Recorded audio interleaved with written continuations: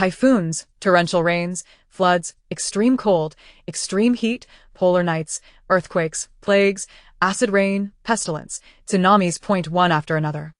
In the face of natural disasters, only the fittest survive. Amass wealth, hoard supplies, acquire at no cost. She desires it all. What? Can the space be upgraded? In that case, she must relentlessly gather gold, jade, paintings, and other treasures to nourish it. What? Merit can actually be exchanged for time in that space. To secure her existence within that realm, she must diligently earn merit, buy and hoard supplies, sharpen her weapons, and accumulate merit, living both cautiously and boldly in the apocalypse, striving to endure until the very end. Chapter 1. Rebirth again, Li Bing opened her eyes. The familiar ceiling greeted her vision. This was her rented apartment. She realized she had been reborn once more. This marked Li Bing's second rebirth and her third life. She gently turned over and picked up her phone. The screen illuminated the time, June 3rd, 20XX, 7:23. This time, her rebirth occurred a month before the apocalypse. She entered the bathroom and gazed at her reflection in the mirror. With long hair cascading down, elegantly arched brows, a heart-shaped face, large eyes, and a radiant complexion, she appeared to be just over 20. Dressed in a cartoon hoodie, she embodied the quintessential college student. However, her eyes bore an indifferent and mistrustful glint, wary of everyone. Having endured 2 rebirths and countless tribulations, Li Bing hailed from Huasher, where she lived with her parents and a younger brother. She pursued her university studies in Lancashire and decided to remain there after graduating. Currently, she was an ordinary worker caught in the grind of a 996 work schedule. She had always been a well-behaved daughter, obediently following her parents' wishes, her teachers' instructions, and later, adhering to her leaders in the workplace. Having worked for a year and with the money left to her by her grandmother, she recently rented a modest studio apartment near her workplace. Though only 48 square meters, the apartment featured a refined design with 1 bedroom, 1 living room, and a balcony. On the 18th floor, Li Bing occupied the 12th. The apocalypse struck unexpectedly. On July 3rd, a sudden typhoon accompanied by fierce winds and torrential rains ravaged the entire world. Within just 3 days, the 3rd floor of her apartment building was submerged. Fortunately, due to the elevation of her building, other communities succumbed to the disaster much earlier. After 2 continuous months of downpours, the flood reached the 8th floor of her apartment. Luckily, Li Bing resided on the 12th. The food she had stored at home, along with government-provided relief supplies, allowed her to survive. Once the downpour ceased, people believed the disaster had passed. However, what followed was an unthinkable extreme cold. Overnight, temperatures plummeted to -50 degrees, claiming many lives in their sleep. In her first life, Li Bing survived the bitter cold by burning furniture for warmth. She struggled for a month amidst the freezing temperatures. With no food at home, she was forced to venture outside in search of sustenance. Ultimately, she succumbed to the cold outside. Her life ended at the age of 23. In her second life, Li Bing was reborn 3 days before the onset of the apocalypse. Upon awakening, she immediately purchased a ticket back home. On the eve of the apocalypse, she finally returned to her childhood home, reuniting with her parents and younger brother. Cautiously, she relayed the news of the impending apocalypse, claiming it was shared by a university classmate working at the Meteorological Bureau. She refrained from mentioning her rebirth, finding it too peculiar to comprehend herself. Initially, her family was skeptical. Li Bing took them to a wholesale store, where they bought large quantities of food, water, and clothing, depleting all her savings and maxing out her credit cards. On July 3rd, the sky mirrored Li Bing's predictions as the typhoon brought torrential rain. Her family finally believed her warnings about the apocalypse and immediately set out to gather supplies. Thus, in this life, Li Bing experienced a relatively joyful existence. Together with her family, she weathered the storms, the extreme cold, the extreme heat, and the polar nights. By the 4th year of the apocalypse, a massive earthquake of magnitude 12 struck. Although Li Bing's family managed to escape safely, due to scarcity of resources, they found themselves without food just a week after the earthquake, enduring hunger and cold. Eventually, her parents made the heartbreaking decision to sell Li Bing for 3 bottles of mineral water and 3 loaves of bread. At that moment, Li Bing could hardly believe the grim reality unfolding. In her memories, her parents had always favored her, never exhibiting any preference for her brother. Their home had only 2 rooms. She occupied one, while her parents shared the other, and her brother always slept in the living room. She struggled to understand the reasoning behind it. Imagining her mother negotiating with the buyer, insisting that she was still a virgin, she began to comprehend her grandmother's words. Bing bing, don't return. Stay in Lancashire to work and marry. The man who purchased Li Bing was named Wang Handong, a man in his 40s with a history of criminal activities, missing a finger and bearing a scar on his face. After the apocalypse, he thrived through theft and robbery. While he harbored dreams of continuing his lineage, he tormented Li Bing, providing her with only a meager morsel of food and a sip of water to keep her alive, yet weak enough to resist. He shackled her with chains around her neck and feet, resorting to physical violence and even whipping her at the slightest annoyance. Wang Handong proclaimed that he would loosen the chains when she became pregnant. Li Bing thought of her deceased grandmother and gritted her teeth to endure. During one of the brutal encounters, her blood dripped onto the pendant her grandmother left her, inadvertently unlocking the space. At that moment, Li Bing found herself bound and unable to gather any resources, her body incapable of entering the space. On the 3rd day after discovering the space, she feigned submission, seizing an opportunity to retrieve a concealed stone from the space and striking Wang Handong unconscious.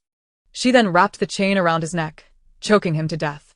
This marked Li Bing's first act of killing, and she felt neither fear nor remorse, but rather an exhilarating thrill. She was no longer the obedient girl she once was. Shortly after, her life was claimed by the aftershocks that ensued. In her 3rd life, which was the present, Li Bing was reborn once again, a month before the apocalypse. At this moment, her heart resembled a withered flower, seemingly devoid of the courage to blossom anew. Confused and disoriented, she passively accepted her fate. Why had she endured multiple rebirths? Reflecting on others who were reborn with systems guiding them to complete tasks, Li Bing called out, "System. Come fort." Alas, no one answered her. Later, as she gazed into the mirror, she resolved that since she could not die, she would live well. With this newfound clarity, Li Bing's gaze became resolute. This time, she would navigate the apocalypse with intention. She meticulously recalled the information she had gathered during the apocalypse. First came the typhoon, followed by 20 days of torrential rain, transforming the world into an ocean. Next came a year of extreme cold, a year of extreme heat, and a year of polar nights. These were the extreme climatic changes wrought by the apocalypse. In the 4th year, a cataclysmic earthquake of magnitude 12 would occur, followed by several months of aftershocks, both minor and major. After that, she was uncertain of the outcomes, as she had only survived a month post-earthquake. Li Bing devised her survival strategy for the apocalypse. First, stockpile supplies, endure the extreme cold and heat in her small apartment, and once the polar night began, when temperatures would plummet to around 30 degrees, she would set off for City B, where she would seek refuge in the official base until the apocalypse concluded. In her previous life, after the earthquake, she had heard rescue personnel mention that only the official base in City B remained largely unscathed, while other smaller bases had collapsed during the quake and were unreachable. Chapter 2, Designing the Exploitative Parents, Li Bing understood the insignificance of her own strength. It was only by relying on the power of the state that she could hope to withstand the final days of the apocalypse. After all, she was uncertain what other calamities might arise after the great earthquake. Why not embark on the journey to City B now? There were 2 primary reasons. First, Li Bing had lived in Lang City for 5 years, making it easier and more familiar for her to gather supplies and engage in zero-cost purchases. The second reason was that, being the capital, City B would undoubtedly attract a multitude of exceptional individuals, which made her fear that her space might be exposed. Departing during the polar night was also a strategic choice to avoid entering an official base too early. After all, with so many eyes around, one could hardly enjoy the same freedom as in her modest apartment. With the advantage of her space, she could gather resources in advance. Li Bing retrieved the pendant left to her by her grandmother, pricked her finger, and let her blood drip onto the pendant. The yellow pendant immediately emitted a soft glow. With a thought, she perceived her space. At that moment, her space was roughly the size of a football field, surrounded by a white mist that obscured the view of the outside world. In the center stood 3 thatched houses. Before these houses lay a small fenced yard, empty except for ordinary dirt on the ground. Adjacent to the yard was a plot of dark soil, approximately 20 square meters in size. Beyond the yard and the dark soil was an expanse of ordinary grass. To test the functionality of her space, Li Bing retrieved several ice pops from the freezer and placed them in the 3 rooms: the yard, the dark soil, and the grass outside the yard. An hour later, she discovered that, apart from the dark soil, the ice pops in the other locations showed no signs of melting. They remained solid as ever. Time seemed to stand still in these places. This was excellent news, as it ensured her stockpiling of supplies would be secure. She tried once more but found that her body could not enter the space. A pity! If she could enter the space with her body, she could seek refuge there in times of danger, ensuring her safety. No greed. Li Bing admonished herself. Rebirth and space were already a rare fortune. Holding the pendant in her hand, she noticed that it had shattered and dimmed. Upon closer inspection, she found a light yellow flower-shaped birthmark where the pendant had once rested on her chest. The space had now been bound. It could not be taken by others. She took out paper and a pen to list her supplies, only to realize her funds were woefully inadequate. Having just worked for a year, Li Bing possessed a meager savings of 3,000 yuan. There was a savings book from her grandmother containing 80,000 yuan, intended for her to not be frugal while in Lang City. She had been reluctant to spend it and had saved it all.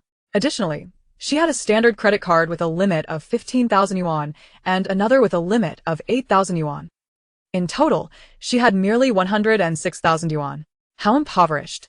While other protagonists were stockpiling in the millions, the least they could do was sell property or cars to acquire several hundred thousand. Alas, she could only apply for a few more credit cards and take another round of online loans. Li Bing calculated that even with these measures, her total funds would still be scant.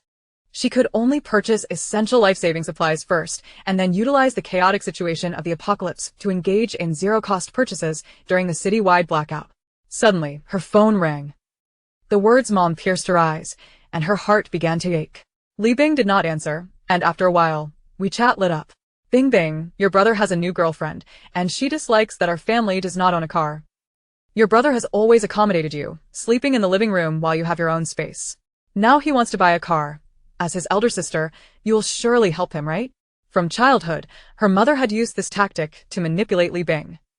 Every time the topic of her brother sleeping in the living room arose, Li Bing would feel a pang of sympathy and relent.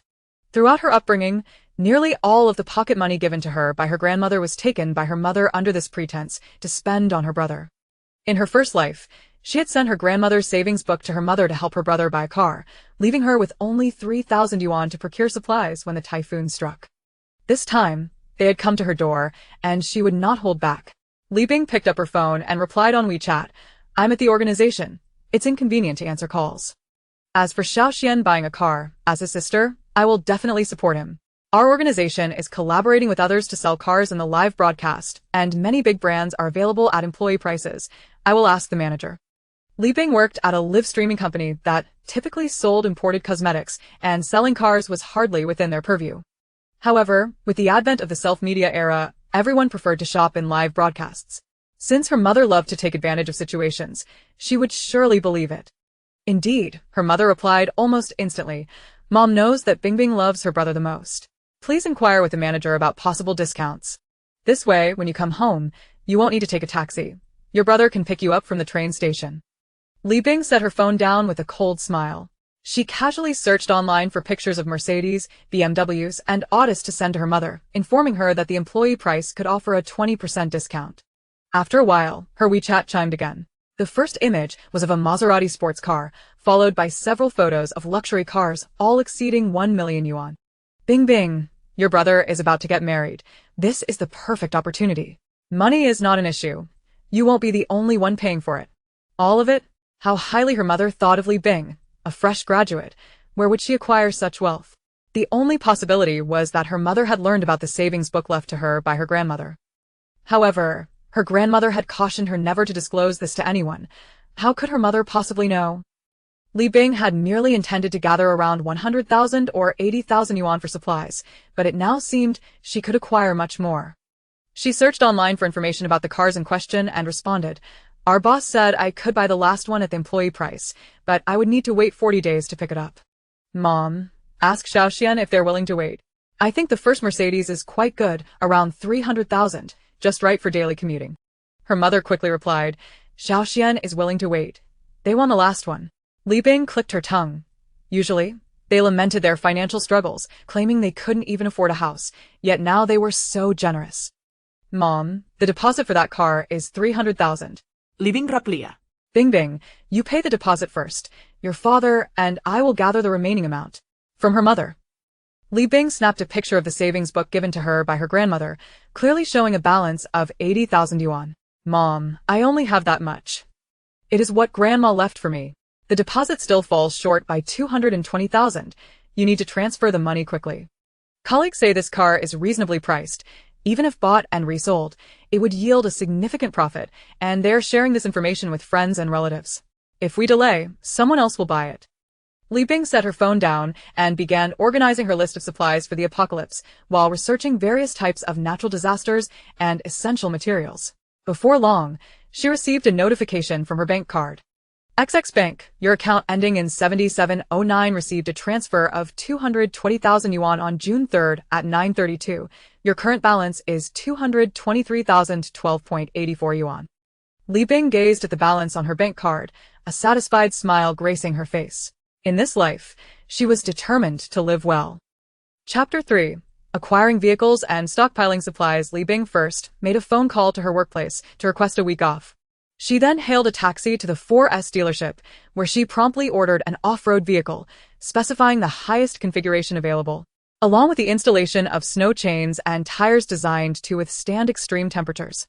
Additionally, she equipped the vehicle with 2 portable refrigerators. Due to the economic downturn, the dealership offered her a camping tent set and an outdoor first aid kit as complimentary gifts. With fewer customers purchasing cars, she was able to pick up her vehicle in 10 days.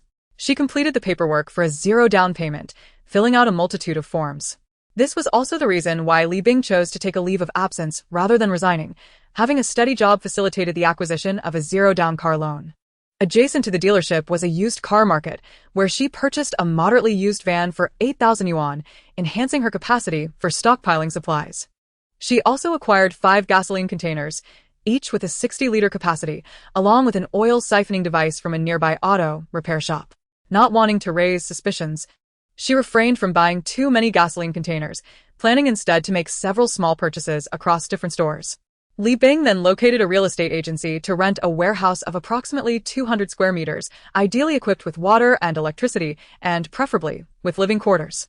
She intended to spend the month leading up to the apocalypse in the warehouse, only leaving to procure supplies, while returning to her small apartment at night.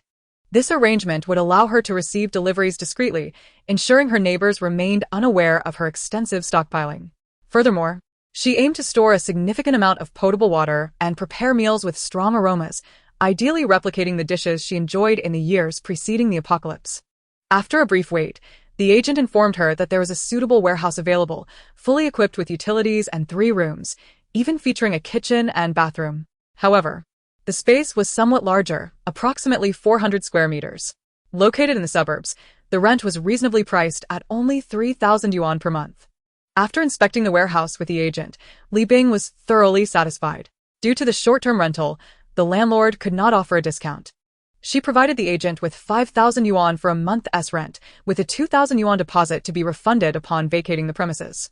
Once she received the keys, Li Bing visited a nearby flour mill. On her way with the agent, she had noticed the flour mill and a large wholesale market for agricultural products in the vicinity. At the flour mill, she purchased 5,000 jin of regular flour, 1,000 jin of high-gluten flour, and 1,000 jin of low-gluten flour. Given that flour is a non-renewable resource in the apocalypse, especially after heavy rainfall had rendered much of it moldy, Li Bing was keen to avoid consuming spoiled grain, which could lead to poisoning. The sales staff at the flour mill, assuming she intended to open a small grain wholesale shop, generously gifted her a variety of samples, including 50 jin each of corn flour, glutinous rice flour, and sweet potato flour, as well as 20 jin each of corn starch and sweet potato starch. She arranged for delivery the following day, providing the warehouse address, and then proceeded to the adjacent large agricultural wholesale market.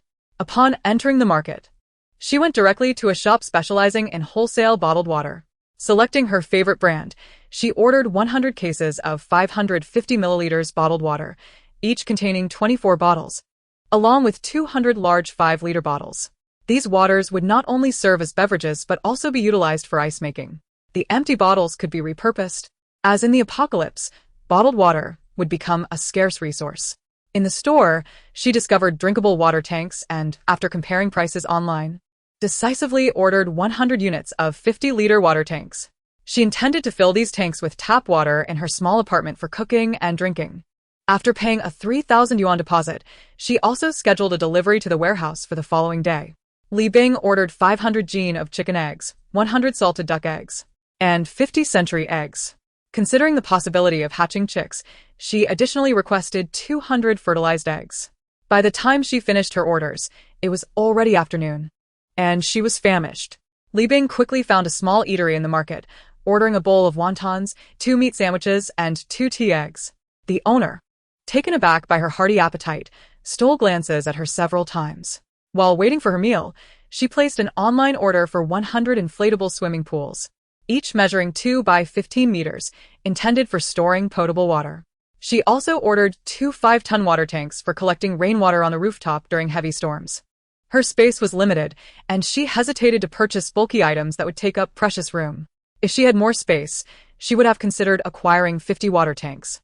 She then visited a grain and oil store, ordering 3,000 jin of the most basic rice, along with 1,000 jin each of yellow and green beans, which could be sprouted for vegetables, thus serving as essential barter items in the apocalypse. She also ordered 200 jin each of black beans, red beans, peanuts, millet, and sago, opting for smaller quantities initially due to budget constraints, with plans to acquire more later. Li Bing was acutely aware that rice, flour, and grains are sensitive to moisture. She needed to stockpile these items diligently, as she had no desire to consume waterlogged food. She ordered 20 barrels each of 5-liter soybean oil and peanut oil, along with 100 bags each of salt and sugar. In the apocalypse, salt and sugar would not only be fundamental survival supplies but also valuable for barter. By the 3rd year of the apocalypse, 1 jin of salt could be exchanged for 10 jin of grain. She ordered 200 jin of bulk brown sugar, knowing that a warm bowl of ginger tea with brown sugar would provide comfort during the bitter cold. Li Bing also gathered various condiments, including light soy sauce, dark soy sauce, red braising sauce, rice vinegar, white vinegar, aged vinegar, chicken essence, and MSG, preparing a 10-year supply. In the seasoning section, she acquired about 10 years' worth of spices such as star anise, cinnamon, fennel, Sichuan peppercorn, bay leaves, as well as dried chilies, white sesame, black sesame, cumin powder, chili powder, Sichuan pepper powder, and black pepper. With her essentials of rice, flour, and oil secured, she turned her attention to stocking up on meat, recalling how the apocalypse years had indulged her palate. In the frozen section, she ordered 1,000 jin of frozen beef, 1,000 jin of lamb, 1,500 jin of pork belly, which would be delightful for stews, dumplings, and barbecues. She also acquired 800 jin of lean meat, 300 jin of ribs, 500 jin of spare ribs, and 100 pig trotters. The owner kindly gifted her 20 jin of lard. Enjoying an apple gifted by the grain and oil store owner, Li Bing noticed a wholesale store for self-brewed grain alcohol and decided to venture inside. Such potent liquor would be a valuable asset during the apocalypse. A sip could mean the difference between life and death in extreme cold. Not only could high-proof liquor be consumed, but it could also serve as an effective disinfectant. As the apocalypse progressed, the availability of alcohol and high-proof liquor dwindled. On the 3rd day of the earthquake, Li Bing witnessed many individuals suffering from infections due to delays in sanitation, leading to fevers that claimed lives. She negotiated with a store owner for 800 jin of 60-degree sorghum liquor, putting down a 2,000 yuan deposit, with a delivery scheduled for 5 days later. After finishing her apple, Li Bing contemplated testing the black soil in her storage space to see if she could cultivate anything. She tossed the apple seeds onto the black soil, using her mind to stir the earth slightly, then watered it a bit. Chapter 4. Continuing to stockpile and upgrading the space, Li Bing, under the pretense of opening a small eatery, procured 2 large cooking pots used for noodle preparation, each with a diameter of 60 centimeters and a capacity of 158 liters. She ordered 2 of these enormous iron pots, along with 10 oversized stainless steel basins. She also acquired 2 watermelon knives, 2 meat cleavers, 2 boning knives, and 2 chef's knives, which could serve both culinary and defensive purposes. Additionally, she ordered 2 gas stoves and 10 canisters of gas. She also obtained a wood-burning stove, an outdoor barbecue grill, a portable gas stove, and a home charcoal heating basin, each for her future needs. An old-fashioned coal stove, 200 honeycomb briquettes, and 200 pounds of coal. The coal was not purchased in bulk, as it remained somewhat expensive here. Li Bing planned to take advantage of a zero-cost purchase opportunity. After all, these would be submerged 3 days after the torrential rain. Upon exiting the market, she discovered a shop selling disposable food containers and paper cups that was liquidating its goods. She ordered 1,000 small containers, 500 large ones, and all the shelves from the owner, paying a deposit and arranging for delivery the following day. Li Bing first drove to a gas station to fill her tank. She then drove to a warehouse, siphoning out 4/5 of the fuel, leaving 1/5 sufficient to reach a nearby gas station, where she refueled. She intended to adopt this method throughout the month to conserve gasoline. Aware that it was a cumbersome and inefficient approach, she, an ordinary girl from out of town, had no other means of procuring fuel. She then found a pharmacy and purchased commonly used medications, antipyretics, cold medicine, pain relievers, anti-inflammatory drugs, cough syrup, diarrhea medication, alcohol, hydrogen peroxide, masks, and the cheapest vitamin C and B vitamins. She also stocked up on certain personal care items, which were quite valuable in an apocalyptic scenario and could be bartered for other supplies. If she could acquire some vaccines, that would be ideal. But she decided to take her time with it. Feeling hungry, Li Bing casually chose a fast food restaurant by the roadside and ordered a meal, which turned out to be quite palatable. She informed the owner that, seeing the balanced meal options, she would like to pack 20 lunchboxes for her colleagues. If they enjoyed them, she would consider placing further orders. The owner was thrilled, offering a large meat, a small meat, and a vegetable for just 10 yuan each. While waiting for the lunchboxes to be packed, she roughly calculated her expenses for the day. Most of her spending consisted of deposits, if she included the final payments. She had already spent half her money. She needed to find a way to earn more quickly. Li Bing placed the 20 lunchboxes in her vehicle and drove directly to her apartment building, feeling exhausted and yearning for sleep. Yet aware of the many tasks still ahead of her, she retrieved a notebook to record and organize the supplies she had purchased that day, intending to compile them into a catalog for future reference regarding her inventory of goods. After organizing her notes, she extended her consciousness into her space. She first checked the dark soil and was astonished to find the apple cores she had discarded during the day had already sprouted. The speed was nothing short of miraculous. She resolved to stock up on seeds to ensure a supply of fresh vegetables and fruits during the impending apocalypse. Realizing she had never cultivated any plants, she promptly searched online for several gardening books. Additionally, contemplating the prospect of raising chickens and rabbits, she acquired a few books on animal husbandry. Regardless of their usefulness, she decided to purchase them. The only drawback of her space was its limited size. Many supplies took up too much room, preventing her from acquiring more at present. Suddenly, she recalled a story she had read about a space that could be upgraded. Hastily, she retrieved her gold bracelet, a birthday gift from her grandmother the previous year, weighing a full 60 grams. At the time, her grandmother had jokingly referred to it as her dowry. Sadly, her grandmother had passed away a few months later due to a sudden illness. She casually placed several plush toys at the four corners of her space and set the gold bracelet inside. Instantly, she felt a wave of dizziness as her consciousness was ejected from the space. After a moment, she ventured back into her space and noticed that the mist surrounding it had receded by a meter. The width and length had both expanded by a meter, and the dark soil area had increased from 20 square meters to approximately 22, while other areas remained unchanged. Though the changes were minimal, she felt an overwhelming sense of joy. She attempted to enter the space again, but her body remained unable to do so. Undeterred, she felt hopeful, believing that one day, once the upgrades were complete, she would be able to access her space. With this in mind, she realized she had an additional task to undertake in her quest for supplies: collecting gold, silver, jade, agate, diamonds, antiques, and artwork to see what items could facilitate the upgrading of her space. Li Bing opened her computer and pulled up several questionable invoices totaling over 500,000 yuan. These served as evidence of her boss secretly purchasing cars, houses, and bags for his mistress, unbeknownst to his wife. As a junior accountant, one might wonder why Li Bing kept these records. It was a lesson taught by her senior. In critical moments, such information could prevent her from being dismissed. She planned to discuss this matter with her boss regarding a loan. Let there be no misunderstandings. She genuinely sought a loan. The next morning, Li Bing visited various banks to apply for credit cards, regardless of the amount or institution, successfully securing a total credit limit of 130,000 yuan. She was grateful to the company, her boss, and herself for not resigning, as otherwise, obtaining credit would have been much more challenging. Once she completed these tasks, It was already 11 in the morning. At this hour, her boss should have arrived at the office. Li Bing entered his office and noticed a golden toad on his desk. Envy surged within her as she asked, "Boss, is this gold-plated or pure gold?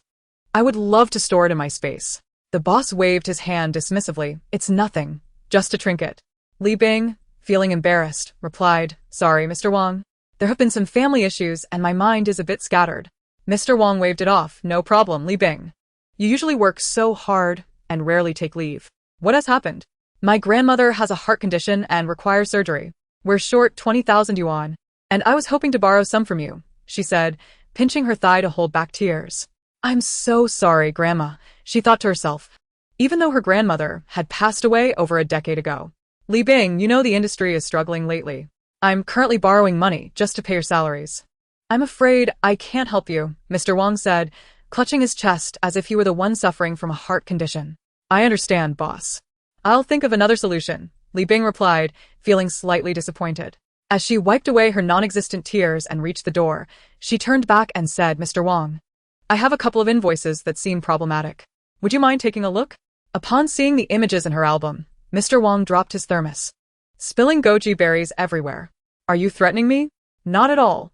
I genuinely wish to borrow money," Li Bing said sincerely. The air fell silent for 5 seconds. Mr. Wang's expression shifted dramatically to a smile. "Oh, Li Bing, why talk about borrowing? You've been with us for a year now. You've earned your keep. Your grandmother is like family to me. Just go to finance and withdraw 20,000 yuan for her treatment. Does that work for you?" Li Bing smirka internally. "You'll report me for misappropriation the moment I take out 20,000. Mr. Wang, you misunderstand me. I truly need this money. I'm not trying to pressure you. I'll write an IOU for the 20,000 and repay you within 40 days. My family is selling the house," she insisted, knowing that the apocalypse would arrive in 29 days, making repayment impossible. Mr. Wang looked at her, contemplating her leverage and feeling resentful. "When you repay me, I'll devise a plan to have you imprisoned." To placate Li Bing, Mr. Wang smiled and said, "Since you insist on an IOU, I'll lend you 30,000. It's important for the elderly to receive proper medical care, so don't skimp on good medicine." Li Bing obediently wrote a handwritten IOU for Mr. Wang, pressing her fingerprint and even filming a video with her ID to document the loan. Mr. Wang felt reassured, believing he had successfully manipulated the young woman, confident she wouldn't pose any further threats. Exiting the office building, Li Bing gazed at the newly credited 30,000 yuan and dialed the boss's wife's phone number. Li Bing retrieved the copies of the problematic invoices. The proprietress remained composed, sipping her coffee in silence. Li Bing gazed at her and spoke. "The total amounts to 542 million, and this figure will only increase. You can sue the mistress for the return of marital assets, which would leave you with over 2 million. Old Wang is clever. I have no idea where the mistress's property is or what her license plate number is. How could I possibly win this case?" The proprietress appeared unfazed. "But I do have a chance," Li Bing smiled gently. Upon exiting the cafe, her wealth had increased by another 100,000.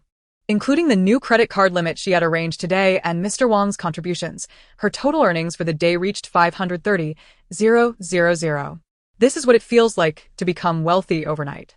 Forgive Li Bing, the country girl. She had never possessed such an amount of money before. She glanced at the clock. It was already 2 p.m. Ignoring her hunger, she hurried to the warehouse. Several trucks were already waiting at the entrance to unload their cargo.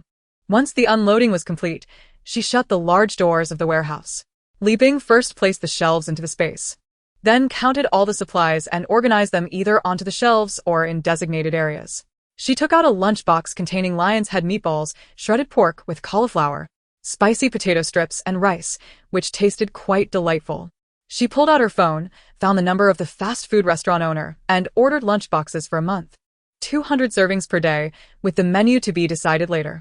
She paid a deposit of 10,000 yuan, agreeing to pick them up daily at 11 a.m. After her meal, she drove to the local discount goods store, which primarily dealt with off-season clothing, shoes, hats, accessories, as well as bedding and textiles. She first purchased warm clothing, thermal underwear, wool sweaters, wool trousers, cardigans, women's snow boots, men's snow boots, wool socks, knitted hats, women's down jackets, men's down jackets, thick sleeping bags, heavy blankets, down comforters, and thick pajamas. She also acquired woolen gloves, leather gloves, fleece-lined gloves, and ultra-thick cold-proof gloves. As for the men's snow boots and down jackets, they were intended for wearing outside, allowing her to layer more clothing underneath. For summer attire, she ordered 500 pieces of plain cotton short-sleeve t-shirts in her size, 200 pairs each of sweatpants and shorts, and 20 pieces of the highest UV protection clothing. Additionally, she purchased 10 sets of pure cotton bed linens, 10 sun hats, and 50 pairs of sun sleeves. Li Bing then drove to the most expensive and largest outdoor equipment store in the city. Gazing at the lavishly decorated storefront, she felt a pang of realization that she might never have entered such a place had it not been for the apocalypse. She acquired a collision-resistant kayak, reputedly impervious to knife cuts, and a gasoline-powered speedboat, along with 10 bottles of oil. She also purchased a set of skis, 2 sets of ordinary cold-proof clothing, 1 heat-insulating suit claimed to withstand temperatures of 50 degrees Celsius, 1 polar cold-proof suit, and 1 acid rain protective suit. These 2 items were exceedingly pricey and out of stock, so she paid a deposit to collect them in 10 days. Other items included a fire axe, safety hammer, climbing rope, earthquake emergency kit, solar-powered flashlight, and a complete set of scuba diving gear with 5 oxygen tanks. Li Bing inquired if there were diving courses available, and the owner recommended a trial lesson. She noted down the address and phone number of the outdoor equipment store for future reference and potential visits during the apocalypse. Afterward, she called the diving instructor to schedule a trial for the next day. Upon leaving the outdoor store, darkness had already fallen.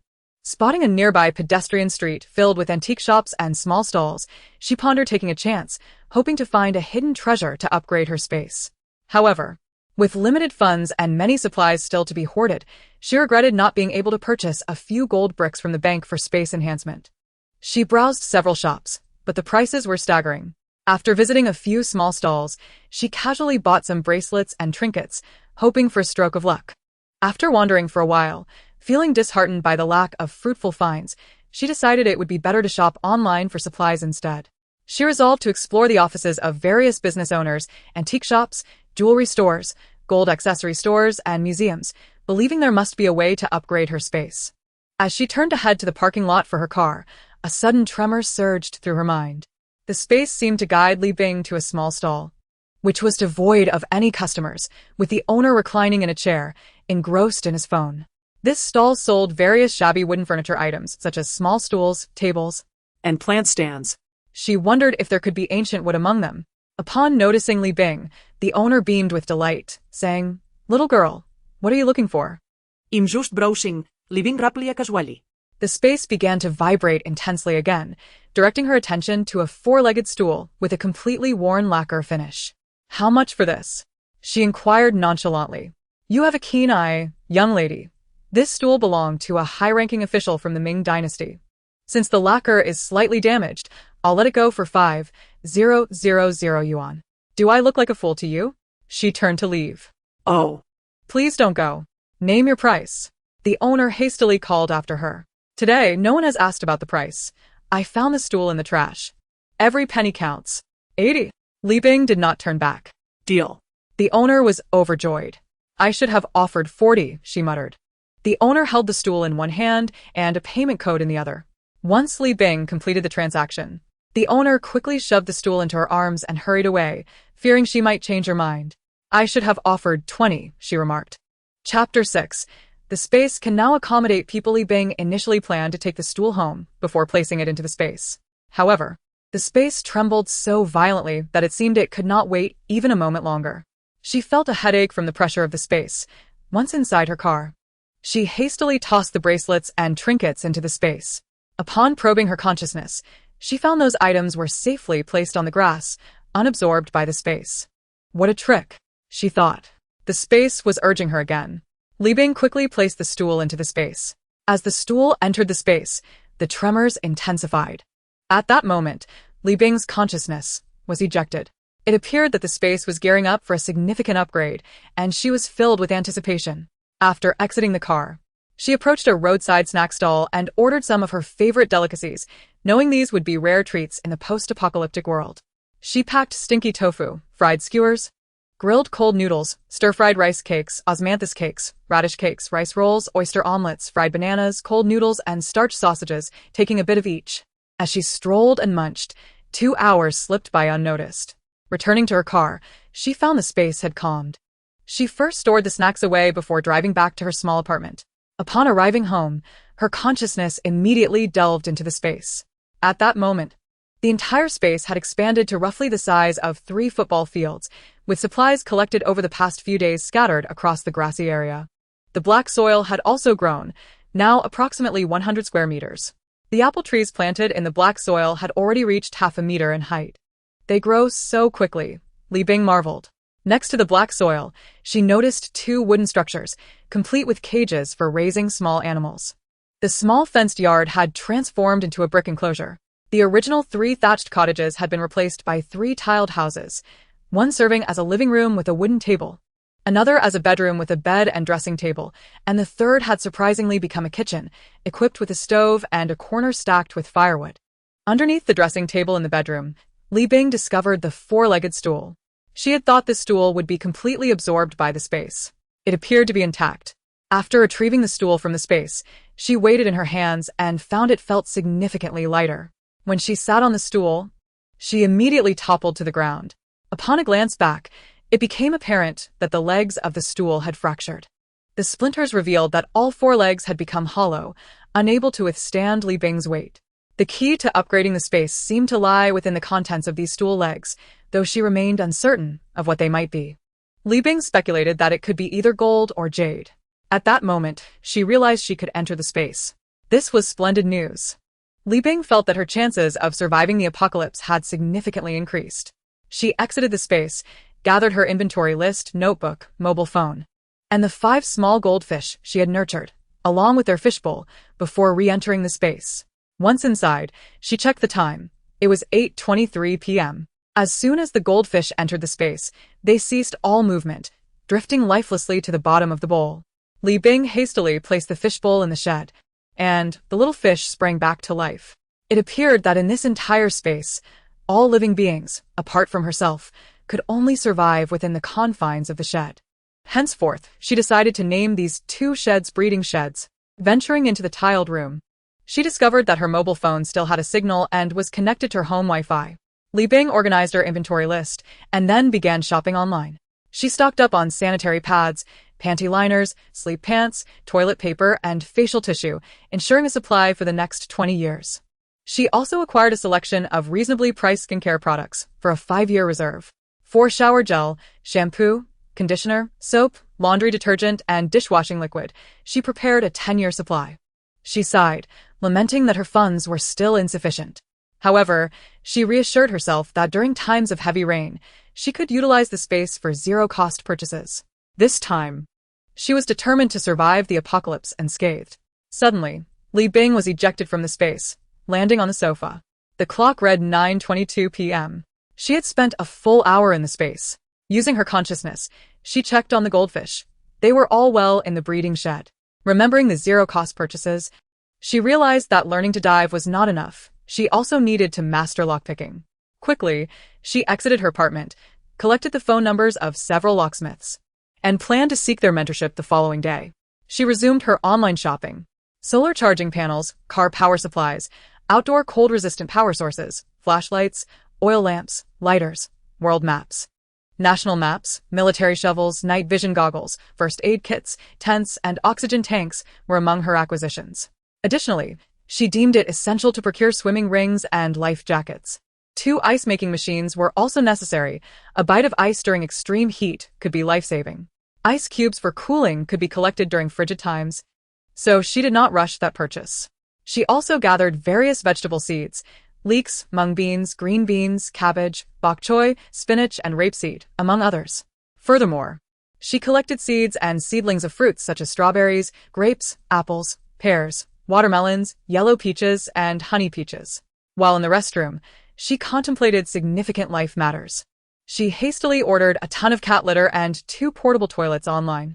She retrieved a 50-liter water dispenser purchased from the market and connected it to the kitchen sink. After 3 hours of effort, she had filled 30 water dispensers, leaving 70 more to fill gradually. This water could be used for cooking and drinking. Anticipating her diving lesson and an early trip to the wholesale market the next day, she resolved to sleep promptly. The moment the alarm clock rang, Li Bing awoke. At precisely 4 a.m., she drove to the wholesale market. She purchased 100 pounds of large shrimp, 100 pounds of ordinary flower carp, 100 pounds of blackfish, and 100 pounds of crayfish, all fresh. She requested the vendor to clean the fish for her, as she did not possess that skill. Additionally, she bought 2 fish-killing knives and 2 fish-scaling knives. The crayfish and shrimp were placed in a large water tank. She asked the vendor to help load them into a van for transport to breeding shed number 1. She then acquired 2 live hens and 2 pairs of rabbits, placing them in breeding shed number 2, initially separated by cages, with plans to organize them later. She entered a dried goods store and purchased substantial quantities of cured meats, sausages, fish balls, meatballs, seaweed, shiitake mushrooms, dried tofu, bean skins, vermicelli, chili sauce, pickled vegetables, and noodles. She opted not to buy leafy greens, as she could cultivate them in her space. She purchased extra potatoes and sweet potatoes, as both could be consumed and planted. More importantly, they could be cultivated within her small apartment, thus ensuring a steady food supply. Chapter 7. The hoarding continues. Li Bing arrived at the bean product section. She collected bean sprouts, mung bean sprouts, tofu, dried tofu sheets, and yuba. Although she could grow bean sprouts and mung bean sprouts herself, she lacked the time to do so at the moment, thus opting to stock up. She proceeded to the fruit section, purchasing a variety of inexpensive fruits such as apples, pears, oranges, bananas, lemons, passion fruits, grapes, and watermelons. She selectively bought a few red-fleshed dragon fruits, durians, and rose grapes, as they were pricier. Most of these fruits had seeds, which she could plant in her space, once consumed. In the kitchenware section, she acquired 50 durable stainless steel bowls. Upon exiting the market, she spotted a hardware store and purchased hammers, nails, nail guns, utility knives, and water pipes. Adjacent to this was a store selling doors. Li Bing smek het haar voor de had. Nearly forgetting the most crucial task, she entered and ordered the sturdiest door according to the dimensions of her apartment's entrance hallway, agreeing to have it installed the following day. Next, Li Bing visited a nearby computer repair shop. She purchased 2 second-hand iPads with maximum memory, 2 domestic smartphones, and 10 2TB external hard drives to store data and videos. Checking the time, she realized it was already 10 a.m.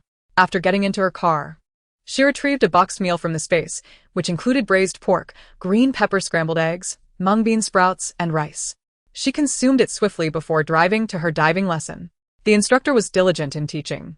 After an hour of the trial class, Li Bing had learned to don and doff the diving suit herself and could dive to a depth of 2 meters. She arranged to contact the instructor by phone later and then sought out a locksmith.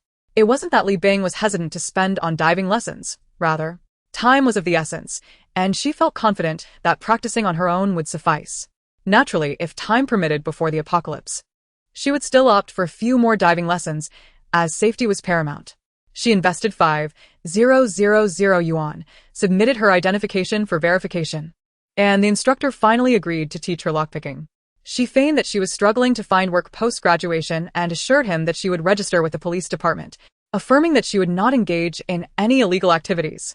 After an entire afternoon of learning, Li Bing could now open 50 of the electronic locks and traditional key locks available on the market, excluding safes, which the instructor could not unlock either. As for the remaining 50, she believed a single axe could resolve that issue. Upon returning to her small apartment, she first tested her apartment door. In merely 30 seconds, the main door swung open. Li Bing smacked her lips, pleased that her investment of 5,000 yuan was indeed worthwhile. She immediately called the door vendor, requesting an additional 20 safety chain locks and 10 bolt locks to be installed on both doors and the windows. Fortunately, the landlord had already added security screens to the windows. Otherwise, during extreme cold, it would be easy for someone to climb up from the icy surface of the 8th floor using a ladder. Upon arriving home, her first task remained the same, to jot down the current inventory in her notebook. Then, she took out the 50-liter water dispenser, connecting it to the restroom and wash basin. She planned to forego sleep that night to fill the remaining water dispensers. While filling the dispensers, she continued her online shopping, acquiring 2 electric kettles, 10 thermoses, and 5,000 hand warmers. She bought 50 lighters, 500 candles, and 5 solar lamps. She also purchased a comprehensive collection of martial arts videos, including various combat techniques and taekwondo lessons, with the intention of retrieving them from a cloud drive. She stocked up on instant rice noodles, spicy noodles, and mixed noodles, buying 10 packs of each, reserving the rest for a future excursion during the apocalypse. Compressed biscuits, 50 boxes purchased, each weighing 10 kilograms, available in a variety of flavors. When in the company of others, she intends to consume the biscuits to alleviate her hunger while minimizing her presence. She has also procured 5 packets each of her favorite instant noodles, acknowledging the vast selection available at the supermarket. She opens her computer and fervently downloads an array of novels, comics, variety shows, television dramas, and films onto her external hard drive and iPad. Additionally, she secures electronic versions of world maps, maps of China, highway routes, various trails, and notable landmarks. Despite having already acquired books on planting and raising animals, Leaping downloads an assortment of encyclopedic references on botany and zoology, alongside military knowledge, firearms expertise, military technology, and survival skills in the wild. Furthermore, she downloads various tutorials on clothing design and production, baking techniques, and cooking videos. Leaping then opens a shopping application to purchase an assortment of medical books. Recognizing the scarcity of doctors in an apocalyptic world, believing that any knowledge she can acquire will be beneficial. The most pressing issue she faces is the lack of space, which urgently needs to be upgraded. All water tanks are filled, and it is already 7 in the morning. The installer will not arrive until 8 o'clock, leaving her with an hour to spare. She descends to have breakfast, ordering a basket of soup dumplings, 2 shumai, a beef bun, and a serving of soy milk.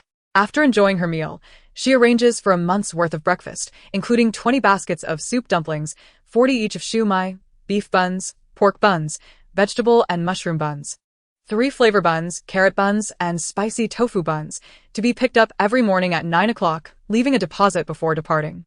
Just as she exits the breakfast shop, she notices someone following her. Her years of experience in the post-apocalyptic world have made her cautious. She speculates whether Mr. Wang has discovered something and sent someone to tail her. Suddenly, she turns around and is surprised to find a small, yellow dog following her, its tail wagging. The dog, appearing no older than 2 months, is emaciated and clearly astray, yet its moist eyes are fixed on her. With each step she takes, the puppy follows closely, seemingly having chosen her as its companion. "Are you also unwanted?" she muses aloud. She produces a sausage, which the little dog devours in mere moments, then looks back at her as if to say, "Is there more?" Leaping chuckles at the small creature, realizing it has been a long time since she last laughed, perhaps since she first found her parents in her past life. She retrieves another sausage, peeling it before placing it before the pup, then turns to leave. With her own path ahead shrouded in uncertainty, how can she be responsible for another life? Yet, the little dog, undeterred by her departure, continues to follow her, running after her as she attempts to escape. After 5 minutes of this chase, she sees the installer approaching. Relenting, she concedes to the puppy, "All right, you win. Come along with me." Leaping gazes up at the rising sun, its rays casting warmth upon the earth, embodying hope as it ascends. "From now on, your name shall be Sun." She affectionately pats the dog's head, only to wince at its dirtiness. Chapter 8. Reinforcing doors and windows. The phone rings. The installer has arrived. Leaping asks him to wait 10 minutes, as she must quickly take Sun to the pet shop for a bath. The installer follows her specifications, installing the door in the apartment corridor and equipping both doors with anti-theft chains and bolt locks. Feeling this insufficient, she requests 4 bolt locks for each door and anti-theft chains for the windows. The installer, taken aback by such demands, regards her with a look that seems to question her sanity. After all, who needs so many locks on the 12th floor? Fortunately, the installer is professional and discreet, focusing on his work without chatter. Once the installation is complete, Leaping heads to pick up the puppy. Upon seeing her, Sun appears as if on the verge of tears, as though it fears being abandoned. At the pet shop, she arranges for Sun to be dewormed and vaccinated, purchasing 10 bags of dog food, 2 dog beds, and several toys, lamenting to herself about the expenses. She places Sun in the van, ensuring water and food are ready, leaving a small gap in the window for ventilation. Once again, she ventures into the antique walking street, hoping to replicate her earlier luck with a 4-legged stool. Unfortunately, her search from one end of the street to the other yields no response from the space. She even revisits the previous antique stall, touching each piece, but to no avail. Today appears fruitless. As she prepares to leave, a scruffy, thin man with shifty eyes blocks her path. "Young lady, are you interested in stone gambling?" He inquires eagerly. It's not far. It's just outside the walking street. Let me take you there. A few minutes later, Li Bing finds herself before a small stone gambling shop named Stone Immortal's Abode. Flanked by a stinky tofu vendor on one side and a durian specialty store on the other, with 4 oversized trash bins out front. Indeed, it is an uninviting location, making it clear why they need to solicit customers from the street. Upon entering the shop, she feels a tremor in the space around her. Selecting 3 stones that resonate with her, she asks the owner, "How much for these?" The owner hesitates, suggesting that their quality is lacking and offers to choose better ones for her. "No need, I'll take these 3. Li Bing assures firmly. "You should be paying me 9,000, but given their poor quality, let us settle for 5,000, the owner replies after a pause. Or, "I could still pick some for you." Li Bing transfers 5,000 to him and turns to leave with her stones. "Do you need help opening them? It's complimentary." The owner calls after her, still skeptical of her intelligence. "No, thank you," she replies, eager to return to her vehicle as the space continues to tremble intensely, nearly overwhelming her. The owner follows her outside, handing her a business card, hoping to entice her back as a customer. Once back in the van, Sun rushes to her side. Li Bing, ignoring the puppy for the moment, swiftly tosses the 3 stones into the space, which begins to shake even more violently. She then grabs a box meal from a fast food restaurant and fills the gas tank before racing back to the warehouse.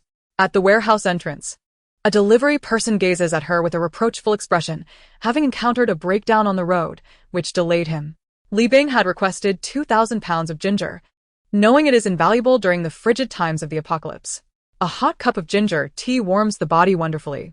Once the delivery person departs, she begins unpacking her deliveries. First, she installs several swimming pools, connecting them to the bathroom faucet. She notes that each pool can be filled in 2 hours, setting a timer to switch them out every 2 hours. Continuing her work, she cleans various cooking utensils, bowls, and containers using the kitchen faucet. Turning on the gas, she begins boiling a large bucket of eggs, cracking each one open after cooking, adding tea leaves and spices. She plans to make 2 large buckets of tea eggs, nutritious yet understated, with a subtle flavor. Noticing that the space is quieted, she checks the time and enters the space. Now, it has expanded to approximately the size of 6 soccer fields, with the black soil covering an area of 200 square meters. The farming shed has expanded from 2 to 3. The small courtyard has vanished, replaced by a quaint villa. In front of the villa lies a well, though it seems to contain only a few drops of water. Upon entering the villa, the first floor comprises a living room, kitchen, bathroom, and 2 bedrooms, while the second floor is an open layout, devoid of any barriers. The villa is devoid of furnishings and appliances, indicating a need for upgrades. Li Bing has been diligently organizing the space until she was ejected from it. To her astonishment, she realized she had spent 1 hour and 20 minutes within. Upon exiting, she immediately retrieved the business card of the owner of Shixianju, inquiring if he had any raw stones available. The owner confirmed he had some in his courtyard. Li Bing left a portion of dog food and a bowl of water for the son and drove over. As she surveyed the courtyard brimming with raw stones, she felt a powerful tremor emanating from the space. She pondered why the owner could not relocate his shop. Following the guidance of the space, she selected an entire van's worth of raw stones, spending a total of 100,000 yuan. She drove to a secluded, unmonitored path and promptly placed the entire load into the space. This time, the space quaked violently, akin to a cataclysmic upheaval. The force of the disturbance rendered her incapable of continuing to drive, compelling her to close her weary eyes and rest. Fatigue enveloped her like a heavy cloud, lulling her into a deep slumber. When Li Bing finally opened her eyes again, she discovered that 4 hours had passed. The space was now calm. She checked the time and, shrouded by darkness, re-entered the space. It had transformed into an expansive realm, equivalent in size to 20 football fields. The dark earth now spanned a remarkable 500 square meters, and warm sunlight filtered down from above. Li Bing mused about placing solar panels in the dark earth to see if they could generate electricity, alleviating her energy concerns for life, especially during the extreme cold and polar day when sunlight is scarce. The apple tree she had casually planted last time had grown to her height, demonstrating remarkable speed. The farming sheds had increased from 3 to 8. The well's depth was no longer on the verge of depletion, now exceeding half a meter. Entering the villa, she found the decor warm and inviting. The curtains and wallpaper were in soft hues, and the furniture was neatly arranged. The kitchen was particularly interesting, featuring a stove piled high with firewood against one wall. The combination of the stove and faucet puzzled her. When she turned on the faucet, water flowed. As she observed the dwindling water supply in her reserve, she realized there was no need for conservation, given the space's ample area. Consequently, she ordered a batch of water tanks and inflatable swimming pools online. After placing the solar panels onto the dark earth, she was delighted to see the villa powered up. She organized the farming sheds, live fish and shrimp in shed number 1, chickens in shed number 2, and rabbits in shed number 3. Leaving the remaining sheds vacant for now, she planted a few watermelon seeds along the edge of the dark earth and sprinkled some water. She also scattered some vegetable seeds, despite her lack of gardening knowledge, as she had been preoccupied with stockpiling supplies and had not taken the time to learn how to garden. She planned to delve deeper into it during the rainy season, when she would have more time. In the space, she took out a boxed meal and indulged heartily, savoring sweet and sour ribs, shredded pork with green peppers, and mushrooms with vegetables. With all the labor, her appetite was considerable. After finishing her meal, she set up dozens of inflatable swimming pools. Just as she intended to take out her notebook to organize her supplies, she was ejected from the space. Checking the time, she noted that 2 hours had elapsed. Li Bing couldn't help but dream of the day when the space would be fully upgraded, allowing her to remain there for 24 hours, relishing a carefree existence without the burden of work. Chapter 9. The enigmatic well water. Li Bing craved milk tea. She parked her car and sought out her favorite brand, ordering a matcha milk cap to enjoy.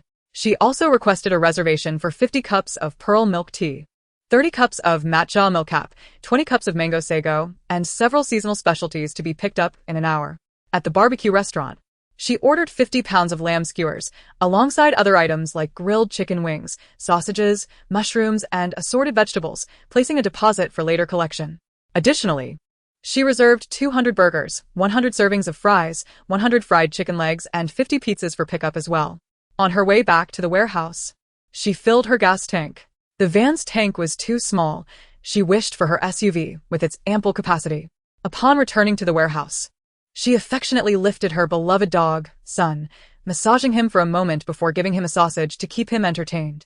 She opened the water pipe for the swimming pool and continued to fill it.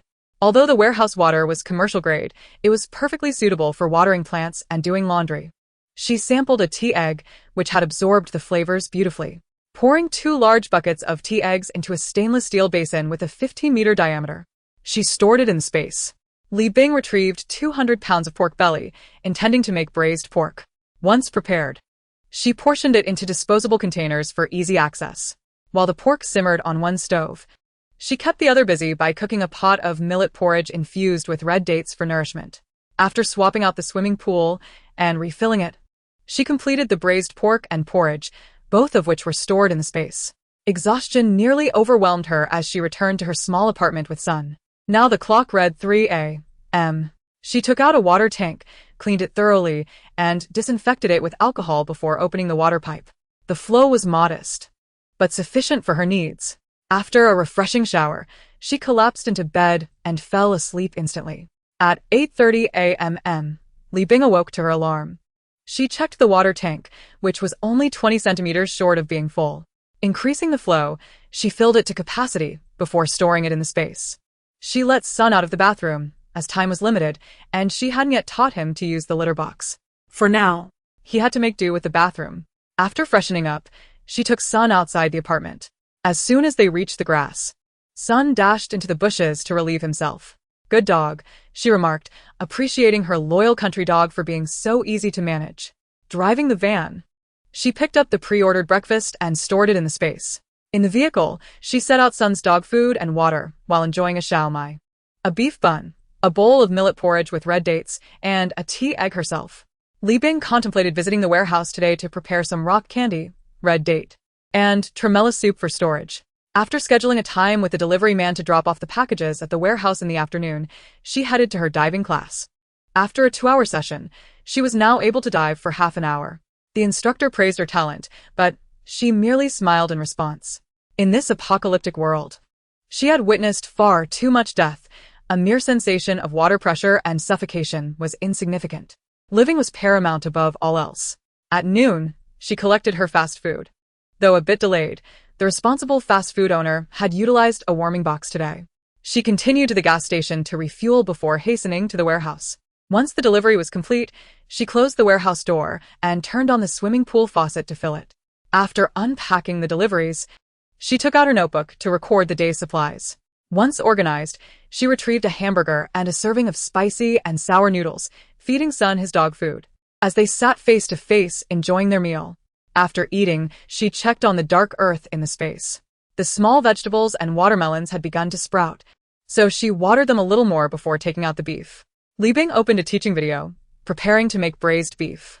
Following the steps carefully, she felt it was not difficult at all. She once again retrieved her snack bucket and began preparing a sweet date and snow fungus soup. After a bustling afternoon filled with cooking, fetching water, tending to her vegetable garden, and feeding her chickens and rabbits, Li Bing noticed the Sun, her dog, drooling over the meat. Unable to resist, she offered him a piece. Eating salt isn't good for dogs, she advised. She believed that since she had taken on the responsibility of raising him, she must do so diligently. From her space, she fetched some lean meat and ribs, preparing a generous bowl of braised meat with minimal soy sauce and no salt for the Sun. By the time she finished, it was already past 9 in the evening. Sore from the day's labor, she watched the Sun devour his meal with envy. They say one is as exhausted as a dog, but dogs eat and then sleep, waking up to play. Where is the fatigue in that? She was too fatigued to even contemplate dinner. Lying on the bed in the storage room, she tossed and turned, feeling the onset of her menstrual period. Having exerted herself excessively over the past few days, she experienced significant discomfort. Suddenly, an idea struck her. She summoned a bowl of water from her space. Cautiously, she boiled it before taking a small sip. Just that small taste alleviated much of her fatigue and soreness. Afraid to consume more, fearing the water might have transformative properties like in novels, she knew her current state could not withstand such changes. She applied heat packs to her abdomen and lower back, then lay back down, utterly exhausted and falling asleep instantly. When her alarm rang 2 hours later, she awoke immediately, feeling remarkably refreshed and invigorated. The warmth in her abdomen had eased her discomfort, and her back no longer ached. This space water was indeed remarkable. She turned off the pool faucet, tidied up, and took the Sun back to her small apartment. She first filled the water tank, then activated the ice maker. During the sweltering heat, savoring ice cubes was perhaps the greatest joy in the world. With both ice makers working in tandem, Li Bing continued to download information online. The storage room lacked wireless internet, resulting in painfully slow download speeds. She sought knowledge across a plethora of subjects: medicine, transportation, culture, geography, religion, education, science, art, mathematics, classical poetry, literary language, meteorology, nature, animal husbandry, animal training, and internet knowledge. Whatever she encountered, she downloaded. In this apocalyptic era, human civilization was crumbling, and various materials and knowledge were gradually fading away. Li Bing pondered preserving this knowledge, hoping it might allow people to survive a few more years.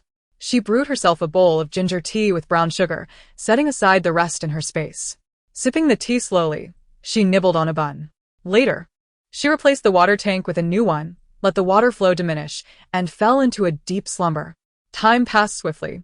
On June 11th, Li Bing first visited the 4S dealership to pick up her car. Then, she went to an outdoor equipment store to collect her reserved cold weather and acid rain protective gear. She purchased live hens, ducks, geese, goats, and dairy cows, keeping them in her space's farming shed. In the subsequent days, Li Bing oscillated between her small apartment and the storage room, constantly checking for any gaps, buying supplies, gathering breakfast and takeout, refueling her vehicle, collecting deliveries, cooking in the storage room, and organizing her resources. She discovered that the vegetables and fruits in her space matured much faster than in reality, especially sweet potatoes and yams, which could be harvested in just half a month. She planted half of her black soil with sweet potatoes and potatoes, while the other half was sown with frequently consumed vegetables and fruits. Since taking the Sun outside was cumbersome, she placed him in her space. Upon entering the grassy area and villa within her space, the Sun would immediately faint. Thus, she had no choice but to confine him to the farming shed.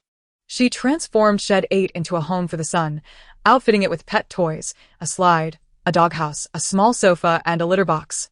To test the space, She even spent time in the shed, though after 2 hours, she would be ejected from the space. During her trials, she discovered that time in the space could not be accumulated, which left her feeling particularly disheartened. She had initially hoped that even if the time within the space did not upgrade, it could still accumulate, allowing her to remain there until the apocalypse concluded. It seemed, however, that one should not indulge in such fanciful thoughts. Presently, the hens laid eggs daily, producing 2 each day, while the rabbits had yet to conceive. In the days that followed, Li Bing prepared and packaged 50 servings of pork ribs with yam, 40 servings of pork ribs with potatoes, 100 servings of sweet and sour ribs, 20 servings of pork with cabbage, 20 servings of fried ribbon fish, 50 servings of braised fish pieces, 20 servings of oil-braised shrimp, 200 servings of marinated chicken legs, 100 servings of sushi, and 200 rice balls. Occasionally, she would drive into the city to experience the last vestiges of human life, sampling delicious food and exploring quaint shops, witnessing the final flourish of civilization. On June 30th, after making a purchase at the mall, she glanced at her balance, 3,683 yuan.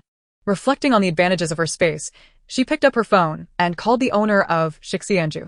In Chapter 10, The Eve of the Apocalypse, Li Bing visited the small courtyard of Boss Meng, sifting through the stones and nearly turning the place upside down.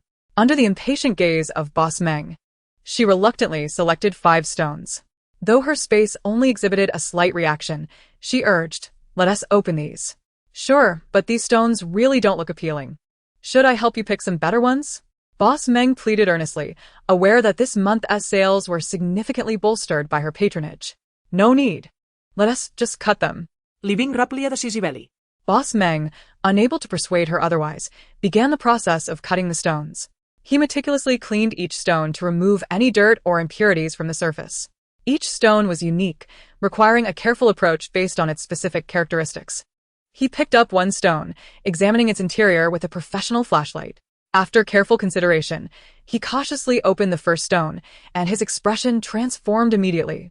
This piece of jade featured a unique pattern and vibrant colors, resembling an exquisite ancient painting.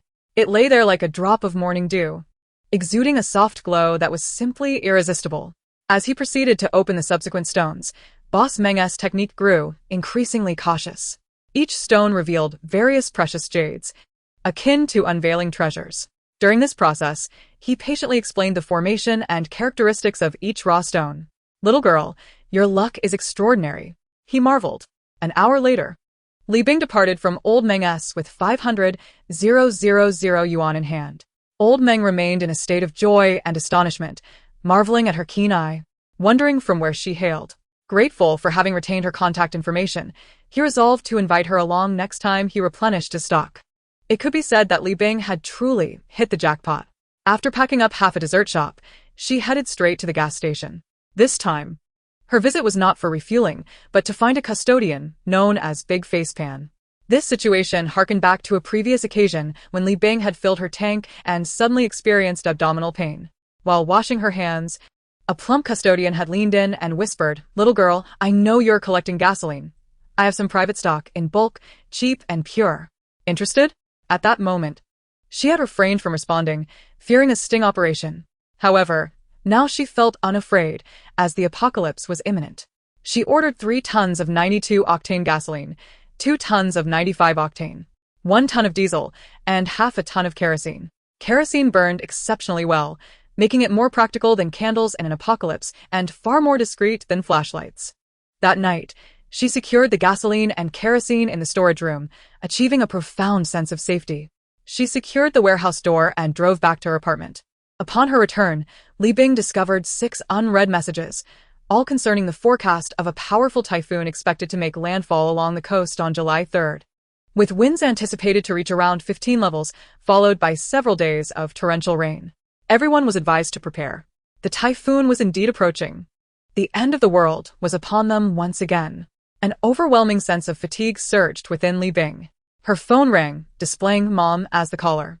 She chose not to answer, allowing the call to end. Moments later, a WeChat message chimed in. "Bing Bing, how is the car situation? The typhoon is coming. The delivery time won't be postponed, right? Your brother's girlfriend has been urging me." From her mother, Li Bing replied dismissively, "It won't be postponed. Prepare the final payment." Then I can rest assured.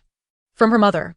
Li Bing scoffed, noting that her mother hadn't mentioned her at all, only concerned about her brother's car amidst the impending typhoon. Why hadn't she seen this in her past life? July 1st. At 8:30 a.m. Li Bing was awakened by her alarm. She first went to turn off the water tap at the water tower. In truth, she had already stored ample drinking and utility water, yet she felt an acute sense of insecurity, repeatedly purchasing additional water towers and tanks. She had been parched during the scorching days of her previous life. After freshening up, she placed the sun in the 8th cultivation shed and went to the breakfast shop to collect her order, settling the final payment. After her meal, she headed to the car rental company. Li Bing initially rented an SUV and a van, both identical to her own vehicle for easy part replacement in the event of a breakdown. After some deliberation, she also rented a mid-sized RV, a sturdy business vehicle, and a mountain motorcycle with a rental period of 4 days, returning the vehicles by July 5th. After paying the deposit, she requested the owner to deliver the cars to the warehouse. The owner assumed Li Bing was organizing a company team-building event and gifted her 2 car refrigerators. Waiving the rental fee, Li Bing then went to a fast food restaurant to pick up her order, completing the payment. By the time she reached the warehouse, the rented vehicles had also arrived. After closing the warehouse door, she stored the vehicles in her space, along with all the supplies from the warehouse, including a toy that had fallen into the corner. Gazing at the now empty warehouse, a wave of nostalgia washed over her. This past month, she had been tirelessly busy. All the swimming pools were filled with water, chargers were fully powered, and the more pungent meals had been prepared. It was time to leave this place. She visited the real estate agency, returned the warehouse key, and reclaimed her 2,000 yuan deposit. Upon returning to her small apartment, she found another dozen unread messages on her phone, all warnings about the powerful typhoon, and an orange rainstorm alert. There were also several missed calls. 2 from her boss and the rest from family. She returned a call to Mr. Wang, informing him that her grandmother's surgery was successful and that she would return to work once the typhoon passed. The family home had already been negotiated with the buyer, who had paid a deposit. As for her family, they only seemed concerned about the car situation, so she sent a perfunctory WeChat reply. July 2nd. She did not set an alarm and awoke to find it was already 10 a.m. Opening her phone, she saw yet another dozen unread messages. Besides the typhoon and rainstorm warnings, there was a notification of a citywide suspension of classes and work for 3 days. Everything mirrored her first life almost perfectly. Back then, she had received a call from her unscrupulous boss and was summoned to the company, working late into the night and missing the optimal time to stock up. Li Bing unearthed her senior's phone number, sending her a reminder to stock up on supplies, as this typhoon and rainstorm were of unprecedented magnitude, a once-in-a-century event. Her classmate worked at the Meteorological Bureau and had received the news in advance. For everyone else, she could choose to ignore, but not for her senior. She felt compelled to help. Since their university club days, her senior had always looked out for her. She hoped this reminder would be beneficial. After finishing brunch in her small apartment, she ensured all doors and windows were securely locked before driving to a street filled with snack vendors, arriving at noon. Here, she found an array of her favorite treats and continued to pack them zealously. These delicacies would be nearly impossible to find in the apocalypse. Although she had stockpiled some in recent days, who would think it was excessive? Chapter 11. The coming apocalypse. Li Bing then proceeded to the largest supermarket in the city, the oldest commercial complex in Lang City. The basement levels housed the supermarket, while the first floor featured jewelry, gold ornaments, and beauty products. The second floor contained pharmacies, tea shops, and electronics. The third floor was dedicated to women's clothing and accessories, while the fourth catered to men's goods and baby items. The fifth floor was for dining, and the sixth floor offered various games, toys, and amusement facilities. The seventh floor housed a cinema, training institutions, and customer service centers. Due to the typhoon alert, the city was in lockdown for 3 days, resulting in a bustling crowd at the mall. After all, the weather was fair and sunny today. Who could anticipate the violent winds and torrential rains that would arrive after midnight? She first visited a hair salon, cutting her long hair into a stylish shortcut and purchasing a set of hairdressing tools. In the apocalypse, water would be scarce, and long hair was not only cumbersome but also a target, broadcasting her prosperity to the world. As she strolled through the mall, she savored the last moments of earthly splendor while discreetly noting the locations of various shops for future zero-cost purchases. In the lingerie store, she packed 5 sets of undergarments. She primarily focused on the restaurants on the 5th floor, packing several signature dishes from each establishment. She ordered 10 portions each of garlic crayfish and spicy crayfish, as well as some sauerkraut fish, poached fish, sweet and sour pork tenderloin, and Beijing-style shredded pork. These culinary delights were beyond her cooking abilities. She also bought 1,000 game tokens, indulging in games until the mall closed for the night. Instead of returning to her small apartment, she booked a suite in a hotel adjacent to the supermarket. According to her memories from both her first and second lives, the typhoon would commence at 1 a.m. on July 3rd, with heavy rainfall beginning by 7 a.m. The supermarket would close urgently at 10 a.m., necessitating her entry into the underground supermarket before that hour. In her first life, due to working overtime the previous day, her food supplies were minimal, forcing her to brave the storm and purchase emergency rations at a nearby small supermarket. Had she prepared in advance, perhaps she could have survived longer. This was also her reason for contacting Mr. Wong, and she felt no guilt. She leaned back in the hotel's jacuzzi, sipping champagne provided by the hotel, while listening to her favorite music. How delightful it was to have money. She soaked in the bath, ordering takeout and spending every last cent. After the apocalypse, currency would become worthless, and bartering would prevail. Even gold would ultimately be discarded. Li Bing gazed out at the urban nightscape. The clock had struck 11 p.m., yet the throngs in the city center continued to flow. Under the warm streetlights, the crowd bustled about, resembling an everlasting painting. Such lively scenes would soon be a thing of the past. She raised her hand to gently caress the window, as if trying to imprint every moment into her memory through this transparent barrier. The revelers below enjoyed their unexpected 3-day holiday, oblivious to the impending typhoon. She stored all the takeout in her space, played with the sun for a while, then checked on the black soil. After sipping some well water from her space, she exited before midnight. After all, time in the space was limited, and she could not afford to waste it. Her zero-cost purchases depended on it. Li Bing finally drifted off to sleep after tossing and turning, only to be awakened by the sound of the wind. The typhoon outside the window raged fiercely, the howling winds akin to thunder, relentlessly battering the glass as if attempting to shatter it. She glanced at her phone. July 3rd, 1:37. The typhoon had arrived as promised. The apocalypse had indeed come. The winds outside swept across the entire city. The towering trees lining the streets swayed violently, as though they would be uprooted at any moment.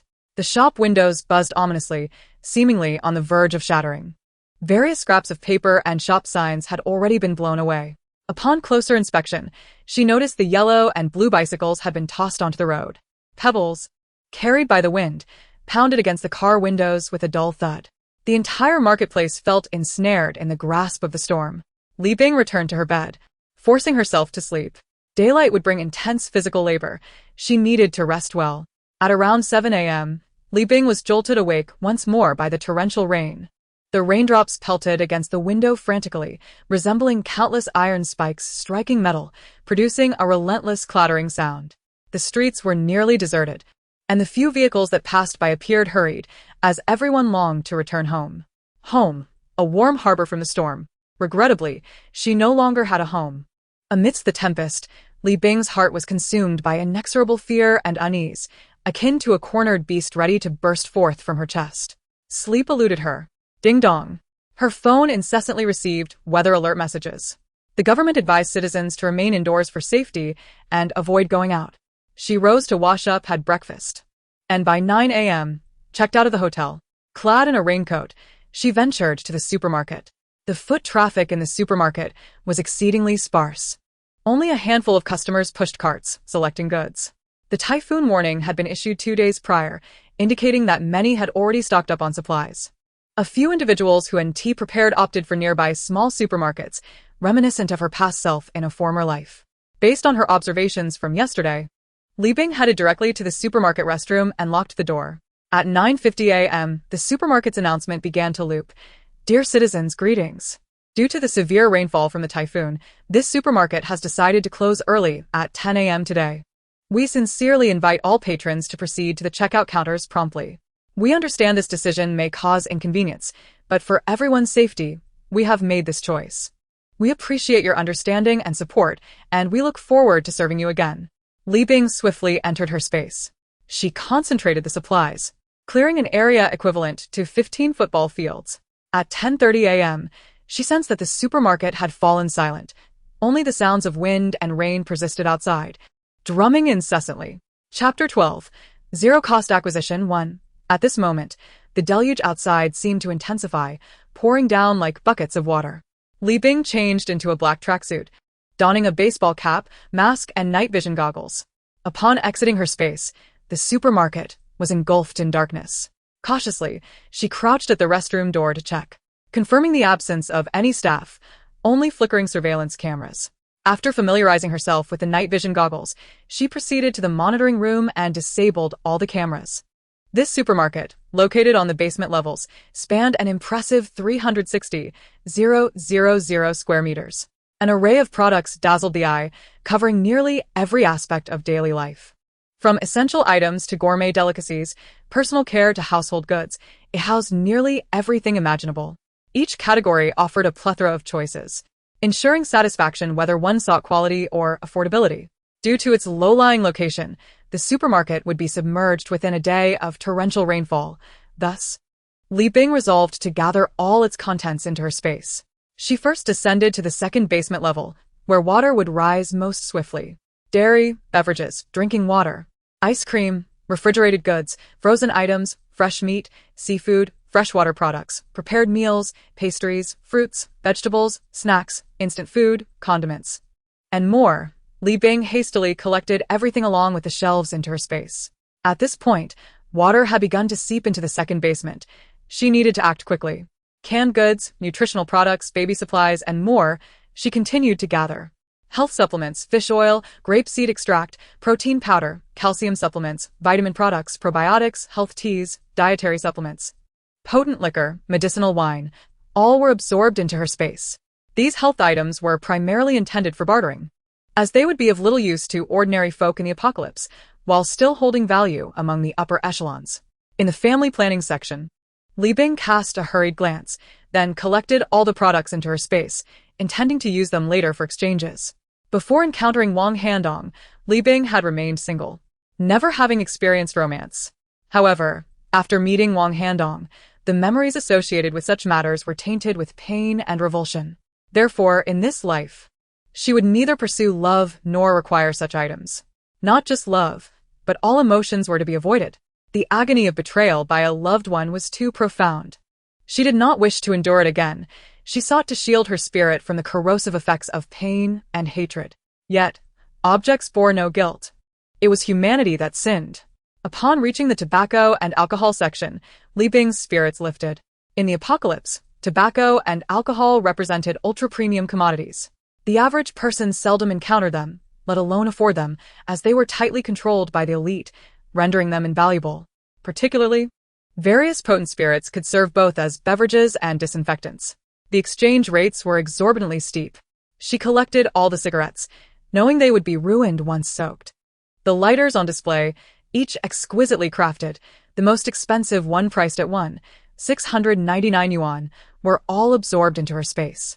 Various beers, fruit wines, steaks, cocktails, and red wines, she gathered them all. 2 entire shelves of spirits were collected. Inside the glass display, 4 bottles of Wuliangya were secured. At this juncture, the water had risen to her thighs. She felt exhausted. She hadn't anticipated that gathering supplies would be so physically taxing. Sipping some water from her space, she hastily consumed a rice ball to replenish her energy.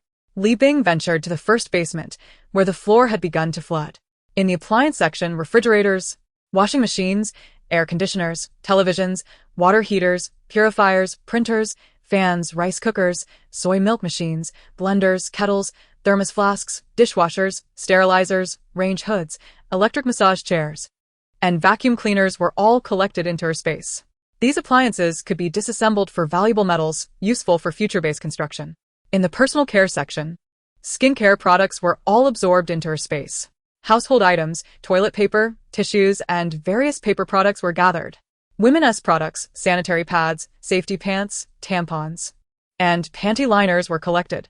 Paper and feminine products were exceedingly precious in the apocalypse, serving both personal use and material exchanges. In the kitchenware section, various pots, spatulas, knives, porcelain bowls, and plates were secured. Standard thermos cups, vacuum flasks, and old-fashioned kettles were collected. Glass cups, mugs, and sports water bottles were also taken. Pet supplies, dog food, cat food, hamster food, fish food, cat litter, litter boxes, dog toys, dog beds, and freeze-dried treats were gathered. Doll cages, doll bills, cat's bills, and cat climbing frames were collected. In the stationery section, books, paper, notebooks, A4 printing paper, drawing paper, stationery, correction fluid, colored pens, crayons, and markers were all collected along with the shelves into her space. Rain gear, raincoats, umbrellas, and tarps were absorbed. In the domestic area, various items such as lingerie, jackets, sportswear, hats, gloves, undergarments, slippers, pajamas, bedding sets, down comforters, silk quilts, cotton blankets, curtains, and more are collected. Hot water bottles, heating pads, scarves, yarn, and sewing supplies are also gathered. In the planting area, fresh flowers, greenery, potted plants, nutrient soil, planting pots, nutrient solutions, and flower seeds are all brought into the space. With planting pots and nutrient soil, one can cultivate potatoes and sweet potatoes, making life in a small apartment more vibrant. In the tools section, wrenches, hammers, pliers, screwdrivers, electric pens, screws, nails, wire, construction gloves, and hard hats are collected. Chapter 13, Zero-Cost Shopping, 2. Li Bing passed through several small doors to arrive at the supermarket warehouse on the basement level. Had she not visited the surveillance room, she would have spent 3 more days searching for the warehouse. At the entrance, a list of supplies hung prominently. She did not have time to scrutinize it, as the rain had already reached her knees. Li Bing collected all the items in the warehouse, including the shelves, into her space. She swiftly retreated to the first-floor corridor. In an area devoid of surveillance, she checked the time, noting it was already 9:30 p.m. She slipped into her space and changed into a dry outfit. Grabbing a takeaway meal and a cup of milk tea, she exited the space. Sitting cross-legged, she finished her meal, devoured 2 chicken legs and 2 Snickers bars, and sipped some water from the space well, feeling revitalized. Ding-dong. Her phone buzzed with several notifications. The first was an orange rainstorm warning, followed by several red rainstorm alerts. The last message read, "For safety reasons, the entire city will experience a power outage at midnight on July 4th. Citizens are advised to prepare accordingly." After finishing her meal, she retrieved lock-picking tools and a safety axe from her space and set them aside. Opening her phone, she found various group messages, all marked as 99. She refrained from opening them, having already seen them in her previous life, mostly filled with expressions of relief over the holiday and sharing supplies, lacking any significant value. She then accessed local news, hoping to find useful information. By 10:30 p.m., she lay on the bed in her space, closing her eyes to conserve energy. The alarm rang. At midnight, the city began its power outage. Li Bing opened her eyes and gazed out at the city, observing as the lights of countless homes gradually dimmed. With the cessation of electricity, the city resembled a bonfire doused with water, instantly losing its luster. The streets, already desolate from the typhoon and heavy rain, now appeared as if drenched in ink. Yesterday's vibrancy seemed just a memory, while today felt as if separated by a century. The rain continued to pour, cascading in torrents. The underground supermarket was inundated with rainwater, and the first floor began to flood. She donned a hat, mask, and night vision goggles, descending to the first floor. Approaching several gold counters, she found her space unresponsive. What was amiss? Had the gold been relocated? She wandered the entire first floor, and her space remained silent, indicating that the items were indeed absent. A sense of disappointment washed over her.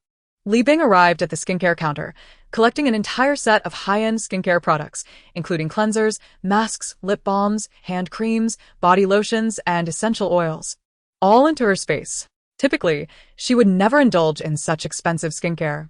Truly, she was fortunate to benefit from the apocalypse. She also gathered cosmetics, as they took up little space and could serve as barter items later.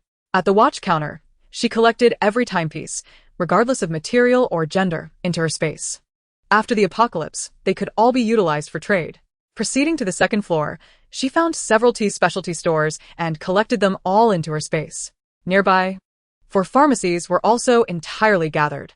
Remarkably, one pharmacy sold various elderly toilets and portable commodes, which Li Bing deemed essential for the harsh times ahead. Just as she intended to head to the electronics section, her space emitted an urgent call. This was a high-end health product and traditional Chinese medicine store, its facade discreet, nearly overlooked. The glass display cases were filled with various ginseng, deer antler, reishi mushrooms, and other premium herbs, items she had only seen modeled in television dramas. Her space seemed particularly interested in a ginseng root the size of a child's arm. After much effort, she could not pry it open.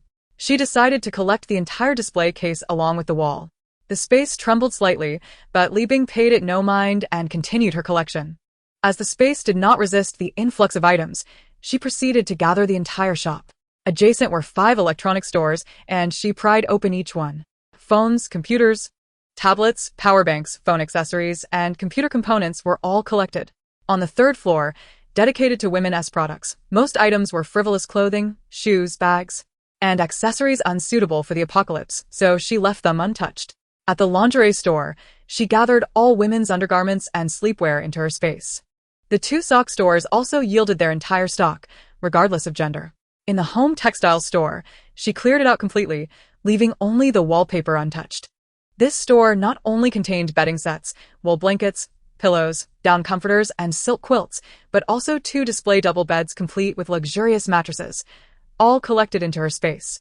She then ascended directly to the 4th floor. Skipping the men's section, she arrived at the baby products area, which housed a nationally renowned baby supply chain store, occupying half of the floor and spanning thousands of square meters. Including various formulas, baby food, toys, and supplies, she emptied the entire store into her space. She planned to discreetly release these baby items at the right moment. After all, children are humanity's hope. Only through continued procreation and the birth of new generations can the apocalypse truly come to an end. Otherwise, even if natural disasters cease, without the emergence of newborns, humanity would face self-destruction.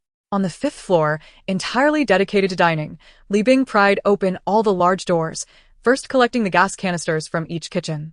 The entire floor contained 35 gas canisters, most of which had been partially used. She gathered them all into her space without hesitation. Each restaurant had freezers. She did not examine them closely, simply collecting them along with the freezers. Various vegetables, some wilted, were inconsequential. In the apocalypse, having food is a blessing. The 6th floor featured games, toys, and amusement facilities. Li Bing selectively gathered her favorite items such as claw machines, capsule toy machines, dance machines, and plaster dolls to help pass the time later. The 7th floor housed a cinema, various training institutions, and a customer service center. Given the mall's considerable height, the 7th floor should remain safe from flooding. Initially, Li Bing planned to bypass the 7th floor and head directly to the parking lot on the 8th floor, but her space seemed to continually guide her to the 7th floor. Was there something of value in the cinema? Following her space's guidance, she arrived at the customer service center on the 7th floor, navigating through twists and turns to a small room. She pried open the door to find it filled with an entire room of safes. A total of 33 safes. At that moment, her space began to vibrate intensely, nearly causing her to lose her balance. Prying them open was essential. The space was her ancestor. However, she faced an embarrassing predicament. She could not open them. Surely, these safes contained the gold jewelry and various gems from the 1st floor? The space provided her no time for contemplation, shaking violently. She could only gather the safes themselves into her space. Chapter 14, Zero-Cost Shopping 3.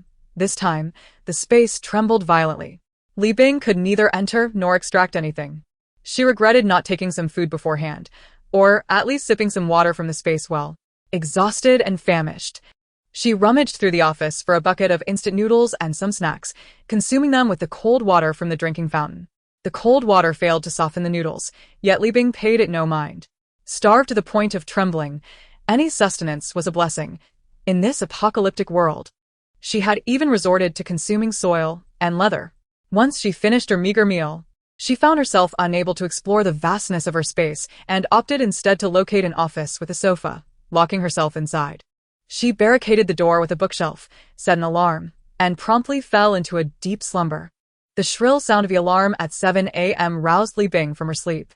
Exiting the office, she conducted a brief patrol but found no trace of humanity.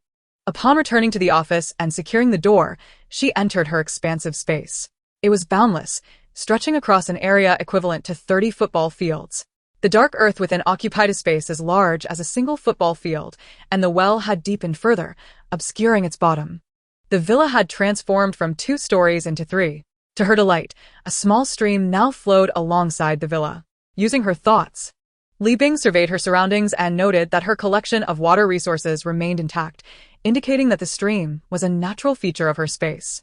This stream stretched from one end of the space to the other, piercing through layers of white mist, vanishing into the horizon with neither a source nor an endpoint. Entering the villa, she noticed a new monitor affixed to the door displaying the available time: 1 hour 55 minutes 22 seconds. This timer counted down, signifying a countdown mechanism. The first floor of the villa remained unchanged, while the previously empty second floor had been transformed into a spacious wardrobe, filled with garments and footwear collected by Li Bing, each season meticulously organized.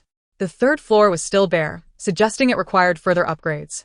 Moments later, Li Bing stood on the 7th floor of a shopping mall, gazing out the window.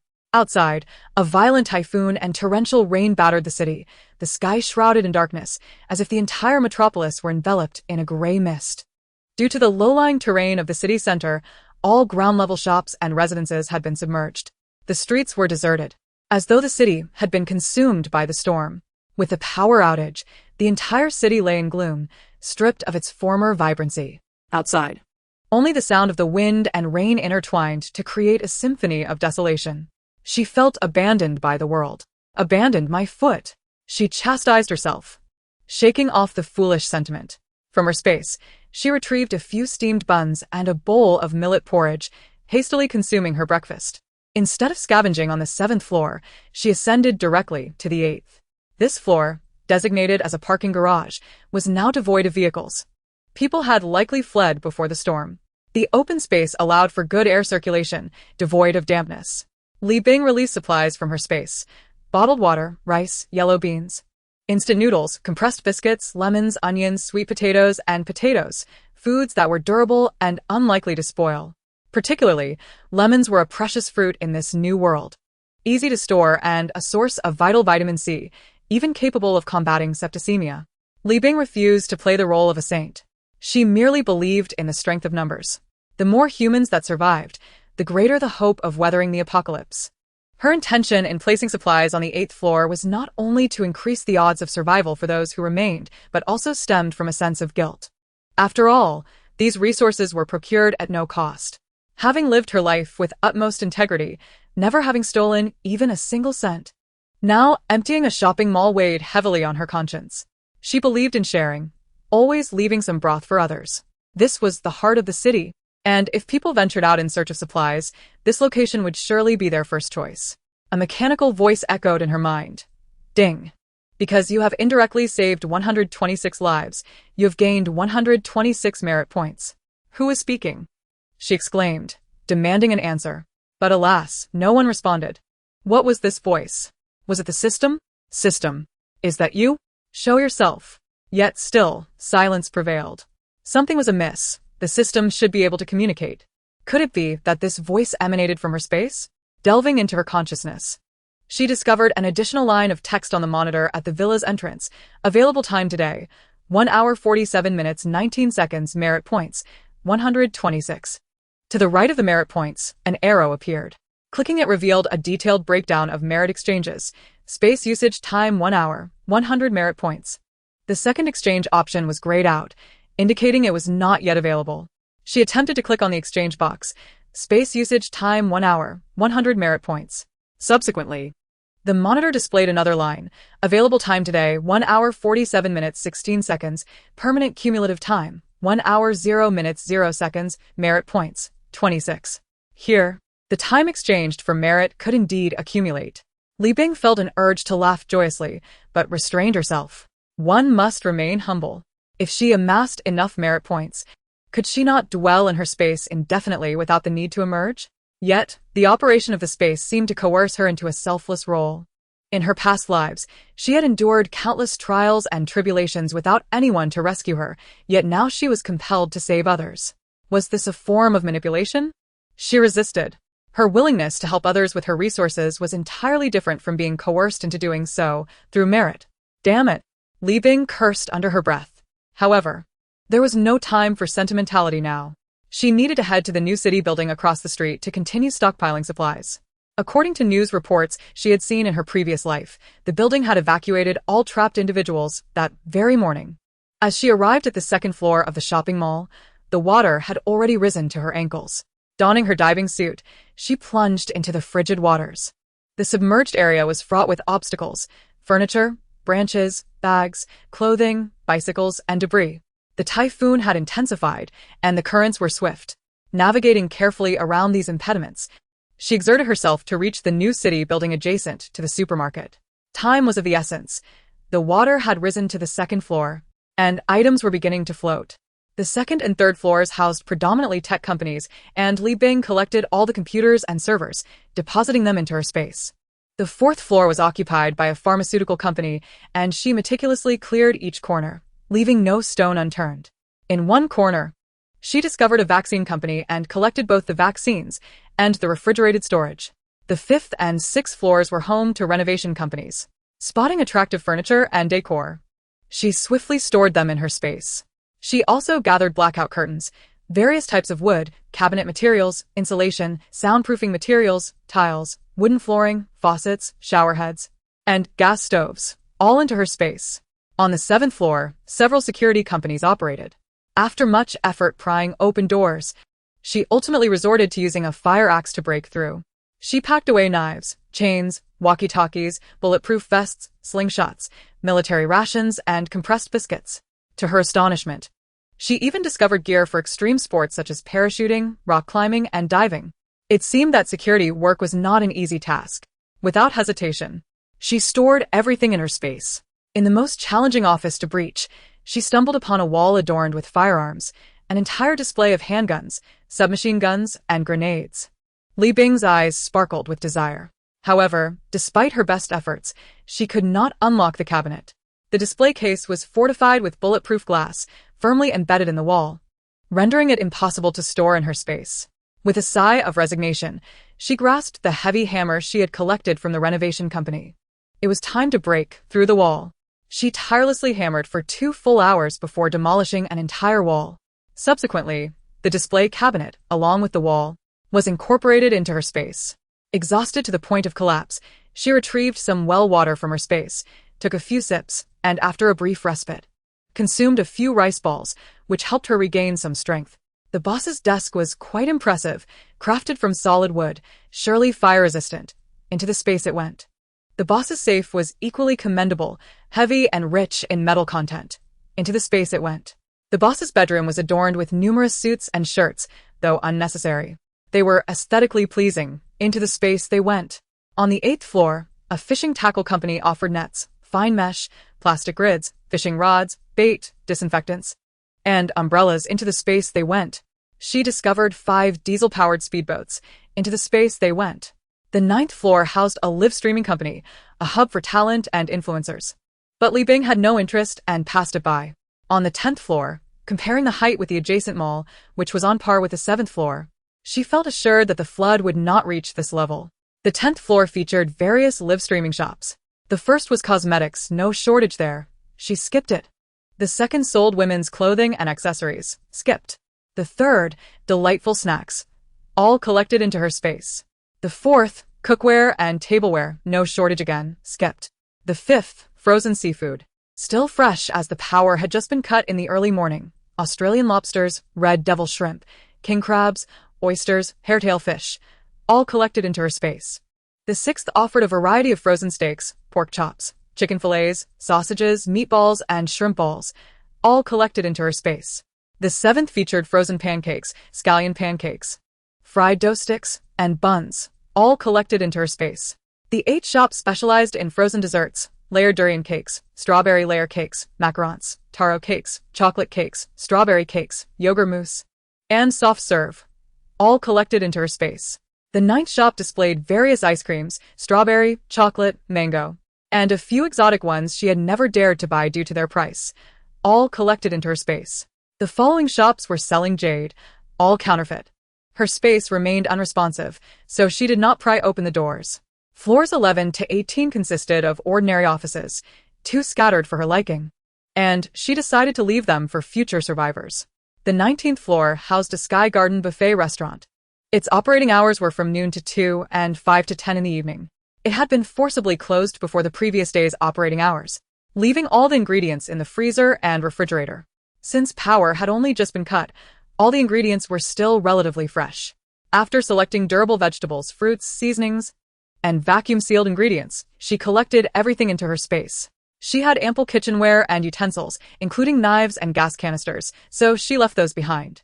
Before departing, Li Bing placed some sweet potatoes and potatoes throughout the restaurant.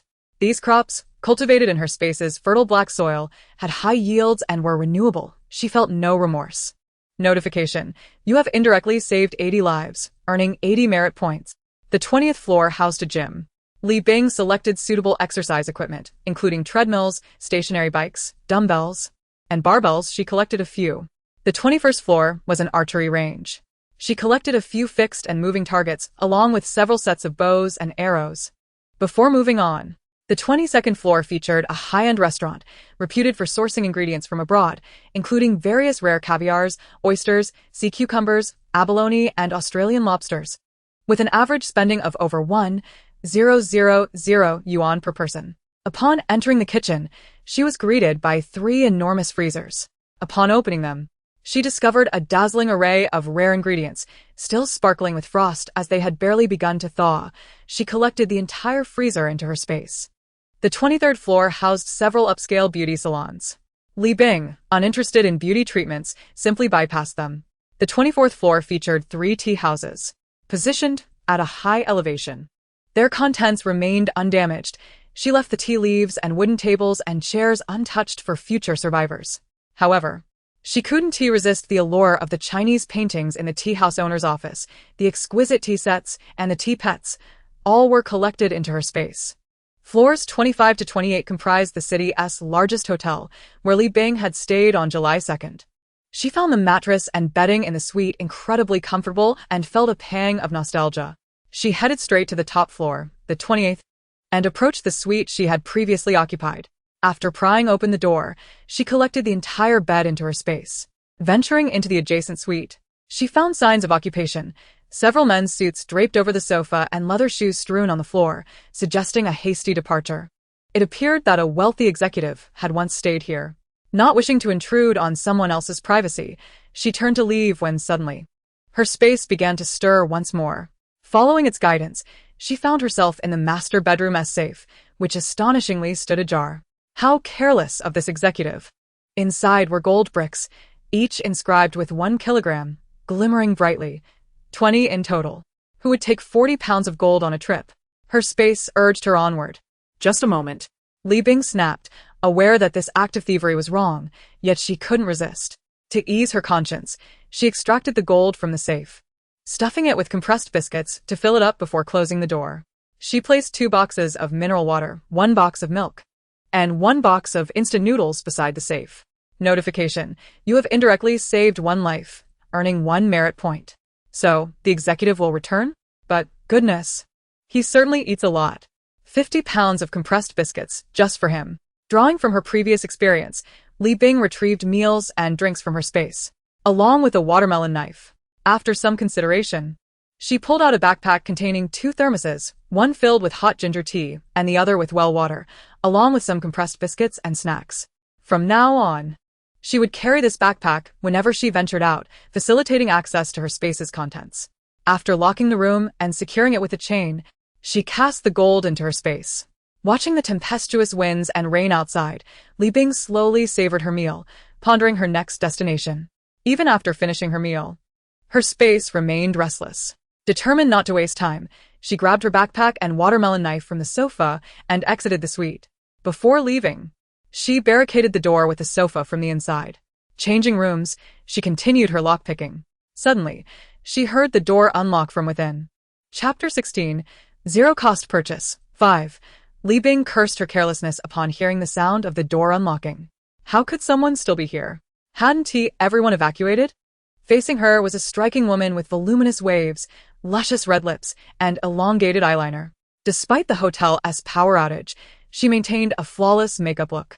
Adorned in silver high heels and a form-fitting blue dress, she demanded, "Why wasn't I notified during the evacuation?" Li Bing, still assessing the situation, was interrupted as the beauty began to rant. Finally, a living person. Since yesterday afternoon when your hotel delivered a food package, I haven't seen a soul. Do you believe I'll file a complaint against you? I want hot water, bring it to me. I'm not a hotel staff member, Li Bing explained, attempting to walk away. Who are you trying to fool?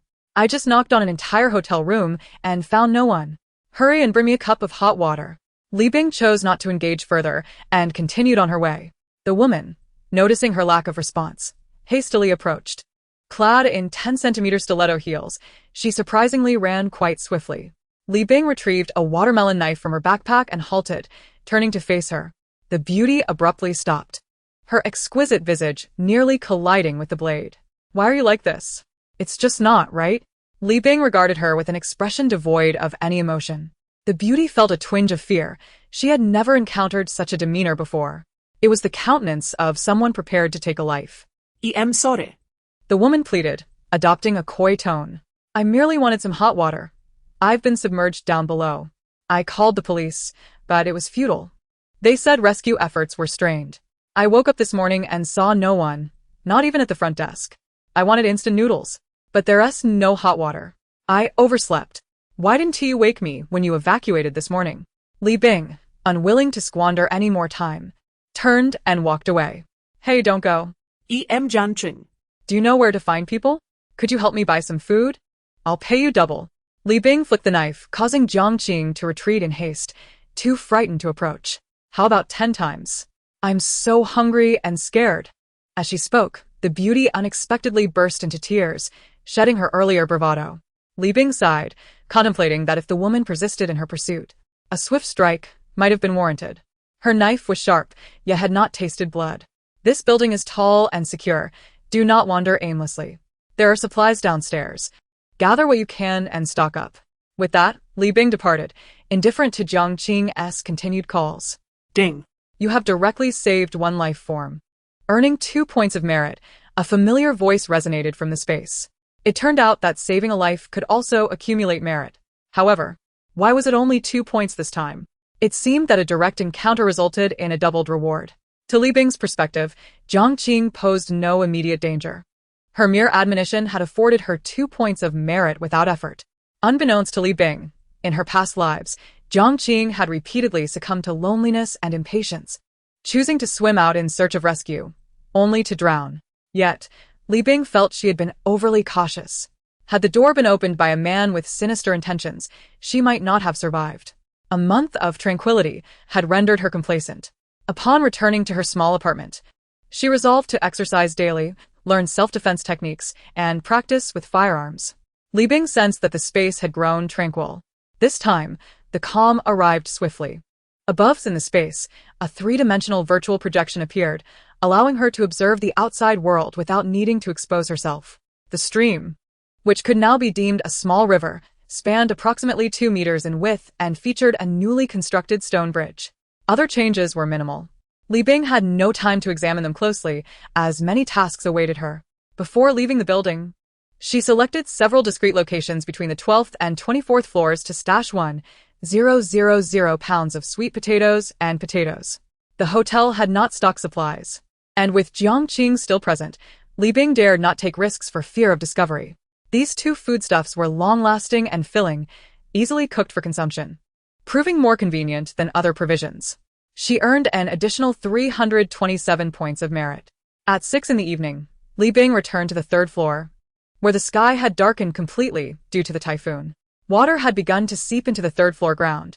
She located a floor-to-ceiling window, shattered it, donned a life jacket, and launched a speedboat towards the city's largest outdoor supply store.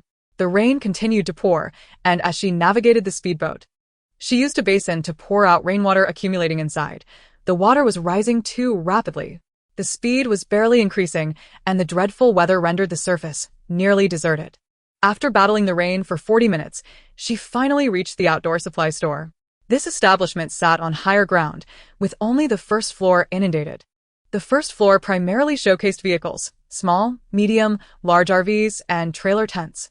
Ascending to the 2nd floor, she gathered half of the camping tents, standard sleeping bags, mummy sleeping bags, Charcoal grills, camping lights, glow sticks, bicycles, mountain bikes, quick-dry sports outfits, running shoes, hiking boots, and backpacks. On the third floor, she collected half of the wingsuits, paragliders, sailboats, steel sleds, and surfboards. She secured one kayak and one speedboat for her own use, refraining from cutting off others' means of survival. Rescue operations were already underway outside.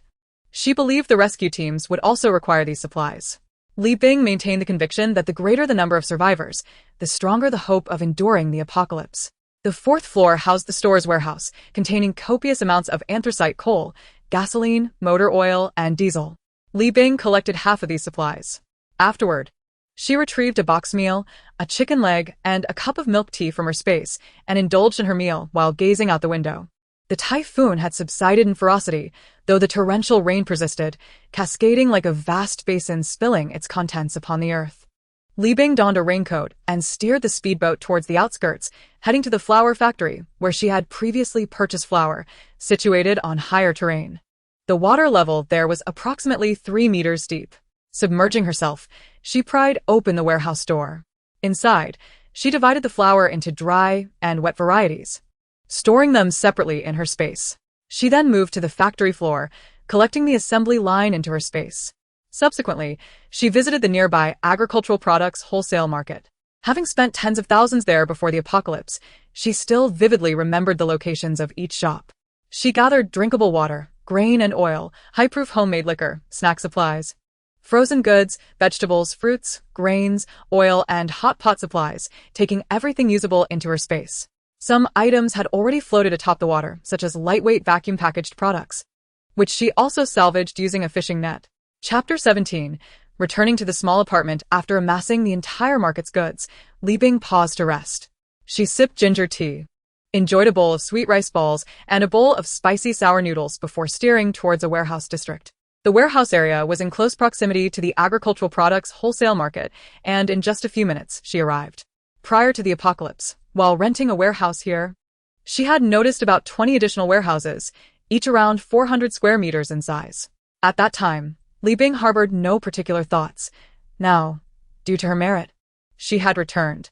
Li Bing pried open each one and discovered that 15 of the warehouses contained goods. The first warehouse was filled with rice, neatly arranged and about 5 meters high.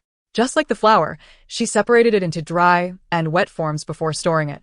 The second warehouse, likely owned by the same proprietor, was filled with dry corn kernels for livestock, hard and estimated to weigh several hundred tons. After separating the wet and dry, she stored it all. The third warehouse contained pig feed. To clarify, the second and third warehouses belonged to the same owner.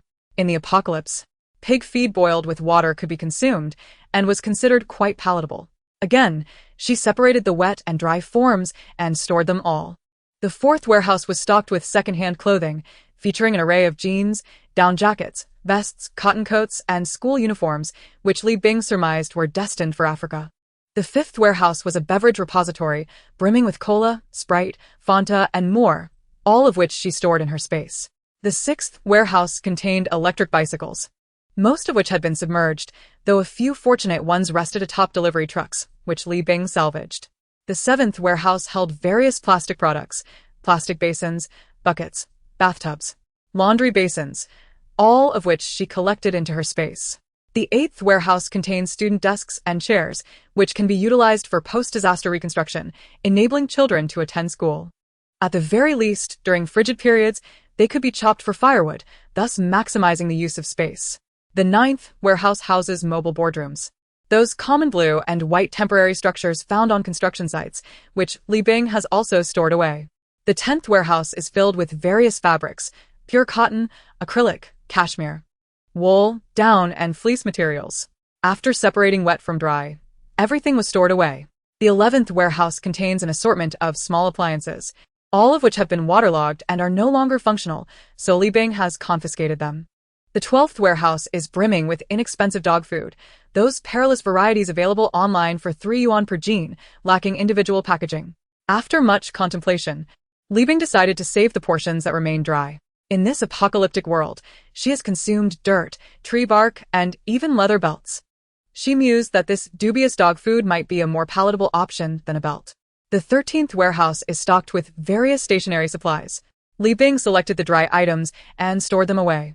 Additionally, a few soccer and basketballs floated on the water surface, which Li Bing retrieved with a fishing net and stored. The 14th warehouse contains an array of lighting fixtures. She chose several floor and table lamps to store. The 15th warehouse is filled with wooden furniture, all of which was stored away. During the harsh winter, it could be chopped for firewood. Adjacent to the warehouse area is a logistics park. Upon arriving, she found the entire park submerged, with only the rooftops of the logistics vehicles visible. She did not have time to inspect the contents of each vehicle, so she stored them one by one, stacking them together. It was then that she realized there was no height limit to her storage space. This meant that as long as items could be stacked, she could acquire even more supplies. How foolish she had been not to realize this sooner. She stored over 100 logistics vehicles, feeling both hungry and fatigued. Yet, She dared not linger. She needed to return to her apartment before dawn. Navigating her speedboat towards her apartment, she consumed rice balls while keeping an eye on the water surface, wary of potential obstacles. Suddenly, she spotted a massive object approaching. The current was too swift for her to evade it. In an instant, as she gripped the speedboat with her left hand, her right hand touched the giant object, and she swiftly retreated into her storage space. It turned out to be an empty shipping container, likely adrift due to the typhoon. She would deal with it later, tossing it atop a pile of steel. After emerging from her storage space, she navigated for nearly an hour until she reached the vicinity of her apartment. She first stored the speedboat, then switched to a cheap kayak she had purchased online for 199 yuan with free shipping, retrieving a backpack from her storage space. Upon arriving at her apartment building, she found the rainwater had risen to ankle height on the second floor.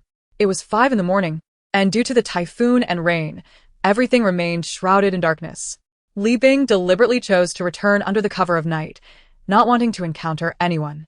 She stored the kayak, removed her shoes, and carefully ascended to the 12th floor. The stairwell was devoid of people, the entire building unusually quiet, with only the sound of rain outside. Li Bing opened 2 doors and returned to her small apartment, room 1201. It felt wonderful to be back.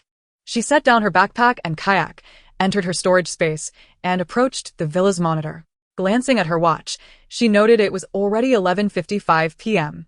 The available usage time was 0 hours 0 minutes 0 seconds, and the permanently accumulated time was 0 hours 43 minutes 13 seconds. Her merit point stood at 497. Since she could exchange merit for time, Li Bing felt a heightened sense of security. She then checked the details of her merit exchanges. 1 hour of space usage, 100 merit points, 1 box of water purification tablets, 200 merit points. 1 box of fever-reducing medicine, 300 merit points. The subsequent exchange options were grayed out, indicating they were locked. After bathing in her storage space, she casually ate a couple of rice balls and drank a bowl of ginger tea to ward off the chill. Exhausted from the day, Li Bing decided not to tidy her storage space. She returned to her bed and fell into a deep slumber instantaneously. That night, she slept soundly until dawn, having not experienced such restful sleep in a long time.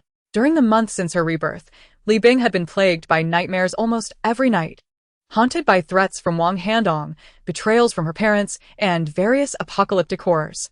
However, on this night, she set aside all her nightmares, breathing quietly and savoring the tranquility. It felt as though she was regaining her strength in her dreams, filled with renewed resolve and courage to face the challenges of the impending apocalypse. When Li Bing opened her eyes, the familiar ceiling of her rented apartment came into view. This time, she felt no chaos. She knew today marked the 3rd day of the apocalypse. She was determined to change her fate and survive this apocalypse peacefully. When Li Bing awoke, it was already noon. Her phone displayed several missed calls from family members and messages from them. With such heavy rain, I hope your brother's car hasn't been submerged. From her mother. Sister, do you know where my car is parked now? From her brother. Li Bing couldn't help but chuckle. Her family was still concerned about the car. Shouldn't they be more worried about whether their supplies could last a few days? With a cold smirk, she decided to ignore them and blocked all their contact information. Transportation was now paralyzed, and they could not reach her here. Chapter 18. Relocating survivors outside. The torrential rain fell incessantly, seemingly drowning the entire world. The clouds above resembled an endless reservoir, continuously unleashing torrents of water, leading one to wonder if the entire Pacific Ocean had been poured out. Li Bing looked out the window to see a rescue team braving the downpour to evacuate stranded individuals to temporary shelters. Among them, she recognized her neighbors from the second floor, a young couple arguing with the rescue personnel over their gray teddy bear. The rescue team explained through a loudspeaker that their mission was to rescue people, excluding pets, furniture, and appliances due to limited resources at the shelter, and urged their cooperation. The couple was animatedly expressing their concerns, but Li Bing could not hear them over the rain. Even if they took the dog, what would happen in a few days? Already in the second year of the apocalypse, there were reports of people resorting to cannibalism, let alone for a defenseless dog. The gray teddy bear had once been coddled under the sun. Li Bing recognized it immediately, due to its little dress. The noble princess could never marry a mutt. They had no future. That was not her judgment, but rather the sentiment of the teddy bear's owner. In truth, Li Bing shared the sentiment. Still, she hoped that this noble princess could survive a little longer. The community where Li Bing resided was named Li Shui Apartment, comprising 15 apartment buildings, each containing one unit with 2 staircases and 8 households. All residents on the second floor and below were being relocated, a process that would take several hours. Some residents from the third floor, fearing the flood would continue to rise, also wished to be evacuated to the temporary shelter. However, due to limited resources, priority was given to those trapped, and the third floor residents had to wait for further arrangements. Li Bing opened the community chat group, which was familiar with its 99 messages. What's the rush on the third floor? It surely won't flood. The water will recede soon. From user, awakening from a dream. My home is on the third floor. The second floor is only half submerged, and I don't plan to go to the shelter. But why is there furniture piled at my door? How am I supposed to leave? From user, Sunga. They've lost their homes, and you're complaining about furniture at your door? A little compassion would be nice, don't you think? User, Langsherdage, you're kind. Could you please leave your door open? User, Send, sure. I live on the 6th floor, very safe. Not only do I have furniture, but if any lovely lady wishes to move in, I can sleep in the living room. User, Langsherdage, why does it feel like the tension is so high? Isn't it better not to work? User, Xioxingsing, you're single. One person can eat well. And the whole family won't starve. I still have to pay my mortgage. User, Shuenyo, I feel offended, but I have no evidence. My friend, that struck a chord. I am heartbroken. User, Xioxingsing. Everyone, please stop arguing. Once the heavy rain subsides, I will treat you all to a barbecue. My barbecue is quite good. User, Urgy Barbecue Shop. Li Bing, feeling too lazy to continue, exited the group chat. She casually snacked on a bit of food and began organizing her small apartment. First, she laid foam mats throughout the apartment to muffle her footsteps from the neighbors below. She replaced all the curtains with blackout drapes, ensuring not a sliver of light could penetrate the room. Later, even if Li Bing were to light a fire in her room, nothing would be visible from across the way. All walls, including those of the bathroom and kitchen, were lined first with insulation material and then with soundproofing material. This not only provided sound insulation but also helped maintain warmth in extreme cold and heat. In the bathroom, she sealed the toilet with cement and filled it with cat litter. Subsequently, she placed a designated litter box for her cat, Sun, in the bathroom. The physiological needs of both her and her dog were thus met, leaving Li Bing quite satisfied. She replaced all the window screens with tightly woven double-layered ones. As in a few days, the flood would rise to the 8th floor, bringing mosquitoes along with the water. Additionally, she hung a curtain between the first and second doors, ensuring that anyone at the entrance would not see anything in the living room or the added second door. All items in the bedroom were stored away, replaced by a large hotel-style bed. It felt a bit cramped, but that was of no concern. The bed was exceptionally comfortable. On the balcony, Li Bing arranged a row of planting pots for growing potatoes and sweet potatoes. The living room was entirely cleared, leaving only a single sofa, a small table, a floor lamp, and Sun's dog bed. After moving around, Li Bing felt it was spacious enough for exercise. She jumped a little and retrieved a large carpet from her storage, laying it in the center of the living room, ensuring absolute silence. Just as she finished laying the carpet, she heard a knock at the door. Li Bing knew it was the community committee coming to register residents' information. The government would later distribute relief supplies based on this list. In her past life, she had already gone through this once. Otherwise, she wouldn't have returned to her small apartment so soon. She would have stayed outside a few more days to gather more supplies. However, if no one was home today, returning later would be too conspicuous. In a few days, a building manager would be chosen who would have access to this list. At that point, She would surely be suspected of hoarding supplies.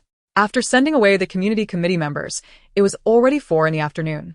Li Bing let Sun out, and the little creature joyfully dashed around the living room, then bounced in and out of his bed, brimming with happiness. Watching Sun's delight made Li Bing feel happy as well. Since she was happy, it was time to celebrate.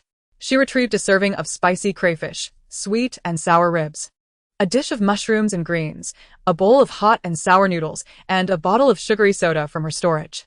She filled Sun's bowl with dog food and added a salt-free chicken leg. The first sip of soda was the most delicious. Li Bing siga contentadly. Cheers, Sun. Here's to us, surviving the apocalypse. She found a variety show to watch while savoring her meal. Sun had already eaten his fill and was playing with his toys in his bed. After finishing her meal, it was past 6 in the evening. Feeling a bit too full, Li Bing nestled into the sofa, reluctant to move. She took out her notebook, snuggled on the couch, and organized her supplies mentally. She categorized them into sections: food, clothing, shelter, transportation, medication, weapons, and others, placing them in different areas before recording them in her supply notebook. By 8 o'clock, she set down her pen. Today, she could only make a rough categorization. Time was pressing, and exercising was urgent. She planned to revisit the supplies in detail when she had more time. Li Bing heard commotion from downstairs again. It turned out the rescue team was braving the rain to evacuate residents from the 3rd floor. It appeared that the 3rd floor was also no longer safe. Chapter 19. Commercial Street. Li Bing paid no mind to the chaos outside and continued her physical training. She took out a watermelon knife and practiced her swings. Other combat skills and close combat techniques could not be mastered in just a day or two. Li Bing intended to first improve her physical fitness. As she swung the knife for the first time, Sun was startled, barking and jumping around. Li Bing shushed him, quickly covering his mouth. Sun, I'm just exercising. Not trying to harm you. It's to protect you from others who might want to eat you. Sun seemed to understand. His big, innocent eyes sparkled with a hint of wisdom. From now on, try not to bark so loudly. Others might hear and become envious, causing trouble for us, or worse. Li Bing whispered. Sun nodded and let out a soft whimper. Woof, it was almost silent. Sun, you're so clever. Li Bing was pleasantly surprised by her dog's intelligence.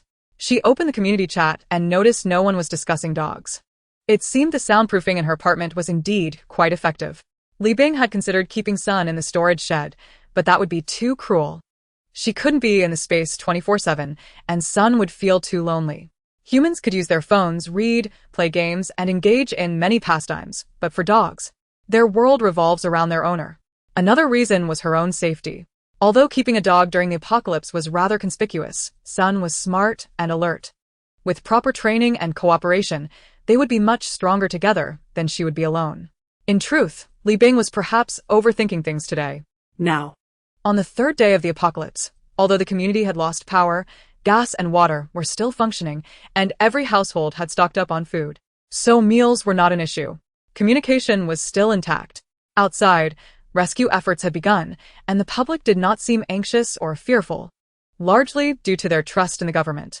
Most residents of Li Shui apartment were young people, not lacking food or drink.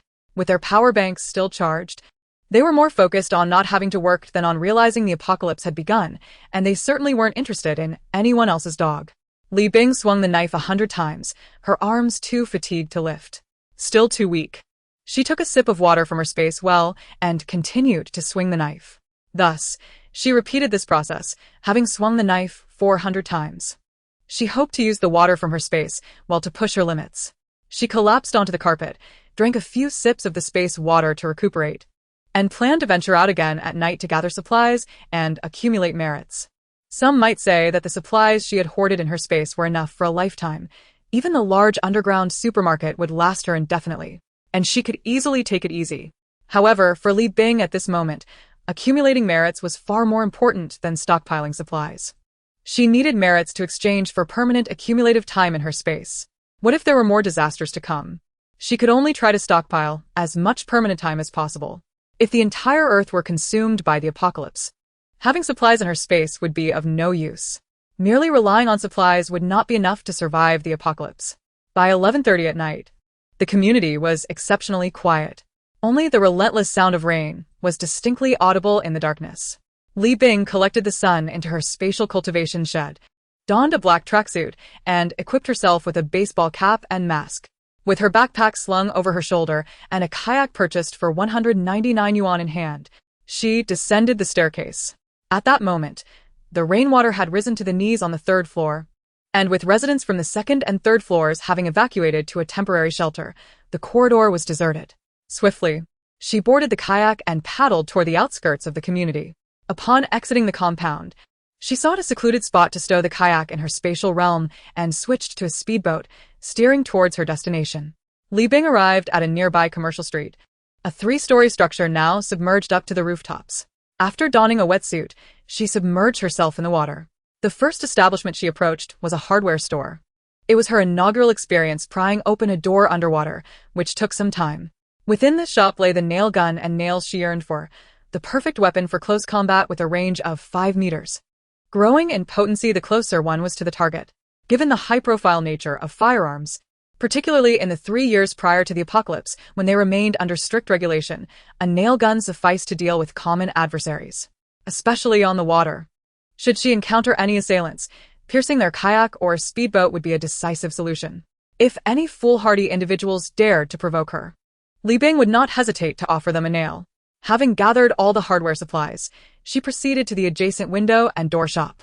There, she collected an array of doors, locks, padlocks, foam adhesive, nails, expansion screws, and pliers, all of which were stored in her spatial realm. Various sizes of glass, windows, and screens were also secured for future renovations or constructions. The third establishment was a 2-yuan supermarket. Despite the low prices and subpar quality, many small items within were quite useful.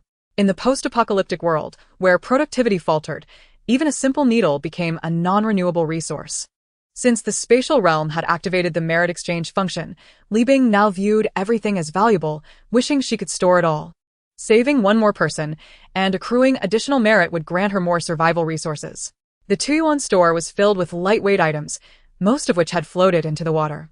Li Bing utilized a fishing net to retrieve them, placing them into a large plastic basin until it was full, and then she transferred it to her spatial realm. After sipping some ginger tea, she continued her underwater exploration. The fourth shop was a large pet store. She collected all consumable items such as dog food, cat food, hamster feed, freeze-dried treats, and pet snacks, amounting to approximately 10,000 pounds. Many were unaware that in the apocalypse, pet food had become a high-end sustenance for humans. It was shelf-stable, filling, and nutritionally balanced. The pet food on the first floor was vacuum-sealed in small packages, while the second floor held large bags weighing 100 pounds. Li Bing saved considerable time by not needing to fish for each item. The third floor contained various pets trapped in cages, now submerged and silent. She turned to the next door. The fifth establishment was a 24-hour convenience store, which she completely emptied into her spatial realm. She had often considered the prices exorbitant, branding it a white-collar supermarket that the elderly would never frequent. A small bag of vegetables cost over 10 yuan. Today, however, she felt gratitude towards the store owner, as the majority of items were vacuum-sealed, including those small vegetables.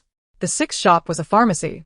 Though inundated, it likely still housed many usable medications. Using her fishing net, she painstakingly retrieved items, storing them in her spatial realm. The seventh shop was a grain store. Although waterlogged, who would care in the apocalypse? Li Bing did not plan to consume them herself, but would distribute them in open spaces to earn merit. She gathered red beans, green beans, black beans, millet, peanuts, glutinous rice, and jujubes, which were easier to store. Loose grains floated in the water, and she could only retrieve them bit by bit with her net. The eighth store was a fruit shop. Most of the fruit was spoiled, but she managed to salvage a few individually packaged lemons before departing. The ninth establishment was a dry cleaner. Lacking interest, she was guided by her spatial realm to the office on the third floor, where she found a safe. Without the inclination to pry it open, she simply stored it in her spatial realm. The 10th shop was an optician's.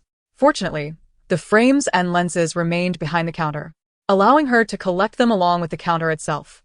She also retrieved the heavy vision testing equipment, which had unfortunately been waterlogged.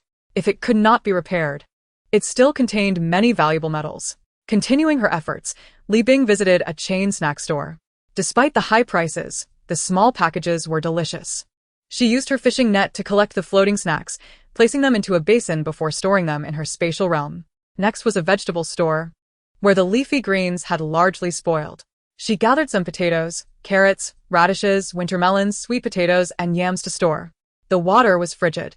After sipping more ginger soup and consuming a couple of buns, she submerged once more. Li Bing arrived at a well-known chain milk tea shop.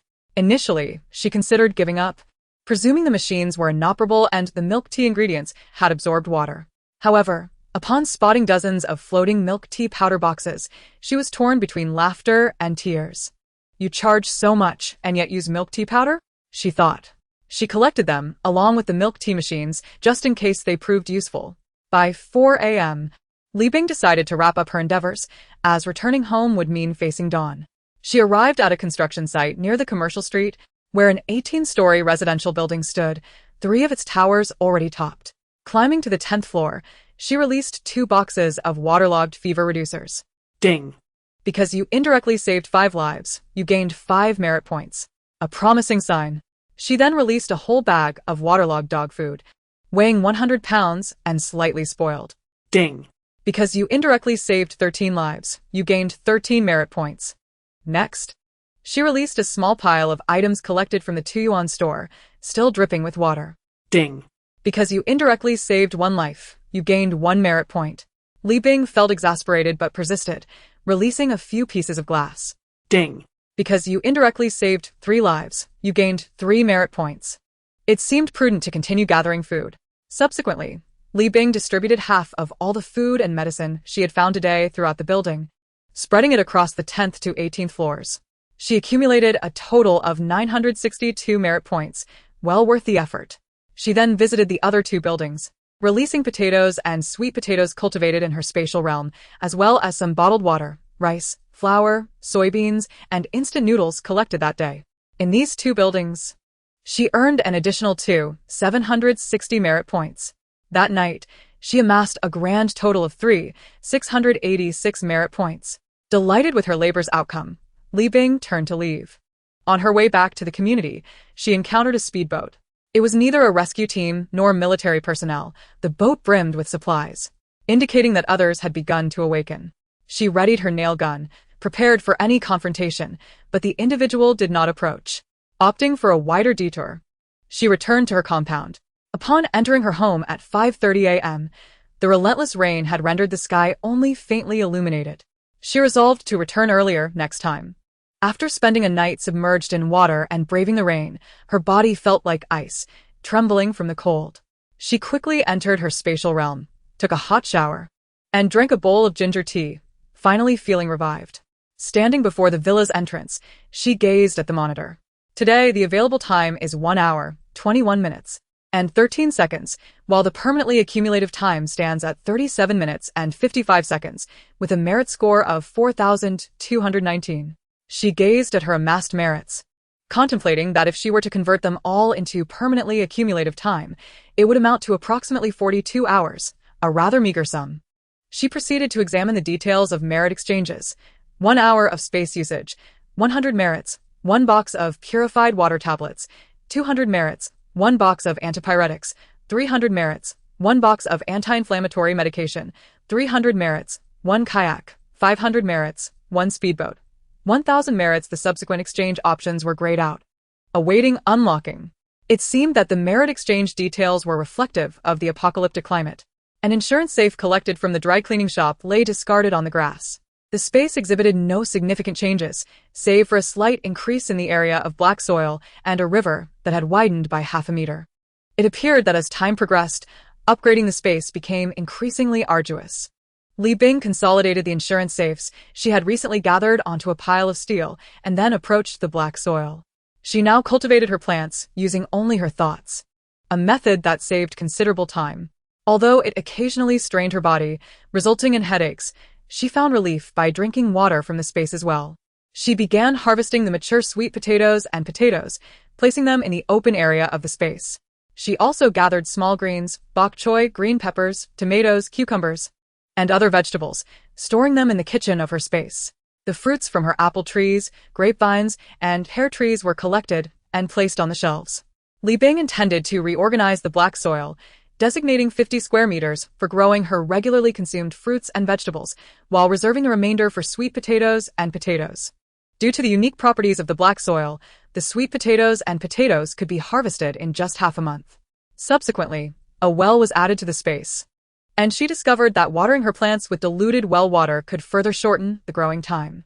Perhaps this time, a harvest of sweet potatoes and potatoes could be achieved in less than half a month. Li Bing planned to exchange the sweet potatoes and potatoes for merits. The resources she had collected were limited, and as time progressed, gathering supplies became increasingly difficult.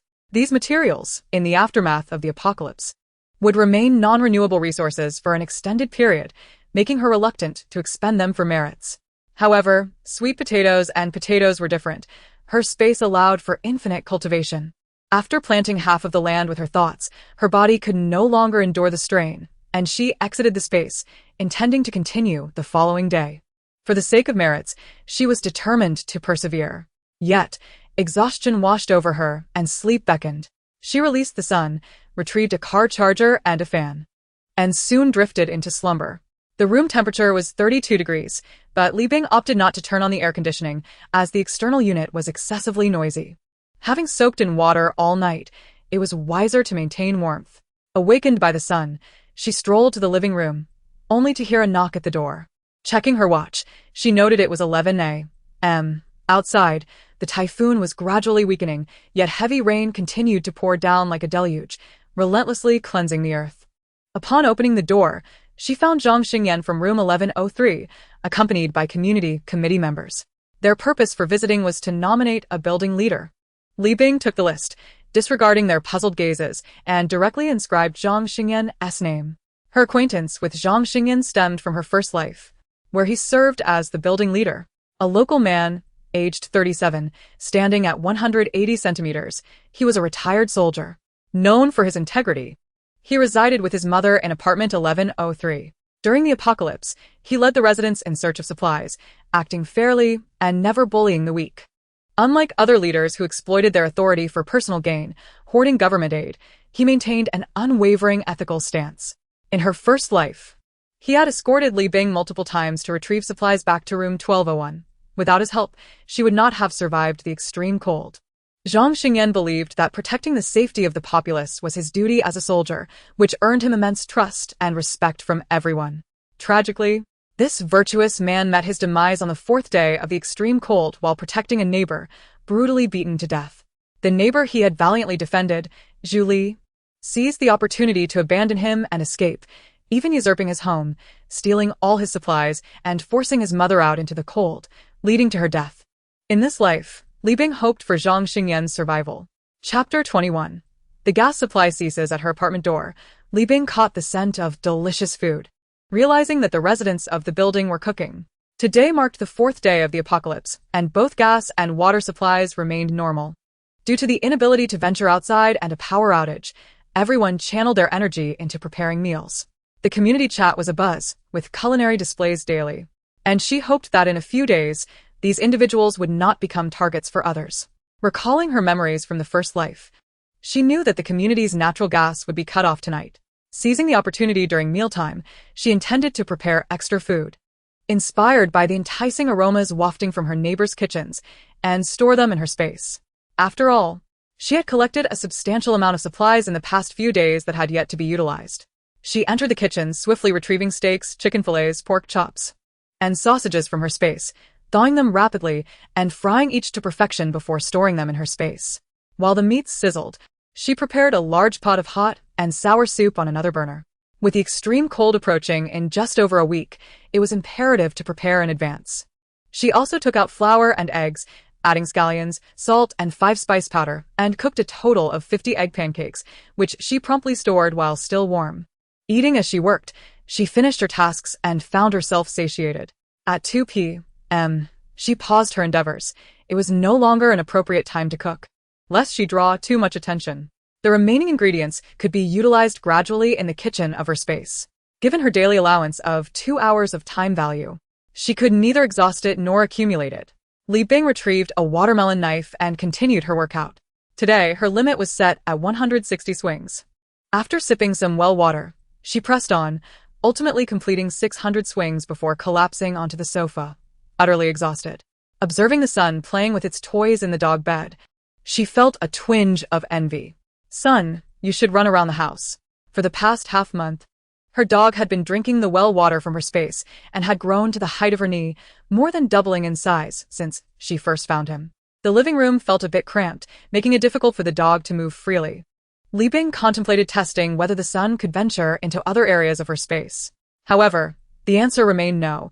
The son could only stay within the breeding shed, as venturing elsewhere would render him unconscious. With no other options, she resigned to training the son within the confines of her small apartment's living room. Grasping a bone, she threw it for the son to retrieve. Faster. Keep going. Run, son.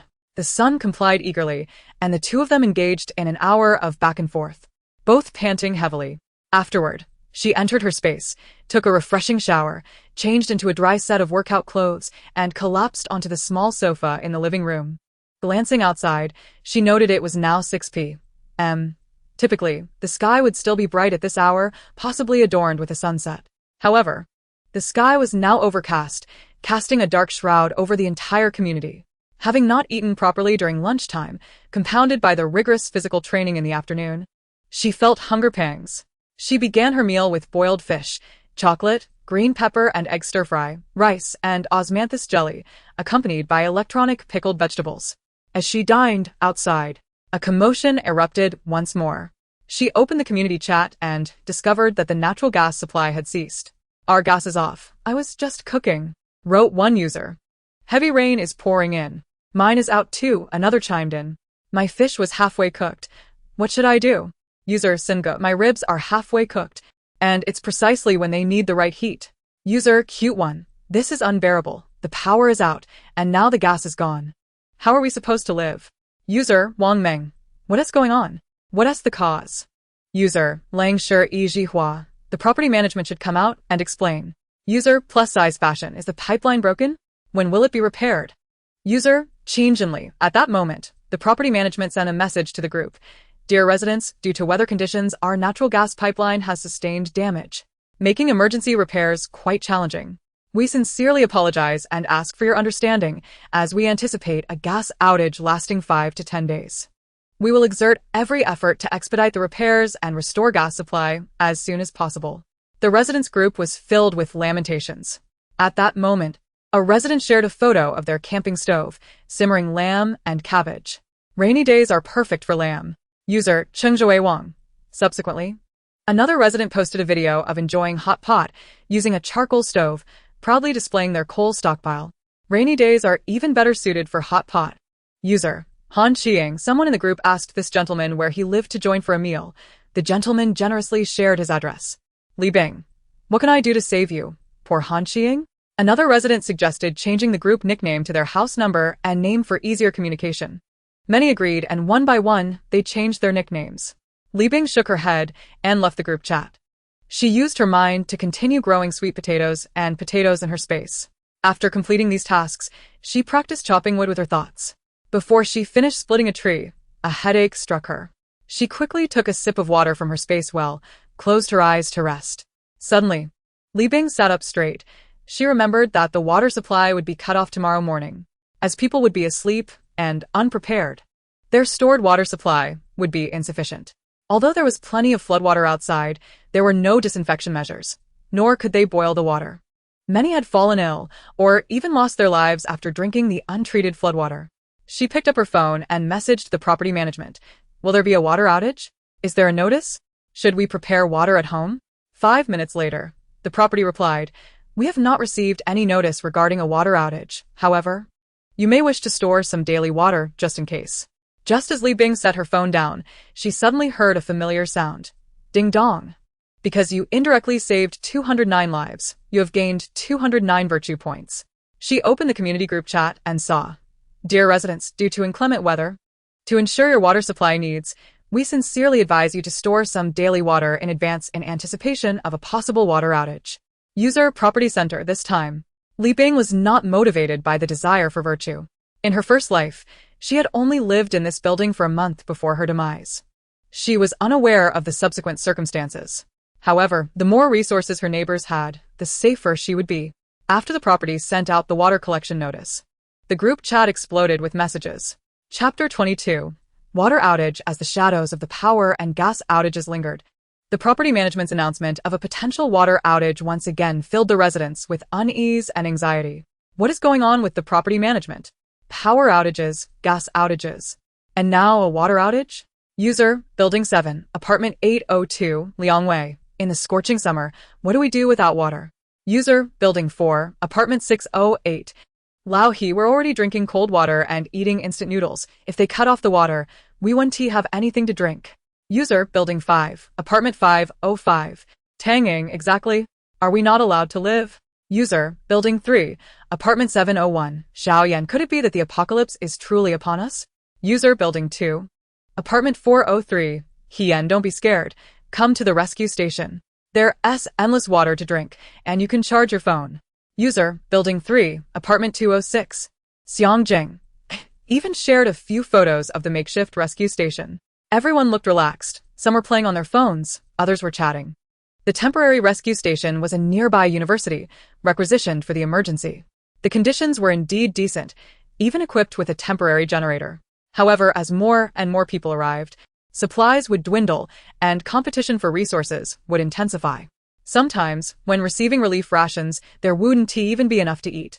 Crowded together, they couldn't stretch their legs to sleep, the air was stagnant, and the environment was dire. But for now, it was a harmonious scene that many longed for. User, Building 7, Apartment 605, Chao Xia. Oh my god, there's really electricity. I want to go too. My phone is dead. Rescue team, come get me. User, Building 3, Apartment 902, Hangge. Dear residents, we have not yet received any notice about a water outage. We are merely advising you to prepare, just in case. User, Property Center. The property management is acting in good faith. If you don't believe it, then don't collect water. Don't attack others personally. User, Building 4, Apartment 404, Li Ping. It doesn't hurt to collect a little. User, Building 1, Apartment 705, Meng Meng. I think this suggestion is excellent. I'm going to collect water now. User, Building 5, Apartment 607, Wang Yi. Agreed. User, han handler med nu. Agreed. User, Building 2, Apartment 506, Guogo. Agreed. User, Building 7, Apartment 407, Aunt Ma. Stimulated by the potential water outage notice, the residents of the community faced yet another challenge regarding their basic needs, forcing them to reevaluate the potential impact of this water outage notice. Li Bing put down her phone and continued practicing chopping wood with her mind in her space. After an hour of practice, she began training with a nail gun. Surviving in the apocalypse is truly arduous. She felt she was becoming increasingly capable. Li Bing took out a mobile target for practice, which she had gathered from the archery range. After an hour, her accuracy was 80 within 2 meters and 60 within 3 meters. Her efforts were beginning to bear fruit. At 10 o'clock in the evening, Li Bing paused, set an alarm, and rested for an hour. Afterward, she ate a few rice balls, drank a bowl of millet porridge, filled 2 thermoses with ginger tea, donned her diving suit, and went downstairs. She decided not to take the kayak today, considering there might be people staying up late at home to collect water. Li Bing planned to dive out of the community and retrieve her inflatable boat in a secluded area. Li Bing reached the 3rd floor, where the water had already risen to her knees. Due to the government's proactive rescue efforts, no one was trapped in the hallways or stairwells. She exited the community, took out her inflatable boat, and headed toward the suburbs. Lang City, located in the south, lacks outdoor ski resorts. However, with the rapid economic development and increasing affluence, an indoor ski resort had emerged. This ski resort is situated 40 kilometers from the city center, covering 233 acres with a total construction area of 240,000 square meters. Li Bing had visited this ski resort last winter during a company team-building trip. It was during that time that she spent 200 yuan to learn basic skiing skills. After an hour of navigating the inflatable boat, Li Bing finally arrived at the ski resort.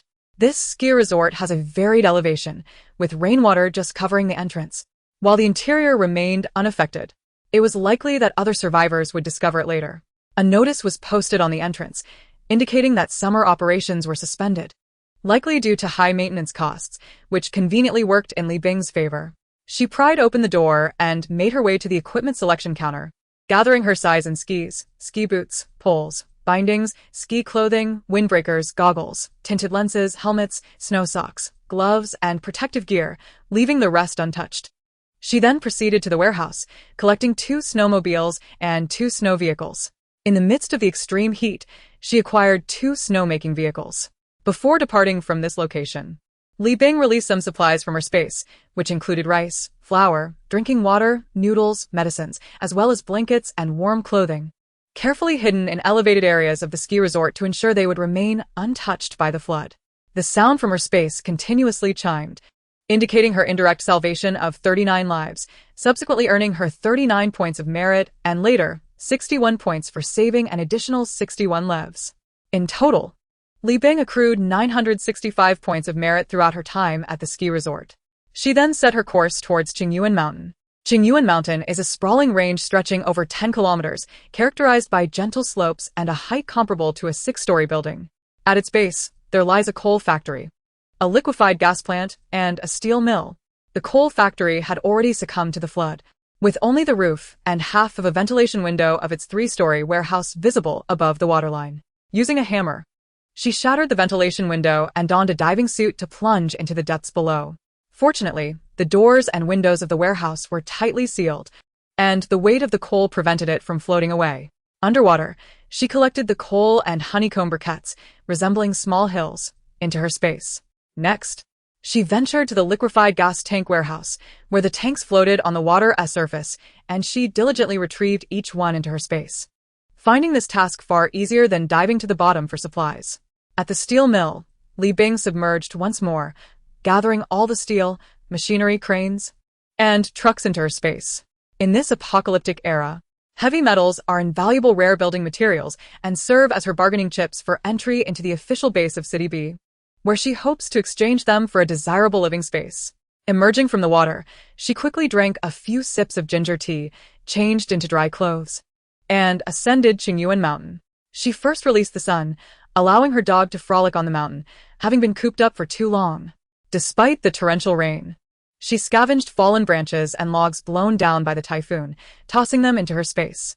On her journey to collect branches and logs, Li Bing encountered 2 pigs, each weighing approximately 200 pounds, likely having fled to higher ground during the typhoon. These pigs were discovered by the sun.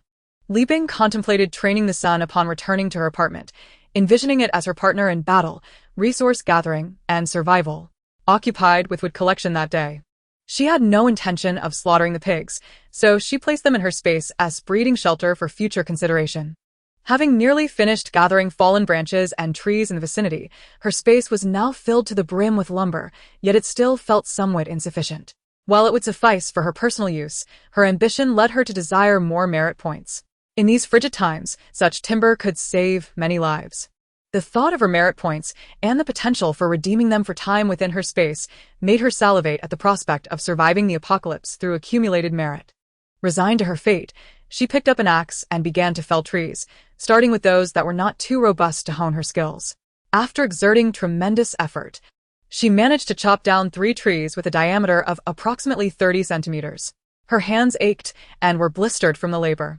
Taking a moment to rest, she summoned the sun and retreated into her space. There, she drank some water and changed into fresh, dry clothing. Despite wearing a raincoat, after hours in the downpour, her body had grown cold. Li Bing poured alcohol onto her hands, wincing at the sting. She then treated herself to braised pork with rice, devouring 2 large bowls, followed by ginger tea. Equipped with disposable medical gloves and outdoor gloves, she donned her raincoat and stepped back outside. Her lower abdomen began to ache subtly, signaling the onset of her menstrual cycle. With unwavering determination, she felled 45 additional trees, hastily storing them in her space without the luxury of chopping them into smaller sections. Throughout this endeavor, she continually replenished her energy with water from her space, for without it, she would not have persevered. Exhausted, she navigated her speedboat towards her apartment. On her journey, she noticed that mobile signal was intermittent, indicating a looming communication blackout. Li Bing reached her apartment before dawn, drank ginger tea, took a shower, and prepared to catch up on sleep. At 9 o'clock, she was awakened by the clamor outside. The noise emanated from the hallway rather than below, prompting her to consider soundproofing the front door. Peering through a crack in the chain lock, she discovered that the commotion originated from rooms 1202 and 1205, where two female university students were quarreling with a couple residing in the latter. The argument revolved around a package of instant noodles that the couple had borrowed, promising to return it the following day.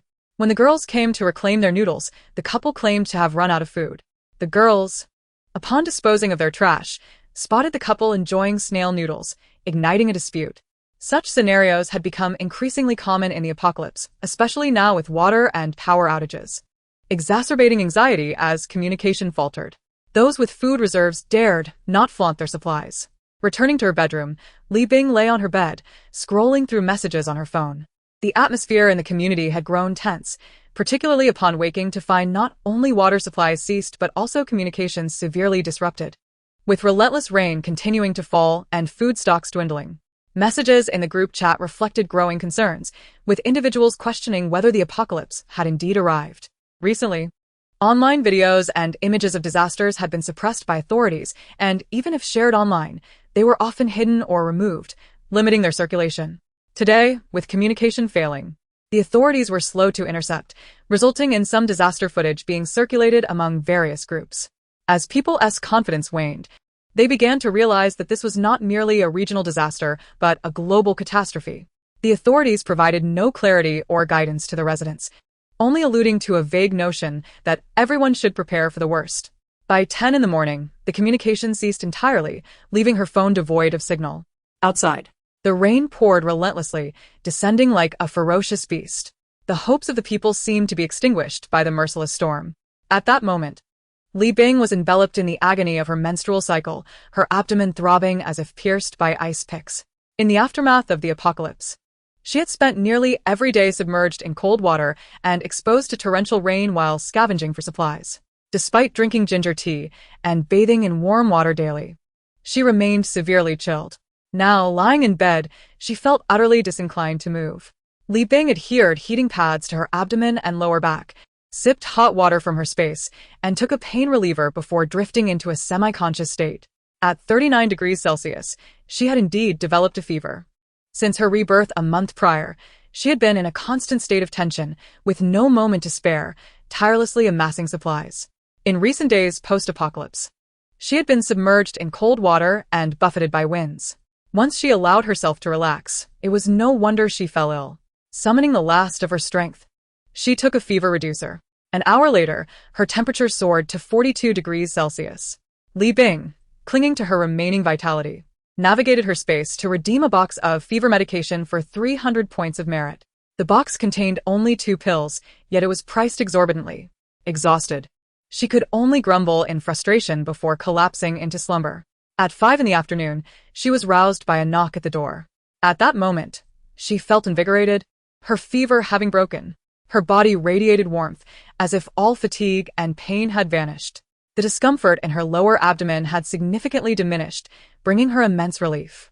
The antipyretic medication produced by the space truly exhibited remarkable efficacy. She retracted her previous statement. The prices of the space commodities were by no means exploitative. The person knocking at the door was Zhang Xingyan, who announced, "Shaoli, everyone has chosen me as the building manager.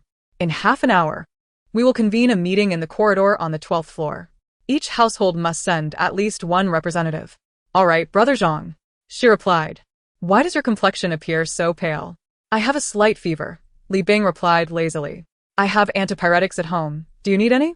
"No need, it has subsided," Li Bing stated, then added softly, "Brother Zhang, I appreciate your kindness, but please consider auntie and refrain from constantly giving things to others." "Oh, okay," Zhang Xingyan responded. Slightly taken aback by being admonished by a young girl, his mind momentarily sluggish. Yet, understanding that Li Bing meant well, he replied, "Thank you for the reminder. I will be mindful. In this apocalyptic world, good people seldom met favorable ends."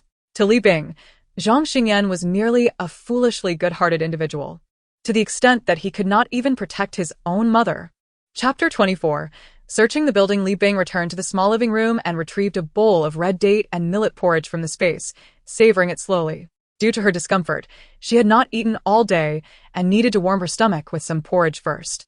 As she drank this soothing concoction, she delved into her consciousness within the space. Available usage time today, 1 hour 33 minutes 17 seconds, permanently accumulated time. 0 hours 37 minutes 55 seconds, merit points. 5,093, Li Bing opened the merit exchange details. 1 hour of space usage, 100 merit points. 1 box of water purification tablets, 200 merit points. 1 box of antipyretics, 300 merit points. 1 box of anti-inflammatory medication, 300 merit points. 1 kayak, 500 merit points. 1 speedboat, 1,000 merit points. 1 obedience pill with a 2-hour effect, 2,000 merit points. The subsequent exchange options were grayed out, awaiting unlocking. Li Bing glanced at the newly added obedience pill, silently scoffing. What a ridiculous item, and far too expensive. However, recalling the space's antipyretics, she refrained from further complaints. What if they were useful? After finishing her porridge, she consumed 2 buns, changed her clothes, and, noting the time, proceeded to the corridor for the meeting.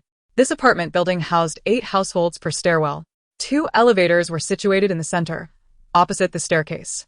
4 households were on each side of the staircase, rooms 01 to 04 on the left and 05 to 08 on the right, with doors facing one another. The corridor was a long, narrow stretch, 3 meters wide, providing ample space for the gathering. As Li Bing stepped out, 2 girls from room 1202 were already waiting outside, 1 tall and 1 short. They greeted her and gestured for her to stand beside them. From room 1204 emerged the male head of the household. His wife was likely at home tending to their child, who appeared to be only a year old and had just started walking. The child was well-behaved and hardly cried. The occupant of room 1203, directly opposite Li Bing, had not been seen by her in the 2 months since her arrival. She had assumed the unit was vacant. Today, A young boy, around 14 or 15, emerged, leaving her to wonder about the whereabouts of the adults in his household. Residents trickled in. A young couple from room 1205 also emerged, entwined in an embrace. The boy occasionally kissed the girl, prompting an audible scoff from her as they passed the 2 girls from room 1202. The short girl, unwilling to yield, shot a glance at the couple and remarked, "We're here for a meeting, yet you still cling to each other. Not everyone is like you, tomboy. Nobody wants you." The girl clung to her boyfriend, rolling her eyes dramatically. Just as the petite girl was about to retort, the tall girl shook her head at her, casting another glance at the couple, who fell silent. Recognizing the tall girl's imposing presence, reminiscent of a fitness instructor, her physique muscular and formidable, Li Bing observed with interest. The male in the couple lacked assertiveness, having hidden behind his partner during a dispute earlier, now allowing her to take the lead, and when confronted, he dared not speak up. The 2 university girls, however, were quite entertaining. The short girl, with her soft and adorable appearance, possessed a fierce tongue. The tall girl, robust and composed, remained steady, always shielding her shorter companion, a commendable ally, far more reliable than the boy across the way. Zhang Xingyan called out, "All right, everyone, quiet down. Let's commence the meeting." He spoke with a heavy heart. The situation is dire. Communication is severed, and the rescue team has yet to arrive at our complex today. This morning, I swam over to the property center with the building manager from the neighboring block, but it was deserted. We then visited the community committee next door, which was in disarray, and they told us to figure things out ourselves. What are everyone's thoughts? As soon as Zhang Xingyan's words fell, the residents in the corridor erupted into chaos. What about the government? Are they abandoning us? I warned you all that the apocalypse was upon us, but you didn't believe me. My home is on the 4th floor. The water is about to overflow. When will the rescue team come for us? We have no food left, just a few apples. That's hardly enough. My grandson is visiting for the summer and is now crying for meat. There's none left in the house. This was an elderly couple residing in room 908. Can we organize a group purchase? Everyone chip in and send a few people to buy some supplies. With that torrential rain outside and the water so deep, who would go out to buy? You? I can't swim. Even if you could swim, how far could you venture? We haven't eaten since yesterday. I had to borrow instant noodles from the neighbors. This was from room 1205. Nonsense. You were still eating snail rice noodles today. I could smell it, shouted the short girl from room 1202. You're the one talking nonsense. We didn't eat that. The girl from room 1205 retorted defiantly. It was you. I could smell it through the cracks in the door. The petite girl refused to back down. The entire corridor was a cacophony of complaints and arguments, resembling a boiling pot of chaos. Zhang Xingyan raised his hand for calm. Enough of the noise. I propose that we select a few men who can swim to scout the area nearby during the day tomorrow. Do you all agree? Agreed. I concur. Count me in. Since everyone was in accord, Zhang Xingyan asked those who could swim and felt physically capable to raise their hands. He raised his hand himself. Following suit, the male head from room 1204 raised his hand. I grew up by the sea. I've been swimming since childhood. Another middle-aged man in his 40s also raised his hand. Ding Ge, don't join in. Let the youngsters handle it. Someone nearby chuckled. Uncle Ding, though, was undeterred. Don't underestimate me. I'm a coach for the city swimming team. I know you're a coach, but swimming in a pool is not the same as swimming in floodwaters. Uncle Ding continued. When I swam in rivers, you weren't even born yet.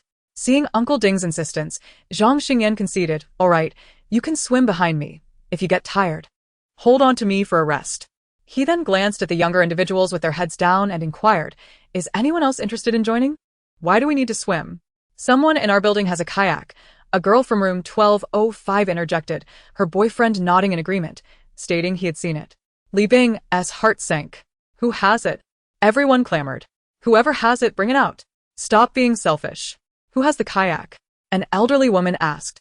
I don't know who it belongs to, but after the typhoon, one night I saw someone paddling a kayak out of the complex. They exited from our building. The girl explained, her boyfriend nodding along. A man then queried, but you didn't see them return? I am exceedingly fatigued and failed to notice. At that moment, I thought I was hallucinating, which rendered your words meaningless. A middle-aged woman scoffed. Perhaps they have gone out and not returned. Indeed, after all the effort to leave. Why would they come back? Maybe they have ventured out to seek sustenance. We could search the building. If there's nothing, we would know for certain. I'm in favor of the search. I concur. After all, I have nothing at home. However, searching the building might be illegal. I do not possess a kayak. Yet I oppose the search. The corridor instantly erupted in chaos. Chapter 25. Running out of supplies, Li Bing could not possibly confess that the kayak belonged to her. Admitting it now would lead to dire consequences. Others might think, since you own a kayak and ventured out after the typhoon, you must be hoarding substantial supplies. A rational person would think this way. Observing the quarrel among the residents, she noted that some were in favor of the search, likely because they genuinely lacked supplies and were unafraid of others' intentions. Conversely, those opposed, most vehemently represented by the young couple in room 1205 and the elderly couple in room 908, whose grandson was demanding meat, were quite adamant. Li Bing felt a sense of calm wash over her. With nothing at home, all her supplies were secured in her space, and her kitchen contained merely a few potatoes and sweet potatoes. Even a search would yield little. Although her small apartment had been altered in peculiar ways, she could easily attribute that to the landlord and previous tenants. Having only moved in 2 months prior, she had not made any modifications. Enough of the noise. The belongings of others are their own concern, and we have no right to search the building. Let us disperse. Tomorrow, the three of us will venture out to assess the situation and reconvene for discussion, Zhang Xingyan declared, prompting everyone to return to their homes. Upon returning to her apartment, Li Bing applied insulation materials and soundproofing cotton to seal her front door from the inside, then began practicing with a nail gun and archery. The bow and arrow, a weapon suited for long-range attacks, was particularly fitting for her, a woman of lesser physical strength. In contrast, the nail gun had a slightly shorter range, appropriate for closer encounters. After dinner, she nestled on the sofa, organizing videos on firearms and close-quarters combat, intending to begin practice once she felt better the following day. Today, with menstrual cramps sapping her strength, she opted against practicing her knife skills. Her study of close-quarters combat had been self-directed through instructional videos, training against a wooden post, which had led to slow progress. Despite her efforts, without practical experience and guidance, significant improvement remained elusive. Moreover, standing at only 160 centimeters tall and weighing 48 kilograms, she understood that in a physical confrontation with a male opponent, her chances of success were minimal due to the inherent disparities in strength and physique. Recognizing her limitations, Li Bing focused her current efforts on honing her archery and firearm skills, determined to neutralize threats from a distance. With firearms still classified as controlled weapons in the years preceding the apocalypse, she could only use them clandestinely. Ostensibly, she preferred archery and the nail gun, reserving the pistol for dire circumstances, as it remained a regulated item, and she wished to avoid attracting attention from higher authorities or facing dire consequences. She needed to maintain her safety while remaining discreet. Physical training could not be neglected, and once her cramps subsided, she would catch up. Li Bing retrieved a compact lady's pistol from her space, equipped with 50 rounds, and resolved to use them sparingly. She refrained from practicing at home, slipping into her space instead. Attempting to shoot at the wooden post, she missed. Reflecting on the instructional video, she sought to regain her touch and fired again, this time grazing the bark. Not wanting to waste ammunition further, she decided to refine her skills during actual confrontations. At 10 o'clock that evening, she took a shower in her space and lay in bed, mentally practicing chopping wood before drifting into slumber. When she awoke, the rain outside had diminished. After finishing breakfast, she spotted Zhang Xingyan and a few others swimming out of the community in a line. Feeling a renewed lightness in her body, she resumed her knife practice. After approximately 500 repetitions, Zhang Xingyan and his group returned to gather on the 12th floor for a meeting. This morning, Uncle Zhang, Xiao Meng, and I swam about 10 kilometers and discovered that everything outside is submerged. The nearby supermarket, market, shopping street, and school are all underwater. And we have not seen any rescue teams today. We can only rely on ourselves now, Zhang Xingyan said seriously. Good heavens, has the government abandoned us? Is this truly the apocalypse? Will we survive? My home is on the 4th floor, and the water has reached my knees. Why hasn't the rescue team arrived? Where is the government? We should seek them out. Voices clamored in confusion, turning the corridor into a cacophony reminiscent of a bustling market. As a retired soldier, Zhang Xingyan was acutely aware of the gravity of the situation. The relentless downpour continued, with water levels rising steadily. Following power and water outages, communication had also been severed. The absence of rescue teams over the past 2 days suggested they were likely awaiting orders from above. While rescue teams could afford to wait for directives, the residents of this building could not. The water had already reached the 4th floor, forcing neighbors to temporarily relocate to the corridor on the 5th floor. More critically, their food supplies were dwindling. Some homes had entirely run out of provisions, leading to borrowing from one another. Most residents in the building were young, accustomed to takeout, and seldom cooked. Even with an awareness of the need to stock supplies before the typhoon, they had only purchased instant noodles, river snails, and other convenience foods that deplete quickly. The urgent task at hand was to seek out resources. Otherwise, disorder would ensue within the building. Stop. Everyone, please listen to me. Zhang Xingyan interjected loudly, cutting through the noise. I propose we prioritize searching for supplies to meet our basic survival needs while actively contacting the government. Do you all agree? Agreed. I concur. I have no objections. The chorus of agreement echoed, though doubts lingered about how they would venture out amidst the flooding. Zhang Xingyan continued, this afternoon. Our primary objective will be to locate kayaks, speedboats, and other watercraft, as well as gather supplies to bring back for distribution. This is a moment of collective survival. I hope we can unite and overcome this challenge together. Those willing to join me, please raise your hands. This time over a dozen hands shot up. It appeared that the vast majority had recognized the severity of the situation and were no longer inclined to be idle. Li Bing regarded Zhang Xingyan, perceiving his inherent kindness. Ultimately, it was his compassion that had led to the demise of both himself and his mother. With his capabilities, had he chosen to disregard the fate of these individuals, he could have thrived in the apocalypse. He was exceptionally skilled, physically strong, capable of swimming, fighting, and reconnaissance, an ideal mentor. Yet, she realized that now was not the time to approach him for guidance. He was preoccupied with rescuing people from peril. In the end, Zhang Xingyan selected a few adept swimmers and arranged to meet on the 5th floor at 1 p.m. that afternoon. Chapter 26. Under threat, as Li Bing attempted to open her door to return home, a soft and lively voice called out to her, Miss from room 1201. Let us get acquainted. Turning around, she recognized the petite girl from room 1202. The girl then called over residents from rooms 1203 and 1204. We four are not just neighbors, but also directly across from one another. With our busy schedules, we haven't had the chance to engage in proper conversation. The girl introduced herself. My name is Han Jingjing, residing in room 1202, a student from the University's Department of Physics, currently in my 4th year. I live with a roommate. After introducing herself, Han Jingjing nudged a tall girl, signaling her to speak. Yu Shui, also a 4th-year student, studying in the Department of Sports. This was the first time Li Bing had heard the tall girl speak.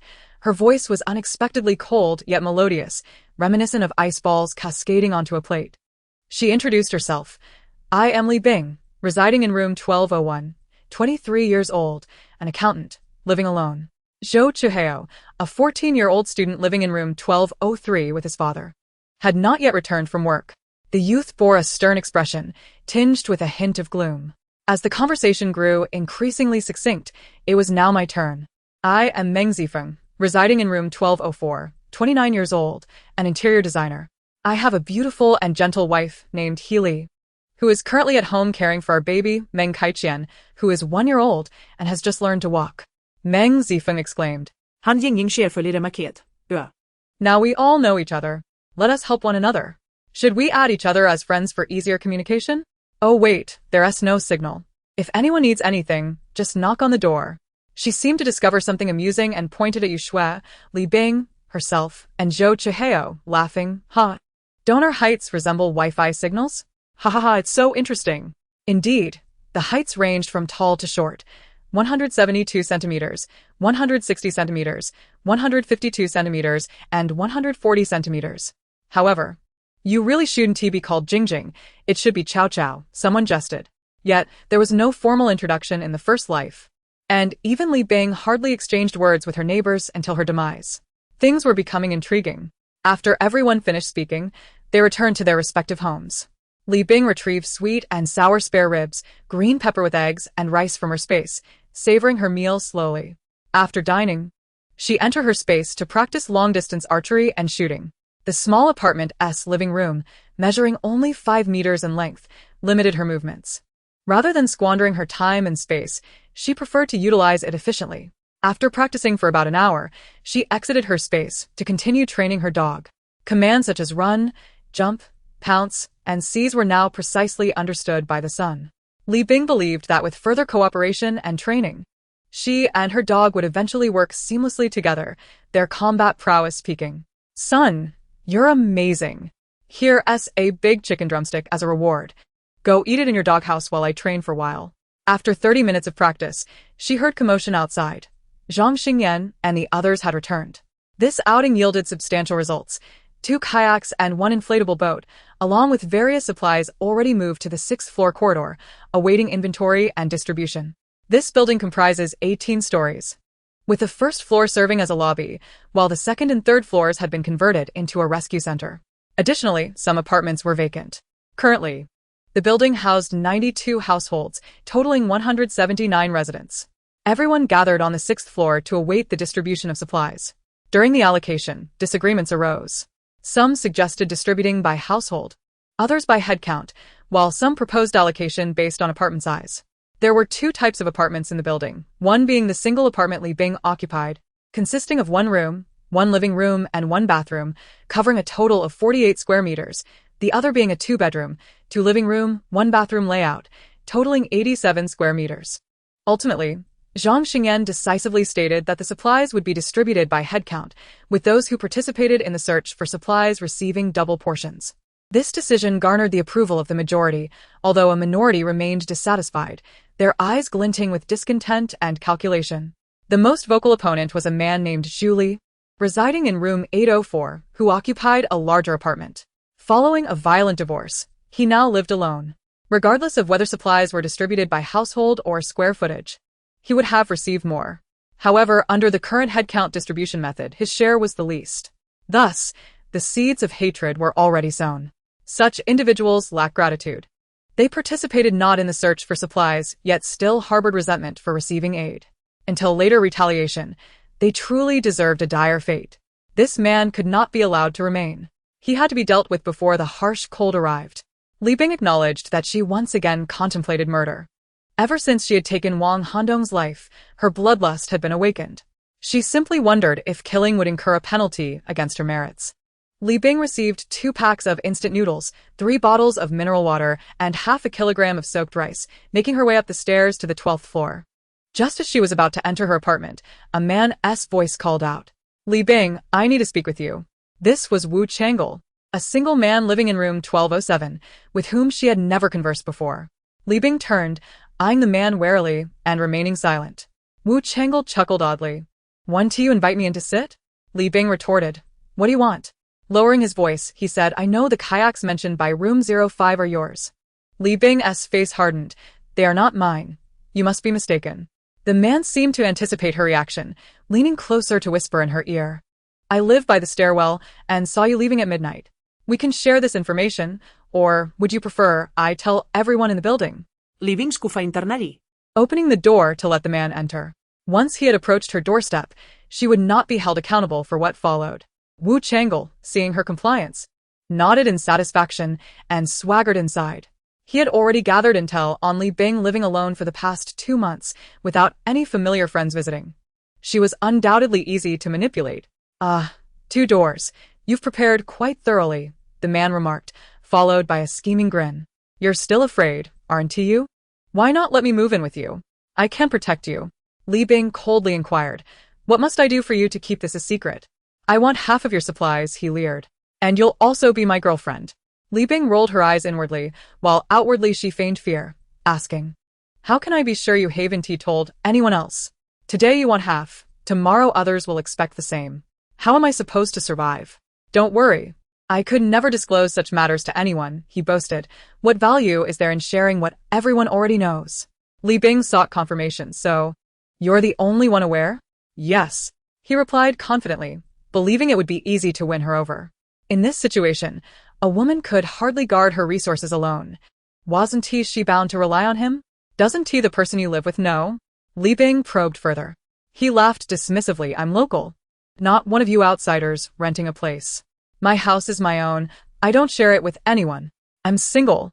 Now you can rest assured. Li Bing, having received the answer she desired, smiled back at him. Chapter 27.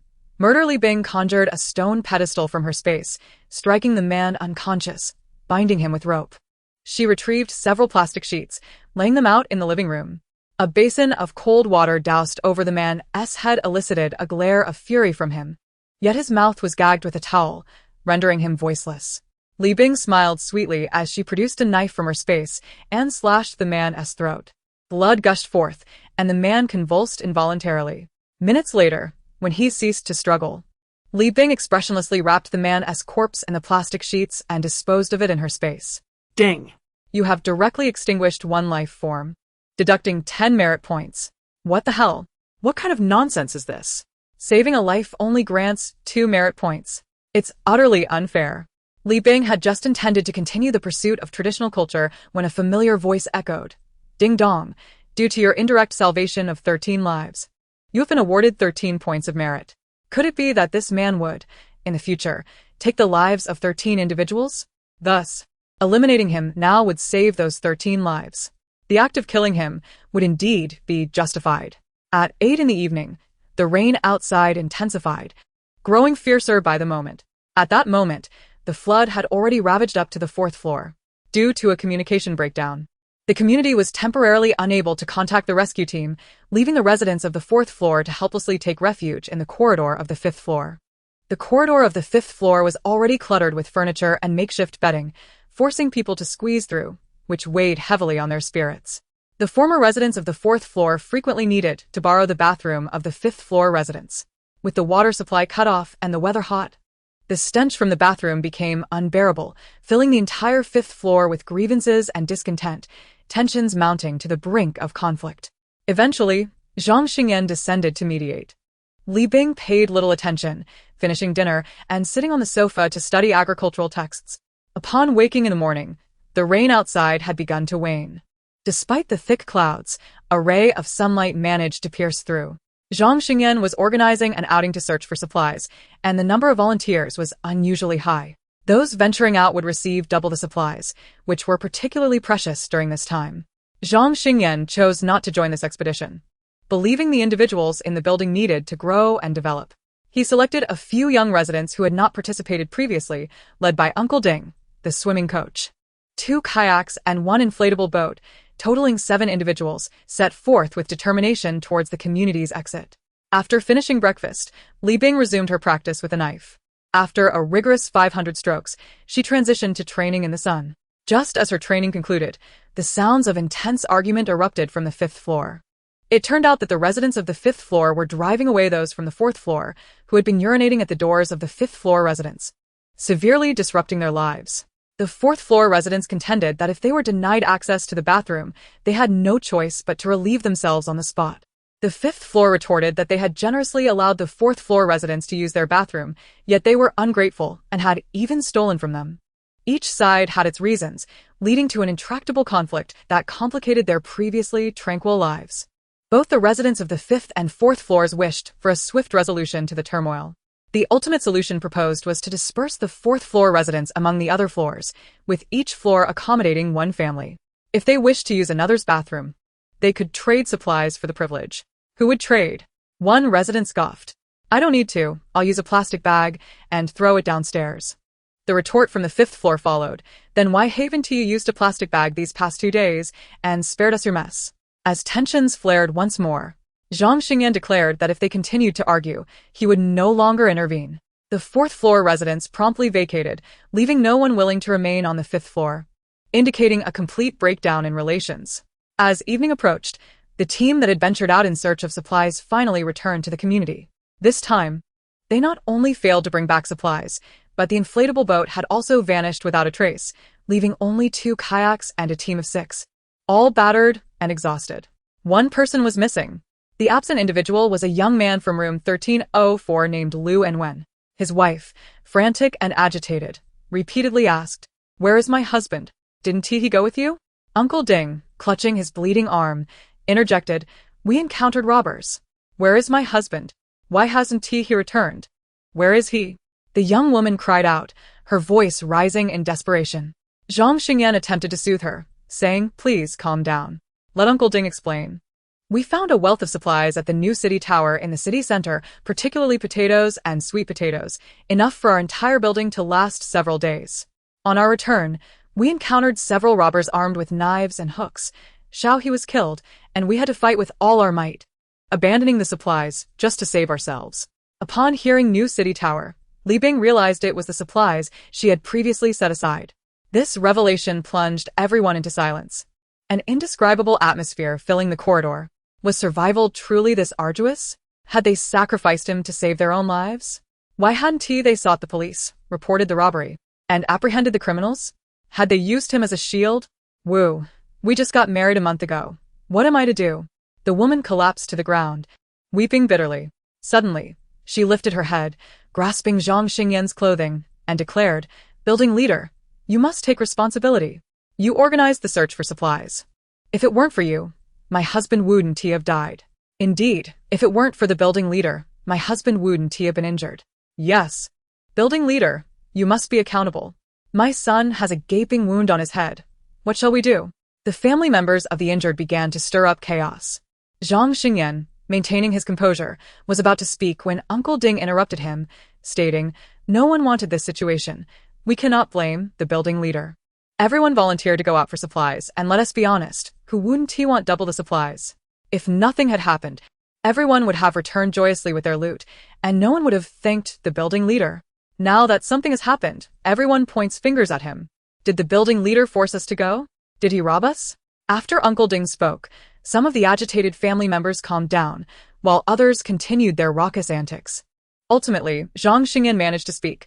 "I will donate half of all the food and medicine from my home to those who ventured out today." "You fool," Li Bing thought, feeling a headache coming on. In the first life before the extreme cold, they had not encountered any robbery. Back then, the primary source of supplies for the building had relied on a few residents skilled in swimming, who salvaged food from the flooded grocery store at the community entrance. Yet, at this moment, there were still those causing a ruckus. Chapter 28. The museum and the rice factory. Zhang Xingyan coldly declared, "Today, I have decided to step down as building leader and pass this role to someone more capable. For now, I will return home to gather supplies." Li Bing internally scoffed. "Sure, go ahead and stop being the building leader. Come be my combat coach instead." Several individuals blocked the building leader's path, refusing to let him leave. What nonsense. Zhang Xingyan is the only one just and selfless in this entire building. If he were to relinquish his position, who would care about their well-being? Building leader, you're not at fault. Please do not leave. We all trust you. Continue as our building leader. This is not your fault. Let us report this to the police. Uncle Ding added, "Building leader, today is not your fault. It's the fault of those villains. Who could have anticipated they would dare to rob and kill?" You must continue as our building leader. I, Old Ding, support you. Zhang Xingyan felt a pang of coldness in his heart, but could only say, I will act as the building leader until the government takes over. He returned home and gathered half of his food and medicine. Additionally, each family in the building contributed a bag of dry rations to be shared with those who had ventured out for supplies that day. The woman who had lost her newlywed husband received half of the provisions. Be frugal. This will last a month. Li Bing returned to her small apartment, had dinner, practiced archery and marksmanship for 2 hours, and then went to bed. That night, the entire building was extraordinarily quiet, save for the sound of rain. At 11 o'clock, she quietly slipped out of the community. She had to thank the discord between the 4th and 5th floors. Now, the corridor of the 5th floor was empty, everyone having relocated to other floors. Li Bing piloted the inflatable boat to the museum in the west of the city. This museum was nestled within a vast expanse of grass, distanced from the clamor of the city, harmoniously intertwined with nature. It spans an impressive area of 180 acres, featuring an expansive construction scale with a total floor area reaching 200,000 square meters, making it the largest of its kind in the province and a landmark of the city.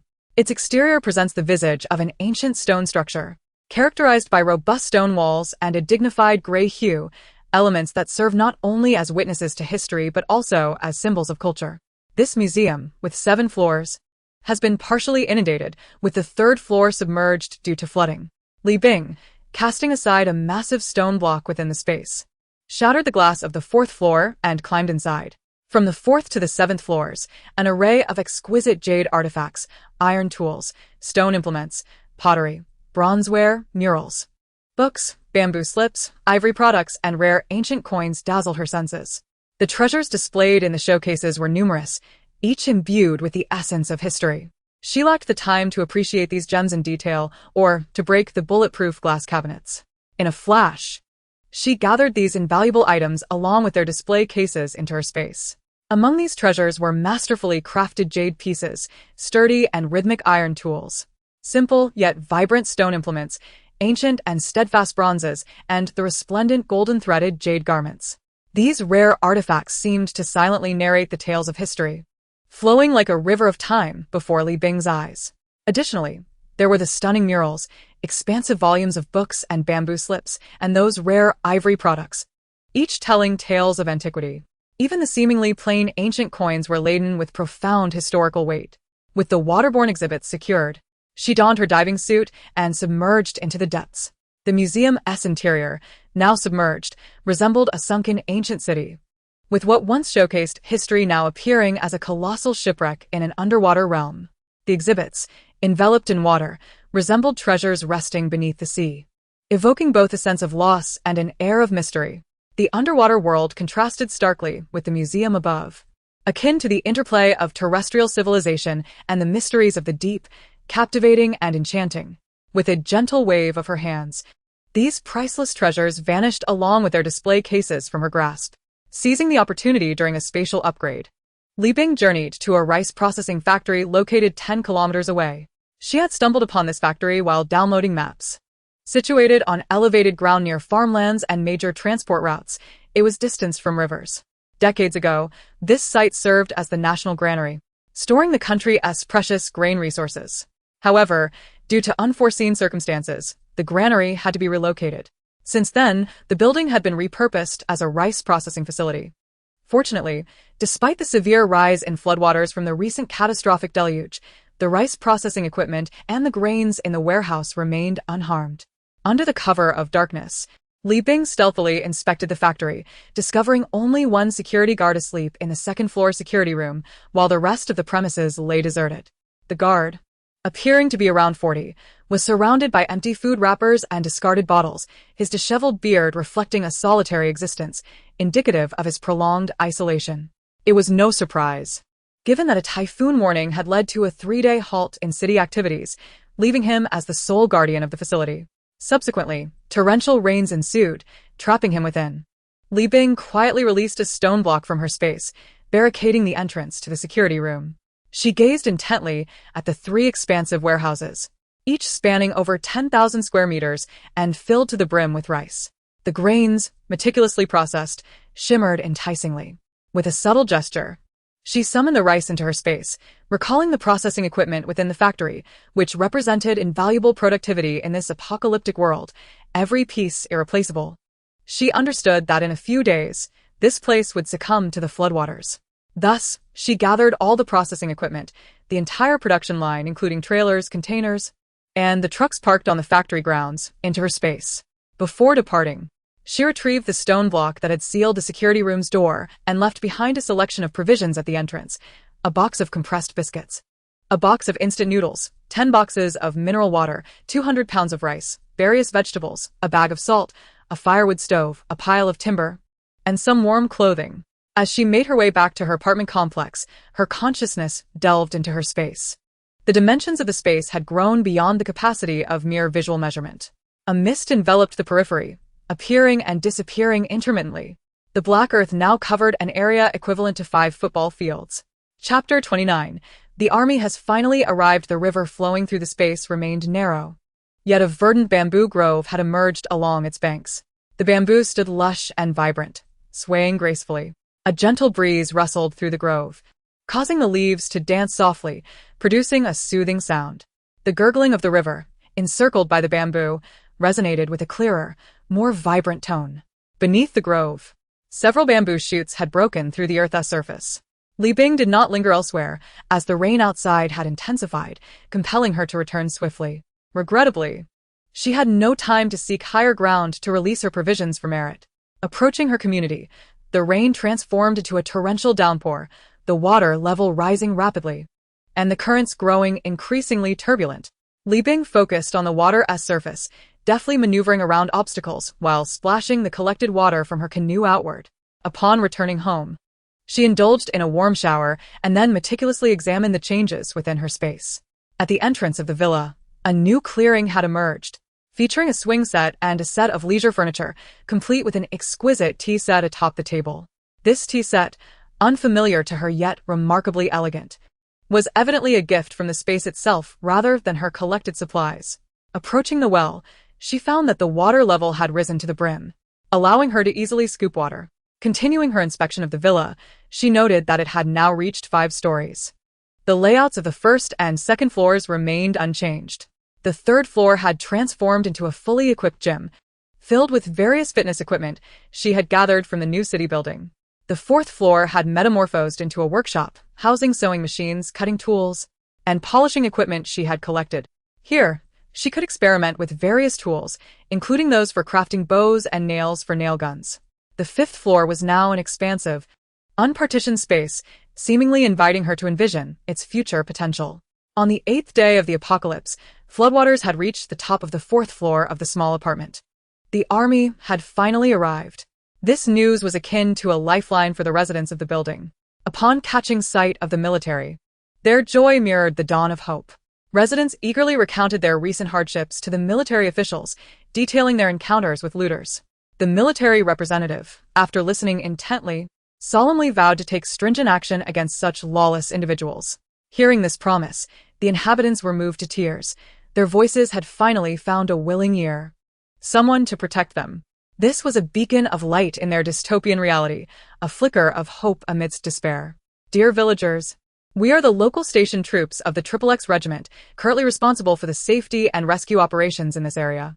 Due to the urgent need for temporary shelters and limited resources, we cannot accommodate more residents from upper floors for the time being. We ask that each floor leader make proper arrangements for those affected. Now, we request all residents to bring their identification cards to the 5th floor to collect supplies. Originally, the residents who were tidying up their belongings and preparing to leave the corridor of the apartment suddenly heard the news that the rescue team would not accept affected individuals. Their spirits plummeted instantly. The thought of enduring countless nights in the corridor, beset by mosquitoes and scorned by the original residents amidst numerous inconveniences, made life seem utterly devoid of hope. Yet, protest was futile. They could only exhale angrily. Li Bing held her identification card, standing behind Yu Shui and Han Jing, and the entire line was eerily silent. The populace held an innate respect and trust for the military, as if their presence guaranteed safety. The arrival of the military signified that the government had not abandoned them. Li Bing received 5 packs of compressed biscuits, 2 bottles of mineral water, 1 pound of rice, 4 packs of instant noodles, and 1 packet of water purification tablets. Enough provisions for a week.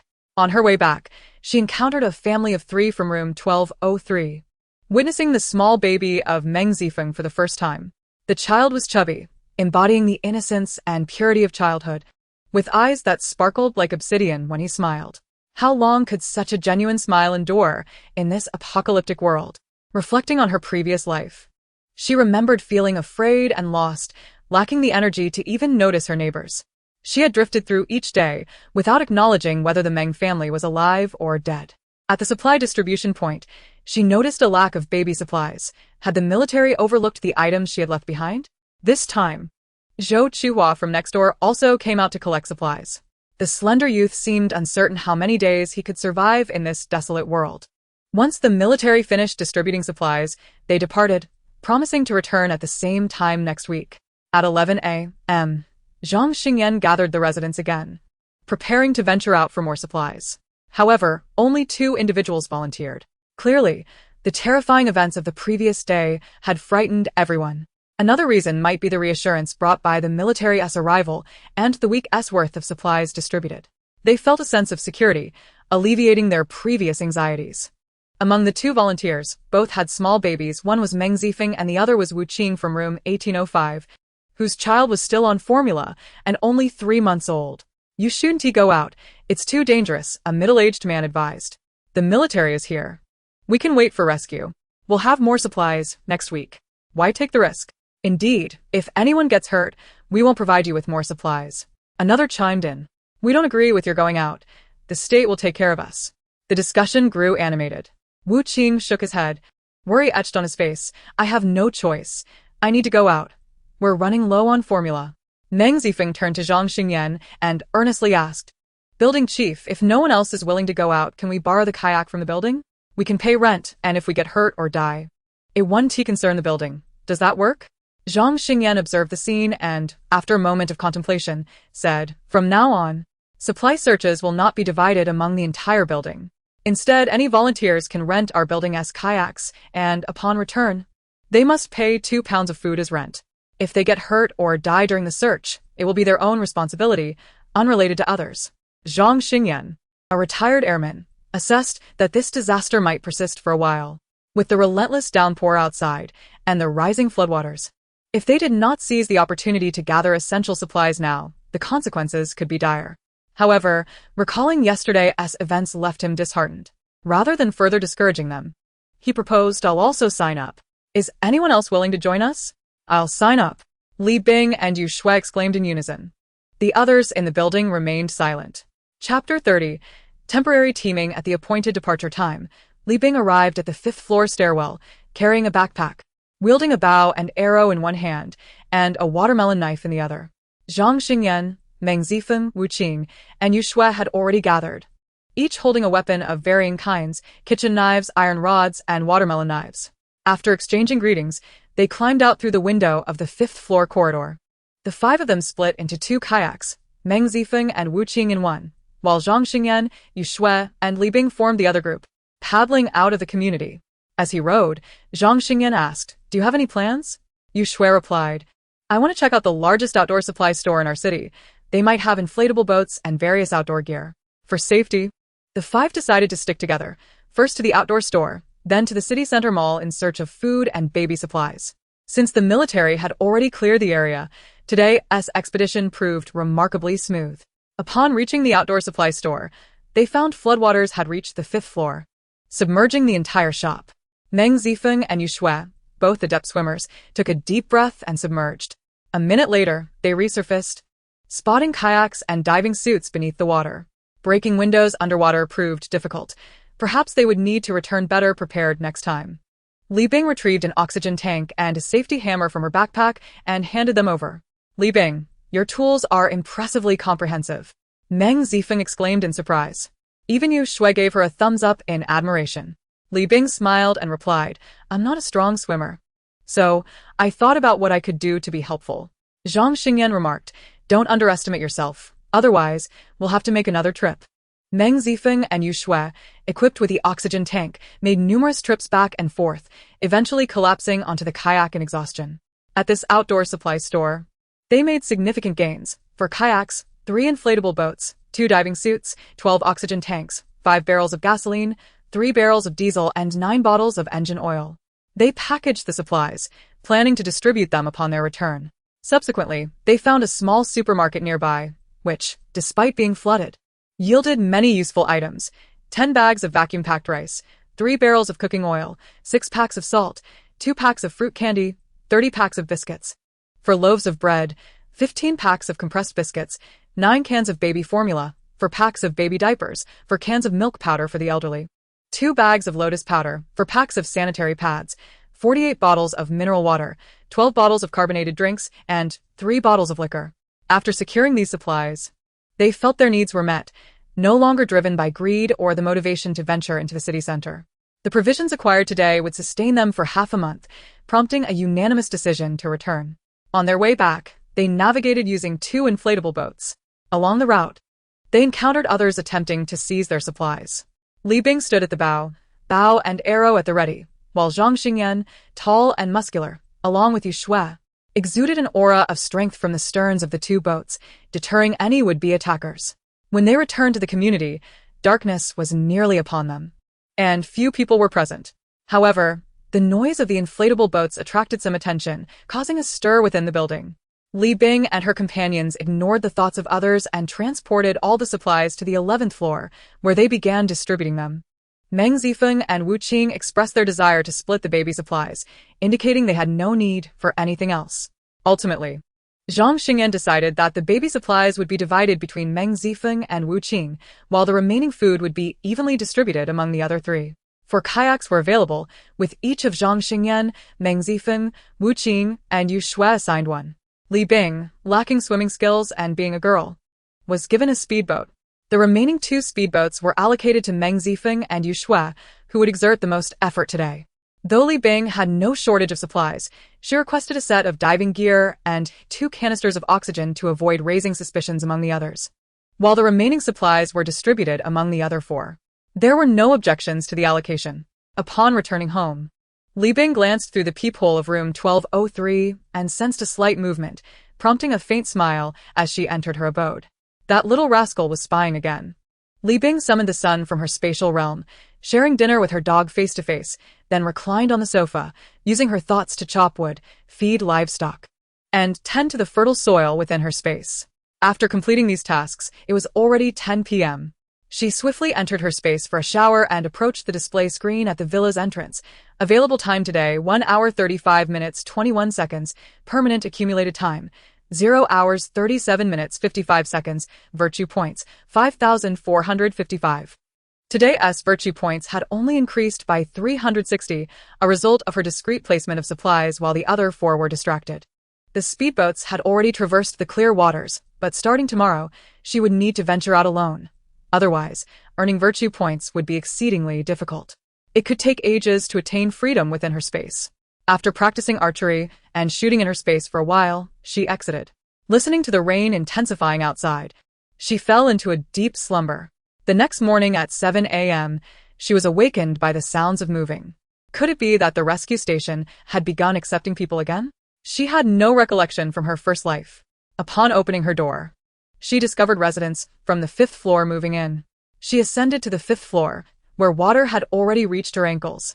An amusing incident occurred as the 5th floor movers were mocked by the original 4th floor residents, who were already inhabiting the corridor and refused to accept them.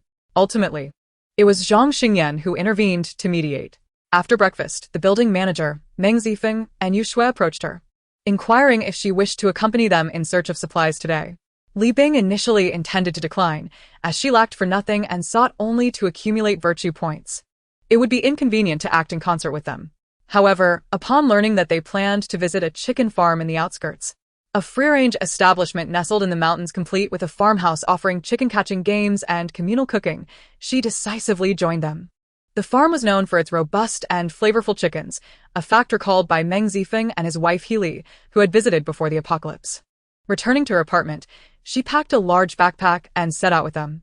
It seemed they tacitly agreed not to invite Wu Qing, who had boasted the previous night about his heroics in leading the others to uncover substantial supplies and was now basking in the admiration of his neighbors. What a fool.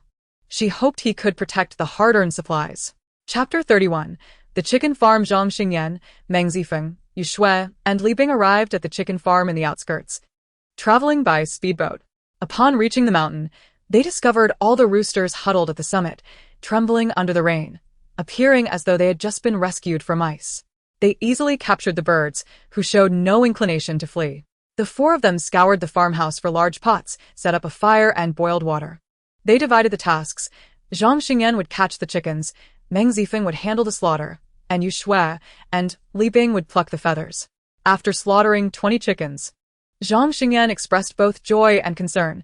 This one Tidu, we have no electricity at home. How will we preserve these chickens? Li Bing suggested. Why not make chicken jerky? Without hesitation, they set to work, as Yu Shui and Li Bing continued plucking feathers. Zhang Xingyan and Meng Zifeng sought materials for a makeshift shelter to protect the drying jerky from the rain. Li Bing produced 4 masks from her backpack, as the odor was overwhelming, prompting compliments from her companions for her thoughtfulness. When she retrieved salt, 5-spice powder, Sichuan pepper, and chili powder, they were no longer surprised. They toiled all day making chicken jerky, and by nightfall, they could hardly endure the stench. They had only completed half.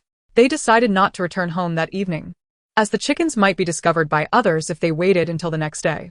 After a brief rest, they munched on some dry rations and drank water. Meng Zifeng sighed. I wonder if Healy is scared at home all alone? Yu Shui chimed in. I didn't tell Jingjing I would be staying out overnight. Zhang Xingyan added, my old lady is probably waiting by the window for my return. Li Bing remarked, I deserve to be alone. The three glanced at her, and she had no choice but to maintain the formation. My dog is likely worried and unable to sleep, waiting by the door for me, she added, deliberately revealing her dog ownership. The sun would eventually shine. Besides, her bond with the dog had grown stronger. Revealing this was also a form of intimidation. Yet, at that moment, she knew the dog would not be concerned for her. Impossible. Absolutely impossible.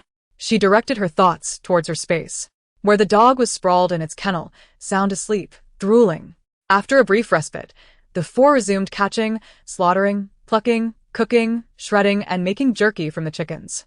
By 3 a.m., aside from the 60 fresh whole chickens left behind, all the roosters had been transformed into jerky, totaling approximately 2,000 pounds. Meng Zifeng, anxious about his wife and children at home, wished to return quickly. Zhang Xingyan suggested that 2 of them transport the supplies back while the others went up the mountain to chop wood. With water and electricity cut off, everyone relied on cold food, making illness a real risk. Moreover, as clean drinking water dwindled, people would inevitably resort to rainwater, which, even with purification tablets, needed boiling before consumption. Li Bing offered to transport the chicken meat back herself, but the other 3 initially disagreed. Although it was night and nearly deserted outside, who could guarantee safety? She drew her bow and shot an arrow at a tree 10 meters away, hitting the target. Then, with her nail gun, she fired at a mushroom 5 meters away, successfully striking it again. Her companions expressed confidence in her ability to transport the supplies alone, and they ascended the mountain to chop wood. Li Bing piloted the speedboat out of sight of the 3, placing all the jerky and whole chickens into her space. Along the way, she discovered several high points to distribute the supplies. This time, she hid them in scattered, concealed locations to prevent anyone from claiming them all at once. Ding. You have indirectly saved 23 life forms, earning 23 virtue points. Ding. You have indirectly saved 102 life forms, earning 102 virtue points. Ding. You have indirectly saved 98 life forms, earning 98 virtue points. With a substantial influx of virtue points, Li Bing exchanged for 10 hours of permanent accumulated time, storing it in her space to safeguard against unforeseen dangers. This time, she felt no pang of regret. Today's available time, 1 hour 59 minutes 59 seconds, permanent accumulated time, 10 hours 37 minutes 55 seconds, virtue points, 7,511. Li Bing gazed at the display screen, a satisfied smile gracing her lips. She donned her diving suit near the community and stealthily returned to her apartment. First, she placed all the items in the living room of room 1202, then quietly visited the other 3 households to inform them not to worry. Their families would return with firewood later. Han Jingjing, upon hearing about the tree-cutting expedition, insisted on joining to help. One cannot simply remain sheltered at home. indulging in idle comforts while Yu Shui braves the dangers of gathering supplies alone.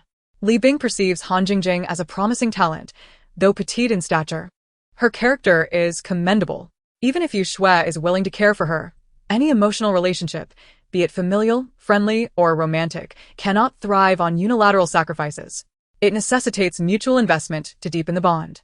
When Li Bing escorted Han Jingjing to Chicken Mountain, Zhang Xingyan and others had already felled 3 trees with axes. These trees, with their thick trunks, were markedly different from those Li Bing had chopped on Qingyuan Mountain.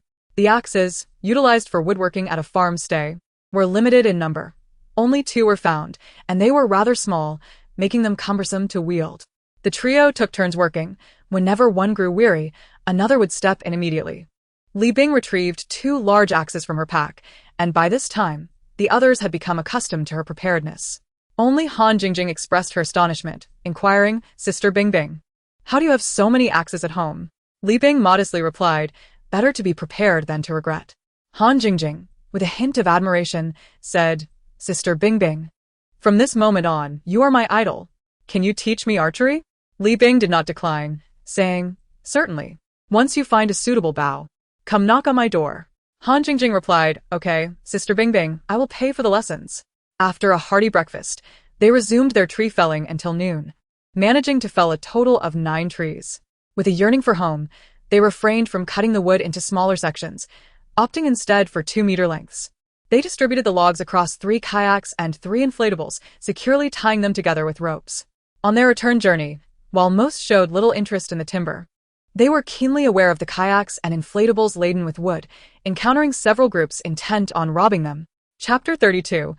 Wood and Reservoir. Li Bing tightened her bowstring. Standing at the bow of the first inflatable, confronted by those with nefarious intentions, she released an arrow that landed near their feet with a soft thud, momentarily intimidating them.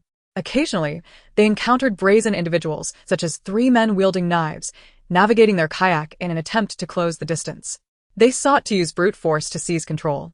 In response to this provocation, Li Bing raised her nail gun, striking true and puncturing their kayak. The vessel deflated rapidly, eliciting startled cries from the 3 men aboard. One of them, flailing in the water, shouted, "Help! I can't swim," but quickly began to sink. Notification: you have indirectly extinguished 1 life form, deducting 5 points of virtue. Notification: you have indirectly saved 14 life forms, earning 14 points of virtue. At this moment, the other 2 men, armed with sharp blades, attempted to swim over and continue their assault on the inflatable.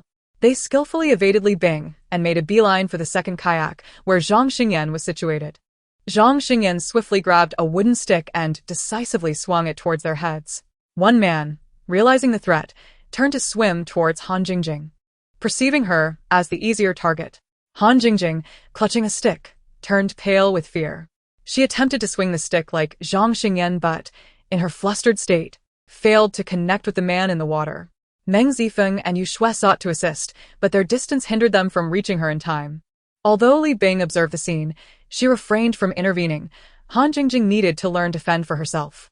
As the man-south knife drew perilously close to the inflatable, Han Jingjing resolutely called out, "Sister Bing Bing, please shoot him." Li Bing, waiting for Han Jingjing's earnest plea, drew back her bowstring and released an arrow, sending the man plunging beneath the surface. Notification: you have directly extinguished 1 life form, deducting 10 points of virtue. Notification: you have indirectly saved 55 life forms, earning 55 points of virtue. What a boon! The act was justified. This marked Han Jingjing's first encounter with the harsh realities of the apocalypse, witnessing death firsthand. Yet, she felt no fear, only an intensified admiration for Li Bing. She aspired to become like Sister Bing Bing, independent, courageous, formidable, and kind. Had Li Bing known of Han Jingjing's assessment, she would have found it amusing. She was not kind, merely driven by the pursuit of virtue. Li Bing scrutinized the expressions of everyone present, including Zhang Xingyan, noting only gratitude for their survival, devoid of any fear towards her. Excellent. These individuals posed no threat and could serve as temporary allies. The group returned to the community with 6 boats full of timber, only to find the floodwaters had risen to the 5th floor, necessitating their return through the 6th floor corridor window. The residents in the corridor watched as they struggled to unload the timber from the boats and then laboriously transport it to the 11th floor, mocking them with laughter. Song Tiandong, lounging on a mat in the sixth-floor corridor, remarked, after 2 days and a night out, "Did you expect to bring back an entire supermarket? Look at all this useless wood. Ha ha ha." Another chimed in, exactly. In 30-degree heat. You went out for wood? What were you thinking? Though most residents derided their apparent waste of time and effort, a few recognized the significance of their endeavor and promptly borrowed kayaks to seek out wood for boiling water. While Li Bing and her companions were on the 11th floor distributing the timber, they convened to reevaluate their allocation strategy. They resolved that moving forward, whenever they ventured out as a team to gather supplies, the distribution would be equal among all members. This change emerged from their realization that under traditional distribution methods, determining a fair standard based on individual contributions was challenging, and that quarreling over minor gains could jeopardize the team's longevity. They believed that as a cohesive unit, cooperation was essential rather than individualism. Equal distribution of resources would guarantee that each member's fundamental needs were met while maintaining harmony and stability within the group. Thus, the timber was divided equally among the 5 of them. Later, during the 12th floor distribution of whole chickens and chicken jerky, Han Jingjing, having not participated in the gathering or preparation, was excluded from the allocation. The jerky was divided into 4 portions, with Zhang Xingyan, Yu Shui, Meng Zifeng, and Li Bing each receiving approximately 500 grams. The total of 60 whole chickens was divided such that Li Bing received 39, while each of the others received 7. This arrangement had been agreed upon when Li Bing provided the seasoning. No one raised any objections. Otherwise, the resulting jerky would lack flavor and the necessary salt for preservation. After securing the timber and whole chickens in her space, Li Bing enjoyed a cup of ginger tea before stepping into the shower for a hot bath. Having been drenched throughout the previous night, she felt utterly exhausted and fell asleep without eating. At 11 o'clock that night, Li Bing was awakened by her alarm and noticed the rain had subsided. She casually nibbled on a chicken leg and ate 2 rice balls before leaving the community. Tonight, she intended to venture to the reservoir to fish. This reservoir had been discovered the previous night while she was scouting higher ground for storage. She had spotted it with a spotlight. At that moment, she noted the dam was quite high, and schools of flower carp had not yet escaped. Had she delayed her visit by another day, the reservoir would likely breach, wasting countless fish. These carp had grown substantial, each weighing over 10 pounds.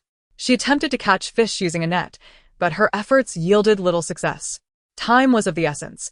She could not afford to search for instructional videos and instead opted to capture the water from the reservoir alongside the fish into her space's small river. Prior to this, she collected the shrimp and crayfish from the small river in her space and placed them in a tank within the breeding shed. However, she soon discovered that the original tank could no longer accommodate them, as their numbers had more than doubled. She recalled not having so many, so she could only first locate 2 water towers to place the remaining shrimp and lobsters inside. It appeared that the creatures in the small river of her space were reproducing at an astonishing rate. She plunged her hand into the water, and it took a full 3 hours to gather all the water and fish from the reservoir. Looking around her space, she noticed that what was once a narrow stream had now transformed into a broad river, its water surging and swelling, with its width having increased by dozens of meters. On the surface of the river, a few flower carp leapt joyously from the water, showcasing their graceful forms, creating ripples as they splashed back down. On her way back, she sought out some elevated spots to disperse 5,000 gene of rice, along with some clean drinking water and other food supplies. Ding! You have indirectly saved 66 life forms, earning 66 points of merit. Ding! You have indirectly saved 183 life forms, earning 183 points of merit. Chapter 33. Logistics Vehicle Blind Box. Li Bing returned to her community under the cover of night, where the flood had already reached the 6th floor. The residents on the 6th floor were busy moving their belongings amidst the chaos, and she took the opportunity to help carry furniture back to her own home. After taking a hot shower and sipping a cup of warm pearl milk tea, she delved into her space.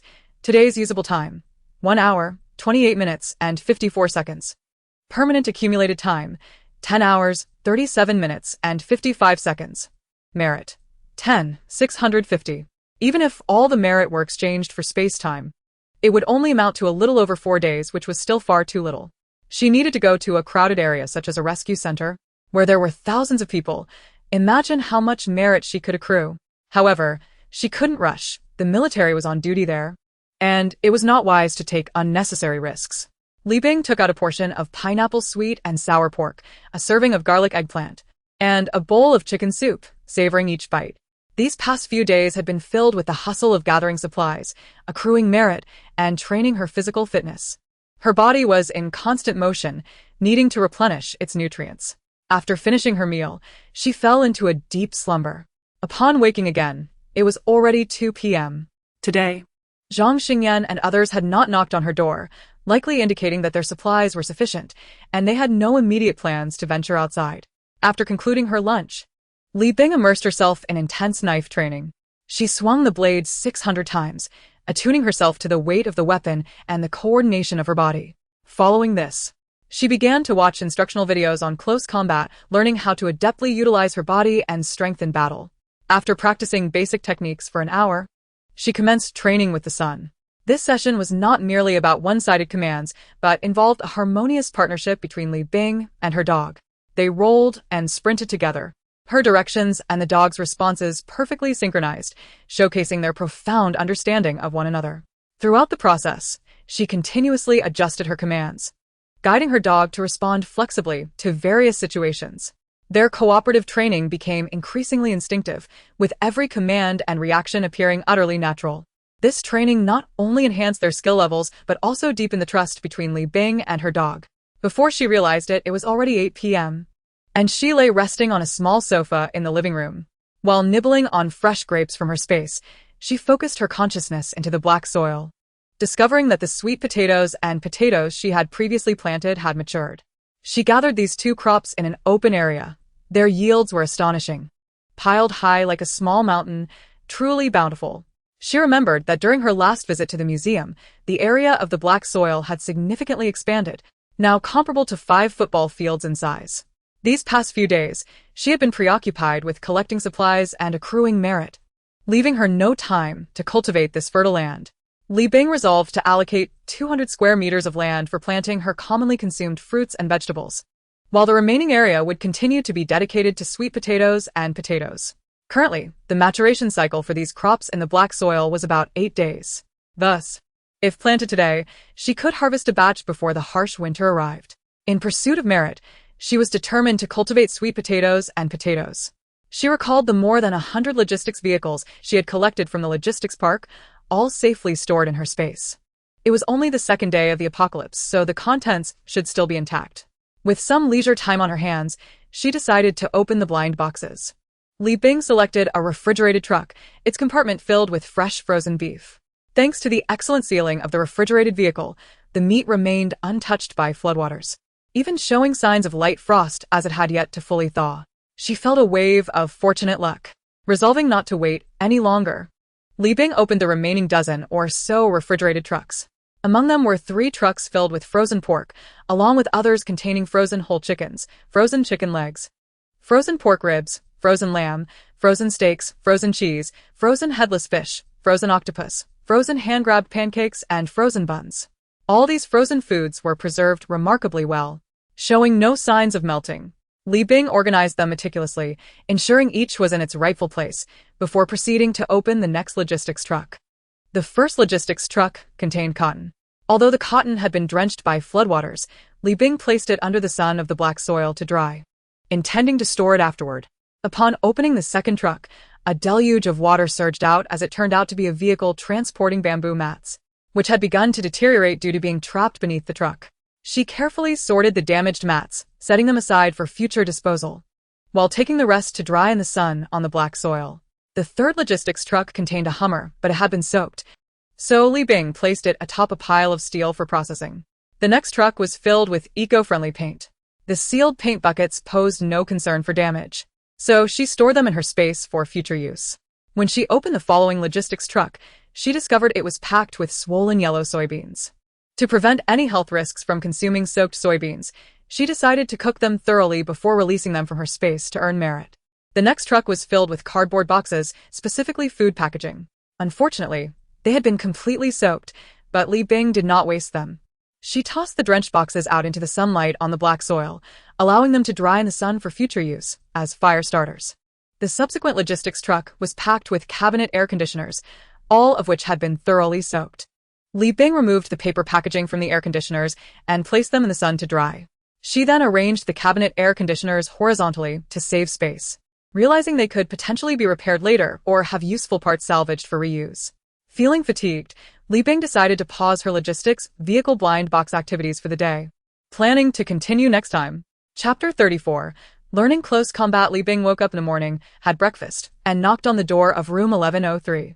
Zhang Xingyan, Dressed in black athletic attire and glistening with sweat, seemed to have been exercising. Li Bing, what a surprise. Come in and sit. As she stepped into the living room, she noted the home's decor was both simple and elegant, likely reflecting Zhang Xingyan's individual taste before his mother moved in. Adding personal touches like floral air conditioner covers and checkered sofa covers, infusing warmth and color into the otherwise minimalist design. In one corner of the living room, there were various exercise equipment and books, alongside a modest pile of supplies, not overly concealed. Wiping the sweat from his neck, Zhang Xingyan asked, "So, what brings you here?" After Li Bing sat down, she said, "Brother Zhang, I wish to learn close combat from you, and I can pay by the hour." Zhang Xingyan looked surprised. "You're just a young girl. Isn't archery enough? This is a very grueling endeavor." Li Bing gazed out the window. "Brother Zhang, you must have noticed. Things outside have already begun to descend into chaos." Zhang Xingyan sighed. "Yes, I have noticed, but I am reluctant to accept it." He paused. "I can teach you, but you must promise me not to use it for nefarious purposes." Li Bing ne arnas linuda, I promisa. They agreed on a daily 2-hour lesson, to be held in the living room of room 1103, with a tuition fee of 50 kilograms of grain per month. Zhang Xingyan inquired, "When shall we begin?" Li Bing replied, "Today." As he moved the coffee table to the corner of the living room, Zhang Xingyan explained, "Close combat is a martial art that involves physical contact, encompassing various styles and techniques, such as boxing, judo, wrestling, and karate. Let's assess your foundation today. Now, attack me."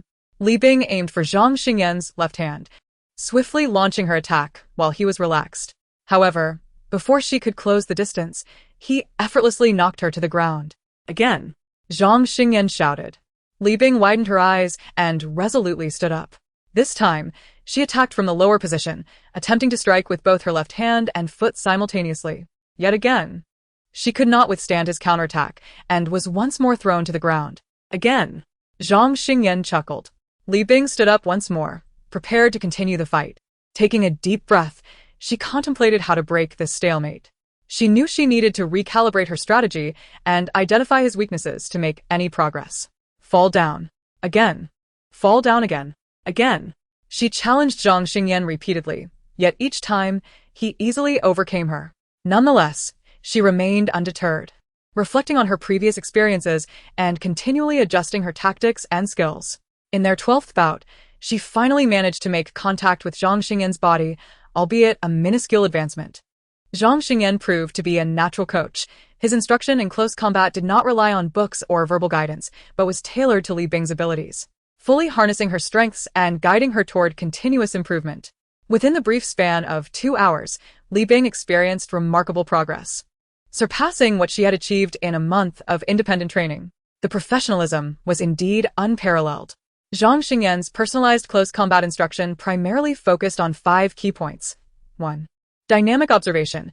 He first taught Li Bing how to maintain sharp observation in combat to promptly notice her opponent's movements, allowing her to seize advantageous moments. 2. Quick reaction. Zhang Xingyan underscored the importance of rapid response and imparted methods to train her reaction speed, such as multi-against-one simulation exercises. 3. Risk avoidance. He instructed her on techniques to evade danger in close combat, including how to dodge attacks and control distances. 4. Strength utilization. Zhang Xingyan guided Li Bing on how to maximize her combat effectiveness by leveraging her own strength as well as that of her opponent. 5. Combat psychology. He encouraged her to cultivate a robust mental fortitude, such as maintaining confidence when facing formidable foes and remaining calm under pressure. Through this targeted guidance, Li Bing made a qualitative leap in her understanding and mastery of close combat. Exhausted, she returned home and collapsed onto the sofa. Her consciousness drifted into the space, tending to the various livestock in the breeding shed. For hens, which laid eggs daily, produced between 4 and 6 eggs each day. There was also a pair of rabbits that had already given birth to a litter of 8. Additionally, there were 2 pigs discovered on Qingyuan Mountain. a loving couple whose combined weight now exceeded 300 pounds. It was anticipated that these pigs would breed more offspring, providing Li Bing with an abundance of fresh pork. The thought of making roasted pork belly, braised pork, sweet and sour ribs, corn rib soup, and braised pig's feet with yellow beans made her mouth water.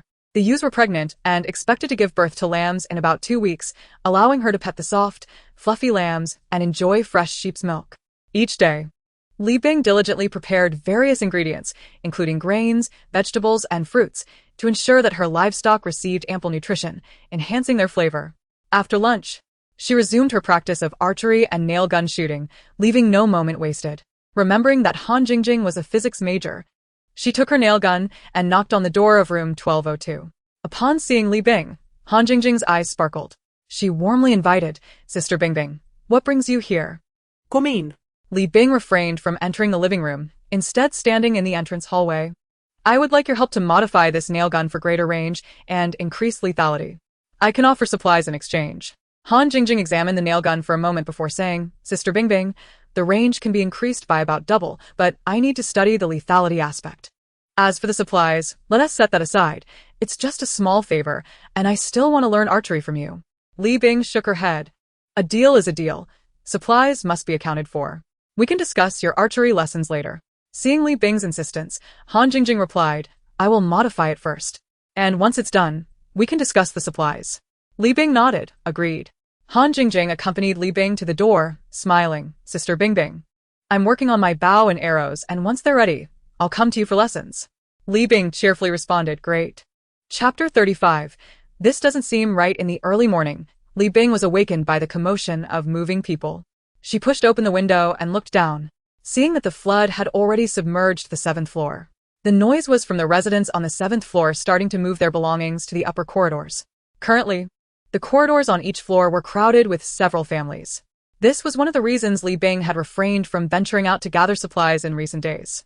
She did not wish to become a target. Another reason was her urgent need to enhance her combat skills for personal safety. At 9 o'clock, after a simple breakfast, she arrived punctually at Zhang Xingyan's doorstep and gently knocked on the door. The door gradually opened to reveal a warm, smiling elder, Zhang's mother. Her hair was somewhat graying, and her affection for her younger generation was evident in her expression. Zhang's mother smiled. "Come in. I've heard Xingyan mention you. You're here to learn today." Upon entering the living room, Li Bing saw Zhang Xingyan running on a treadmill. "Li Bing, wait a moment. I'll be done shortly." Zhang's mother placed a glass of water in Li Bing's hands and kindly said, "Bingbing, sit down. Let us chat for a bit."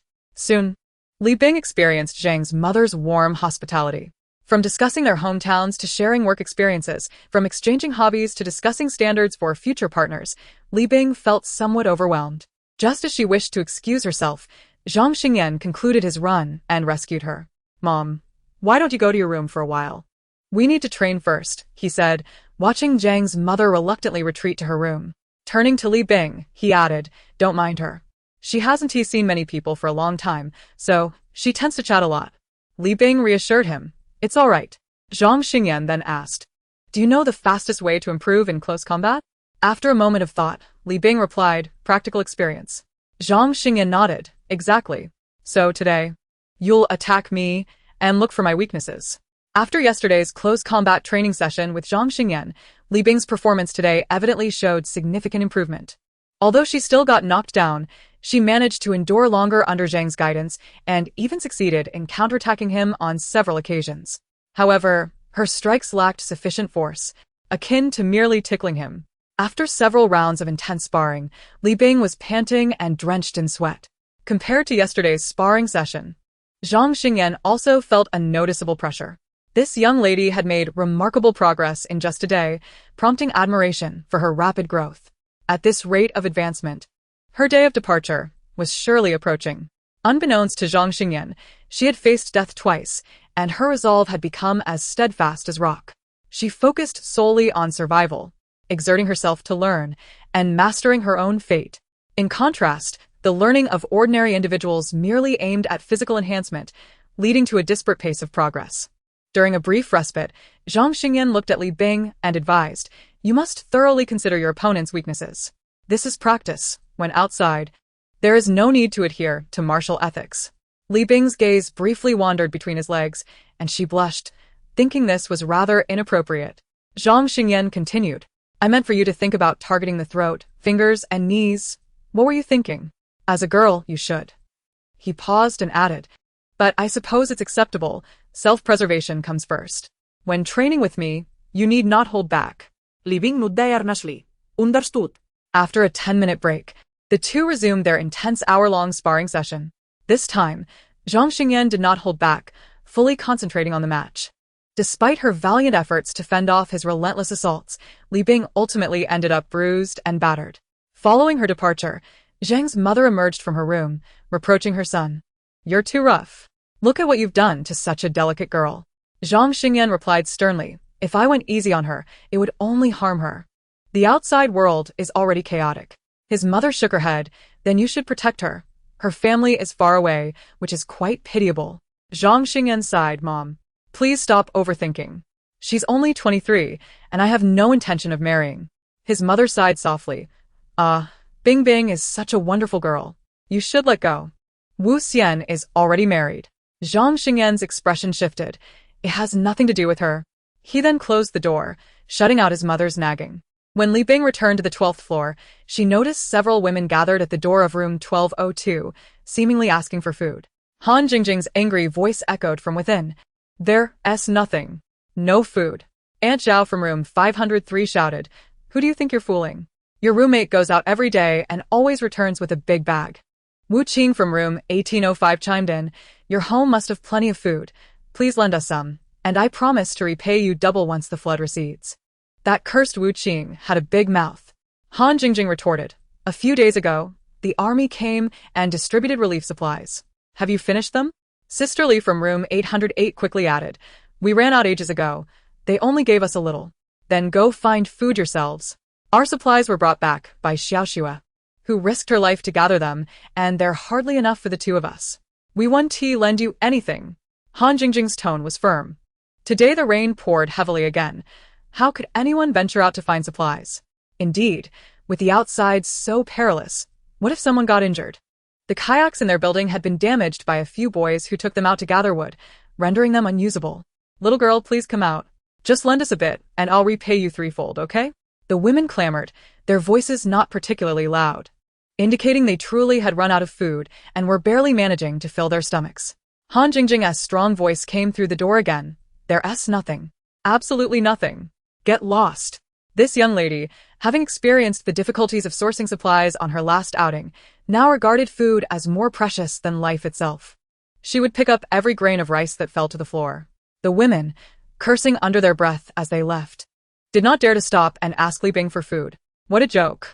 The whole building had heard that she was an expert archer, incredibly accurate. And now she was training in close combat with the building manager. They certainly did not want to provoke her.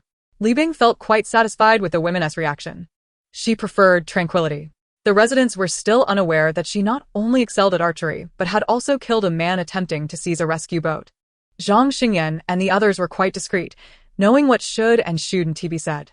In truth, Li Bing had not instructed them to keep it a secret. They simply understood the importance of discretion. Upon returning home, Li Bing had lunch, reviewed the key combat points emphasized by Zhang Xingyan, and then continued her archery practice, honing her skills with a nail gun, training alongside the sun for an additional hour. Chapter 36, A Life Taken 1. The atmosphere in the building grew increasingly tense. Some residents had already consumed the government-issued relief supplies, and there were still 2 days until the next distribution by the military. They set their sights on rooms 1202 and 1204, believing them to be well-stocked due to previous outings, and thought they would be amenable to requests, only to find the doors firmly shut. That evening, a group gathered at the entrance of Zhang Xingyan's room 1103, seeking an explanation. Uncle Ding, feeling somewhat embarrassed, addressed Zhang Xingyan. We feel awkward asking you for food, but we genuinely have none left at home. Zhang Xingyan inquired, Uncle Ding, surely your supplies should suffice? Uncle Ding replied with a bitter smile, A few days ago, my nephew and his family moved back from the relief station. The conditions there were poor, and there was no room for them.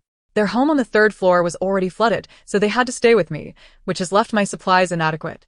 Others chimed in, lamenting their own lack of food and pleading for Zhang to lend them some, assuring him they would repay double after the flood. Zhang Xingyan looked at the crowd and stated, lending food is impossible. There are too many people in the building, and it won't solve the problem. Teaching someone to fish is far more beneficial than simply giving them a fish. Someone else remarked, the manager's own supplies are insufficient to lend. But the 12th floor has 3 families, all with ample stocks. Zhang Xingyan's expression turned cold. I do not know about others, and even if they have food stored, I have no right to make decisions for them. My supplies are not for lending. As the crowd began to murmur, Zhang Xingyan continued, however, I can lend you kayaks and accompany you to search for supplies, but I will not be responsible for any incidents that may occur. Uncle Ding quickly smiled. That sounds good. When shall we set off? Zhang Xingyan replied, it is currently night. Fewer people are outside, and there are fewer robbers, making it an ideal time to venture out. Who wishes to volunteer? Raise your hand. Including Uncle Ding, 7 people expressed their desire to go out in search of supplies. Given this, Zhang Xingyan's kayaks would undoubtedly be insufficient. He then approached the 12th floor and asked Meng Zifeng, Yu Shui, and Li Bing if they wished to join the expedition, promising them a share of any supplies found as compensation for renting the boat. Meng Zifeng and Yu Shui readily agreed. Li Bing initially considered declining, as she planned to visit the relief station in hopes of striking a bit of luck and earning some merit. However, upon spotting Zhu Li from room 804, her resolve wavered. After all, taking down evildoers would also contribute to her merit, prompting her to agree to join the hunt for supplies. Everyone breathed a sigh of relief when they saw Li Bing nod in agreement, particularly Meng Zifeng, Yu Shui, and Zhang Xingyan, who had first-hand experience of her prowess. At 10 o'clock that evening, 4 kayaks quietly slipped out of the community. On this expedition, there were a total of 11 individuals, excluding the 4 among them. The rest were those whose homes lacked provisions, otherwise, who would willingly venture into peril. The group arrived at the commercial building where Li Bing had previously worked, only to find that the flood had inundated the 8th floor. Using a window-breaking tool, they managed to pry open a window on the 9th floor and climbed inside, only to discover that the building had already been ransacked, leaving little to no food behind. Li Bing led the group to the 14th floor, where her company was located. Upon opening a small door and descending a staircase, they found a warehouse brimming with expired samples from live broadcasts. 2/3 of the items were food, including spicy sour noodles, instant noodles, river snail noodles, sweet potato chips, and more. The group filled their backpacks and fishskin bags with all the food they could carry. Amidst the chaos, Li Bing slipped into her boss's office, still fixated on that golden toad. To her dismay, it was merely a counterfeit. She gazed at the grass-covered floor, where the original golden toad lay, its surface devoid of gold plating. Her boss was exceedingly frugal. She removed an empty water cooler jug from the office, knowing it could serve a purpose even without water. The group cleared out the expired samples from the small warehouse, rummaging layer by layer for supplies but finding little of use. After all, the torrential rain had persisted for 13 days, and being situated on high ground, it was uncertain how many had already scavenged this place. Thus, their gratitude towards Li Bing only deepened. Without her, they might have returned empty-handed that night. Before departing the commercial building, Li Bing excused herself to retrieve some personal belongings from the office, making her way to the top floor. She left behind some rice, compressed biscuits, mixed grains, sweet potatoes, bottled water, infant formula, rice flour, feminine hygiene products, and more. Ding. You have indirectly saved 367 lives, earning 367 merit points. Upon returning to the 9th floor, the group had already packed the supplies onto the kayak. Noticing that she carried only a picture frame, they boarded the vessel and set off. As they made their way back, the surroundings were enveloped in silence, leading them to believe they were safe. However, halfway through, 2 speedboats suddenly emerged, the occupants instantly drawing attention. The leader, a bald man adorned with tattoos, held a gun, while the other 4 brandished machetes. A sycophantic lackey beside him remarked, "Brother, I told you, these folks must have found something. Just look at their kayak. It's top-notch and collision-resistant." The tattooed man laughed heartily. "Huang Song, you've done well. You'll be rewarded." He then shouted towards the people in the building, "You better jump into the water and leave the kayak and supplies behind. I promise I won't harm you." Zhang Xingyan realized that even if they chose to jump, their assailants would not relent, as an aura of lethal intent surrounded them. Calculating the distance, he noted they were only 4 meters away, still holding a glimmer of hope for victory. Should the adversaries approach their kayak, they could be ensnared. He signaled Li Bing, who drew her bow taut and aimed an arrow at the tattooed man's heart, releasing it with force. The man dodged hastily, but the arrow struck his left hand, eliciting a painful yell. Enraged, he shouted, "You filthy wench! How dare you shoot me? Listen up, this woman must be left behind. I want to torment her myself. She'll beg for life, but find none." The other 7 in the building fell silent, clutching their kitchen knives and watermelon knives, which seemed utterly inadequate against their foes. Li Bing pulled 3 nail guns from her backpack, tossing them to Zhang Xingyan, Meng Zifeng, and Yu Shui, commanding, "Shoot at their kayak." With that, she readied her bow once more, intending to shoot another arrow at the tattooed man. He used one of his lackeys as a shield, but Li Bing aimed directly at the lackey, shooting an arrow through his heart. Ding. You have directly eliminated 1 life, deducting 10 merit points. Ding. You have indirectly saved 17 lives, earning 17 merit points. She killed someone. Zulis tarifias crea mi irritat a Li Bing. The tattooed man hid behind his fallen comrade, firing at the group. The others inside screamed and hurried to the ground, while Zhang Xingyan, Meng Zifeng, and Yu Shui focused intently on shooting at the speedboat. Ignoring the chaos within the building, Li Bing continued to shoot arrows at the tattooed man. She noticed that the enemy's speedboat was taking on water and called out to Zhang Xingyan and the others row faster. Let us go. Chapter 37. A Life Taken, 2. At that moment, the tattooed man stood on the leaking speedboat, firing at the group in the kayak. Li Bing scanned the crouched figures in the building, realizing none dared to look up. Meanwhile, Zhang Xingyan and his companions were rowing desperately. As time passed, the sound of gunfire from the tattooed man began to wane, suggesting he was running out of ammunition. After assessing the people in the building once more, Li Bing saw they still lacked the courage to rise. Zhang Xingyan and his companions were exerting every ounce of strength to escape this perilous situation. At this time, Li Bing shared a kayak with Zhu Li, and they were gradually falling to the rear of the group. Perfect. No one noticed the 2 of them. Zhu Li was currently crouched with his head down, and Li Bing seized the opportunity to swiftly draw her handgun, pressing it against the back of his head. She pulled the trigger, and a burst of flame erupted from the muzzle. Zhu Li was dead. Ding. You have directly eliminated 1 life, deducting 10 merit points. Ding. You have indirectly saved 833 lives, earning 833 merit points. Incredible. Who would have thought Zhu Li would become so notorious in the future? Why was he such a coward now? Li Bing turned calmly to face the tattooed man and his remaining accomplices, pulling the trigger with composure. Given the close range of merely 4 meters, every bullet found its mark, each shot resulting in a fatality. Ding. You have directly eliminated 4 lives, deducting 40 merit points. Ding. You have indirectly saved 167 lives, earning 167 merit points. Compared to Zhu Li, the 5 men with the tattooed man were undeniably minor criminals. Unbeknownst to Li Bing, Zhu Li, after robbing Zhang Xingyan of his supplies, had grown increasingly malicious, ultimately ascending to a deputy leadership position within a private base through ruthless means. Daily, he led his underlings in acts of arson, murder, and robbery, embodying a true demon of the human world. Li Bing watched as the tattooed man and his cohorts, along with their sinking speedboat, gradually descended into the depths, her concern shifting to whether Zhang Xingyan might discover the bullets on Zhu Li's body. To ensure there were no traces left behind, she punctured her kayak and placed Zhu Li's body into the water. Thus, even if Zhang Xingyan noticed something amiss, the submerged bodies and kayak would render any inquiry futile. Submerged in the frigid water, Li Bing swam vigorously, striving to catch up with the others from the building. Suddenly, 2 familiar faces appeared before her, Zhang Xingyan and Yu Shui, approaching in a kayak to rescue her. Zhang Xingyan reached out to pull Li Bing aboard, asking, "Where's your kayak? What happened to Zhu Li?" Li Bing wiped her face. Zhu Li was shot dead, and the kayak was hit by bullets, taking on water and sinking with him. Yu Shui interjected, "Enough talk. Let us hurry back before they catch up." "They will never catch up. They are all dead," Li Bing thought to herself. Zhang Xingyan and Yu Shui quickened their pace, eager to leave this dangerous place behind. After rowing vigorously for 15 minutes, they finally reunited with 2 other kayaks within an abandoned building. Meng Zifeng, noticing Li Bing drenched to the bone, immediately grasped what had transpired. Concerned, he asked, "Li Bing, are you hurt?" No.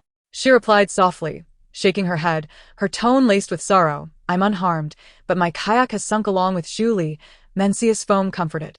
"As long as you are unharmed, That is all that matters. Let us hasten back. 2 others have also been shot, fortunately not in vital areas. The crowd within the building cast fearful glances at Li Bing. Fong Su, residing in room 1707, clutched his wounded thigh and angrily shouted at Li Bing. They promised that if we entered the water, they would spare us. If you hadn't shot at them, they wouldn't have fired at all. Zhang Xingyan interjected loudly. Silence. It was I who instructed Li Bing to shoot. They are robbers. They would not spare us. If we had entered the water, they would have slaughtered us indiscriminately. He paused, then sighed. The bloodstains on their speedboat, layer upon layer, each a different hue. It is unclear how many lives they have taken. Zhang Xingyan looked up and said, If it weren't for Li Bing today, none of us would have made it back alive. I implore everyone to keep this matter confidential. Do not even mention it to our families. Let's not burden Li Bing with any troubles. Uncle Ding was the first to speak. Indeed, I concur. We owe our lives to Li Bing.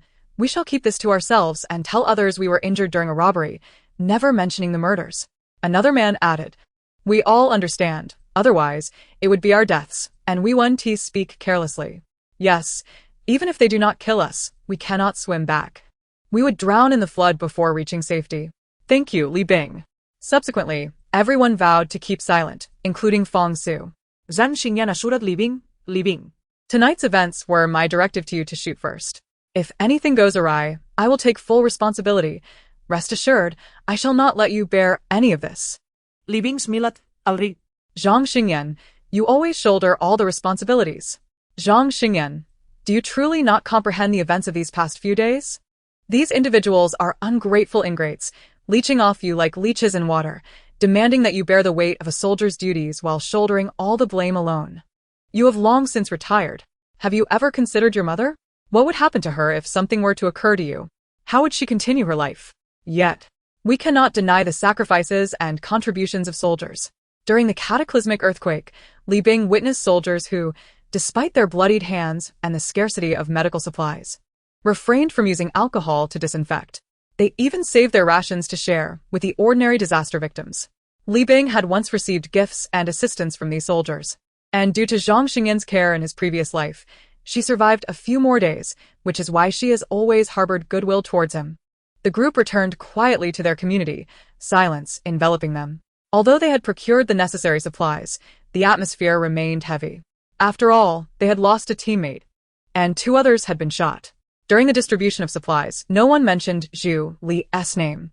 He was single and lived alone, and due to his less-than-pleasant demeanor, no one stood up for him. Later, Li Bing learned that someone had moved into room 804, Zhu Li's residence, overnight. These individuals had gone out with Zhu Li the previous night to search for supplies. Their homes on the lower floors had already been flooded, and they had been living in the corridors for days. Upon hearing this news, she could not help but smirk. Was this not ironic? In his first life, Zhu Li had occupied Zhang Xingyan's home after his tragic demise, seizing his supplies. Now, just as Zhu Li's life had flickered out, others immediately took over his home, claiming his resources. Chapter 38. The University Laboratory at 11 a.m. After returning from training at Zhang Xingyan's residence, Li Bing encountered Han Jingjing and Yu Shui waiting at her door. Han Jingjing proudly presented her modified nail gun, handing it to Li Bing. Sister Bing Bing, try shooting a nail outside, and see how it performs. Li Bing took the nail gun, aimed at the rain outside the corridor window, and pulled the trigger. A swift shadow shot forth from the gun and vanished into the rain. The effect exceeded her expectations, showcasing Han Jingjing's remarkable modification skills. Han Jingjing gleefully exclaimed. It can reach 10 meters now. Li Bing gazed at the modified nail gun with satisfaction. Its range had indeed extended to 10 meters, and with 20 modified nails, its power had significantly increased. Li Bing decided to gift Han Jingjing a 20-kilogram bag of rice as a token of gratitude, and to order 2 more modified nail guns along with 500 enhanced nails. Han Jingjing smiled. Sure, Sister Bing Bing, I can help you modify them, but not today. The reason we came to find you is to team up for a trip to the school. Li Bing inquired. What do you need to do at the school? It's summer vacation. There shouldn't be anyone there. Sister Bing Bing, you're so clever. How did you know? Han Jingjing admitted. Ever since witnessing Li Bing shoot and eliminate a robber, she had developed an unusually fervent admiration for her. If Li Bing were a celebrity, Han Jingjing would be akin to an obsessive fan. Yu Shui interjected, we want to go to the lab to retrieve Jingjing's tools. She wants to make a bow and arrow. Han Jingjing added, there are generators and solar panels in the lab. We need those too. Li Bing quería. How many generators are there in the lab? Han Jingjing pondered. There should be 6. Li Bing did not lack generators. She had several in her space. And the solar panels on the black soil produced enough power for a lifetime. However, Zhang Xingyan and Mencius Feng needed generators. And she thought that since they would be holed up in the small apartment until the extreme daylight, having more reliable allies would surely be beneficial. Just earlier, when she had descended from the 11th floor, she noticed others looking at her with strange expressions, likely due to her involvement in the killings, which had spread secretly. Once everyone in the building knew, there might be unforeseen consequences. Li Bing asked, can I invite Zhang Xingyan and Mencius Feng along? You two can choose your items first. Han Jingjing nodded, of course, just 2 generators for me, and Yu Shui will suffice. A few hours later, the group arrived at the laboratory. Han Qingyan, Han Yingying. Yu Shui and Mencius Feng busied themselves disassembling the generators and solar panels while Li Bing, unfamiliar with these tasks, suggested she explore other areas. The university, being relatively small, had not been designated as a rescue station. Moreover, due to the summer vacation, the entire campus was deserted. Upon reaching the girls' dormitory, Li Bing found that the flood had submerged 8 entire floors, with only the top 4 floors remaining unscathed. She pried open the doors of all the dormitories, collecting all the supplies into her space. Basins, books, cosmetics, clothing, backpacks, snacks, toiletries, kettles, thermoses, lunchboxes, dish soap, rice cookers, hair dryers, and more gathered. What delighted Li Bing the most was that she collected over 200 quilts. These quilts would save countless lives during the frigid periods and earn her significant merit. Li Bing then proceeded to the administrative building, entering the principal's office on the top floor. The words on the wall resonated with her space. Collected. A large flower pot. Perfect for growing vegetables. Collected. A full cabinet of tea. Collected. 4 unopened sets of tea utensils. Collected. Pens from the desk. Collected. Entering the principal's lounge, she found cigarettes of various esteemed brands. Whether opened or not, collected. Wine hidden in the wardrobe filled an entire wall. Collected. She left some obvious items untouched, saving them for Zhang Xingyan and the others to discover. Upon returning to the laboratory, Li Bing held a box of mineral water and a box of instant noodles as a facade. Zhang Xingyan and others were still disassembling the machines, as they needed to meticulously package various components, which slowed their pace. Li Bing observed their diligent efforts and went to several other laboratories, collecting large cardboard boxes to store various experimental instruments, including electronic precision balances, alcohol lamps, measuring cylinders, beakers, test tubes, trays, funnels, evaporating dishes, and ultraviolet sterilizers. She packed these items into the boxes to bring back for Han Jingjing's use. As for larger equipment such as centrifuges, chemical analyzers, ultrasonic cleaners, moisture meters, ice makers, electric drying ovens, and light culture boxes, Li Bing planned to return later to retrieve them. She was cautious, as taking them all at once might raise suspicions among Zhang Xingyan and the others. The group utilized a generator in the laboratory to prepare instant noodles, which they paired with ham sausages, enjoying their meal with great satisfaction. Later, they searched the teacher's office and the principal's room again but found little food, given that it was summer vacation. However, they did manage to gather numerous small items such as fountain pens, ballpoint pens, rulers, blank printing paper, new notebooks, thermos flasks, goji berries, tea leaves, liquor, and chrysanthemum tea, filling 2 boxes to the brim. Upon returning to their small apartment, they discussed how to allocate the supplies they had found that day: 6 generators, 5 solar panels for walkie-talkies, 3 boxes of mineral water, 2 boxes of instant noodles, 6 boxes of tea leaves, 1 box of expired snacks, 3 boxes of experimental equipment, and 2 boxes of miscellaneous items.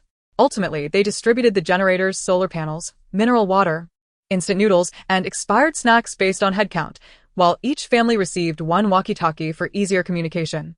1 generator and 2 boxes of miscellaneous items were temporarily stored at Zhang Xingyan's home for future use. The rest were given to Han Jingjing, as having others hold onto the experimental equipment would serve no purpose. Returning home, Li Bing resumed her combat training from the morning, reviewing her encounter with Zhang Xingyan. Subsequently, she practiced her shooting with the sun and organized her space until it was time for dinner. Tonight's menu included spicy crayfish, mouth-watering chicken, pineapple sweet and sour pork, and ice jelly. She filled a bowl with unsalted braised pork for the son, and both she and her dog enjoyed their meal together. After dinner, Li Bing entered her space, first tending to the livestock before heading to the gym on the third floor. She strapped on a 10-kilogram sandbag and ran 5 kilometers, drenched in sweat and breathless. After taking a sip of the space's well water, she felt her stamina restored and continued running for another 5 kilometers. Through multiple confrontations with Zhang Xingyan, Li Bing realized the urgent need to enhance her physical fitness. She understood the significant disparity between her stamina and that of her male counterparts. In a direct confrontation, she would inevitably find herself at a disadvantage. Although she possessed firearms and a nail gun, aiming to eliminate foes from a distance, she contemplated the possibility of close combat and did not wish to regret her lack of diligence when the time came. Thus, she must urgently boost her physical strength, improve her power, and keep pace with her skills. Chapter 39. The deceitful informant. 7 days had elapsed since the last time the military visited the community to distribute government relief supplies. During this period, relentless downpours and rising floods had inundated the small apartments up to the top of the 7th floor. The hallways of each floor were packed with residents from lower levels who had been displaced by the floods, creating an overcrowded situation. The entire building faced water and power outages, with communication severed, leaving them unaware of the external circumstances. From morning, the residents anxiously awaited the military's arrival, navigating their precarious existence while suffering from hunger, as their supplies had been depleted days prior. Coupled with the casualties and injuries among those sent to scavenge for resources the previous day, their psychological defenses had crumbled, leaving them unable to endure any more. Only the arrival of the military could offer them comfort and trust, rekindling the flicker of hope. Finally, at 2 p.m., the military supply boat docked at Building 3, bringing with it several lower-level residents who had returned from a temporary shelter. From these individuals, they learned that the shelter was now overcrowded, with basic needs for food and rest becoming problematic, and no place to even lay down. There were reports of robbery and theft, as well as internal conflicts, creating utter chaos within the shelter. While the military faced the dual task of disaster relief, they also had to dispatch personnel to search for food. However, most of the food had been submerged, and prolonged exposure to water had led to its decay, making it a challenge to provide even a meager sustenance for the populace. When the military distributed supplies on the 8th floor, the residents discovered that this week's allocation had been reduced by 2/3 compared to last week. Each person received 3 packs of compressed biscuits, 2 packs of instant noodles, and 3 water purification tablets. This was the entirety of their weekly provisions. The community was outraged, as last week's supplies had barely sustained them. Now, with a 2/3 reduction, they could not even maintain the basics for a week. Young individuals, who typically had larger appetites, began to voice their discontent, causing the hallway to erupt in chaos akin to a bustling marketplace. How can we survive on so little? Last week's provisions barely filled us to 70%. This week, it feels like they expect us to starve, they exclaimed. We pay so many taxes, and now they can't even ensure we have enough to eat? Where are your leaders? I want to speak with them. I want to report you for withholding food from the people. This is murder. In the face of the crowd's uproar and inquiries, the military offered no explanations. They solemnly completed the distribution, advising everyone to ration their supplies and announcing they would return at the same time next week. Survivors could also venture out to search for resources, but were cautioned to prioritize safety before swiftly departing. Confronted with this situation, the residents were left in a state of confusion and despair, their faces etched with bewilderment. Fear spread within them as they grappled with dwindling supplies, external chaos, and rising waters, uncertain of their future. Only Li Bing understood that the military would not return nor distribute supplies again. With only 5 days remaining, a severe cold was imminent. When it arrived, the world would be encased in ice, with temperatures plummeting to -50 degrees. The human living conditions would worsen, resources would become scarcer, and many would perish in their sleep on the first night. Those fortunate enough to survive would endure a harsh existence, burning furniture for warmth while struggling to get by. Each day, they would battle against the cold, hunger, and thirst. Subsequently, the government would begin prioritizing the relocation and rescue of essential scientific personnel and top talents across various fields, safeguarding crucial equipment from the extreme cold, while ordinary citizens would be relegated to the sidelines. The ember of Huaxia civilization must be preserved. Li Bing observed 2 young men hastily pursuing the military. They were among those who had ventured out with her 2 nights prior in search of supplies. At that moment, they pointed toward Li Bing, clearly intending to inform on her. Li Bing scoffed inwardly, for she had long ceased to trust these individuals. She refrained from stopping them, knowing well the outcome.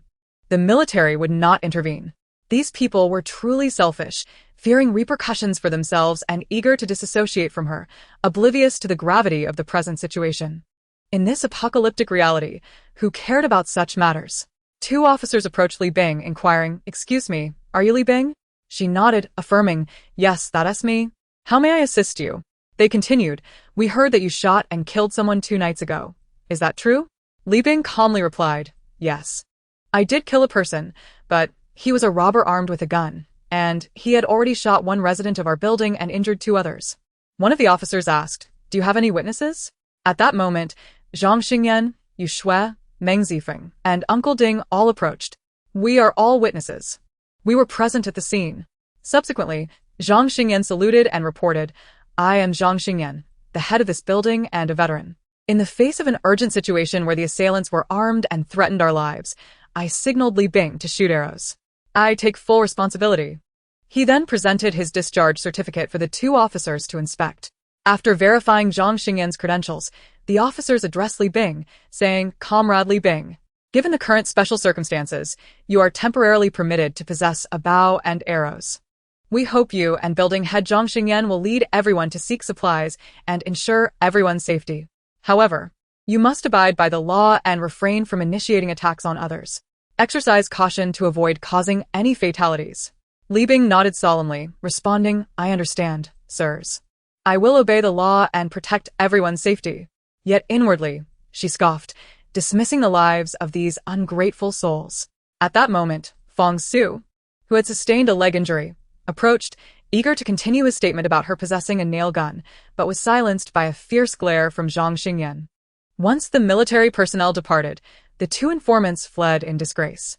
Fong Su lowered his head, lost in thought. The entire building was now aware of Li Bing's lethal actions, and the gazes directed at her were laced with fear, primarily of retribution from the assailants. Among them, one pair of eyes caught Li Bing's attention, Zhou Chuhua from room 1203, whose wide-eyed expression conveyed a mix of terror, admiration, and expectation, leaving her perplexed. It was rumored that the group of 5 assailants had suffered the loss of a minor thug, while their leader remained alive and armed, albeit injured.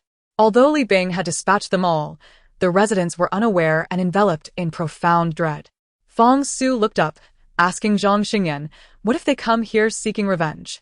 Zhang Xingyan, with a commanding presence, replied, "Li Bing acted to protect everyone by shooting arrows, and I was the one who signaled her to do so. If they seek vengeance, I will not surrender Li Bing.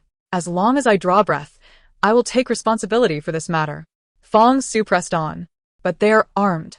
How can we possibly win?" Li Bing, uninterested in their concerns, brushed past Zhang Xingyan and departed.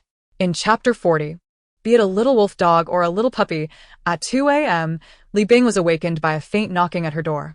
Peering through the peephole, she saw no one, though she sensed the presence of someone outside, persistently attempting to pry open the door.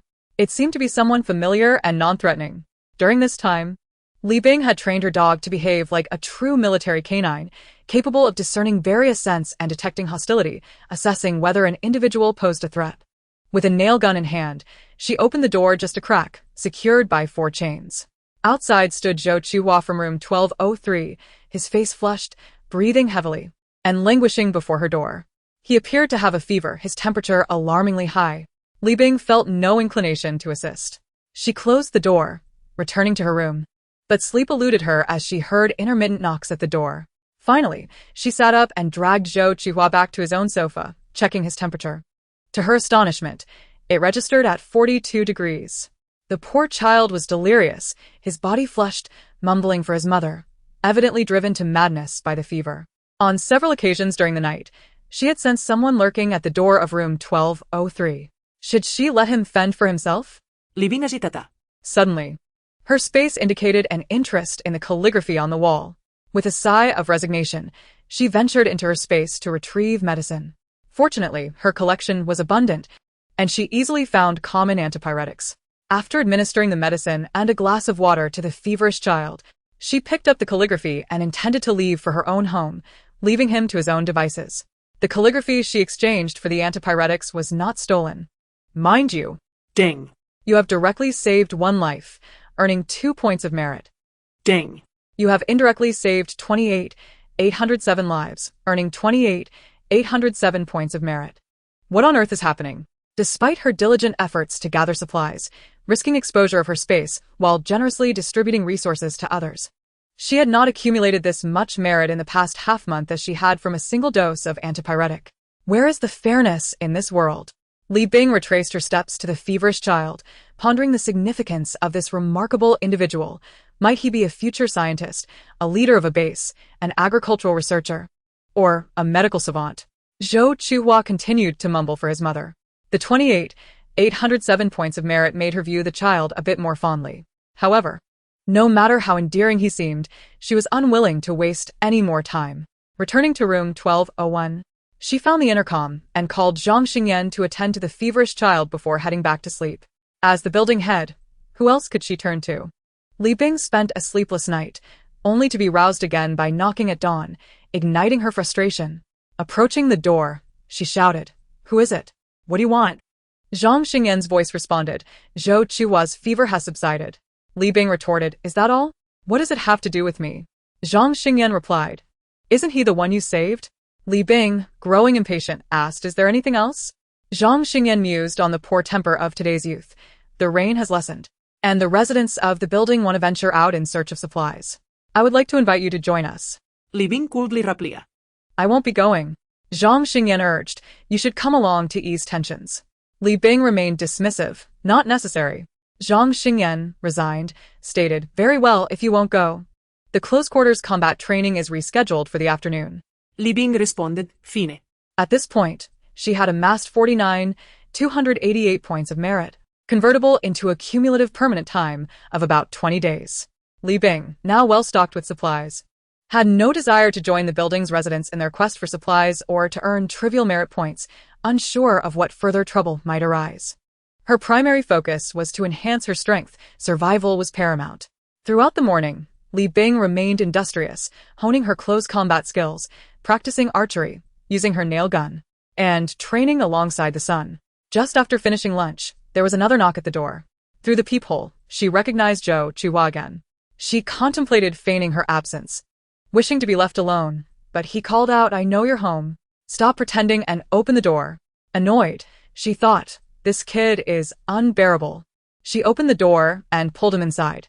Zhou Chuhua grinned mischievously. "I knew it. Julie was killed by you." Li Bing maintained a stern expression, uninterested in arguing. "How do you know?" The child wore a cryptic smile. "Of course, I deduced it." This clever child, despite being merely a teenager, exhibited more cunning than Zhang Xingyan and the others combined, explaining his impressive merit points. It was likely he would become a leader of a base in the future. Now, he dropped the pretense of calling her sister and simply referred to her as that child. Li Bing, disinterested in his continued chatter, asked, "What do you want?" Zhou Chuhua responded, "Sister, I just want to team up with you. You are incredibly powerful. I won't tell anyone about Julie. It's our secret." Li Bing skufa. "There's no need for that." She glanced at Zhou Chuhua, feeling no affinity for him, and declared, "I will not team up with you. As for Julie, do as you wish." With that, she kicked him out of her home. The apocalypse had arrived. The military would not be returning. She truly harbored no fear of others discovering that Julie was her victim, nor did she dread the exposure of the incident involving Wu Changle from room 1207. With the law rendered obsolete, who would concern themselves with such matters? Furthermore, if the entire building were to learn of this, it would only serve to establish her authority. The residents would no longer dare to provoke her, thus granting her a semblance of tranquility. "Big Sister Bing Bing, you must cease teaming up with Zhang Xingyan. He is foolish and far too old. He will only hinder you," the young rascal exclaimed, brushing off the dust from his clothes as he shouted outside the door. He paused for a moment before continuing, "I am young and clever. Together, we would form the strongest duo. Join forces with me." Li Bing ignored him, continuing to organize the space in her mind while seated on the living room sofa. "Sister, do not judge my current height. In 2 years, I shall surpass you. At that time, whether you desire me as your little wolf dog or a cuddly pet, I can be either." The young rascal persisted in his shouting. Li Bing musha. Have children today become so precocious? His shouts roused Han Jingjing from room 1202. Han mocked him. You are but a child. My sister Bingbing would never look your way. The young rascal huffed. What do you know? I will soon grow up. To which Han retorted. Even if you grow, you will not be worthy of her. Bingbing would never associate with such foul men. She stands alone in her beauty. None are deserving of her. The young rascal scoffed. What business is it of yours? With that, he turned and stormed home. Han, insincere. Stomped her foot, and was about to kick the door of room 1203 to continue her argument with the young rascal when she was pulled back home by Yu Shui. Chapter 41. Rescuing Zhang Xingyan at 3 p.m., 2 inflatable kayaks returned laden with supplies. Yet, Zhang Xingyan was not among them. The returning individuals averted their gazes, seemingly harboring unsaid words, yet too intimidated to voice them. It was clear something had gone awry. Her hand-to-hand combat training remained untested. Moreover, with 2 years of living in this building ahead, Zhang Xingyan could not perish now. Otherwise, chaos would ensue, and her plans would be irrevocably altered. Li Bing approached Uncle Ding directly, inquiring, I do not wish to know who is right or wrong. I only seek to know the whereabouts of Zhang Xingyan. Is he alive? How many adversaries does he face? Are they armed? Initially reluctant to divulge, Uncle Ding seemed to summon considerable resolve. He is alive, located at a nearby commercial street, surrounded by 5 assailants. They are unarmed but wield machetes and electric batons. At this juncture, Yu Shui, Han Jingjing, Meng Zifeng, and Zhou Chuhai also arrived, expressing their intent to retrieve Zhang Xingyan. Li Bing, unwilling to squander time, stated earnestly, Yu Shui, accompany me to the commercial street. Meng Zifeng, safeguard the 12th floor. Han Jingjing and Zhou Chuhai, proceed immediately to room 1103 to look after Zhang's mother. Guard the door and do not open it for anyone. Take knives with you. Zhou Chuhai, initially drawn by curiosity, was elated when Li Bing assigned him a task, eagerly pulling Han Jingjing along despite her protests. Li Bing and Yu Shui swiftly navigated the speedboat toward the commercial street. En route, Li Bing handed Yu Shui a modified nail gun along with 15 nails. Upon their arrival, they discovered Zhang Xingyan, bearing over 20 knife wounds, one arm limply hanging, with flesh torn from his thigh. The 5 assailants circled him in 2 kayaks, taunting him with intermittent stabs. Zhang Xingyan, bloodied, stood resolutely on the rooftop exposed above the water, his steadfast gaze fixed on the horizon. He appeared to be contemplating the rain above, or perhaps gazing through the sky toward his ideals. He understood the imminent confrontation with death, yet felt no fear, for he was aware he fought for his beliefs and the safety of his people. He bore no shame, for he had achieved the best he could. His only regret lay with his mother, for he could no longer provide for her in her old age. Li Bing felt her heart had hardened, rendering her incapable of compassion. Yet this foolishness, so naive, so pitiable, and yet so admirable. Drawing her bow, she loosed 2 arrows at the hearts of the assailants. 2 fell lifelessly. Notification: you have directly eliminated 2 life forms, minus 20 merit points. Notification: you have indirectly saved 49 life forms, 49 merit points, at the same moment. Yu Shui shot down the other 2 assailants, though she did not strike vital areas, causing them to flounder in the water as they attempted to climb back onto the kayaks. Thus, Li Bing followed with 2 additional arrows. Notification: you have directly eliminated 2 life forms, minus 20 merit points. Notification: you have indirectly saved 62 life forms, 62 merit points. Li Bing then turned her attention to the sole remaining assailant, shooting an arrow into his thigh. He clutched his wound, crying out, help! Spare me! My leg! Li Bing instructed Yu Shui, you go save Zhang Xingyan. I will handle this one. Yu Shui dared not question her at that moment. Sensing that Li Bing was not quite herself, she leapt onto the rooftop and, after helping Zhang Xingyan onto the speedboat, witnessed Li Bing wielding a machete against the man with the arrow in his thigh, hacking mercilessly. Blood splattered across Li Bing's face, hands, and clothes. She remained undeterred, mechanically repeating the motion. Raise the blade. Strike down. Again raise the blade. Again strike down. Notification: you have directly eliminated 1 life form, minus 10 merit points. Notification: you have indirectly saved 36 life forms, 36 merit points. Yu Shui covered her mouth, stifling a sound. You can steal, but why kill? Killing is but a fleeting act. Why must you torment him? Humiliate him? He is a soldier. Do you know how many he has saved? Li Bing, Lost in a trance, continued to slash while muttering, "Why bind me? Why not kill me? Why torment me? I have never harmed anyone." Yu Shui pulled Li Bing away, shouting, "Sister Bingbing, wake up. He is already dead. Let us return, I implore you."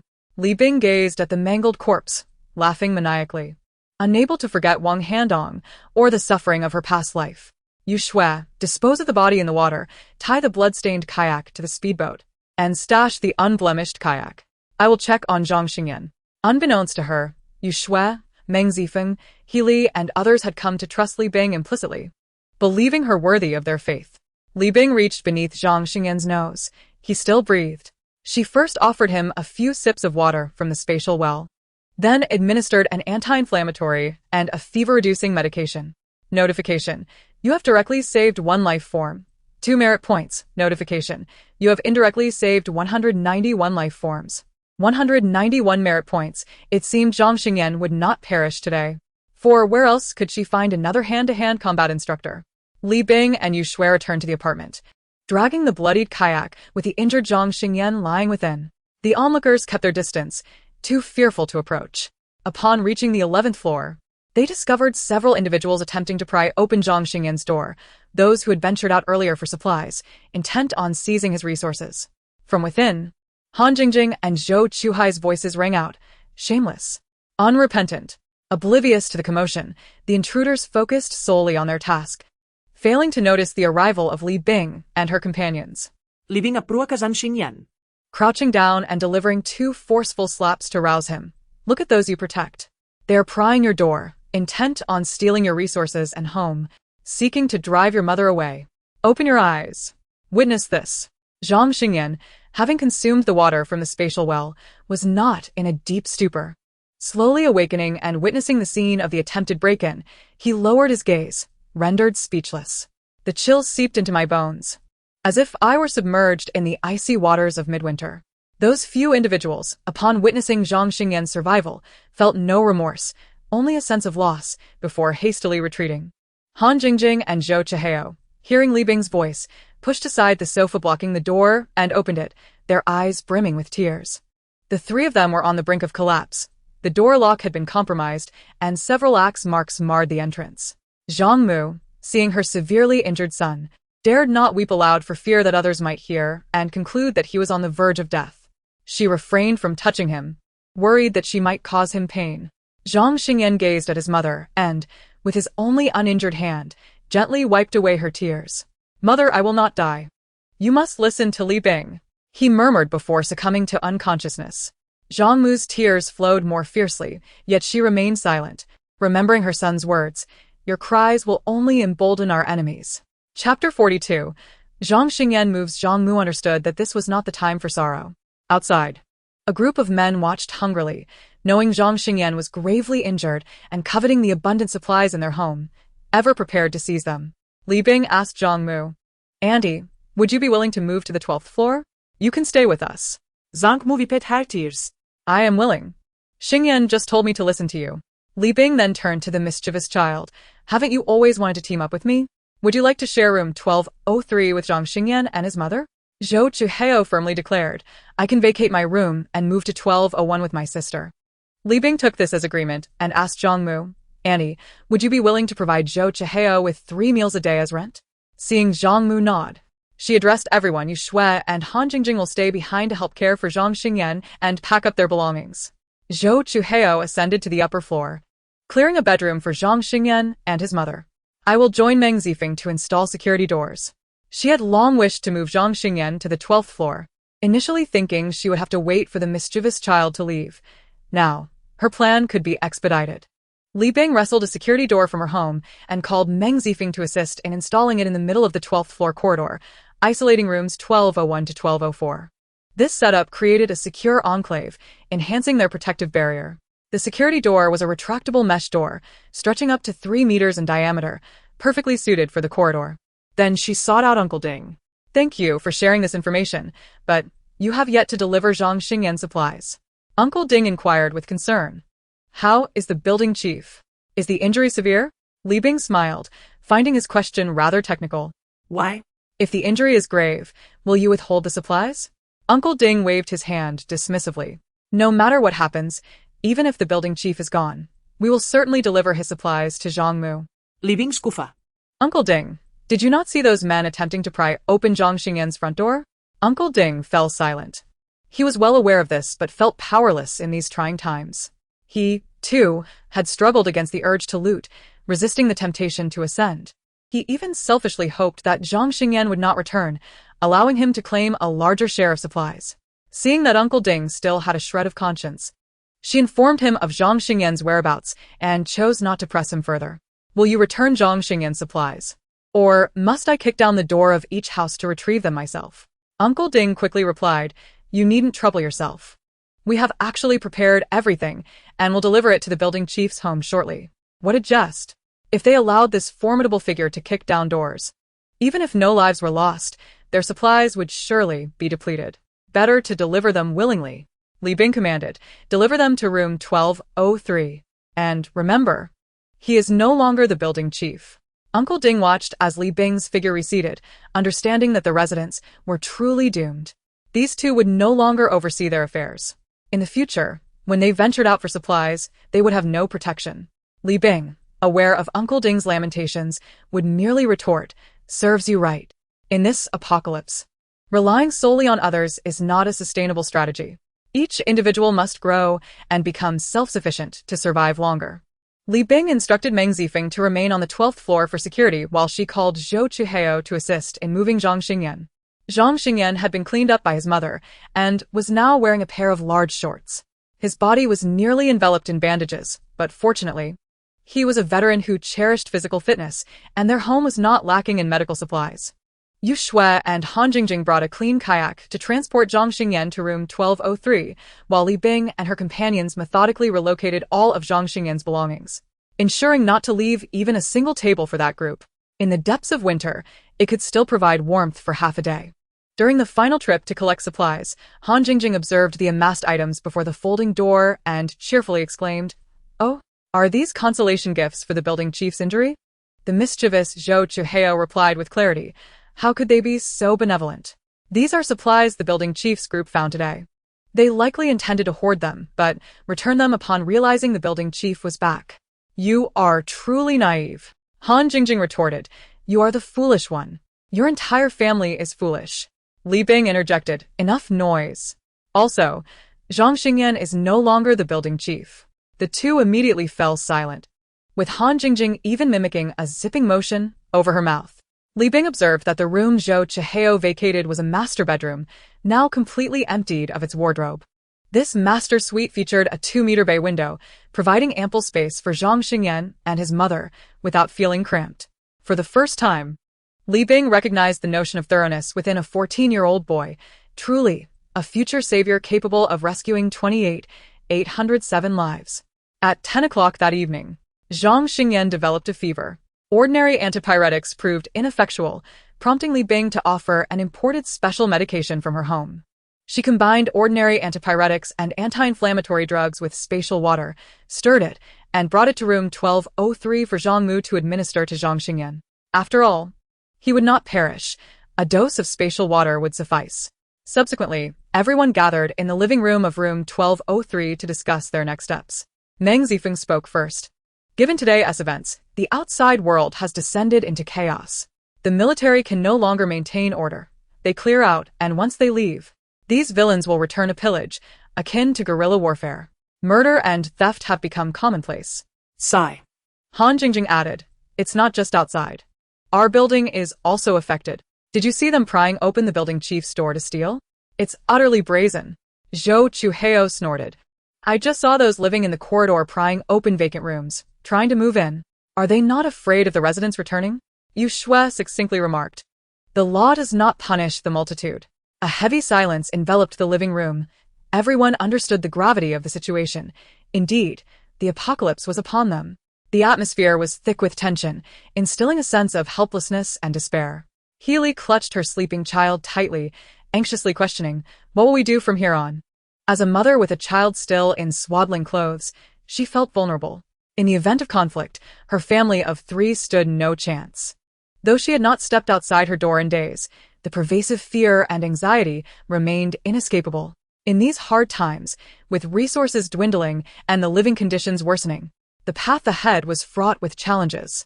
She even began to regret bringing her child into this world, cursed to live in an apocalypse devoid of a happy life. Meng Zifeng embraced his wife and child, resolutely declaring, "I will protect both of you." Everyone turned to Li Bing, who spoke. "Since we acknowledge that the apocalypse is upon us, let us prepare thoroughly. Firstly, we must consider the unpredictable weather. It cannot always be torrential rain and floods. Other disasters, such as earthquakes, extreme cold, and extreme heat, may also arise. Moreover, the four of us are well equipped. If we ration our supplies, we can sustain ourselves for 2 months without issue. In the coming days, it is prudent not to venture out in search of resources, as the outside world is currently in turmoil." She paused briefly before continuing. "The last point is that we must remain vigilant not only of the chaos outside, but also of the individuals within this building. They may attempt to seize our supplies or conspire with external threats to harm us." Chapter 43. The temporary shelter. When Li Bing returned home, it was already 11 p.m. That night, she had no intention of sleeping, for she had devised a bold plan to stealthily investigate the rescue shelter. Instead of descending the stairs, she employed a climbing rope, securing it to the window of the 12th floor corridor, and began her careful descent.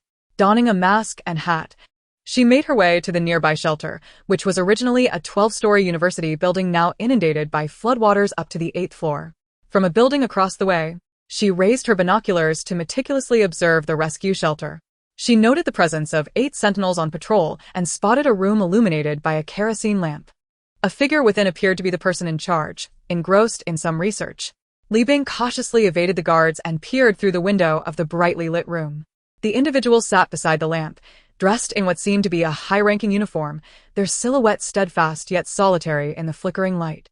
They were bent over a desk, the scratching of a pen against paper indicating they were studying a map of the corridor market, seemingly troubled by the search for supplies. Li Bing exchanged points for a compliant pill with a 2-hour duration and discreetly dropped it into the official's cup of water, watching as he consumed it. She then issued a command: "Open the window and draw the curtains." The official immediately complied, standing up to follow her instructions. She marveled at the efficacy of the product from her space. Continuing her directives, she ordered the official to withdraw the sentinels. Afterwards, she ascended to the rooftop, where she deposited an abundance of supplies, including rice, flour, compressed biscuits, bottled water, sweet potatoes, onions, vegetables, lemons, dog food, coal, timber, blankets, down jackets, cotton, and fabric. A notification chimed. Ding. Because you indirectly saved 48,722 lives, you have gained 48,722 merit points. Perplexed, she wondered. Wasn't it stated that this temporary shelter housed fewer than 20,000 people? How could such a multitude of merit points be accrued? Nevertheless, she welcomed the merit points. Li Bing returned to the official's office and issued another command. In half an hour, notify the comrades on the rooftop to transport the supplies. These provisions are provided by the state and must be distributed to the masses within 3 days. She further instructed the official to take a pen and personally write. Upon receiving notification from the Meteorological Bureau, the temperature will plummet to -50 degrees in 3 days. Please prepare accordingly. Additionally, contact superiors to relay this message. Ding. Because you indirectly saved 759,273 lives, you have gained 759,273 merit points. What was happening? Had she really saved over 700,000 lives? She was determined not to squander this rare opportunity. If she could successfully notify the state, it might prompt higher authorities to take the impending cold snap seriously and prepare in advance, potentially earning her billions of merit points. Would she not be able to remain in her space for over a century? In that case, she need not worry about the trouble this information might bring her. They would never find her. Thus, she commanded the official again. Now, immediately contact the state and inform them that in 3 days, temperatures will plunge to -50 degrees. The extreme cold is imminent. They must prepare. The official did not move but replied, due to interference from changes in the Earth's magnetic field, all communication devices have malfunctioned, including radar, satellites, radio, fax, and fiber optics. We are unable to contact our superiors, nor can they reach us. We can only notify nearby military units through human effort. Li Bing was filled with regret. She wished she had come sooner. Otherwise, even with ample time, they could have reached out to the higher authorities or even the state. How much merit had she forfeited? Now, Regret bore no significance. She issued her final command. Forget me. You have not seen me tonight. Returning home, she gazed at the display of her space. Available time today, 1 hour, 6 minutes, 19 seconds. Permanent accumulated time, 10 hours, 37 minutes, 55 seconds. Merit, 854, 913. She calculated that her current merit could be exchanged for approximately 356 days of space-time, still less than a year. Sighing, she mourned the loss of billions of merit points. In truth, Li Bing was overthinking. The compliant pill only affected the individual consuming it. Others remained unaffected. Although the official acted on her commands and notified the nearby military, given the evident chaos, the other forces might still doubt the impending extreme cold. Continuing to browse her merit exchange details, she traded for 30 days of time to keep in reserve within her space. From this day forward, she resolved not to venture outside, choosing to maintain a low profile and remain hidden in room 1201. She feared that the official might recall her involvement. Despite her disguise with a mask and hat and the use of a voice modulator, it was the first time she had employed the compliant pill, and she could not guarantee its effectiveness. At 9 a.m., Li Bing was awakened by the persistent knocking of a rambunctious child. Sister, the big guy is awake and wants to see you. She sighed, rising from her bed, exasperated by the noise. How she longed to accumulate enough merit points to remain in her space, undisturbed forever. Zhang Xingyan lay in bed, his spirit flagging and his gaze vacant. He had been abandoned by the residents of the building, who were solely preoccupied with their own escape, even attempting to claim his supplies. This upheaval was undoubtedly a heavy blow to him. Li Bing quietly entered the room, yet Zhang Xingyan remained unresponsive, his mind adrift. Would she really rescue a fool? Hey! Big guy, my sister is here, the child exclaimed, interrupting Zhang Xingyan's reverie. Zhang Xingyan looked up at Li Bing and said, I owe you a great debt. Thank you for saving my life. The child chimed in, I helped too, but was met with indifference. Zhang Xingyan continued, I heard you were the one who had me moved here. Li Bing replied, yes. Zhang Xingyan asked, did you tell others that I no longer want to be the building manager? Li Bing, growing impatient, affirmed, yes. Zhang Xingyan pressed on. Did you also instruct Meng Zifeng to install the security door? Li Bing's patience waned. Yes. What exactly do you want to say? Zhang Xingyan observed her and remarked, this girl's temper is rather poor. I merely wanted to express that a single door is insufficient. We must procure another door to ensure our safety, allowing us to advance or retreat as needed. Additionally, we can install spikes on the door and consider electrifying it. Furthermore, the windows in our half of the corridor require security grills. Zhang Xingyan quickly articulated his thoughts, fearing Li Bing would become incensed again. She regarded him with a smile, having expected him to remain despondent, yet he appeared to recover swiftly. After a moment of contemplation, she replied, I have another door, just like the one we have, along with spikes and security grills. As for other supplies, Han Jingjing should have them. Chapter 44, a rift. Meng Zifeng and his companions were in the process of installing a second security door. Meanwhile, the rambunctious child incessantly queried, Sister, is this door sturdy? Will they be able to get in? Should we occupy the vacant rooms on the top floor for added safety? Sister, the floodwaters have reached the 8th floor. And we're on the 12th. Do we really not need to move to the 18th floor? At that moment, Han Jingjing and her group paused their work to look at Li Bing. Do you all believe the 18th floor is safe? Do you want to move up there? Li Bing inquired. Han Jingjing and the others silently nodded in agreement. I believe there is no need to relocate. The rain has diminished over the past couple of days and will soon cease. The rooftop has been relentlessly exposed to torrential downpours, resulting in substantial water accumulation that has rendered the roof's waterproofing utterly ineffective, allowing water to seep down into the lower floors. Li Bing recognizes that the period of heavy rain is nearing its conclusion, and the flood will only remain on the 8th floor, not advancing further upward. Pausing for a moment, she continued, if we all move to the 18th floor, what will happen to the original residents? Who among you can bear to evict them? And where would they go? Once we vacate, the 12th floor will be immediately occupied by others. Where will those on the 18th floor reside? During extreme cold, the top floor, with its accumulated water, is the coldest in the building. Conversely, during extreme heat, the rooftop becomes unbearably hot. It is hardly the preferred choice. Otherwise, upon her rebirth, she would have immediately moved to the top floor. After Li Bing finished speaking, the others resumed their tasks, having come to an understanding. Uncle Ding noticed them installing doors and even welding spikes, feeling abandoned and increasingly anxious. He turned to Li Bing and stammered, "Li Bing, must we be so decisive? We have already returned the supplies to the building manager." The others involved in prying open doors expressed their regret, having realized their mistake. After all, we are neighbors. What is the need for such hostility? Li Bing skufa. Can a human life be dismissed with just a few words? Noticing that no one was paying attention to him, Uncle Ding shouted toward room 1203, "You are blocking the corridor and have installed 2 doors. Does the building manager know? Has he consented to this?" Li Bing struck the door with a machete in her hand, casting a sidelong glance at Uncle Ding and the men behind him. "I told you yesterday, Zhang Xingyan is no longer the building manager." One man hiding behind Uncle Ding boldly shouted, "You think you can decide everything? Has the building manager agreed?" "I agree." Zhang Xingyan's voice came from behind. Everyone turned to see Zhang Xingyan, bandaged yet vibrant, standing at the door of room 1203. Despite his injuries, he exuded a vigorous spirit, clearly not on the brink of death. The mischievous child supported Zhang Xingyan's arm, winking at Li Bing, "This clever little rascal." The others gazed at Zhang Xingyan, astonished that he was indeed alive and able to stand, their expressions tinged with regret. What a pack of ingrates. Uncle Ding took a step forward. "Building manager, will you not intervene on our behalf?" Zhang Xingyan remained firm. "Do not call me building manager. I am no longer one." At that moment, Song Tiandong, who had already occupied room 1308, inquired, "Are you no longer going out with us to gather supplies? Will you not protect us anymore?"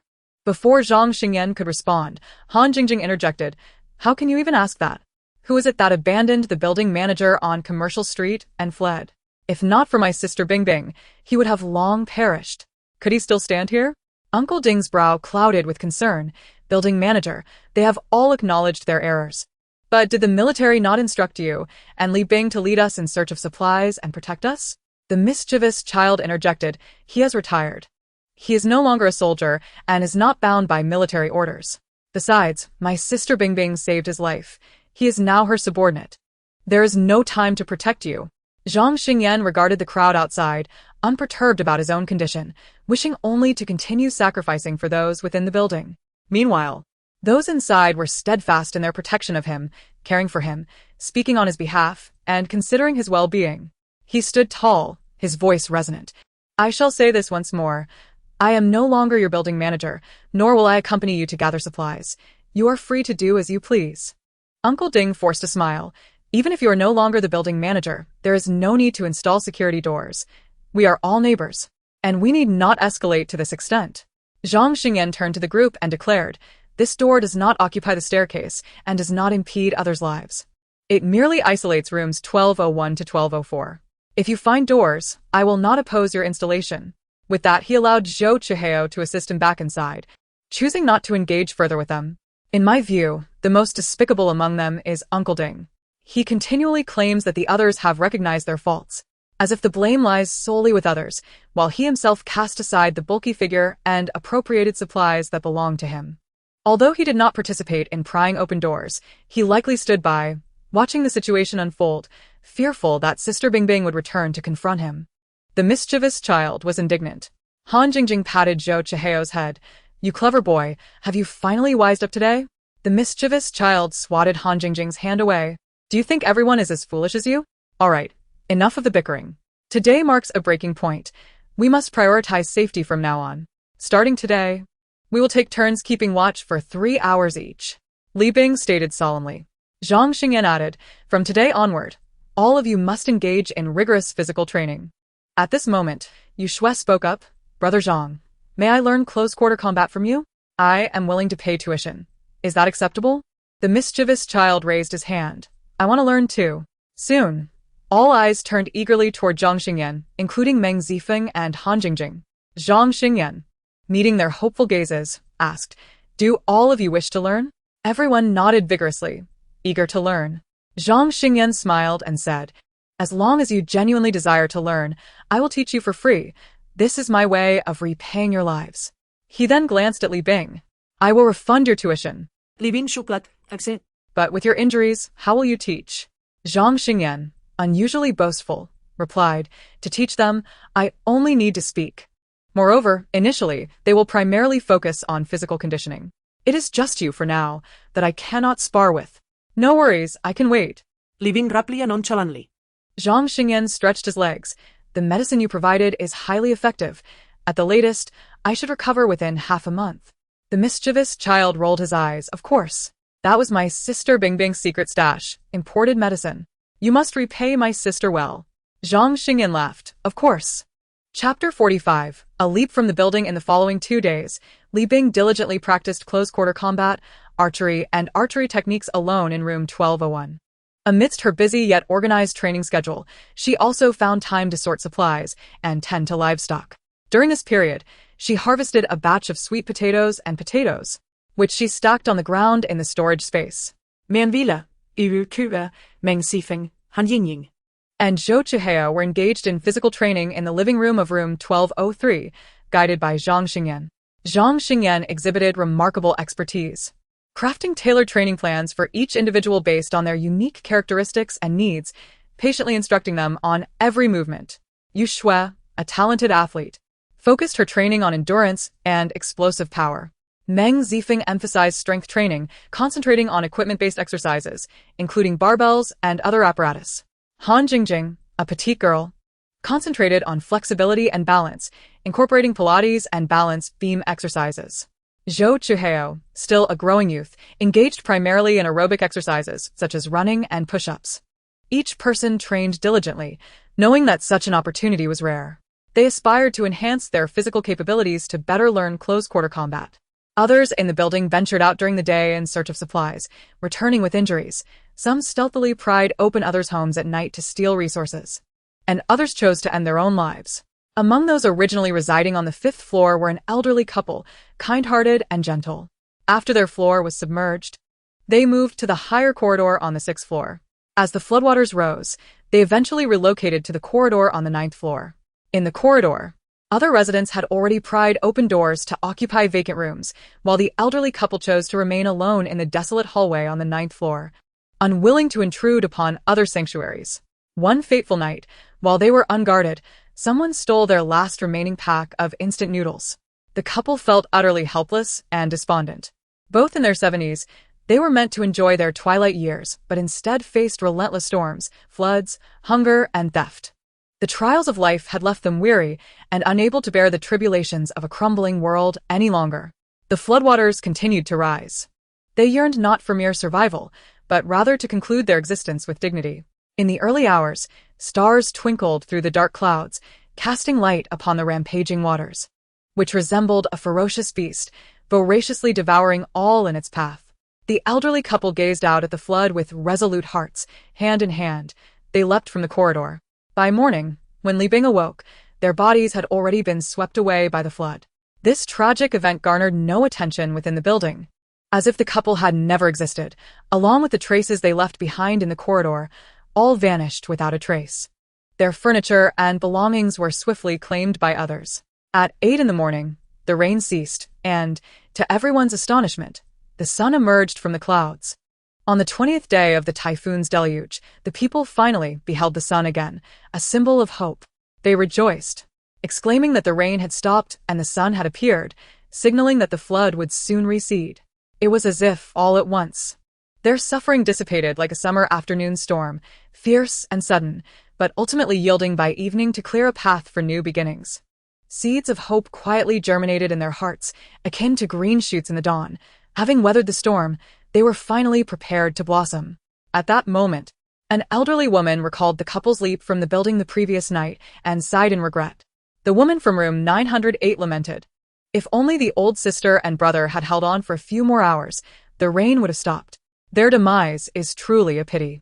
In contrast, the current occupant of room 907, who had previously lived on the 8th floor, retorted dismissively, "What a pity. They chose their own path. And luck was not on their side. They refused to pry open doors, and look what happened." The woman from room 908, holding her grandson's hand, admonished, "Show some respect. The deceased deserve our reverence. You even took their nightstand."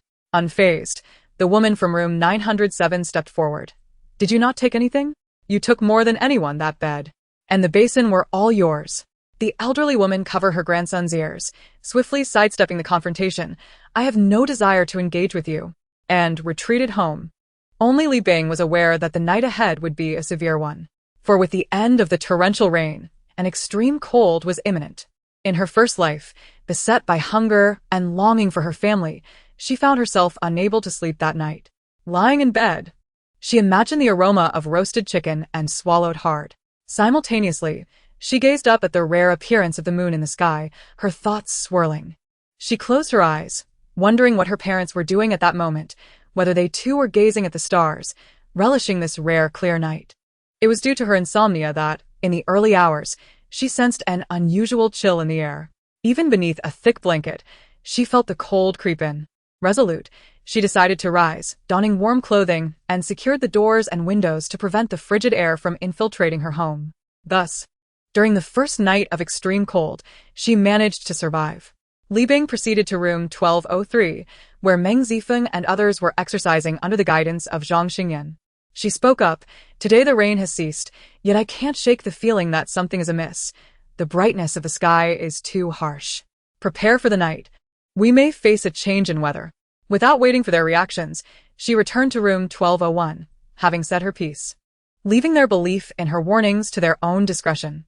Back at home, she reinforced insulation in the living room and small bedroom, fitted thick velvet curtains on the windows, and laid down a thick winter carpet. She placed 2 charcoal basins in the bedroom and living room each. She organized her winter clothes for swift access when temperatures dropped in the night. Next, she retrieved 2 heavy quilts and 10 heat packs, placing them at the foot of the bed for easy access. Afterwards, Li Bing began her final preparations against the impending cold. She entered the kitchen and ignited the stove, filling a pot with water and mixing in a bowl of space well water, slicing 2 pounds of ginger to brew ginger tea. Then, she used the gas burner to boil more water, pouring it into 10 old thermoses and 10 insulated cups. Ultimately, she boiled a pot of hot water that did not reach a rolling boil. At approximately 70 degrees Celsius, she carefully filled 10 hot water bottles and arranged them neatly in her space, saving them for later use. As the arrival of extreme cold loomed, this night was destined to be sleepless for Li Bing. She meticulously ensured all doors and windows were tightly sealed, drawing the blackout and velvet curtains to their fullest extent, creating a formidable barrier to keep the impending chill at bay. Alone, she sat on the small sofa in the living room, watching a variety show, awaiting the onset of the bitter cold. As the night deepened and the hour grew late, Li Bing closed her eyes, inhaling deeply, attuned to the subtle changes in the air around her. Suddenly, she perceived a hint of coolness, a harbinger of the impending cold. Remaining seated on the sofa, the laughter and cheers from the show echoed in the air. Yet, her focus shifted entirely to her awareness of the encroaching chill. Abruptly, she felt a sharp drop in temperature. A glance at the thermometer revealed that the room temperature had plummeted to just 3 degrees Celsius. Instantly, she donned the clothing she had prepared: thermal underwear, a thick wool sweater, a down jacket liner, a women's down coat, a men's down coat, wool socks, and snow boots. By the time she was fully dressed, the temperature had dipped to minus 20 degrees. She dared not hesitate, swiftly igniting the fire pit in the living room to warm the space. Li Bing forcefully pulled open her front door. The extreme cold had frozen it nearly shut. The floor was already coated with a thin layer of frost, and the corridor temperature hovered around minus 30 degrees. She hurriedly approached room 1203, ready to knock, only to find the door opening from within. Zhang Xingyan emerged, swathed in layers like a polar bear, clad in a heavy down jacket and military coat. Wearing a fur hat, with only his eyes and nose visible, leaning on a cane, he stood at the threshold, his eyes peering through his thick attire. Met Li Bing's at the door. He offered a relieved smile. "I'm still alive. Go summon the others." Li Bing hesitated to speak, merely nodding in response. With each breath, her lungs felt as if they were filled with shards of ice, akin to swallowing knives. She proceeded to room 1202, knocking on the door. After a dozen knocks, she heard Yu Shui and Han Jing's voices from inside. Ding. You have directly saved 2 lives, earning 4 points of merit. Ding. You have indirectly saved 972 lives, earning 972 points of merit. Who were these neighbors, bestowing her with such merit daily? Next, she approached room 1204. Knocking 3 times before Meng Zifeng responded, Li Bing observed Zhang Xingyan heading towards the security door, presuming he was off to gather the others. She shrugged indifferently, unconcerned. and opted to return home to warm herself and sleep. As morning dawned, Li Bing stirred awake from beneath her heavy blankets. In her bedroom, the temperature had dropped considerably since bedtime. 2 coal basins swayed precariously, on the verge of extinguishing. She swiftly added smokeless coal to the basins and then cast her gaze out the window. The scene outside was one of icy desolation, with the temperature plummeting to -50 degrees Celsius. This sudden chill had frozen the once tumultuous flood instantly, leaving traces of its furious flow etched upon the icy surface. Prior to this extreme cold, the entire neighborhood had been submerged up to the 8th floor. Now, the unflooded levels stood miraculously atop the ice, as if marking the onset of a new beginning. The frozen world stretched endlessly, transforming the once vibrant city into a desolate expanse of ice. The flood seemed to have vanished, with buildings cloaked beneath thick layers of ice, resembling exquisite artifacts embedded in a crown of frost. The streets lay deserted, as if time itself had stalled. The towering structures, now silent like enchanted castles, were each brick and tile cloaked in a shroud of snow, entranced by the chilling magic that enveloped them. This icy metropolis resembled a serene dreamscape, exuding the purity and coldness of winter. At this moment, the space had morphed into a realm of ice, a silent city of frost. Li Bing, clad in her pajamas, managed her affairs in the villa, relishing a delightful breakfast.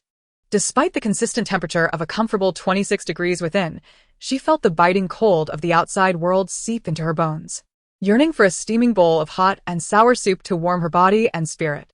After finishing her meal, she exited the space and tidied the small apartment's living room.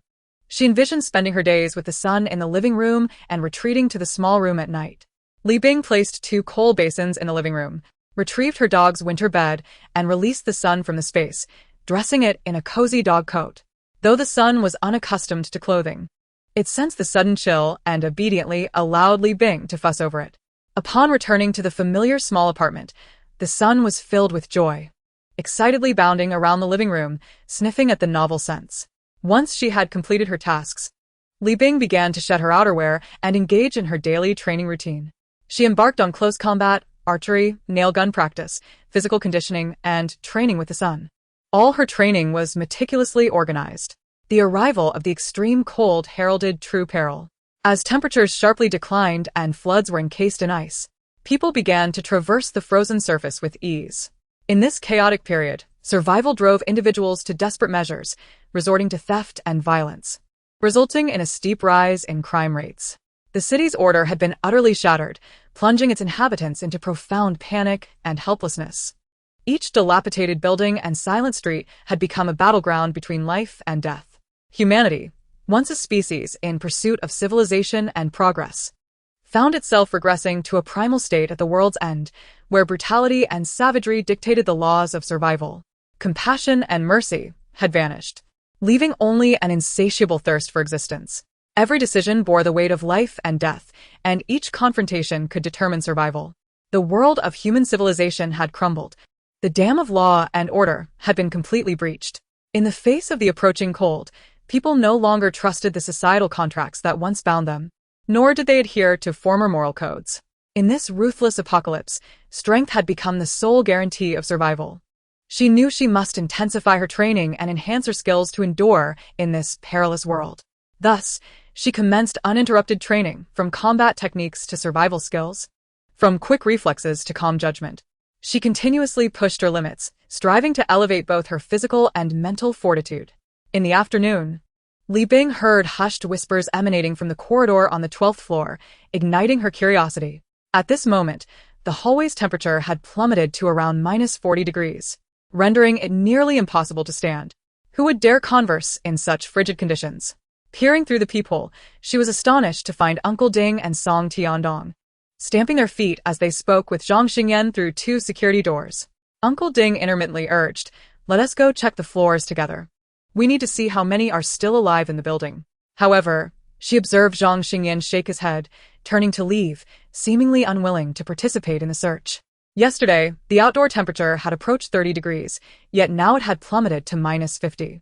In just one night, the temperature had dropped nearly 80 degrees. For those unprepared for the cold, waking up meant finding their companions lifeless beside them. The building was eerily silent, as though no life remained within. provoking concern about how many had perished from the cold during that night. Li Bing understood the intentions of Uncle Ding and the others. Indeed, many had tragically succumbed in their homes due to the extreme chill. They intended to knock on doors, ensuring that there were indeed living souls within. If no one answered, they planned to force entry and salvage usable supplies. In this apocalyptic reality, scavenging from the deceased was commonplace, let alone claiming clothing or bedding once used by the departed. No one would bat an eye. Cradling a hot water bottle, she gazed at the two coal basins, which cast a warm glow in the small apartment's living room, maintaining a temperature of around 5 degrees. In her previous life, she had burned furniture in the apartment to stave off freezing, yet still suffered from frostbite. During that time, the lack of food and warm clothing had compelled her to search for supplies in the bitter cold, struggling to survive. The icy winds lashed against her face like countless needles, instilling an indescribable despair. Ultimately, her inadequate clothing could not withstand the cold's onslaught, and gradually, her body lost warmth. Her consciousness dimmed, and she succumbed to the freezing elements outside. Li Bing wished to forget that haunting memory, still haunted by its shadows. In this life, the living room was as warm as spring, and the space was stocked with ample provisions. She felt a sense of contentment. Glancing at the display screen in her space, she noted, available usage time, 1 hour 39 minutes 51 seconds, permanently accumulative time, 30 days 10 hours 37 minutes 55 seconds merit points, 786,889. Li Bing proceeded to open the merit exchange details.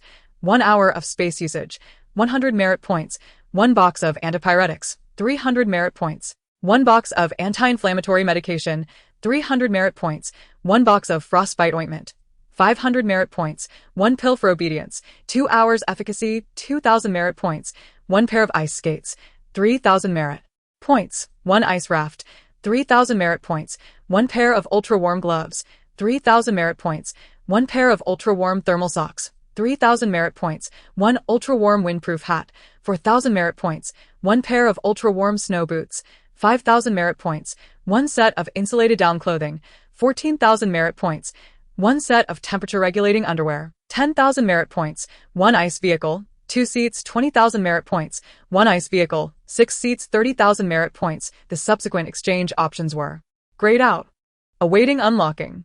The merit exchange details had indeed been updated, but the prices were exorbitantly high. Contemplating the antipyretic in the space, she grit her teeth and opted to exchange for a set of temperature-regulating underwear.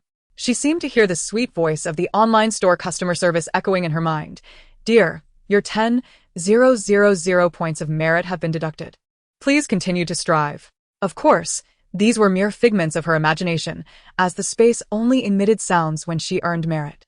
When spending merit, it remained silent, akin to a miser.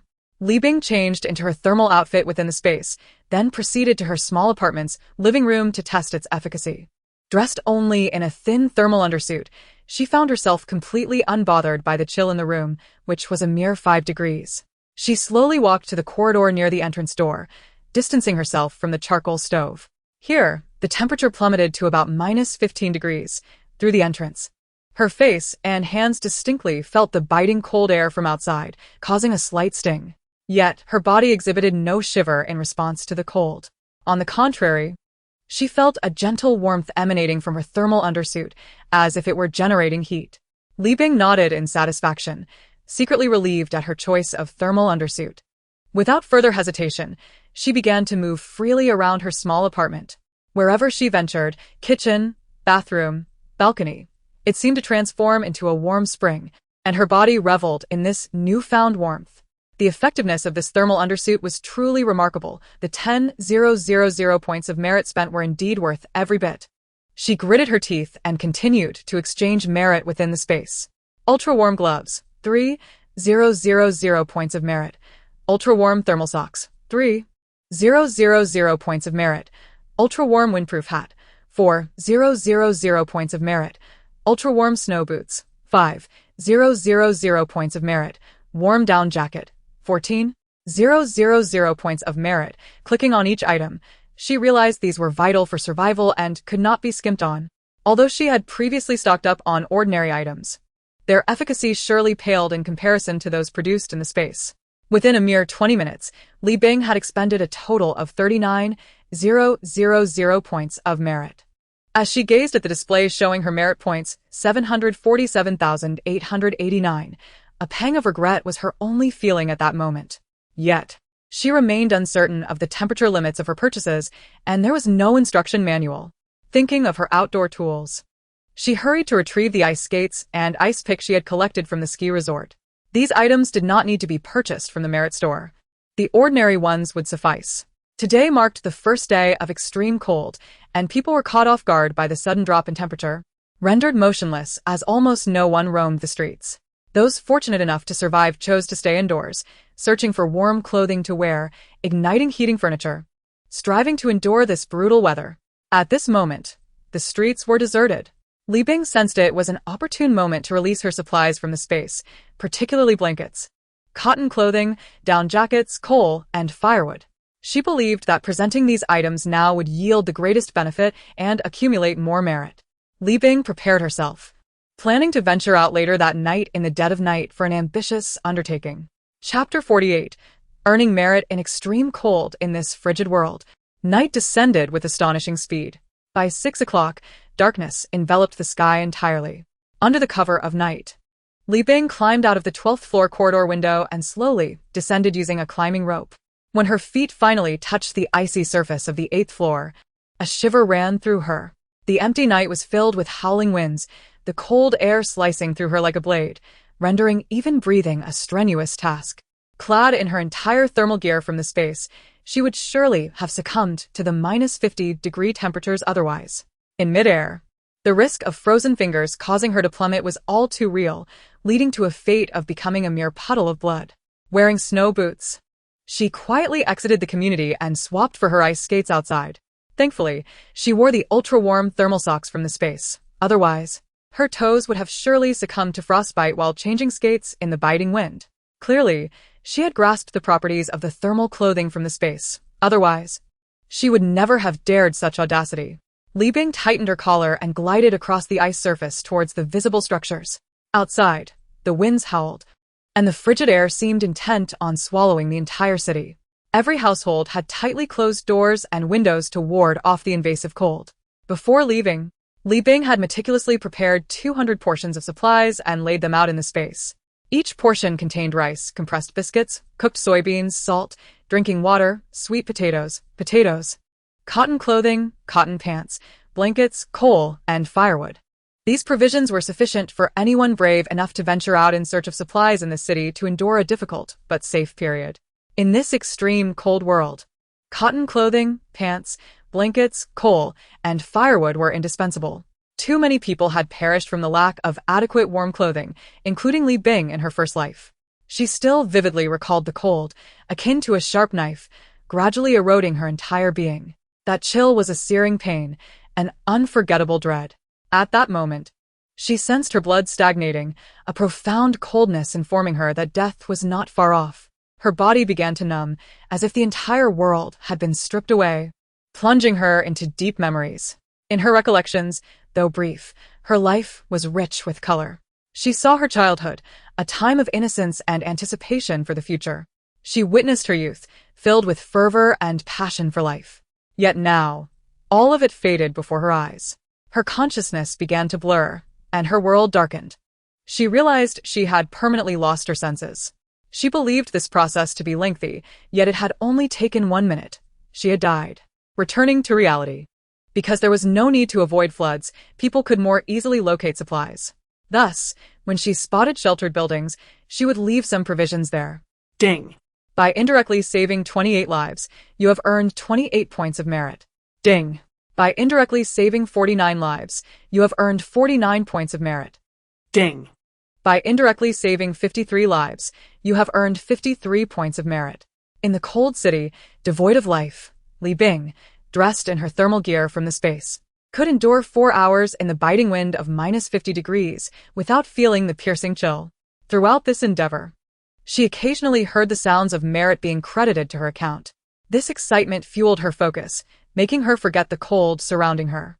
By 11 o'clock at night, having spent 5 hours outdoors, Li Bing finally felt the cold piercing through her thermal undersuit, beginning to assault her body with its biting chill. She swiftly slipped into a dilapidated house, retreating to a concealed corner before entering the space. She gulped down a bowl of ginger tea, the warmth of the liquid resonating in her mouth. Following that, she consumed a steaming bowl of hot and sour soup. The tangy flavor invigorated her senses, revitalizing her spirit. She then shed her heavy down jacket, wearing only her lightweight thermal undersuit, and began to organize her supplies in the space, meticulously allocating 100 portions. After distributing the supplies, she felt warmth gradually returning to her body. Thus, she exited the space and embarked once more on her journey to earn merit. Confidently donning her ice skates, she glided steadfastly across the ice, her heart brimming with determination and courage. She understood that only through relentless effort could she survive in this unforgiving world. In the cozy yet unassuming living room of her apartment, she found warmth and comfort. However, she could not afford to indulge in such tranquility. She understood that only through relentless effort could she accumulate enough merit to confront the unpredictable calamities that the future might bring. Preparing for the unforeseen was her way of ensuring a brighter tomorrow, for she was utterly alone. At times, she envied He Li, who had someone to protect and cherish her. She envied Han Jingjing for her trustworthy companions, and she even envied Zhang Xingyan, who, despite the exhausting quest for supplies, always returned home to the warmth of companionship. Yet, these aspirations were irrelevant to her. She had to remain resilient. In this frigid world, where temperatures plummeted to a bone-chilling -50 degrees, the heat from her body dissipated rapidly. This time, she had learned to be clever. Every 10 minutes or so, she sipped ginger tea or hot spring water to maintain her body temperature. You have indirectly saved 79 lives, earning 79 merit points. You have indirectly saved 129 lives, earning 129 merit points. You have indirectly saved 67 lives, earning 67 merit points.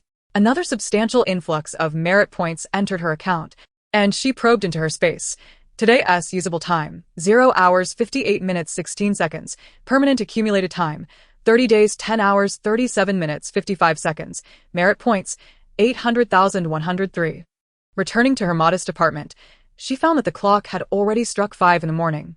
She traversed the bustling market, nearly completing a circuit around the entire plaza, covering over 100 kilometers. Exhaustion was beginning to set in, and she longed for a restorative slumber. Chapter 49. The Market at Midday.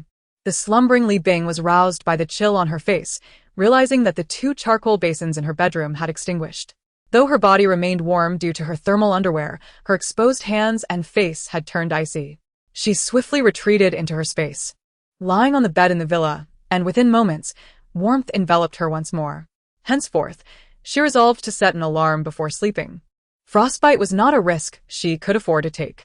The warmth of her bed was inviting, and she contemplated lingering there a while longer, reluctant to rise. However, she had to venture out today to earn more merit points. She decided to travel to the neighboring market, which lay a mere 300 kilometers away. With the sun guiding her sled across the icy plains, she could make the round trip in a single day. While she possessed a snowmobile in her space, it was noisy and consumed gasoline, making it less economical than her trusty dog. Having already distributed a considerable amount of supplies from the market, she realized that any further releases would yield minimal merit points. Thus, an expedition to the market seemed the more prudent choice. The sun had matured over the past 4 months, undergoing rigorous training under Li Bing's watchful eye and nourished by spring water from her space. Now reaching a height of 1 meter, its robust physique and sleek coat bore the resemblance of a valiant adult police dog, a stark contrast to the scruffy pup she had found 2 months prior. After nurturing the dog for 2 months, it was time to put it to work tonight. Li Bing retrieved her lunch from her space, a serving of braised ribs, sweet and sour pork, sautéed mushrooms with greens, rice, and a cup of hot pearl milk tea. After her meal, she placed the sled in the living room and fetched some ropes and tools from the storage room to fashion a comfortable harness for her dog. With meticulous care, she adjusted the lengths of the ropes, ensuring every detail was flawlessly executed. At last, a perfect sled dog harness was complete. Excitedly, she presented it to her dog, who, encouraged by her enthusiasm, eagerly attempted to slip into it. As the dog began to run forward, the sled shot off, nearly toppling the living room sofa. Not daring to let the dog continue, she quickly removed it from the harness and stored the sled back in her space. Although the dog wished to keep playing, Li Bing could only pacify it, promising an outing in the community later that evening.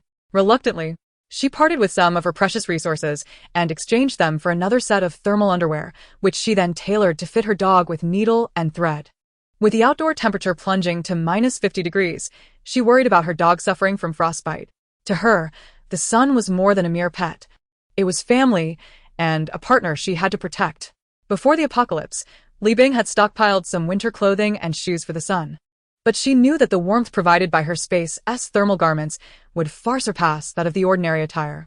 She simply could not bear the thought of her dog feeling the cold. Using scraps from the thermal garments, she crafted 4 small socks for the dog to wear inside its shoes, providing double the insulation. She removed the dog's winter coat to let it try on the thermal outfit. It was slightly oversized. A deliberate choice, since the dog was still growing at just 4 months old. Clad in its lightweight thermal clothing, the dog joyfully dashed about the living room, delighted by the familiar scent of its owner's attire. After completing these tasks, Li Bing dedicated 2 hours to combat training, an essential part of her daily regimen that she would not neglect. The remainder of her time was spent organizing supplies in her space. Each allocation was substantial, sufficient to sustain approximately 100 individuals for a month. Given the unfamiliarity of the neighboring city, she planned to identify some open spaces for swift drop-offs, minimizing her stay to mitigate potential risks. As the clock struck 6 in the evening, darkness enveloped the sky. After dinner, Li Bing donned her backpack and made her way to the ice surface from the 12th floor corridor, just as she had the day before. She found a sheltered spot outside her community, releasing the sled and her dog. She bundled the dog warmly, dressing it in thermal clothing beneath its winter coat, ensuring its goggles and hat were securely in place, along with thick dog boots. She guided the dog to the front of the sled and fitted it with a harness. The dog accepted without resistance. Once everything was in order, she gently called out, "Son, let us go." Run. In an instant, the dog surged forth, pulling the sled at an exhilarating speed that nearly caused Li Bing to lose her balance. The velocity was astonishing, surely exceeding 100 kilometers per hour. The buildings peeking through the ice raced past her, a testament to their incredible speed. At this rate, a round trip would not take a day. Li Bing shouted, "Son, Slow down. watch for obstacles." She had no desire for a mishap that could endanger them both. At such speeds, a collision with a wall would surely spell disaster. Remarkably, the dog did indeed slow down, and Li Bing felt a surge of pride. The little creature she had raised was obedient after all. However, the sled began to decelerate until it eventually came to a complete halt. Li Bing thought, "Can I take back what I just said?" She initially believed the dog had grown tired of the task, but when she noticed it tugging at its winter coat with its mouth, she realized the dog was simply overheated. The dog's fur was sleek and dense, its golden coat shimmering with warmth, making her envious of its natural insulation. She questioned whether purchasing thermal attire for the sun with her merit points had been unnecessary. Surely, its thick fur would protect it from the cold. She removed the dog's coat, but the sun still refused to continue, looking up at her with longing. Reluctantly, she took off its hat as well. But the goggles remained. They were essential for protecting its eyes. After explaining this to the dog, it continued to act coy, reluctant to wear them. She could only persist in her warning. "I'm not lying. I wear goggles too. Otherwise, ice shards could get in your eyes and blind you. You wouldn't see anything." After listening, the dog took a step back, seemingly conveying, "Do not touch my goggles. I refuse to become a blind dog."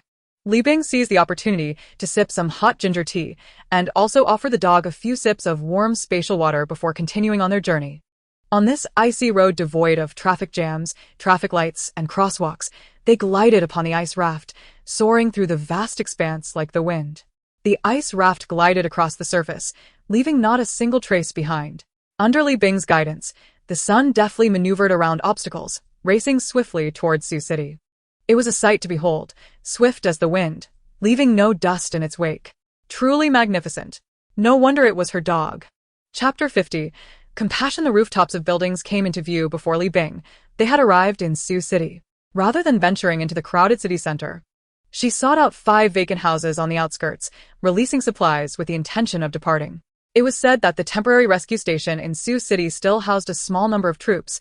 Should these supplies be discovered by the military, they would undoubtedly save many survivors. With a series of notifications, she received accolades for her indirect saving of numerous lives.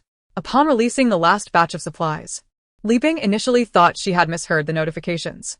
She collected the items into her spatial realm and released them once more. The notifications chimed again, leaving her bewildered. How could anyone possibly consume nearly 3 tons of supplies? Determined to find another location, she spotted the roof of a school, barely 2 stories tall above the icy surface. Its windows long shattered. Inside, it was empty. Tables and chairs had long been scavenged for fuel. Just as she was about to release the supplies, she heard the sound of a car coming to a halt.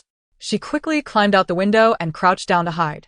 She was grateful that after entering Sioux City, she had already stored the sun and the ice raft into her spatial realm, opting instead to skate swiftly.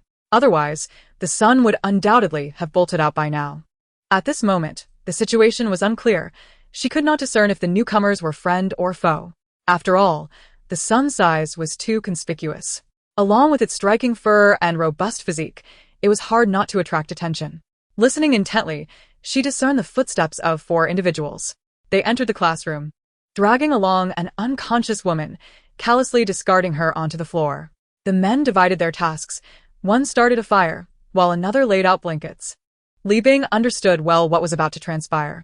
In this post-apocalyptic world, women of the lower social strata faced immense hardship, living in abject misery. Those who were strong, or had family protection, or companions to travel with, still struggled against hunger and hardship.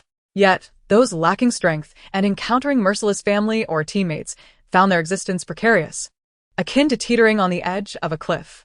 Each day, they battled hunger and despair, facing abandonment, exploitation, and violence, which had become their grim reality.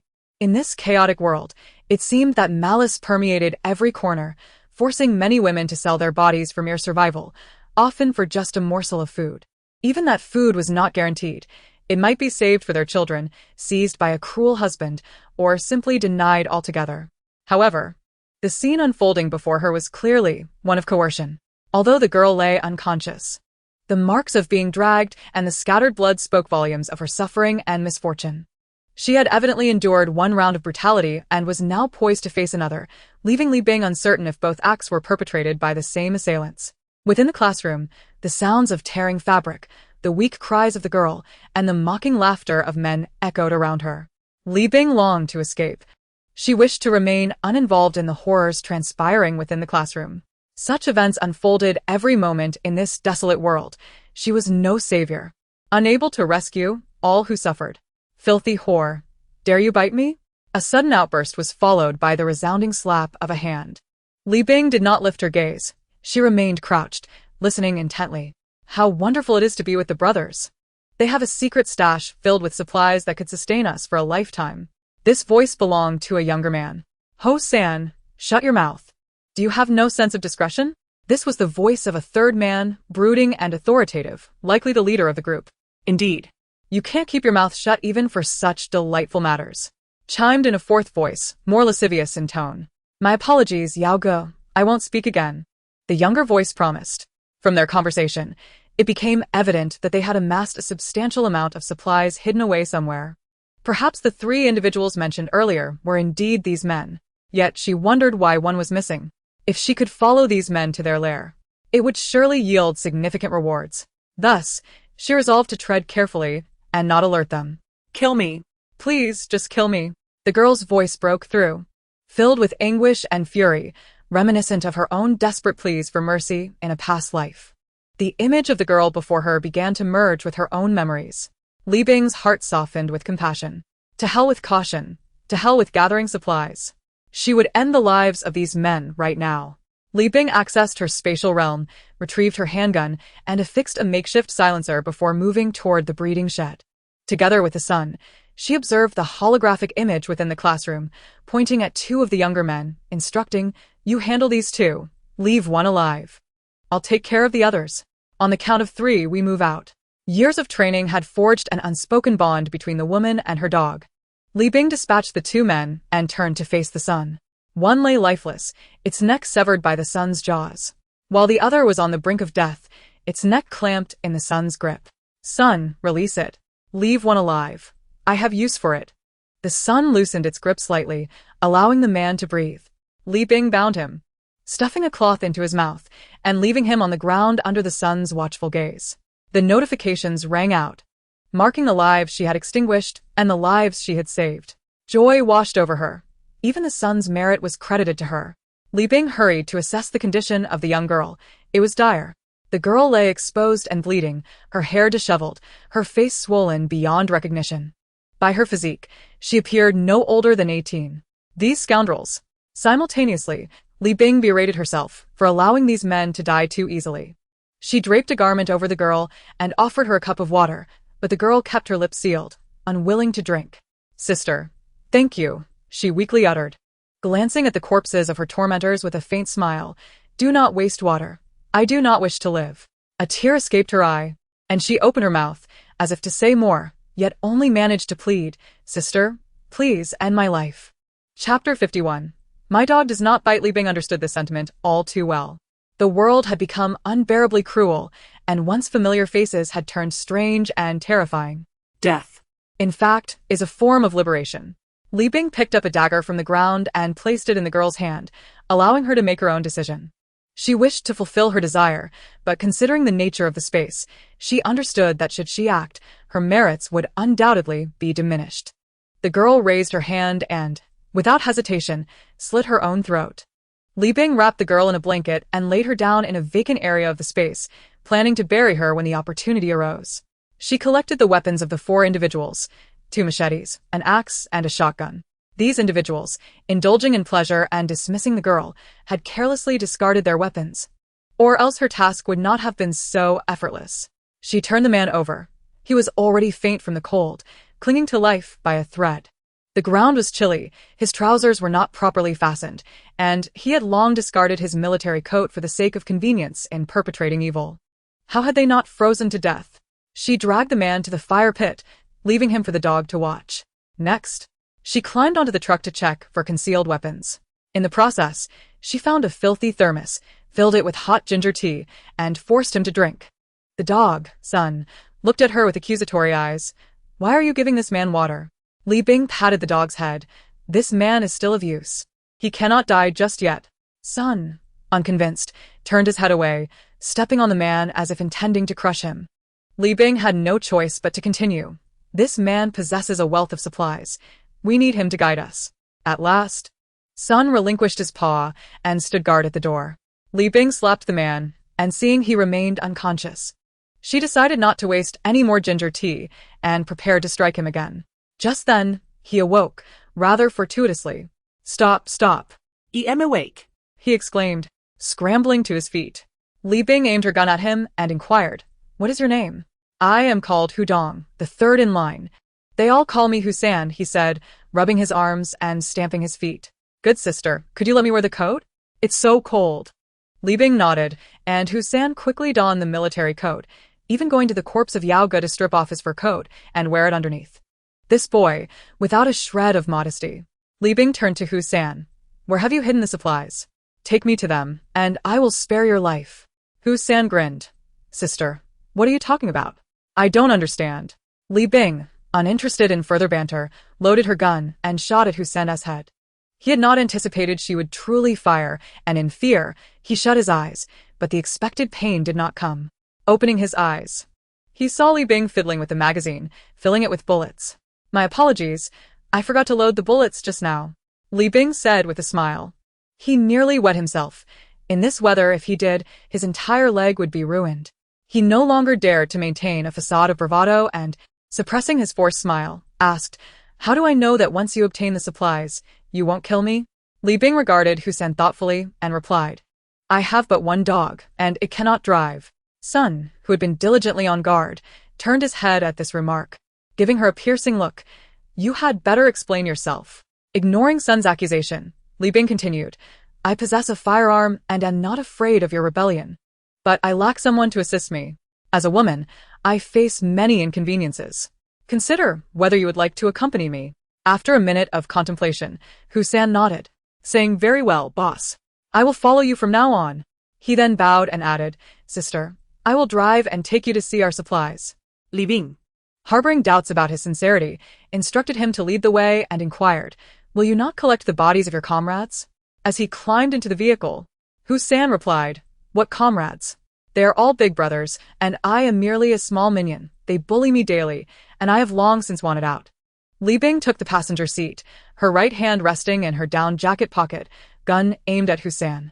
Sun darted to the back seat, pressing his mouth against Hussein's neck, breathing warmth into him. Hussein recalled narrowly escaping the dog's jaws and dared not breathe. Sister, my only sister. Could you please keep this dog away from me? I'm terrified. Li Bing reassured him. Do not worry. My dog does not bite. Hussein retorted. Wasn't he the one that just bit off Jiang Han's head? Li Bing turned back to Sun, saying, do not bite recklessly. The unspoken implication being, if he obeys, do not bite. If he does not, then it is permissible. With trepidation, Hussein started the truck. Li Bing observed the increasingly dense buildings outside the window. They were heading towards the city center. She knew this boy could not be trusted and was likely deceiving her. What hideout would be in such a populous area? It would undoubtedly be located in a more desolate place, less prone to exposure.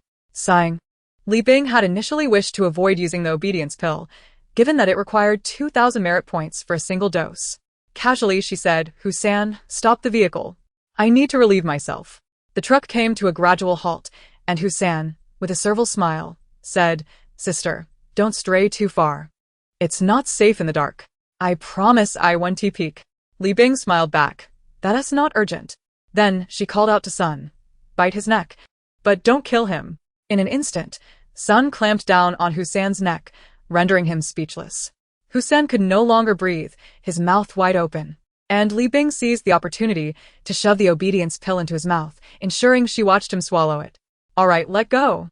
She patted Sun's head, signaling him to release. Reluctantly, Sun complied, knowing that this man was no good and was deceiving Li Bing, who, despite being foolish enough to give him water, was now offering him food as well. Feeling dejected, Sun mourned internally. Li Bing, unconcerned with Sun's feelings, observed Hussein's progressively unfocused gaze, signaling the pill was taking effect. She immediately commanded him. Now, at once, take me to where you have stored your supplies. Indeed, Hussein turned the vehicle around. The truck navigated the icy terrain slowly, lacking snow chains, and thus driving unsteadily. Li Bing inquired, Is there anyone guarding the warehouse? Hussein replied, No one is guarding it. Li Bing asked curiously, No one watches over it? Aren't you afraid the supplies will be stolen? How many people know about this supply warehouse? Hussein answered. We're not worried about theft. No one can find it. Only the four of us know where the supplies are hidden. Li Bing further inquired. Where exactly are the supplies hidden, and why can no one find them? Hussein replied, They are hidden beneath the rocks. No one will ever discover them. Chapter 52. The abandoned mine. The two drove the truck for an hour, distancing themselves from the city, arriving at a desolate mountain area. The place was devoid of life. With not a single piece of wood in sight, only a landscape littered with rubble. Hussein led Li Bing to a hillside, moving aside several large stones to reveal an iron door at the ground surface. He produced a key from his pocket, unlocked the door, and lifted it. A warm breeze greeted them, astonishing Li Bing. She illuminated the interior with her flashlight, shocked to find a handcrafted staircase leading underground. Li Bing instructed Hussein to proceed first, with Sun in the middle, and she brought up the rear, closing the iron door behind them. Descending the staircase, They traversed a narrow passageway approximately 30 meters long, winding until they reached an abandoned mine. The cavern was roughly the size of 2 football fields, with a height of about 10 meters. Several oil lamps burned along the walls, casting a clear light throughout the mine. Within this forsaken cavern, a mountain of supplies rose from the floor to the ceiling, a dazzling array of goods. From various grains and drinking water to essential medicines, clothing, and even kayaks, as well as unexpected equipment like chainsaws for felling trees, rescue ladders, and bomb-proof shields, everything one could imagine was present. It was no exaggeration to say that the variety of supplies surpassed even that of Li Bing's own storage space. These individuals commenced their diligent collection efforts during the torrential rains.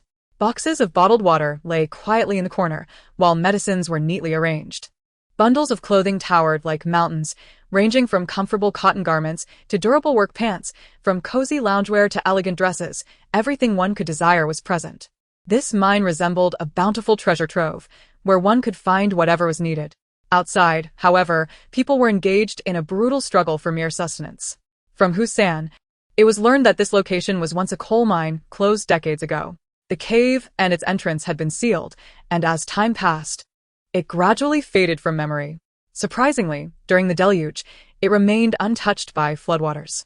After escaping from prison, Hussein and a few others stumbled upon this place, transforming it into a base for resource gathering. They tirelessly scoured the surrounding areas for supplies, resorting to theft if necessary, and resorting to murder if their victims resisted. In the span of a mere 20 days in this apocalyptic world, they had taken dozens of lives. When the bitter cold arrived, they realized that the end had come, and society had truly descended into chaos.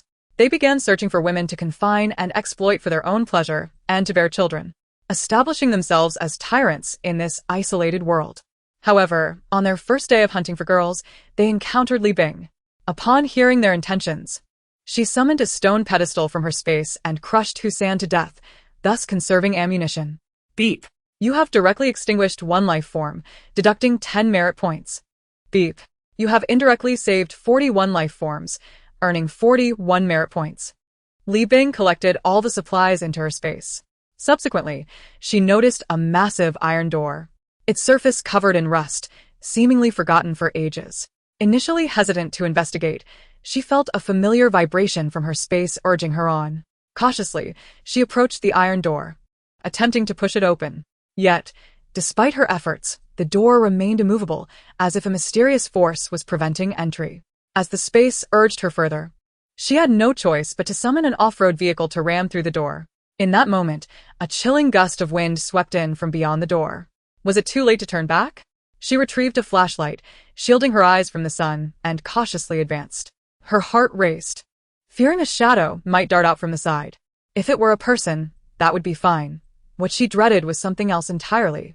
The sun, observing its anxious caretaker, turned away in embarrassment. How humiliating. It wished to say, "Keep your distance. I do not know you." Unable to bear it any longer, the sun tugged at Li Bing's sleeve and hurried forward, as if to convey, "There is no danger ahead. Proceed boldly. I will protect you." It sensed that, apart from Li Bing, there was no trace of life here, nor any murderous intent. Li Bing's footsteps echoed through the mine, creating an unsettling silence. They continued along the passage until they halted before another massive iron door, similarly rusted and secured with a large lock. Li Bing stepped forward, using a lock-picking tool to unlock it. Taking a deep breath, she pushed the iron door with all her strength. It slowly creaked open, revealing a gaping abyss. Approaching the edge, she illuminated the darkness within, seeing only a void of uncertainty. She thought, surely the space meant her no harm, and thus she boldly descended. Following a narrow passage that barely allowed one person to pass sideways, the walls were composed of hard rock, marked by the passage of time. As Li Bing ventured deeper, she felt the air grow colder, heavy with moisture, as if entering a forgotten world. The sound of water echoed, suggesting a parallel existence of humidity and the frigid world outside. She tossed a night vision glow stick below, revealing a pool of water with nothing else. Indeed, if there were a tomb or treasure, it would have been discovered during the mining operations. Guided by her space, the passage grew narrower until it reached an impasse. She retrieved climbing gear, stowing the sun in her space, and pressed on alone. Eventually, she arrived at an opening with a diameter of only 50 centimeters and cautiously crawled inside. A wave of dampness hit her, causing her to cover her nose. Crawling through the constricted cave for several meters, the space suddenly expanded. She peered inside, her heart racing at the astonishing sight before her. The room was filled with ancient artifacts and relics. Gold, silver, precious gems, and invaluable documents and ancient texts adorned the walls, alongside old maps and paintings. At the center stood a colossal bronze cauldron containing several ornate boxes. She casually opened one, discovering a jade seal inside. The chamber was filled to the brim with such antiquities. She had never seen so many treasures. Surely some grave robber had hidden these here? Feeling uneasy in the presence of so many ancestral artifacts, she did not linger. Without waiting for the space to urge her, she swiftly stored everything within. The space, as expected, began to vibrate once more. Chapter 53. The seeds of the apocalypse plan. Li Bing gazed at the iron door behind the mine, realizing it had merely been to prevent others from falling into the watery depths. Little did she know, these two iron doors had been utilized by a grave robber to conceal such treasures. Fortuitously, she had stumbled upon them. Before departing the mine, Li Bing excavated a large pit with her spade, cleansing a young girl's body, dressing her in fresh garments, and placing her in the pit. No marker was erected, for she did not even know the girl's name. She hoped that her soul might find its desired destination and reunite with loved ones. Li Bing secured ice packs around the sun, and the two ventured into the night, aiming to return to their small apartment in the corridor before dawn. Midway, she spotted figures ahead. She halted the ice packs, stowing them in her space with the sun, and quietly approached for a better look. Before her stood two military trucks, their beds covered with windbreaks and thick quilts. Nearby, several soldiers were cooking over a fire, a pot simmering beside them. Once preparations were complete, a few individuals dressed in civilian attire disembarked from the vehicles. Among them were young and old, men and women, not appearing to be typical military families. Li Bing observed them closely through her binoculars. Among the crowd was a renowned surgeon from the provincial hospital, Long Yongtai, who had once been a fortunate guest at a lecture she had watched on television. Another was a well-known meteorologist, Ms. He, whose full name had grown hazy in her memory. A middle-aged man, looking familiar, was likely another expert in his field. The seeds of the apocalypse plan had quietly begun. This initiative assembled the foremost individuals from various sectors, aiming to protect them so they could ignite the hope of humanity when the end arrived. Li Bing firmly believed that the individuals on the list would play vital roles in the apocalypse, as they would contribute significantly to the survival and revival of mankind. She wished for them to live long, to remain healthy, and to discover the reasons behind the apocalypse and the future path for humanity. She entered her space, filled a liter of well water, and conferred with the sun. Sun, could you do me a favor? When the time comes, draw the attention of those in military attire. The sun approached the bonfire, and a little girl exclaimed in delight, "Look, there's a big dog." The onlookers gazed at the sun, and Mr. Long Yongtai chuckled. "It has been a long time since I've seen such a handsome dog, well taken care of." One of the young soldiers turned to his squad leader. "Sir, doesn't it resemble Mao Do?" Mao Do was a military dog who had made the ultimate sacrifice during a storm, having saved over 100 lives, a true hero among dogs. The squad leader, Fang Zhen, remarked, "We are over 100 kilometers from the city. How could a dog be here?" Observing the sun, he noted that it bore no malice, merely looking back and digging at the ground. A young soldier seemed to understand. "Could it be that its owner is trapped under something, seeking our help?" Fang Zhen replied sternly, "That is a possibility, but we have a mission to fulfill. Our priority is to protect these teachers and their families and return to base. We must remain vigilant and not act recklessly." After stating this, Fang Zhen turned his attention back to guarding their surroundings. Although a few family members felt sympathy for the dog and suggested that some soldiers investigate, Fang Zhen remained unmoved. In a post-apocalyptic world, caution was paramount. They had encountered too many traps before. Li Bing, witnessing the failure of her plan, felt unexpectedly uplifted. If all soldiers maintained a heightened sense of alertness and refrained from easily trusting ordinary civilians in this desolate world, it would be for the best. In previous iterations of her life, she had observed a foolish soldier who desperately saved a mother and daughter, sacrificing his own rations in the process. Ultimately, the two had ended up killing the injured soldier in their hunger and consuming him. After some time, the dog reappeared, carrying a bulletproof vest in its mouth and placing it on the ground, stained with blood. This was the vest Li Bing had found in the commander's office at the rescue site. She had initially intended to use it for her protection, but now hoped it would attract the attention of those around. "This is a military bulletproof vest," one of the soldiers exclaimed excitedly. Fang Zhen rushed over, taking the vest into his hands. "These bloodstains are fresh. They must have originated nearby." In reality, the blood belonged to the thugs from the commercial district, some of which Li Bing had collected for future use. "All personnel, Su Ren, Jiang Dian, fall in with me to search for the commander. The rest, under Guan Lechi's command, stay here to guard and protect the teachers and families." With that, they swiftly followed the dog into the darkness. Seizing the moment, Li Bing utilized her spatial abilities to blend into the family group. The space allowed her to enter and exit within a 5-meter radius, akin to a teleportation portal. While food was being distributed, she discreetly added a liter of spatial well water to the soup pot, hoping it would promote the health and longevity of these embers of humanity. Ding! You have directly saved 1 life form, earning 2 merit points. Ding! You have indirectly saved 3,912 life forms, earning 3,912 merit points. Is someone injured here? Li Bing pondered otherwise. How could it be a direct save?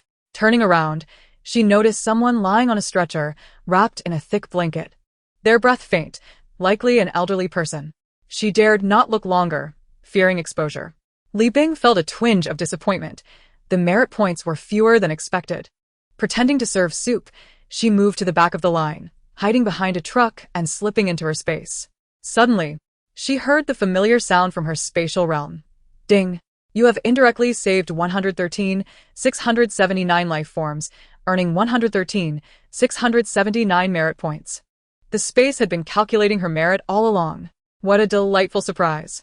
The closer she approached the upper echelons, the faster she accumulated merit. However, it also became increasingly perilous.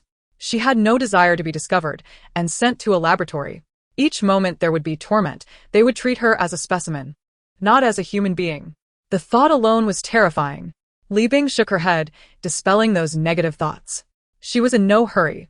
She preferred to remain in the lower levels, gradually amassing merit rather than risk discovery and transportation to a laboratory. Tonight was an anomaly. She hoped it would not happen again. In the future, she would avoid these people. Not only that, but she would also strive to operate under the cover of night, using darkness as her cloak. In her rebirth, she found herself growing fond of the night, for in the darkness, she could sense a semblance of peace and tranquility. The night felt like her sanctuary, allowing her to temporarily escape the world's chaos and busyness. She increasingly favored moving under the cover of night, this inclination becoming deeply ingrained in her very being, as inseparable as blood itself. Chapter 54. The waste treatment plant. Li Bing's initial intention was not merely to ensure the physical safety of these embers of humanity, but also to enable them to realize their utmost potential in the apocalypse, bringing hope for survival to many others. She aspired to navigate this apocalypse successfully. Upon returning to her apartment, dawn was just beginning to break. The entire corridor remained steeped in a frigid, desolate world, devoid of movement, the city silent and forlorn. Her body was utterly exhausted. Yet, as she lay in her warm bed, sleep eluded her. In her cozy room, 2 charcoal basins burned beside her bed. The sun lay at the foot of her bed while Li Bing quietly gazed at the various stains on the ceiling, imagining a brilliant, starry sky. The girl she encountered in Sioux City, had she transformed into a twinkling star? And what of her grandmother? Was she watching over her from the horizon, or resting in another realm? She understood the need to avoid letting these emotions affect her, striving to remain calm and relaxed. The space had long since settled. Li Bing entered her spatial realm, noticing that the white mist surrounding the space had dissipated. The entire area felt boundless, as if it had no limits, deep and unfathomable. She started her off-road vehicle, steering in another direction within the space. As she measured the length of the area, she rolled down the window, allowing the rushing wind to soothe her spirit. 2 hours passed, yet her view remained an endless expanse, unchanged in the slightest. It felt as if time and space had crystallized in that moment. Meanwhile, the vehicle had traveled 160 kilometers. She mused that she would no longer need to fret over the size of her space. The black soil had now expanded to the size of 20 football fields, with the crops initially planted within now relegated to a corner. It appeared her yield of sweet potatoes and potatoes would multiply exponentially. How many merit points that would bring. The breeding shed could now be aptly termed a breeding factory. Inside, over 100 rooms were neatly arranged, clean and tidy. Chickens, pigs, rabbits, and sheep occupied their respective rooms, with many vacant spaces remaining. Li Bing planned to begin hatching fertilized chicken and duck eggs. Adjacent to the breeding factory, a waste treatment plant had materialized. She attempted to discard several empty safes into its entrance, and on the platform at the exit, a metal house unexpectedly appeared. Measuring 3 meters in length, 2 meters in width, and 28 meters in height, the structure featured a door, complete with a lock. It was as if it had been custom-made for her. From then on, wherever she went, she could simply release the metal house from her space, transforming it into a mobile home. When she tried tossing in some cotton and fabric, a thick quilt emerged at the exit, adorned with embroidery, something she had never anticipated. She then discarded a water-damaged air conditioner. To her astonishment, an electric heater appeared at the exit. She attempted to dispose of some fruits, vegetables, meats, and seasonings, along with bowls and plates. This time, what emerged from the outlet were 2 dishes, a soup, and a glass of juice, all steaming with warmth. The outlet resembled a magical portal, bridging two distinct worlds. It felt as if there were unseen hands working behind the machine, assisting in the transformation. This waste disposal facility seemed to possess life and wisdom, capable of turning discarded items into precious treasures. At that moment, Li Bing's emotions were beyond the reach of any words. Her grand ambitions were poised to reach new heights, and the realization of her dream of surviving in this space for 24 hours was now within reach. In the space, she discovered a bottle of melatonin, which she took before succumbing to a blissful slumber. In her dream, she enjoyed a picnic on the grass with her grandmother, surrounded by the warm embrace of sunlight and an array of snacks and fruits before them. They lay comfortably on the picnic blanket, relishing this exquisite moment. Nearby, a group of lively children frolicked on the grass, savoring the carefree joys of childhood. In this dream, there were no disturbances or conflicts, only innocence and harmony. After a period of deep sleep, Li Bing was roused by the cacophony of the outside world. She wandered into the living room, where the door of her small apartment was being forcefully knocked upon. Reaching for her watch, she realized it was already 1 p.m. She donned her down jacket and peered through the peephole, discovering it was the troublesome child from room 1203. "What is it?" she asked, irritation evident in her voice. Li Bing had spent the entire night awake, preoccupied with organizing supplies and battling foes, and she had only fallen asleep at 11 a.m. Now, she felt as if she were at war with the entire world. "Oh, my sister. The big guy asked me to inquire if you're coming to room 1203 for training today." The troublesome child, aware of her foul mood, spoke in a deliberately gentle tone. However, his thick clothing and bulky scarf made it impossible for Li Bing to detect his feigned softness. "Is Zhang Xingyan well enough? Can he spar with me?" Li Bing continued to inquire through the door. No, but he said he was worried you might get out of practice. So he suggested Meng Zifeng and a few others could spar with you." "I'm not going," Li Bing shouted, retreating back to her warm bed. Ridiculous. Meng Zifeng and the others combined were no match for Zhang Xingyan. This was not about her losing practice. They simply wanted to use her as a training partner. Since she was already awake, she had no intention of returning to sleep. Her stomach growled, prompting her to hastily consume a hamburger before attending to the animals at the farm.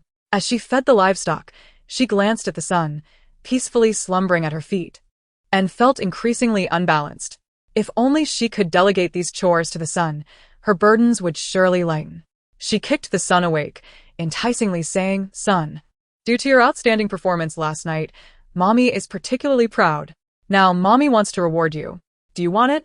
The dog, hearing the word reward, eagerly nodded. Li Bing continued to coax. "Now, I formally appoint you as the director of the farm. You are the boss. From now on, all the animals in the farm will be under your supervision, okay?" The dog nodded again, appearing quite simple-minded. "Very well, since you agree. Go into the farm and feed them. You've seen Mommy do this many times.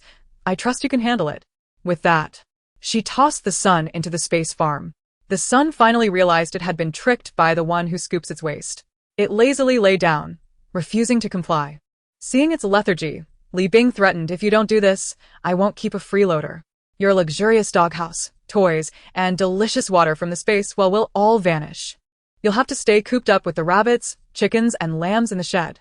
Upon hearing this, the sun barked a few frustrated barks at the space above, as if cursing, yet it reluctantly stood up to feed the livestock. Dogs under roofs must lower their heads. Li Bing settled on the sofa, gazing out at the icy surface where people were already walking. They were bundled up like bears, clearly having donned all their clothing. The corridor city was in the southern region, where people did not possess an abundance of thick clothing. Even when fully dressed, they could not feel warm in the sudden drop to minus 50 degrees outside. They could only keep moving, fearing that stopping would lead to freezing to death. In her first life, she had walked upon such ice, succumbing to hunger and cold.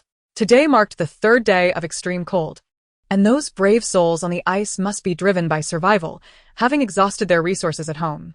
Otherwise, who would risk their lives to venture out into the bitter cold and endure such torment, possibly facing death by frost? Regardless, those who dare to step outside in search of life are deserving of respect. She hoped the supplies she had left could assist these people. Retrieving her gaze, she extended her consciousness into the space to check if the sun was obedient. Thankfully, the sun was in the rabbit shed, feeding the vegetables and not bullying the rabbits. The rabbit shed was the largest of the farm structures, as rabbits breed rapidly. Within mere months, the original pair of rabbits had produced generations. Their offspring were also reproducing, soon to become the next generation of rabbit mothers. This breeding speed was astonishing. If left unchecked, it could lead to a rabbit disaster in the farm. With a thought, Li Bing entered the space and called out to the sun, "Bring me 2 large rabbits." Upon hearing the command, the dog dashed out like lightning. It had long yearned to chase the rabbits, but had refrained due to the disapproval of its owner. Now, the rabbits, frightened by the dog, scattered in all directions, trembling. "Stop playing around. Hurry and catch 2. Li Bing's voice rose in frustration. Moments later, she emerged with 2 dead rabbits, tossing them into the waste disposal facility. As she waited at the outlet, she first saw 2 plates of braised rabbit meat appear on the platform, followed by 2 spicy rabbit heads. And then a rabbit fur scarf. What a profit. Absolutely profitable. Now she had a solution for those rabbits and need no longer worry. She carried the braised rabbit meat out of the space, sharing 1 plate with the son, and they devoured it together. "See, Mom wasn't lying to you. If you take good care of the animals in this space, all these delicious meals will be yours in the future." Li Bing munched on a spicy rabbit head, making slurping sounds, continuing to brainwash the son. The foolish dog, hearing of further rewards, nodded eagerly. "I will take care of them well, and strive to eat rabbit meat every day." How delightful! Both Li Bing and the dog marveled. The rabbits in this space were nourished by the food grown within, having never consumed any feed. Consequently, their meat was firm and flavorful, a true delicacy. Li Bing began to fantasize whether the chicken and duck produced in the space would be even more delectable. The hatching of fertilized chicken and duck eggs was imminent. After enjoying the delicious braised rabbit meat and spicy rabbit head, she sipped a bubble tea and collapsed onto the sofa, feeling utterly blissful. Subsequently, she began to remove her outerwear, preparing for her daily training regimen. Close combat, archery, nail gun practice, physical training, and training with the sun, none could be neglected. In the stillness of the night, Li Bing was awakened by the sun. Rubbing her bleary eyes, she felt a wave of irritation wash over her. Yesterday, she had only managed to sleep for 2 hours. Today, after much effort, she was finally able to retire early, only to be disturbed again. The dog tugged at her, leading her to the door, pawing at it, and then indicating the position of the corridor window. "Are you saying that someone is outside the corridor window?" Li Bing whispered. The dog nodded. "Can you hear several people?" Li Bing inquired again. The dog replied, "I'm a dog, I can't count." Li Bing seemed to detect disdain on the dog's face. "1 person?" She extended a finger. The dog nodded, and then shook its head. "You mean there are many downstairs, but only 1 has climbed up?" The dog nodded, as if to say, "Finally, you understand." Li Bing bundled herself in a down jacket, donned a hat and mask, and slipped on snow boots. First, she tapped the intercom 3 times to inform Zhang Xingyan, Yu Shui, Meng Zifeng, and others that guests had arrived on the 12th floor. This was their agreed-upon signal. 3 taps indicated activity at the corridor window, 4 taps signaled issues at the push-pull door, 5 taps meant the danger had been averted. The corridor window was fitted with a security door, one side securely welded to the wall and the other side locked. Thus, unless one had a chainsaw, it was impossible for anyone to climb up. It was late at night, and the intruder had quietly scaled up from the icy 8th floor, attempting to infiltrate without a chainsaw, for that would awaken the entire building. Cautiously, Li Bing opened the door a crack, observing the figure outside, eager to discern their intentions. To her surprise, it was a familiar face, the class monitor, Fang Zhen, whom she had encountered the previous night. Who was he searching for? In this building, who held significance? Or rather, which notable individual resided on the 12th floor that could attract Fang Zhen's attention? Li Bing tapped the intercom 5 times to prevent unnecessary alarm. She first tucked the dog into a safe space, as it had previously met these soldiers and could easily be recognized. Slowly, she stepped out of her room and approached the sturdy security window, their gazes meeting in the air. Fang Zhen had never seen Li Bing, so he did not recognize her. Sensing that he might frighten her, he softly spoke, "Hello, I'm not a bad person. I'm a soldier, looking for someone. Could you let me in?" Chapter 56. 2 family quotas. Li Bing, muffled by her mask, asked, "Who are you looking for?" Fang Zhen hesitated for a moment before replying, "I'm looking for Zhou Chuhua in room 1203. Li Bing felt puzzled, as she had not heard that the troublesome child's father was a soldier, and Fang Zhen's age did not align with Zhou Chuhua's. Noticing Li Bing's silence, Fang Zhen anxiously asked, Is he still alive? Yes. Li Bing afirmat. Havoc lasts 1,000 years. You didn't know? She then inquired, What is your relation to him? Fang Zhen remained silent for a while before responding. Family. It was evident he was lying, and she was disinclined to press further. It was likely he was on a mission and unable to speak the truth. Li Bing unlocked the door and let Fang Zhen inside. She pointed to the door of room 1203 and said, That's it. You can go in yourself. I need to get back to sleep. Of course, she did not genuinely intend to sleep, as the security window was still unlocked, preventing her from feeling at ease. She needed to ensure that they had left before carefully checking the corridor's push-pull door and security window, for only then could she feel secure. However, in her previous life, the troublesome child had been taken away by his father before the extreme cold. Circumstances were different now. Li Bing settled onto a small sofa in the living room, 2 charcoal stoves at her feet, cradling a hot water bottle while watching a variety show. Half an hour had passed, yet the two had not left. She was becoming increasingly drowsy. Suddenly, the intercom crackled with Zhang Xingyan's voice. Li Bing, are you there? She recognized that the troublesome child might be seeking her to say goodbye. Not wanting to utter farewells, she pretended to be asleep. After a while, the intercom buzzed again. Sister, I know you're there. Please come to room 1203, I beg you. The troublesome child pleaded in a tone of desperation. He usually radiated sunshine and energy, like a string of firecrackers, but at that moment, he appeared exceedingly dejected. I know you don't want me in your home, sister. Please hurry. I'm about to leave. I beg you. His voice cracked, filled with emotion. She understood he was putting on an act, yet she responded without hesitation, All right. I'll be right there. He was but a child, having endured the apocalypse alone for so long without family by his side. It was no small feat to persevere. If he lacked a bit of cunning, he would have long since been outsmarted and lost his life. The door to room 1203 was slightly ajar, so she walked right in. The living room was lit by a charcoal basin, and seated were Zhang Xingyan, Meng Zifeng, Yu Shui, Han Jingjing, Fang Zhen, and Zhou Qihua. They were all present, sitting in silence. Sister, someone is here to pick me up. I'm going to meet my dad.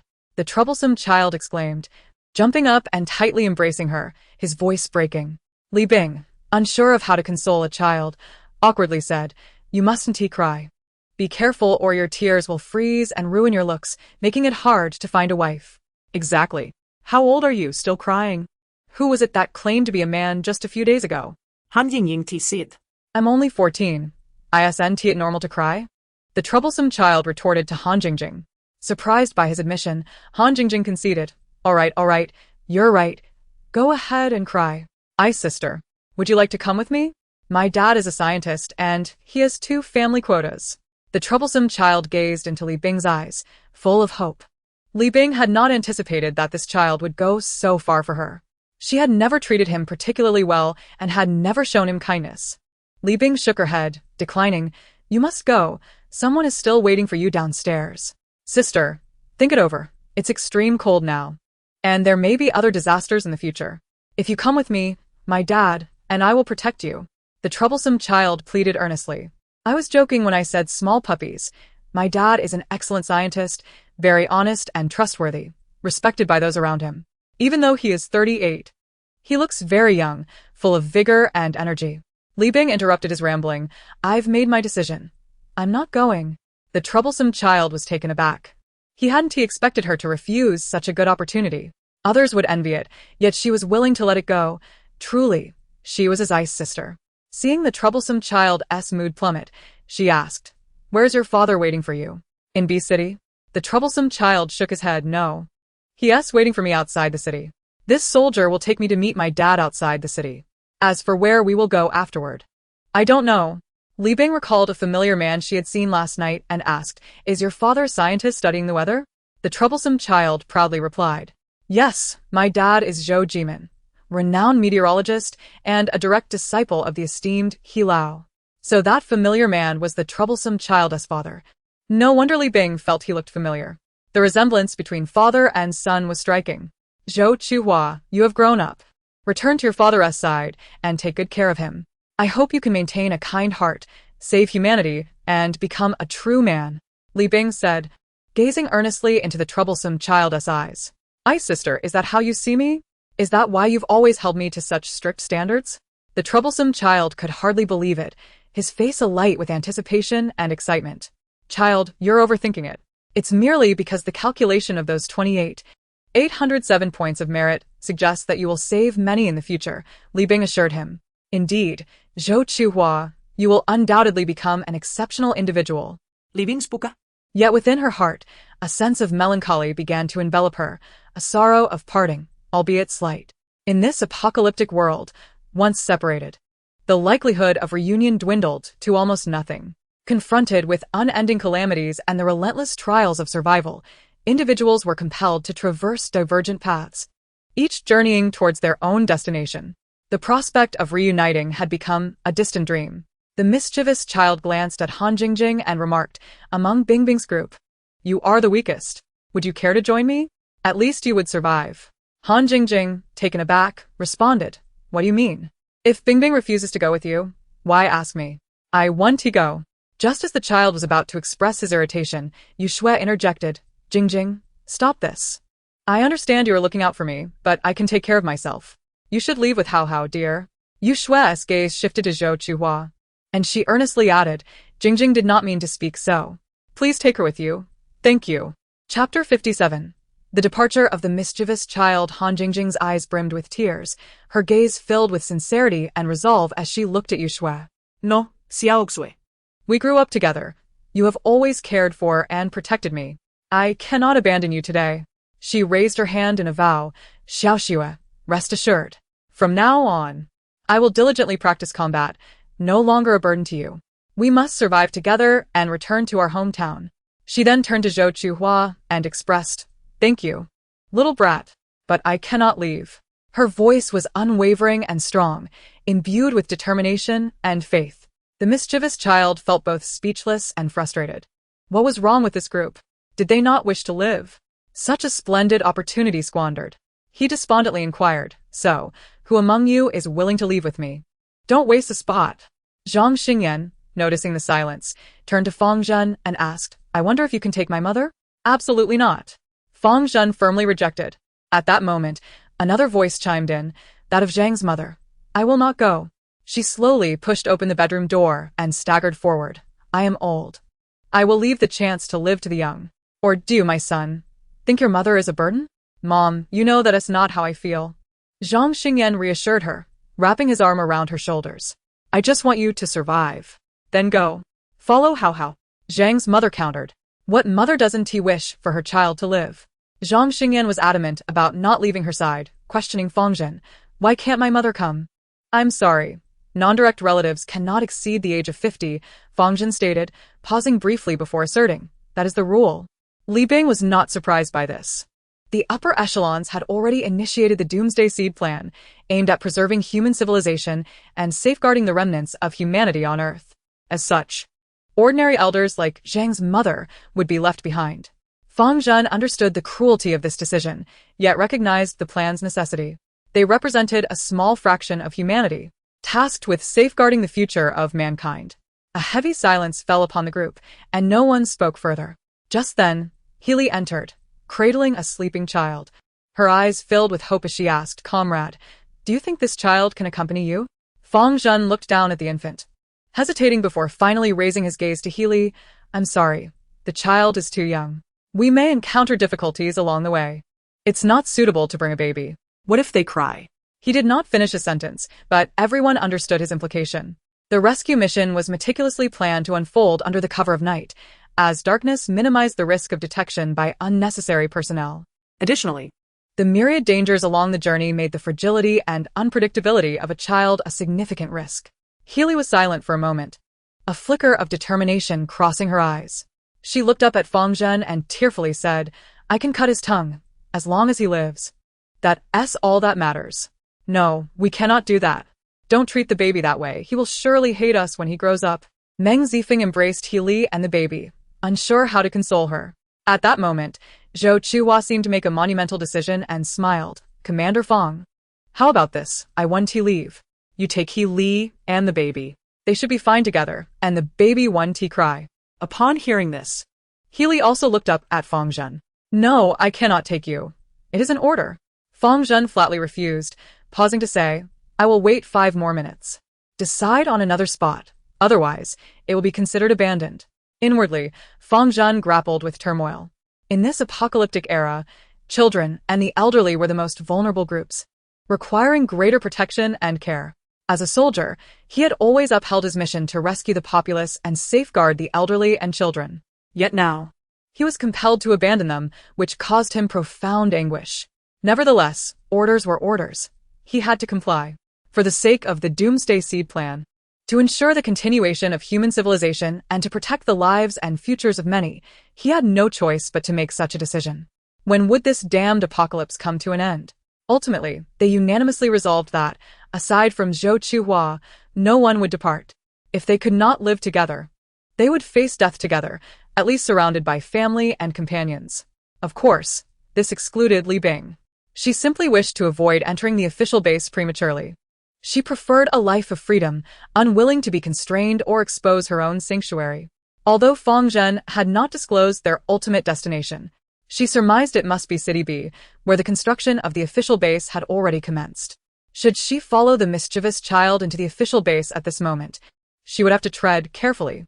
She would have to adhere to numerous rules and restrictions, remaining ever vigilant to protect her own space and rebirth from being discovered, lest she be confined to a laboratory for endless experimentation. Before parting, Li Bing handed Fang Zhen a large mountaineering backpack filled with compressed biscuits, roasted soybeans, bottled water, and essential medications. With a calm demeanor, she said, "This journey is fraught with peril. I hope this supply will assist you." Fang Zhen momentarily found himself at a loss, mechanically accepting the provisions. "Congratulations.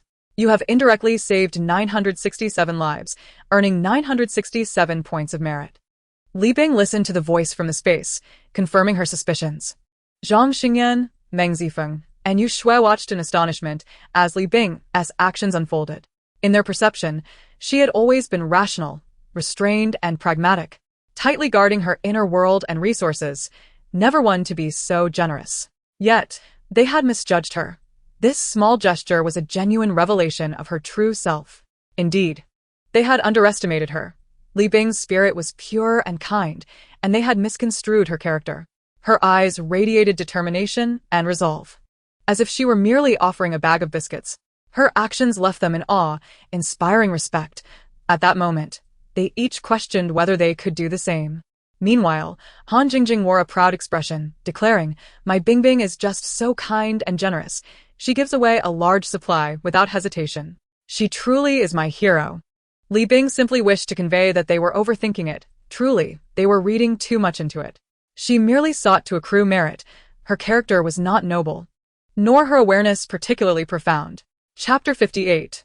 Seeking challenge in truth. If one were to consider virtue alone, Li Bing would be inclined to bestow upon these individuals an entire truckload of supplies, for her space was abundant. The 5-member team led by Fang Zhen comprised elite talents from various fields. Among this critical group were surgeons, meteorological scientists, and physicists, all of whom would contribute significantly to the study of the apocalypse. The act of distributing this truckload of supplies would surely earn her immense merit. Yet, reality rendered such aspirations unattainable. She feared that excessive publicity might attract the attention of higher authorities or incite jealousy and suspicion among her neighbors. Her priority was merely to survive the apocalypse. Life held greater importance than merit. Furthermore, Fang Zhen was a prudent individual, considering matters more thoroughly than Zhang Xingyan. If he were not capable, how could the higher-ups have entrusted him with executing the seed plan? For the sake of safety, when preparing this batch of supplies, Li Bing ensured that nothing originated from her space. She resolved to limit her interactions with the upper echelons. These soldiers and seed humans were astute individuals, and she wished to avoid being drawn into a laboratory or exposing the secrets of her space. Xiongzai gazed at the large bundle of supplies, his smile more akin to a grimace. He understood that Sister Bing's usual cold demeanor towards him was underpinned by significant expectations. In this exceptional moment, Sister Bing's generous offering of supplies to Fang Zhen was undoubtedly a reflection of her regard for him, representing genuine concern. Sister Bing resembled a mother who had passed away. Initially, Fang Zhen had refused to accept these supplies. As soldiers, how could they take from the people? However, Li Bing simply stated, "If you do not eat, will the scientists and their families go hungry?" This remark jolted Fang Zhen into awareness, reminding him of the arduous journey they had undertaken, and he thus decided to accept the supplies. Reflecting on their journey, where they had to secretly retrieve important individuals and their families while sourcing supplies to meet their basic needs, Fang Zhen endured numerous hardships. He had not shed tears while braving the cold outdoors or while enduring the scorn of the masses, yet now, gazing at the bundle of supplies, his eyes were reddened with emotion. Suppressing his tears, Fang Zhen saluted Li Bing and descended. "Sister Bing, wait for me. I will come to get you, and everyone else." With that, the exuberant child also left. Li Bing did not wait for them to reach the 8th floor. She closed the window, locked the security door, and retired home to sleep. Zhang Xingyan called out through the door, "Are you truly in such a hurry? Come to room 1203 tomorrow for practice. Is your body ready for combat?" Li Bing questionat skeptically. "Against you, it's more than sufficient," Zhang Xingyan replied with a laugh. "Very well. Li Bing gritted her teeth. I shall show you that you underestimated me, and I will bring you down tomorrow." However, the next day in the small living room of room 1203, Zhang Xingyan cheerfully called out again. Li Bing was once more knocked down.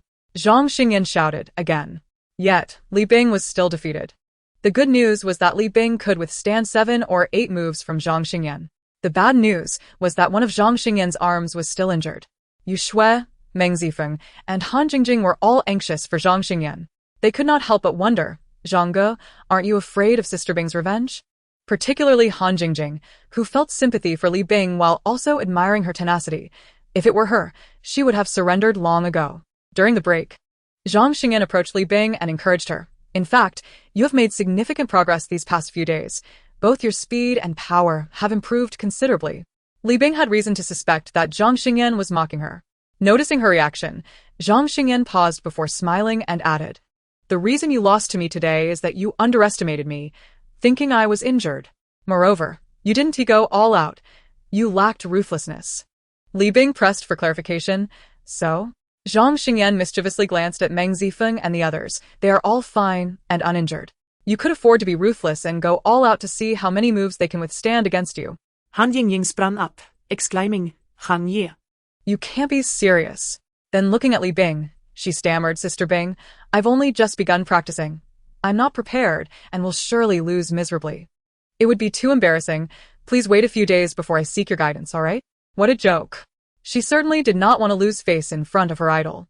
Meng Zifeng also appeared troubled, wondering if losing to Li Bing would be embarrassing for a grown man.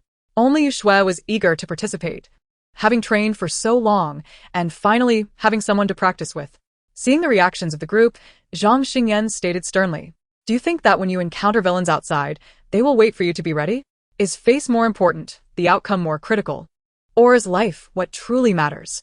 Meng Zifeng and Han Jingjing exchanged glances, understanding Zhang Xingyan's intent. Li Bing stepped into the center of the living room, coldly declaring, "Who will go first?" Yu Shui, Meng Zifeng, and Han Jingjing exchanged glances, each hoping the others would be the first to step up. "Stop hesitating. All 3 of you, come at me together." Li Bing commanda. This was not arrogance on her part. Rather, Zhang Xingyan was correct. Villains outside would not adhere to the principles of martial ethics. There would not always be one-on-one confrontations. She needed to practice in advance and prepare herself. Among the 3, though Han Jingjing was the weakest, her observational skills were sharp. Meng Zifeng, as an adult male, possessed considerable strength, and Yu Shui, being an athlete, had explosive power. They would suffice as practice partners for her. Then Sister Bing. "I shall not hold back."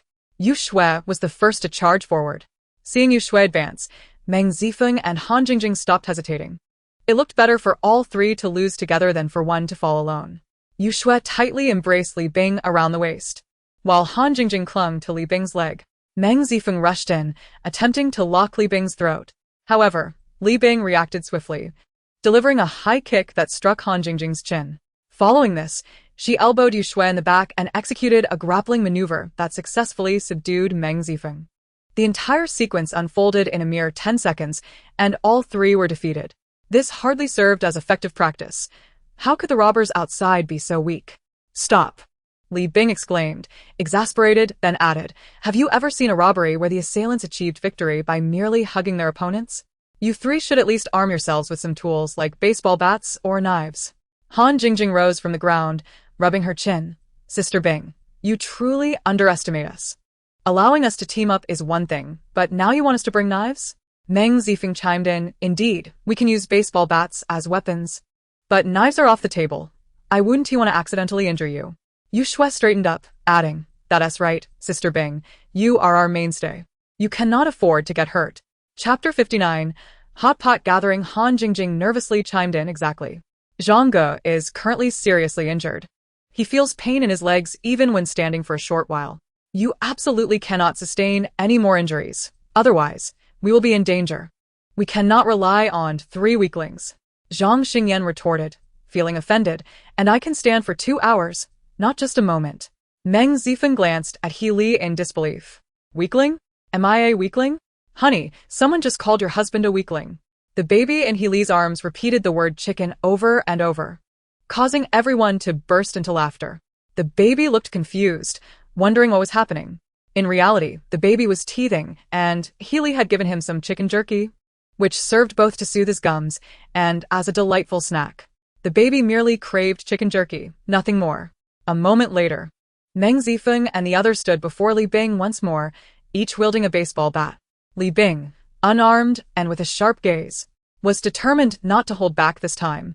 Meng Zifeng and his 2 companions tightly gripped their baseball bats, their expressions fierce as they sought any sign of vulnerability from Li Bing. The confrontation commenced with Li Bing launching the first assault. She charged toward the trio, fists clenched, swinging with ferocity. Her punches moved with the swiftness of lightning, rendering them nearly invisible. Meng Zifeng and his companions could only hastily raise their bats in defense. However, Li Bing's strength and speed surpassed their wildest expectations. Her attacks were akin to a torrential storm, relentlessly battering them, forcing them to retreat step by step, unable to find an opening. As time progressed, the momentum of Meng Zifeng and his companions began to wane. They struggled to catch their breath under the onslaught of Li Bing, who remained calm and resolute, her offensive growing increasingly intense. Eventually, Li Bing seized an opportunity. She delivered a punch directly to Meng Zifeng's chest, landing the blow with precision. His body spun through the air before crashing heavily to the ground. Simultaneously, Yu Shui and Han Jingjing were also driven back by Li Bing's relentless strikes, ultimately losing their balance and falling. The duel concluded, and Li Bing stood firm, gazing at the 3 fallen figures with a smile, declaring, again. In that moment, she began to comprehend Zhang Xingyan's feelings. When she uttered again, the sensation was indescribable. Pure joy and exhilaration flooded her. After Meng Zifeng and his companions had been defeated repeatedly, Zhang Xingyan could no longer bear to watch and suggested to Li Bing, Let us call it a day. You all must be exhausted. Han Jingjing, lying on the ground, gasped. Zhang Ge, I knew you were a good person. Yu Shui, also on the ground, silently thought, You foolish girl. Unaware that you are merely a pawn in this game. It was because Sister Bing was tormented by Zhang Ge that she turned her wrath upon us. Feeling slightly guilty, Zhang Xingyan refrained from responding to Han Jingjing and instead proposed, Allow me to treat everyone to hot pot. You all have worked hard. Although it was Zhang Xingyan offering the treat, no one arrived empty-handed. Each person returned home to collect some food. Yu Shui and Han Jingjing brought a pack of dried kelp and 2 packets of instant noodles from room 1202. Meng Zifeng's family contributed 2 bottles of cola and a pack of vermicelli, while Li Bing arrived with a rabbit, a pack of dried vegetables, and a bottle of mineral water. Han Jingjing's eyes sparkled at the sight of the rabbit, exclaiming, Sister Bing, what a divine being you are. I adore you. It has been ages since I tasted fresh meat. Zhang's mother observed the scene with a playful admonition. Zhang Xingyan promised to treat us. Why did you all bring something? Everyone thought to themselves that given the scarcity of resources and Zhang Xingyan's severe injuries, it would be unreasonable for him to shoulder the burden alone. The bubbling pot of spicy hot pot simmered with fervent foam, its gurgling sounds filling the air. The rabbit meat within was cooked to perfection, its aroma wafting throughout the room, tantalizing the senses. Dried mushrooms were added for flavor, their fragrance mingling with the steam, resembling beautiful blossoms floating atop the broth. The Meng family opened 1 bottle of cola, carefully dividing it among the group, saving the second for their next gathering. As they stood, raising their glasses of cola, Zhang Xingyan initiated the toast. I am eternally grateful to all of you for saving my life. Han Jingjing beamed. Let us celebrate our survival. Meng Zifeng smiled in agreement. May the apocalypse end soon. Healy, cradling her baby, raised her glass, proclaiming, "I wish my dear Meng Kaiqian good health and a long life." Yu Shui, her face aglow with anticipation, added, "I hope Jingjing and I can return home soon." Li Bing, too, caught up in the atmosphere, expressed, "I wish everyone well." Zhang's mother echoed, "I hope for the well-being of us all." After clinking their glasses, they eagerly picked up their chopsticks, vying for the delicious rabbit meat in the pot. After nearly a month of survival in the apocalypse, everyone relished the rare opportunity to indulge in fresh meat, particularly rabbit, savoring each bite. Such delightful meat left them reluctant to speak, fearing it would waste precious time. Even Li Bing seemed swept up in the joyous spirit, joining in the frenzy for the rabbit meat. Once they had emptied the pot of rabbit, they began to introduce other ingredients: soaked kelp, vermicelli, tripe, seaweed, tofu skin, and dried vegetables. Meanwhile, Zhang Xingyan produced 2 treasured packets of dried squid, inciting further excitement among the group. He carefully added the squid to the hot pot, where it was immediately enveloped by the rising steam. Amidst the bubbling broth, their laughter and chatter wove together, creating a scene of warmth and harmony. Seated in a baby chair, Meng Kaiqian observed the merriment, sharing in their joy as he held up his piece of chicken jerky, exclaiming, "Eat." The meal concluded with the addition of 2 packets of instant noodles, leaving everyone thoroughly satisfied and pleasantly full. It was a rare occasion for them to feel truly satiated, especially for the 2 gentlemen, Zhang Xingyan and Meng Zifeng, who had scarcely eaten their fill since the onset of the apocalypse. Each person had conserved their resources, hoping to endure just a little longer. In the end, they even finished the broth, ensuring that not a drop was wasted. In the apocalypse, no one would dare squander food. Han Jingjing reclined, her stomach full, pondering, "I wonder what that rascal Zhou Chuhai is doing right now." Chapter 60. "The space will forever remain a secret," Meng Zifeng nonchalantly remarked. Hao must have reunited with his father by now. He certainly won't go hungry. Being a priority for protection. Indeed, his father is a meteorologist and is with the military. There's no need for concern, Han Jingjing whispered. Zhang's mother chimed in. "It's a pity we didn't have a farewell meal before Hao left yesterday." "Mother, don't dwell on it. Who could have anticipated such events at midnight yesterday?" Zhang Xingyan replied, somewhat helplessly. Meanwhile, Zhou Chuhai found himself crammed into a truck with a group of others, surrounded by unpleasant odors and frigid air. He could not suppress a large sneeze, which caused his father to grow anxious. Zhou's father looked at him with concern, asking, How are you cold? Why have you sneezed several times?" Zhou Chuhai shook his head and replied firmly, "Dad, I'm not cold. You needn't worry." Upon hearing this, Zhou's father felt a pang of sadness, believing his son was still upset with him for not fetching him sooner. With a sigh, Zhou's father said, "Then why aren't you wearing my coat?" Zhou Chuhai patiently explained, "Dad, you are an important researcher, bearing a significant mission. Your health is far more critical than mine." Their dialogue astonished those in the truck. They had expected Zhou Chuhai to be a typical rebellious child, yet he showed such understanding of his father's work and responsibilities. In contrast, another boy of a similar age in a different vehicle constantly complained about the bumpy ride, the cold blankets, and the unappetizing food, causing his parents and the accompanying military personnel considerable distress. His parents had to apologize repeatedly to mitigate the discomfort he caused.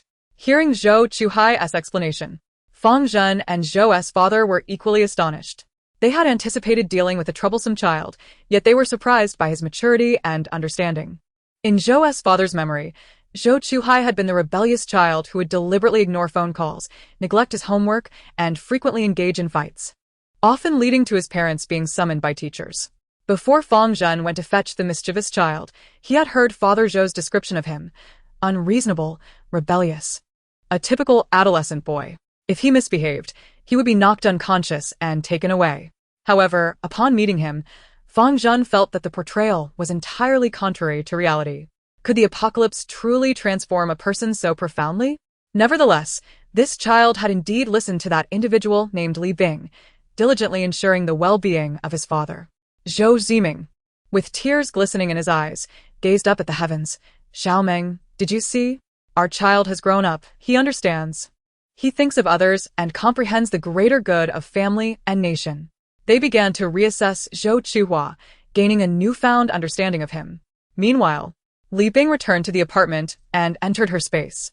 She first visited the breeding area, wishing to spend some time with the sun. After all, she had been in room 1203 from dawn till dusk, making it quite inconvenient to bring him along. The dog, catching a whiff of the hot pot and rabbit meat on Li Bing, looked at her with a glimmer of disbelief. There was a reproachful glint in its eyes, as if to say, "You wretched caretaker, you went out to play without me and feasted on hot pot and rabbit meat." Noticing the dog's reaction, Li Bing felt a pang of guilt. She hurried to appease it, saying, "There were too many people today. I couldn't bring you along. I'll make it up to you by preparing a whole rabbit. How does that sound?" She attempted to pat the dog's head, but it turned away, ignoring her. Unwilling to concede, she continued to coax, "We had several people sharing just one rabbit. How about I get you two?" The dog gazed at her, its eyes filled with disappointment. "Is it really about the number of rabbits? It's that you didn't bring me along, and I feel wronged." The dog disregarded Li Bing and dashed out of the breeding area. She watched as it swiftly disappeared at the entrance. "Silly dog. Do you forget yourself the moment you leave the breeding area?" She stepped outside, intending to gather the dog from the grassland. To her surprise, she found the sun happily frolicking on the grass. Can the sun really leave the breeding area? It shouldn't be possible, especially after the heavy rain. It must be due to the artifacts found in the abandoned mine, allowing animals to breathe freely after the space upgraded. If the dog could roam freely in the space, what about humans? This thought did not pique her curiosity, nor did she intend to experiment with it. She would never bring a living person into her space. That secret was her bottom line, untouchable by anyone. Li Bing fell silent. In her second life, upon inadvertently discovering the secret of the space, she had been overjoyed. Even though she had been shackled and unable to gather supplies at that time, she still managed to slay Wang Handong with the space's assistance. Later, she was reborn. She prepared resources in advance, exerting herself to upgrade the space, releasing supplies to accumulate merit, and everything she did aimed to free herself from dependency.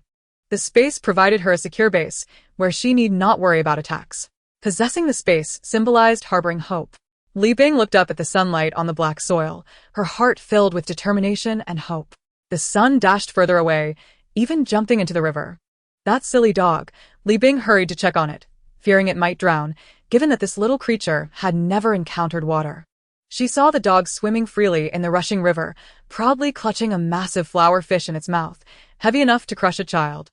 The sun tossed the fish onto the bank at Li Bing's feet, its haughty gaze seeming to say, "Look, caretaker, I caught this fish." Watching the increasing number of fish at her feet, Li Bing hurriedly admonished, "Son, come back. That's too many. Otherwise, I won't cook for you."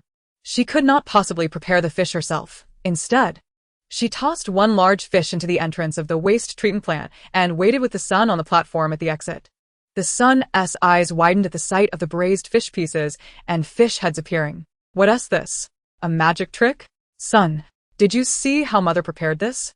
If you want to eat in the future, just place the fish inside," Li Bing said to the dog. Then added a reminder. "You mustn't overindulge.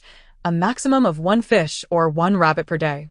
You cannot eat the other animals in the space. Do you understand?"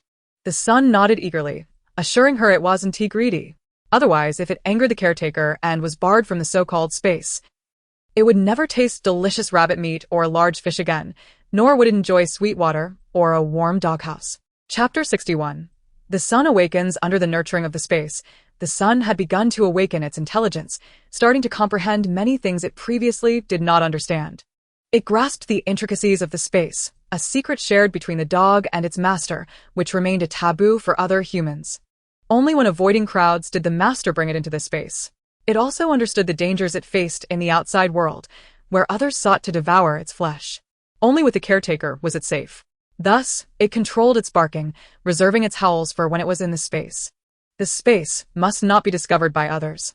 Otherwise, both it and the caretaker would be in peril, facing the threat of being robbed. It vowed to protect the caretaker and the space, ensuring it could feast on delicious fish and fragrant rabbits every day. Li Bing conducted experiments with the sun and a rabbit in the space, discovering that animals could roam freely, except in the villa, without any adverse effects. They could breathe freely, and there was no reduction in the space's time. Time swiftly passed, and over 10 days had gone by. Although the cold outside remained oppressive, Li Bing and the others engaged in vigorous training in room 1203 daily. At this time, Zhang Xingyan's injuries had completely healed. One day, after observing Li Bing besting the other three, He felt an itch to join in. Are you sure your body is ready? Li Bing inquirat. Zhang Xingyan nodded, and Li Bing and the others charged at him. Standing tall in the center of the living room, Zhang Xingyan resembled a mighty lion, invincible. His agile form and swift movements carried the force of a thunderous strike with each attack. Yet, despite Zhang Xingyan's formidable presence, Li Bing, Yu Shui, Han Jingjing, and Meng Zifeng remained undeterred. They coordinated seamlessly, leveraging their respective strengths to incessantly assault Zhang Xingyan. Li Bing, astute and clever, always managed to analyze Zhang Xingyan's movements at crucial moments. Her gaze was as sharp as an eagle's, and no matter how Zhang Xingyan tried to evade, he could not escape her focus. Meng Zifeng was valiant and daring, consistently stepping up to shield his comrades from Zhang Xingyan's blows at pivotal moments. Yu Shui and Han Jingjing acted as two precise daggers, their techniques both accurate and ingenious, catching Zhang Xingyan off guard with every strike. After an intense bout, amidst cheers, Li Bing, Yu Shui, Han Jingjing, and Meng Zifeng successfully pinned Zhang Xingyan down. Zhang Xingyan, you are defeated. The exhilaration of victory made them forget their exhaustion and pain. After all, this was Zhang Xingyan, a retired military officer and close combat instructor. How long had they been training? This victory was truly something to be proud of. Excellent. You are almost ready for the field. Zhang Xingyan expressed his heartfelt joy.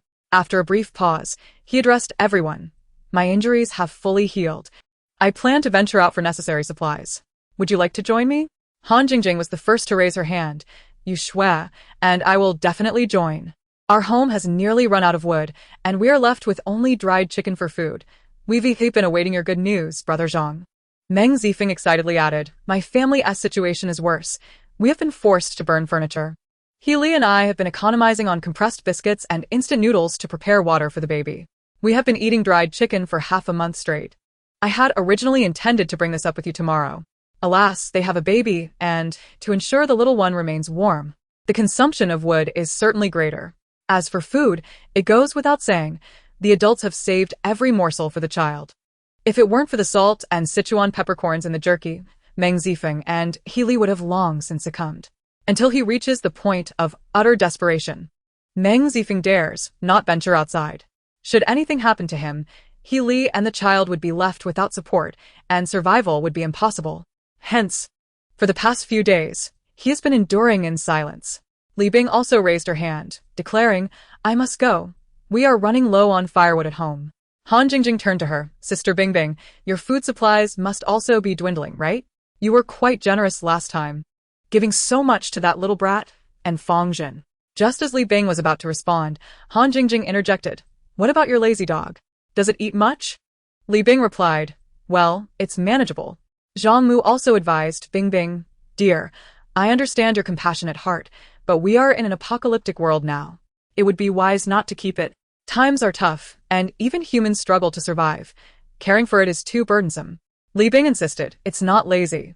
It's quite diligent. I plan to take it with me tomorrow to gather supplies. Han Jingjing disagreed. Isn't it just over 4 months old? What can it possibly carry? If you take it out and it gets intercepted, it would be better for you to just eliminate it for meat. Li Bing was at a loss for words. She couldn't bear the thought of harming the son to consume dog meat.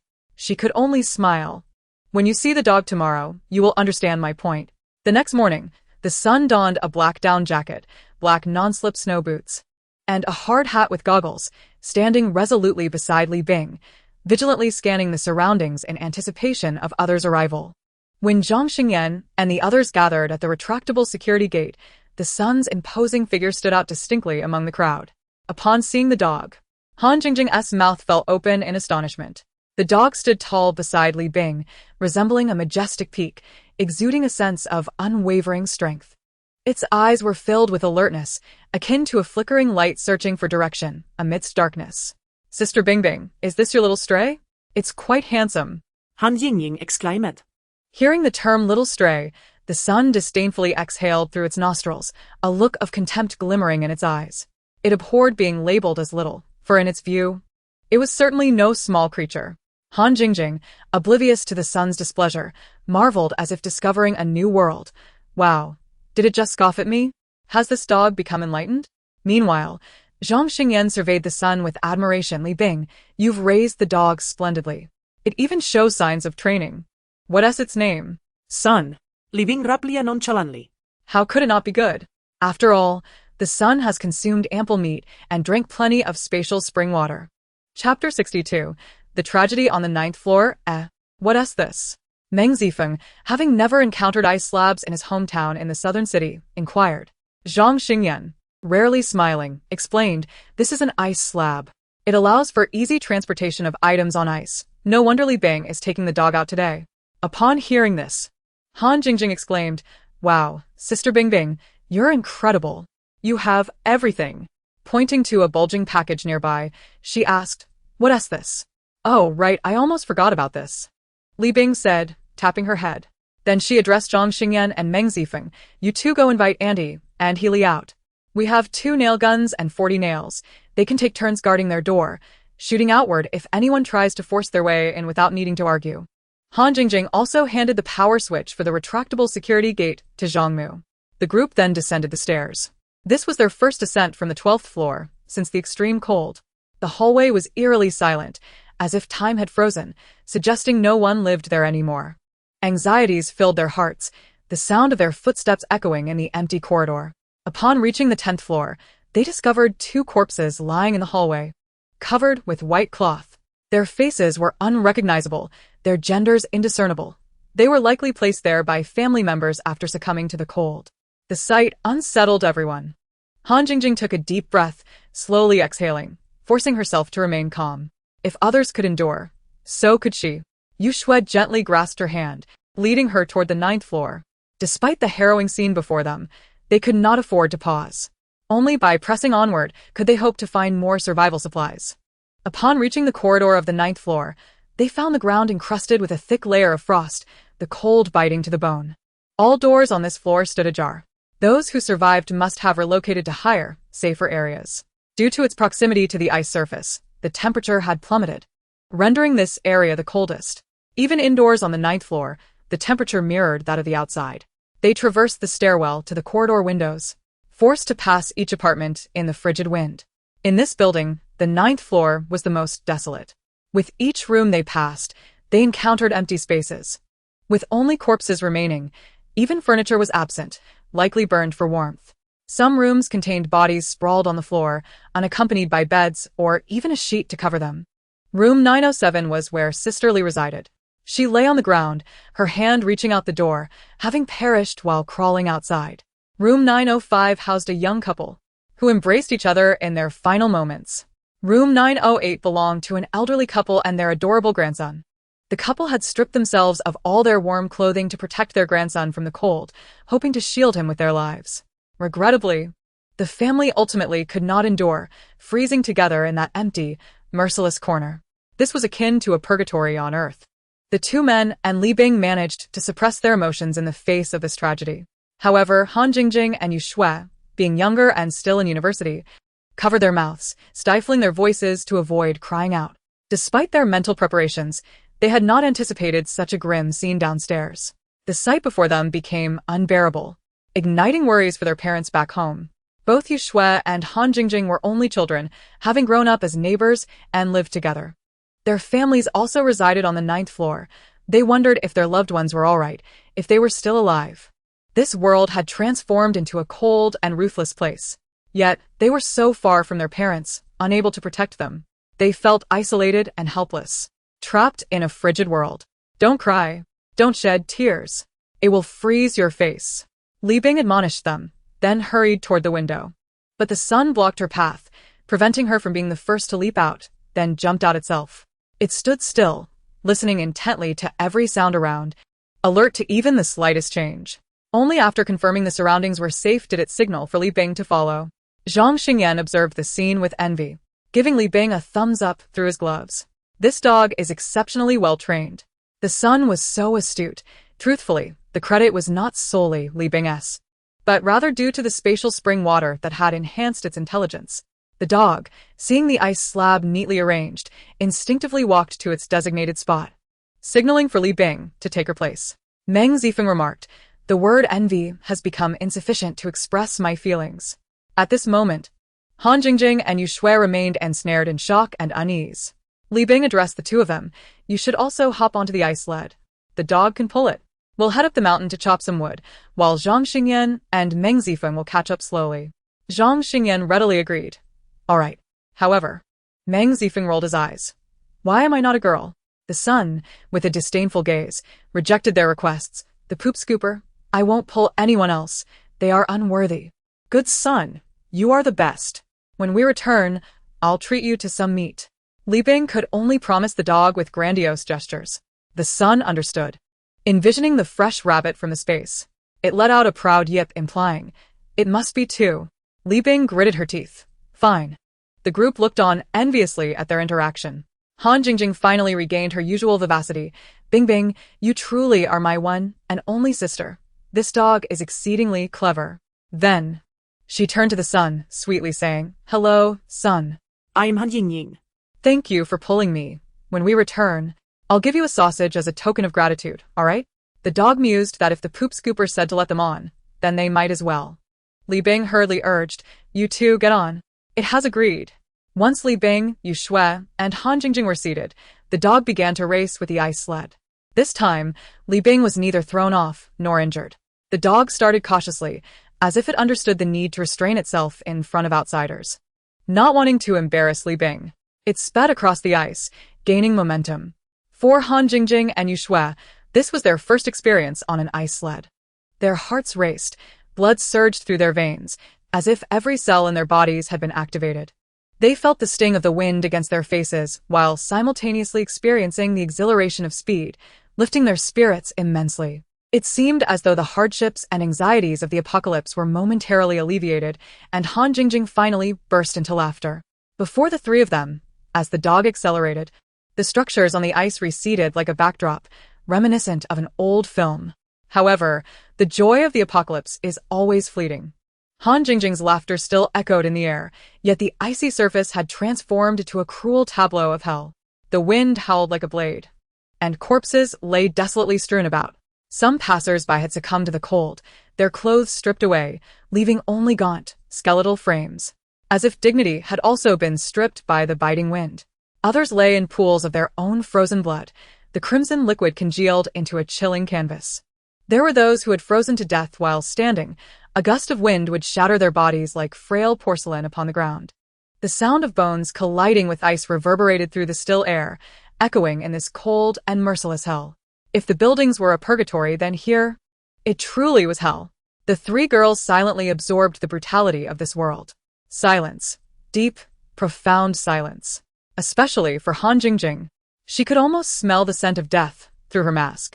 The air, interwoven with the stench of decay and cold, made her want to retch, yet she could not. She shut her eyes, attempting to block it all out, but the images sliced through her heart like icy blades, rendering her unable to escape. They sat in silence on the ice sled, feeling the chilling breath of hell. The wind howled, people succumbed, bodies collapsed, and they could only silently accept it all. This was the brutally authentic world of the extreme cold, the harsh reality of the apocalypse. Li Bing and the others reached the mountain 10 kilometers away. This mountain was humorously dubbed One Li Mountain by the locals, as its length was less than 500 meters. The mountain rose abruptly from the edge of the urban area, resembling a small and amusing bulge on the Earth's surface. During the previous flood period, the summit had nearly been submerged in water. Now, in this extreme cold period, the entire mountain was covered in ice, with only the summit peeking through. About a dozen trees stood completely bare on the ice, while some trunks were partially exposed, their roots buried deep beneath the frost. At this time, Zhang Xingyan and Meng Zifeng were still en route, leaving Li Bing and the others to chop wood first. Li Bing wielded the chainsaw, felling all the trees and cutting them into 3-meter lengths. Li Bing and Yu Shui were responsible for trimming the branches and arranging them neatly. Meanwhile, the sun stood guard, preventing any ambushes. Suddenly, the dog darted like lightning to a corner of the mountain, catching a snow rabbit. The rabbit, cloaked in pristine white fur, had eyes sparkling with fear and anxiety. It struggled desperately, but the dog's swift paws rendered escape impossible. The sun clamped its sharp teeth around the rabbit's neck, and with a fierce bite, the sound of cracking bones echoed. The dog swiftly presented the rabbit's carcass before Li Bing, watching her with eyes filled with satisfaction and pride. As if to say, "Poop scooper, look what I caught. Impressive, right?" Li Bing paused her work, intending to pet the dog, while Han Jingjing was already dashing to the sun. Feeling its fur that peeked out from the down jacket through her gloves, she exclaimed excitedly, "Sun, you are amazing, the most formidable dog I've ever seen." The sun, with a proud tilt of its head, glanced at Han Jingjing, as if conceding, "Since you praised me, I'll let you pet me." Li Bing remarked, "This silly dog. So easily flattered." Yu Shui chimed in with a smile, "I heard that cunning rabbits have multiple burrows. Perhaps there are more rabbits to catch. Let us go hunt some rabbits for dinner." Upon hearing this, the trio and the dog brimmed with anticipation. They energetically scoured the mountaintop for rabbit burrows. To their delight, they actually discovered several rabbit burrows. In one burrow, they found a snow-white rabbit. The dog lunged forward, eager to seize this precious catch. Yu Shui and the others quickly rushed to help capture the rabbit. However, the rabbit was exceedingly agile. It evaded the dog's grasp and leapt over a large rock, vanishing from their sight. The sun barked at the trio, as if to say, "You three, don't be a hindrance, watch me." The dog circled the mountaintop and suddenly pounced behind a stone, skillfully biting down on the neck of the snow rabbit. With a firm grip, it triumphantly returned. At this moment, Zhang Xingyan and Meng Zifeng finally arrived, exclaiming, "My goodness, you caught 2 rabbits?" Meng Zifeng cried joyfully, recalling the delicious rabbit meat hot pot from the previous day. Han Jingjing shook her head. "It wasn't us, it was the sun that caught them. We lack such skill." Yu Shui nodded in agreement. "This counts as Bing Bing's exclusive supplies." Zhang Xingyan and Meng Zifeng nodded in affirmation. They were not so shameless as to claim the fruits of a dog's labor. The snow rabbit rightfully belonged to its owner. Li Bing observed their camaraderie and chose not to comment. Although her supplies were plentiful, she would not foolishly distribute what was rightfully hers. How could a snow rabbit appear here? Zhang Xingyan pondered aloud, his expression turning solemn. "No, it can't be. It must be about to snow." Meng Zifeng responded gravely. "If it truly snows, how many people will perish? How many can survive?" Indeed, it was already 50 degrees below zero. If it snowed and the temperature dropped further, how much colder would it get? Han Jingjing felt disheartened. Even Yu Shui, typically reserved, sighed. This wretched weather. It surely doesn't intend to wipe us all out. In the memories of Li Bing from previous lives, the frigid era did not witness snowfall. However, she could not guarantee this, as this lifetime had already changed significantly. Let us not dwell on it. Today, we shall transport the timber home. And tomorrow we will search diligently for food, preparing ourselves thoroughly, Li Bing advised. The inclusion of gentlemen Zhang Xingyan and Meng Zifeng made their timber-gathering efforts remarkably smooth. They placed half of the wood on an ice raft, effortlessly towed by the sun. The sun, undeterred by such weight, moved without difficulty. The remaining timber was shared among Zhang Xingyan, Yu Shui, Meng Zifeng, and Han Jingjing, who tied it together with ropes for the journey back. Meanwhile, Li Bing took on the role of lookout, acutely aware that she benefited from the sun's strength, leaving the others reluctant to have her haul the wood. As the group retraced their steps with the timber, their hearts brimmed with the joy of achievement, yet unease intermingled with their elation. Until they crossed the threshold of their home, peril lurked at every turn. Li Bing brought up the rear, bow in hand, with a pistol hidden in her pocket. During the icy season, individuals were heavily clothed, rendering arrows ineffective against their bodies. Even if they penetrated, they would barely inflict serious injury. Chapter 64. Life and Death in Perspective. Unyielding in action on the frigid ice, the dog boldly forged ahead, effortlessly pulling an entire raft of timber. Seemingly unfazed as it led the procession with its head held high, exuding confidence and pride. Occasionally, it glanced back at the others, seemingly slowing its pace to wait for them. Li Bing couldn't help but chuckle at its haughty demeanor, while the others struggled under the weight of the timber, leaving deep grooves on the ice that spoke of their toil. The biting wind howled past, and their exhaled breath seemed to freeze in the air. As they approached within 5 kilometers of home, pedestrians gradually appeared along the route. Some inquired about where they had found the timber. Others sought to barter for supplies but could not agree on a fair price.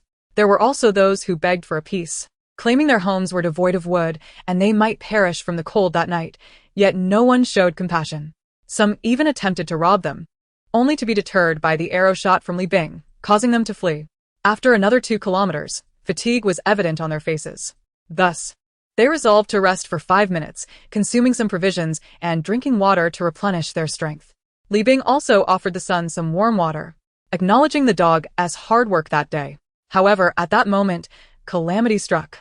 A sharp gunshot suddenly shattered the air, sending everyone into a panic. They quickly sought shelter behind the timber. Li Bing swiftly retrieved her pistol from her pocket and tossed it to Zhang Xingyan, anxiously inquiring about the source of the gunfire. Zhang Xingyan listened intently for a second shot, then firmly stated, "At 2 o'clock." Li Bing searched for the target, only to realize it was the dilapidated house ahead. "You handle the shooting, I will provide cover. The bullets are fully loaded," she declared, aiming through the gaps in the timber and swiftly releasing a sharp arrow. Zhang Xingyan, guided by the enemy's position, fired back, followed by the sound of a heavy object collapsing. Yet, in that instant, a shadow darted past from behind the timber, fleeing into the distance.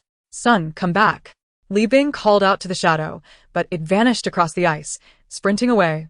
In a state of desperation, she yearned to chase after the dog, but another gunshot echoed from across the way. "Damn it, they have a gun."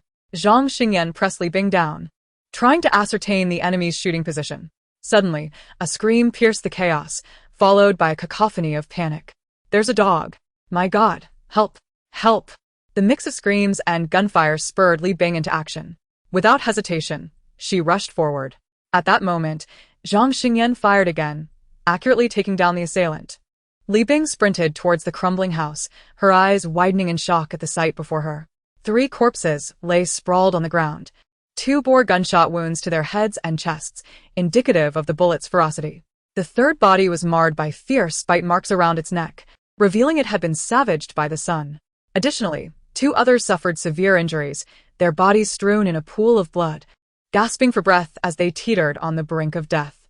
The dog, upon seeing Li Bing, bared its blood-stained teeth, its steadfast gaze assuring her, as if to say, "Do not fear. I am here. I will protect you." Li Bing approached, delivering a sharp reprimand. "You foolish creature.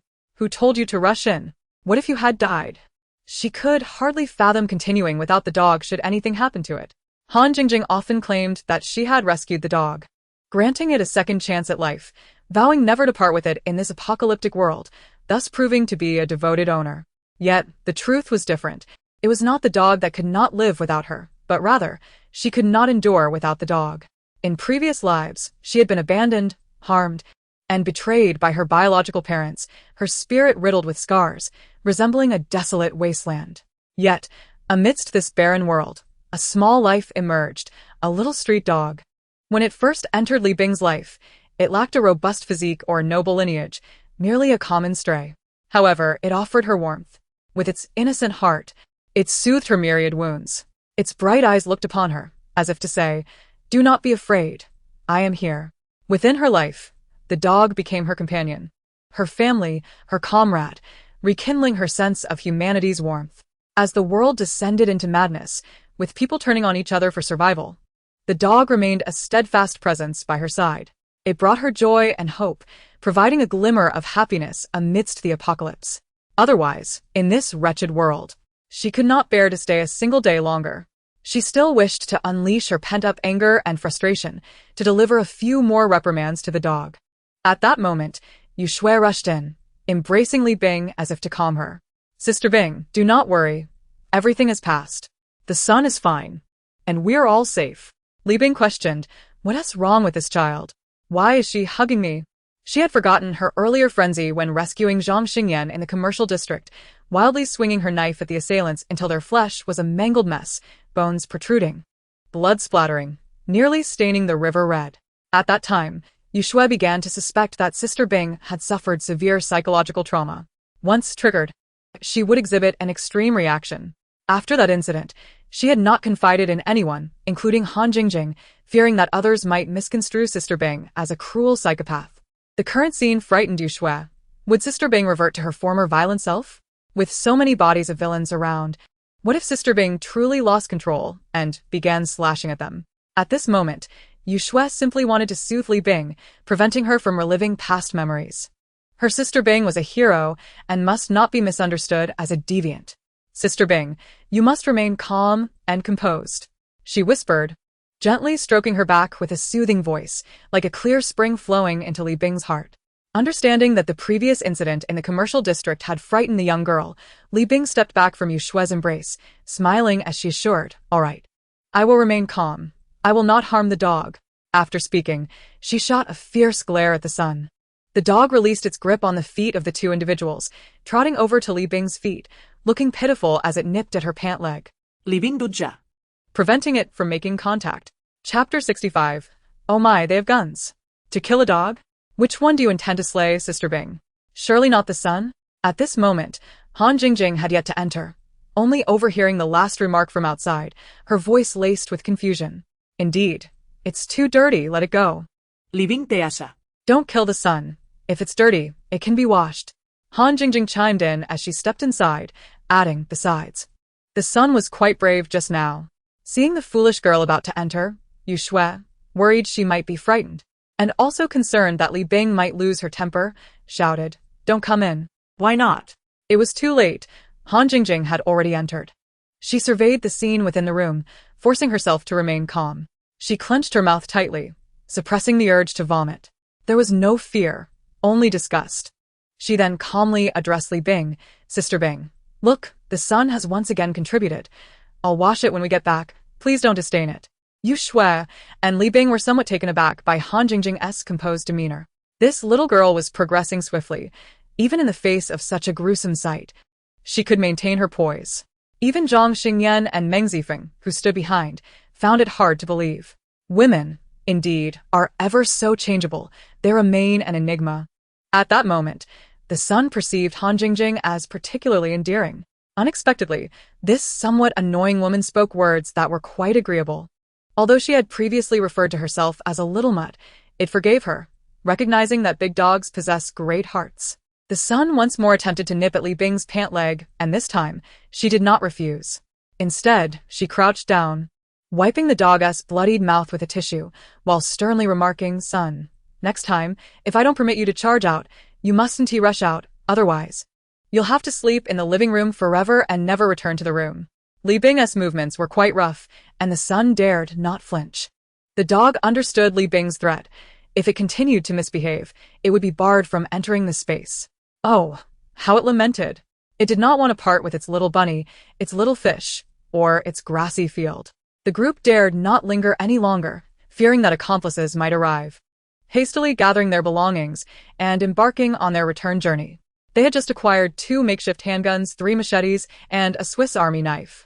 The handguns were devoid of bullets, and they planned to keep them for future considerations.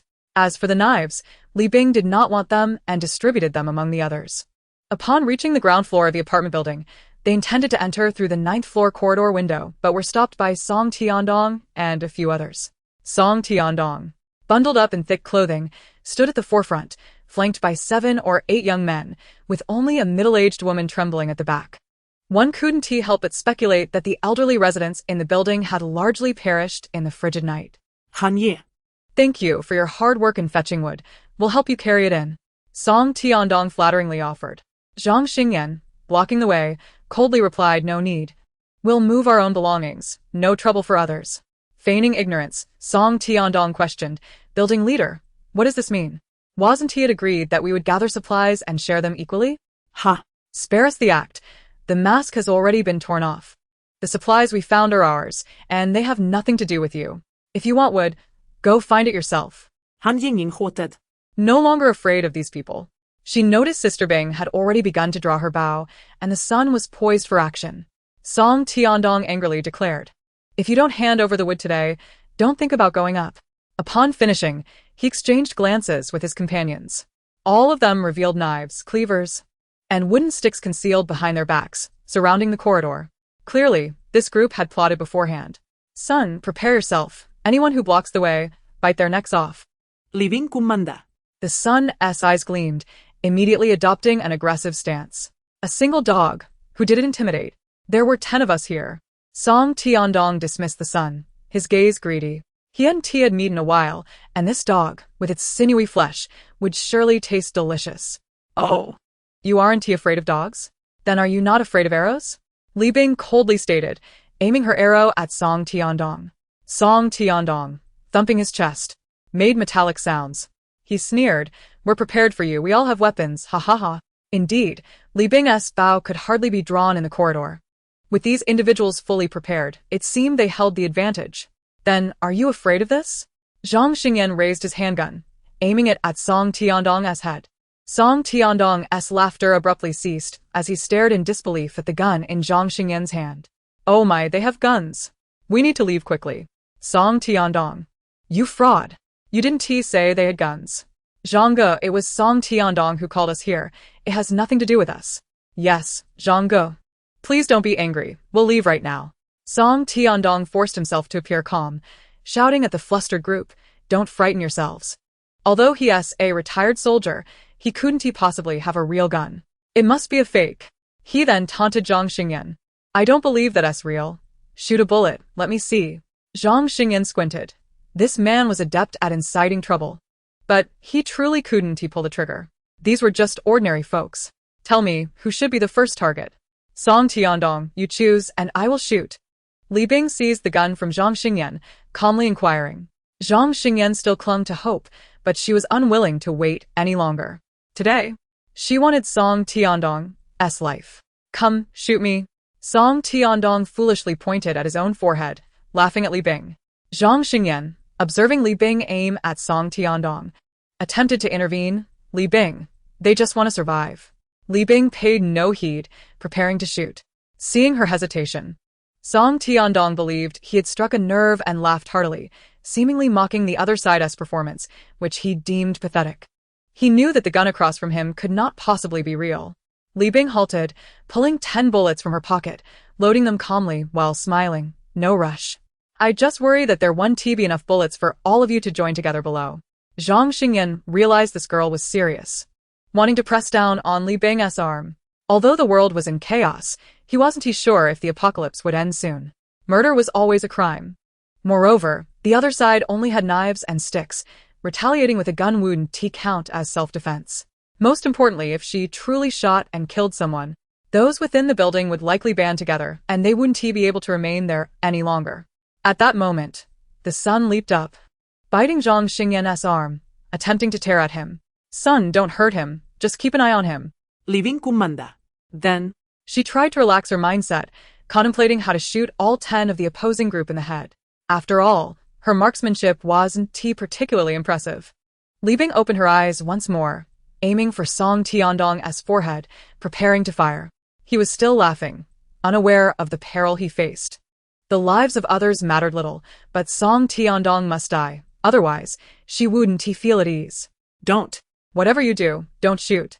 At that critical moment, Uncle Ding's voice echoed from the staircase above. Chapter 66, a show of hands. Uncle Ding rushed over, panting heavily. Li Bing, don't shoot. I didn't keep an eye on these kids, I'm sorry. After a pause, he turned to Zhang Xingyan and continued, they were also cold and terrified, so they entertained thoughts they shouldn't have. Please forgive them. For Uncle Ding's sake, will you? Upon finishing, Uncle Ding pulled Song Tiandong aside, clearing the way for the others.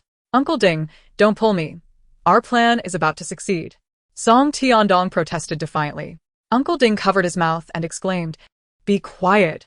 Then, with a forced smile, he added, I will send these children home right away. It will not affect you at all. Ah, children. Whose children are over 30. Han Jingjing could not contain her laughter. Zhang Xingyan stepped away from the sun and approached Uncle Ding, saying, since you are here, take them all away. We found this timber, and we will not share it with you. You can find your own. All right. Uncle Ding continued to nod and bow apologetically. Uncle Ding, you live on the 14th floor, right? I just heard sounds coming from the 10th floor corridor. Have you been staying on the 10th floor corridor? Li Bing looked at Uncle Ding and asked coldly. The atmosphere suddenly became tense, as Han Jingjing and the others, including Zhang Xingyan, had not noticed this detail. Uncle Ding pretended not to understand and chuckled. I am old. My steps are light. I truly came down from the 14th floor. You misunderstand, Xiao Li. Oh. Is that so? Then I must have misunderstood. Can we go over now? Li Bing asked with a smile, as if she genuinely believed him. Uncle Ding hurriedly nodded. The timber was too abundant. One trip was simply not enough. The group decided to have the sun and Han Jingjing guard the timber and ice on the 9th floor while the other 4 gradually moved the timber to the 12th floor. The people who had previously blocked their way had long vanished without a trace. Zhang's mother stood in the corridor, her anxious gaze fixed below. Hearing their footsteps ascending, she hastily opened the safety door. With tears in her eyes, she gently patted her son and glanced at the others. Xingyan, are you all alright? I heard you on the 9th floor just now and wanted to come down to help. But you told me this morning that I should not open the safety door for any reason. Zhang Xingyan nodded in acknowledgement. Li Bing looked up from the stairs at Zhang's mother, saying, Auntie, you did very well. I hope you continue to maintain this vigilance. In such times, having a reliable elder to watch over the house is quite beneficial. Auntie, where are He Li and the children? Meng Zifeng asked anxiously, having not seen his wife and child. They are fine. I heard sounds from the 9th floor and told her to take the children home to hide. They are probably hiding now and did not hear you coming up. Zhang's mother quickly replied and stepped forward to help. Mom, was it peaceful in the building today? Did anyone come after we left? Zhang Xingyan asked with concern, fearing that his mother would only share good news. Zhang's mother sighed and said, a few groups of people came, all asking to borrow food and firewood. I did not agree. Later, several young people caused a ruckus, trying to pry open locks. I turned on the electric switch and shot a few nails to scare them off, and they eventually left. Did Uncle Ding come by? Zhang Xingyan pressed further. Li Bing glanced at him, thinking that he was not entirely foolish. Yes, he came with his old companion and asked to borrow a lighter, which I did not give him. I felt quite embarrassed. He didn't hold it against me, but inquired if you were home and when you would return, advising me to lock the door and be cautious. Zhang's mother chattered on, trying to alleviate the day's tension. At that moment, Zhang Xingyan's expression changed, and he continued to inquire, did someone come to pry the door after Uncle Ding left? Zhang's mother seemed to realize something. Now that you mention it, they did. She paused, uncertain, and asked, are you saying? Ling interrupted their conversation. Annie, let's move the things first, and we can talk more at home. That evening, in room 1203, everyone gathered around the charcoal stove for a meeting. Zhang Xingyan spoke first. Let us all share our thoughts on what transpired today. Han Jingjing raised her hand first. That Uncle Ding is definitely not a good person. He always plays the mediator, but he is the one who concocts the bad ideas. Exactly. I feel the same. Meng Zifeng nodded vigorously. Yu Shui glanced at Zhang Xingyan and said, one should not judge based on appearances, but now that we know, we cannot sit idly by. I suggest we take decisive action. Han Jingjing eagerly added, yes, I agree. This afternoon on the 9th floor, I actually wished for you, Bing Bing, to take immediate action. Why let them go? This afternoon was not the right time. Now is the time. Li Bing explained this afternoon they only talked, but did not take real action. If I had killed someone then, it would have caused chaos. Now that it is nighttime, if we quietly deal with Uncle Ding and Song Tiandong, no one will witness it. Even if they suspect us later, there will be no one to confront us. Han Jingjing understood and nodded in agreement. Zhang Xingyan, however, looked at Li Bing disapprovingly and said in a deep voice, after all, they did not actually harm anyone. They are just ordinary citizens, without weapons. Should we really take their lives? Li Bing laughed in exasperation. Must I wait until a knife is at my throat before I can fight back? That is not what I mean. They only wish to survive. Zhang Xingyan stood up, agitated. He was not oblivious to Li Bing's intentions. The events from the commercial street had made everything clear to him.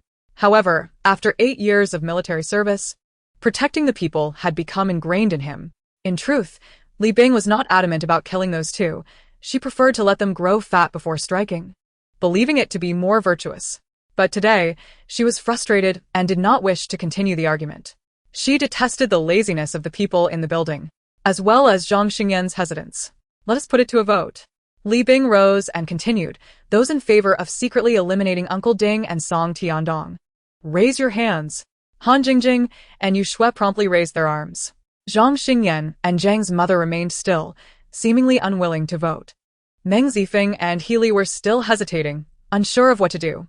They wanted to eliminate Uncle Ding and Song Tiandong discreetly to prevent future troubles, yet feared retaliation from their families. If a commotion arose, their family of 3 could not remain in the building. After all, they had a baby, and they needed to think things through. Seeing the couple hesitate to raise their hands, Li Bing chuckled, no longer angry.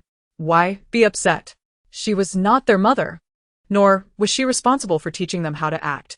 If the place were to be overrun, she could simply find another place to hide.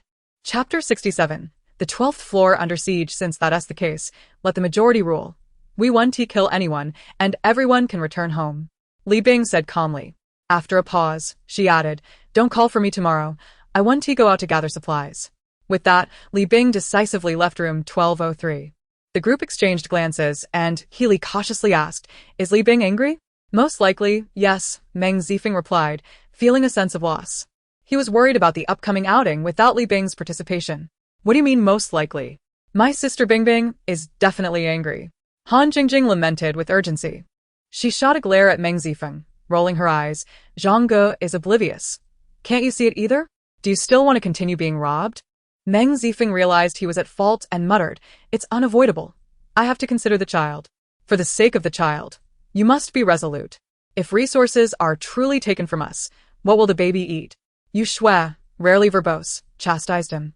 It's too late to say anything now. We will go out ourselves tomorrow, and we must be extra cautious on our way back. With that, Yu Shui and Han Jingjing also left room 1203. After everyone had departed, Zhang's mother closed the door and cautiously said to Zhang Xingyan, your Uncle Ding used to be such a good person, helping me carry rice and fetch water. Oh, how the world has changed.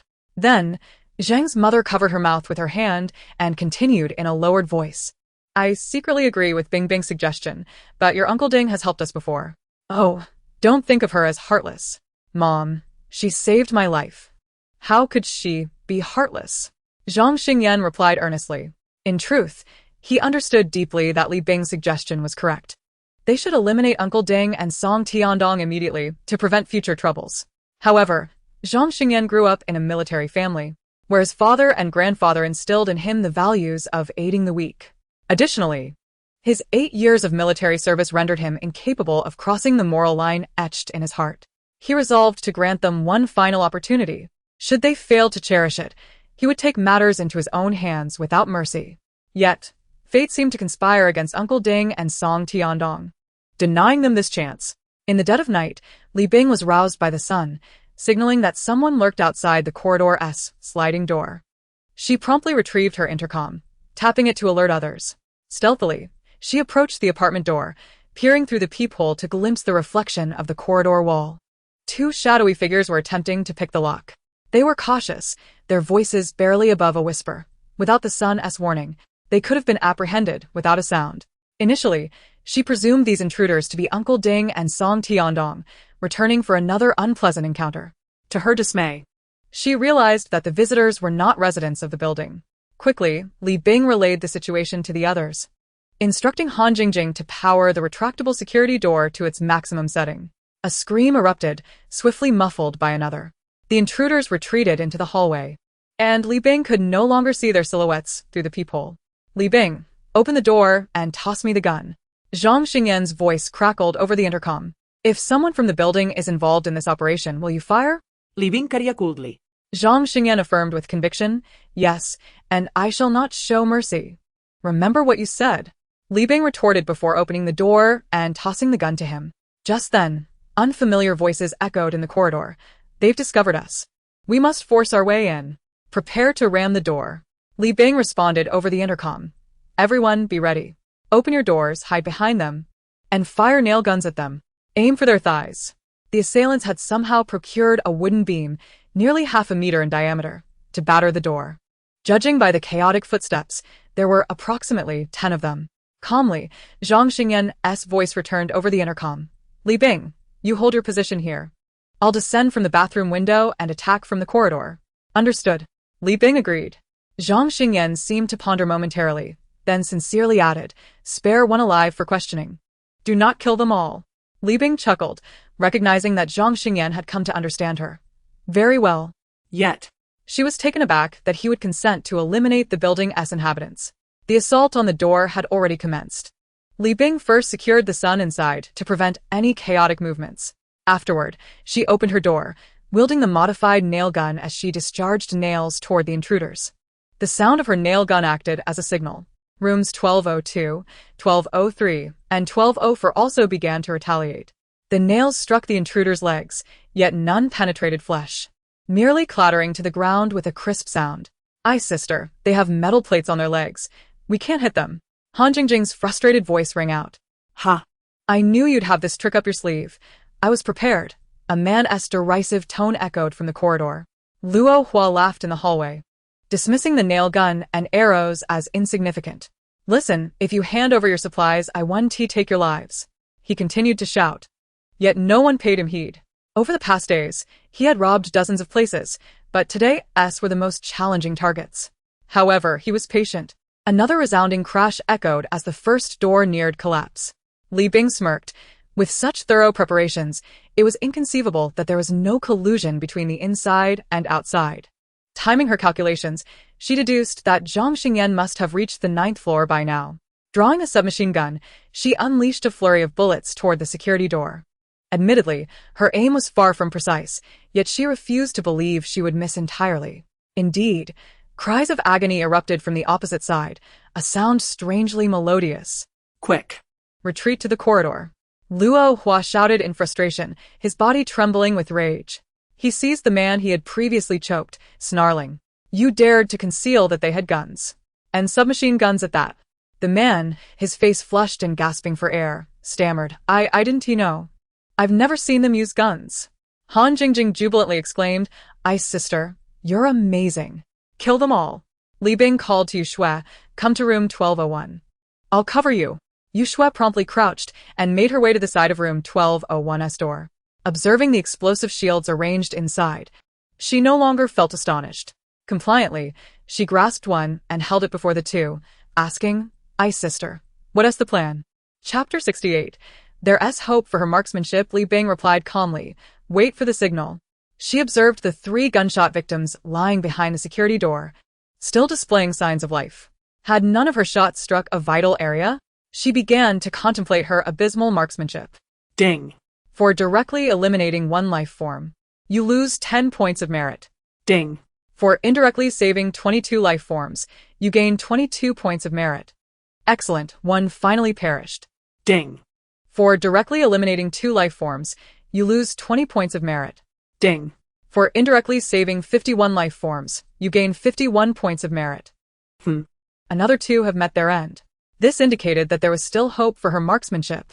Luo Hua gazed at the 3 subordinates sprawled in the corridor, each succumbing one by one.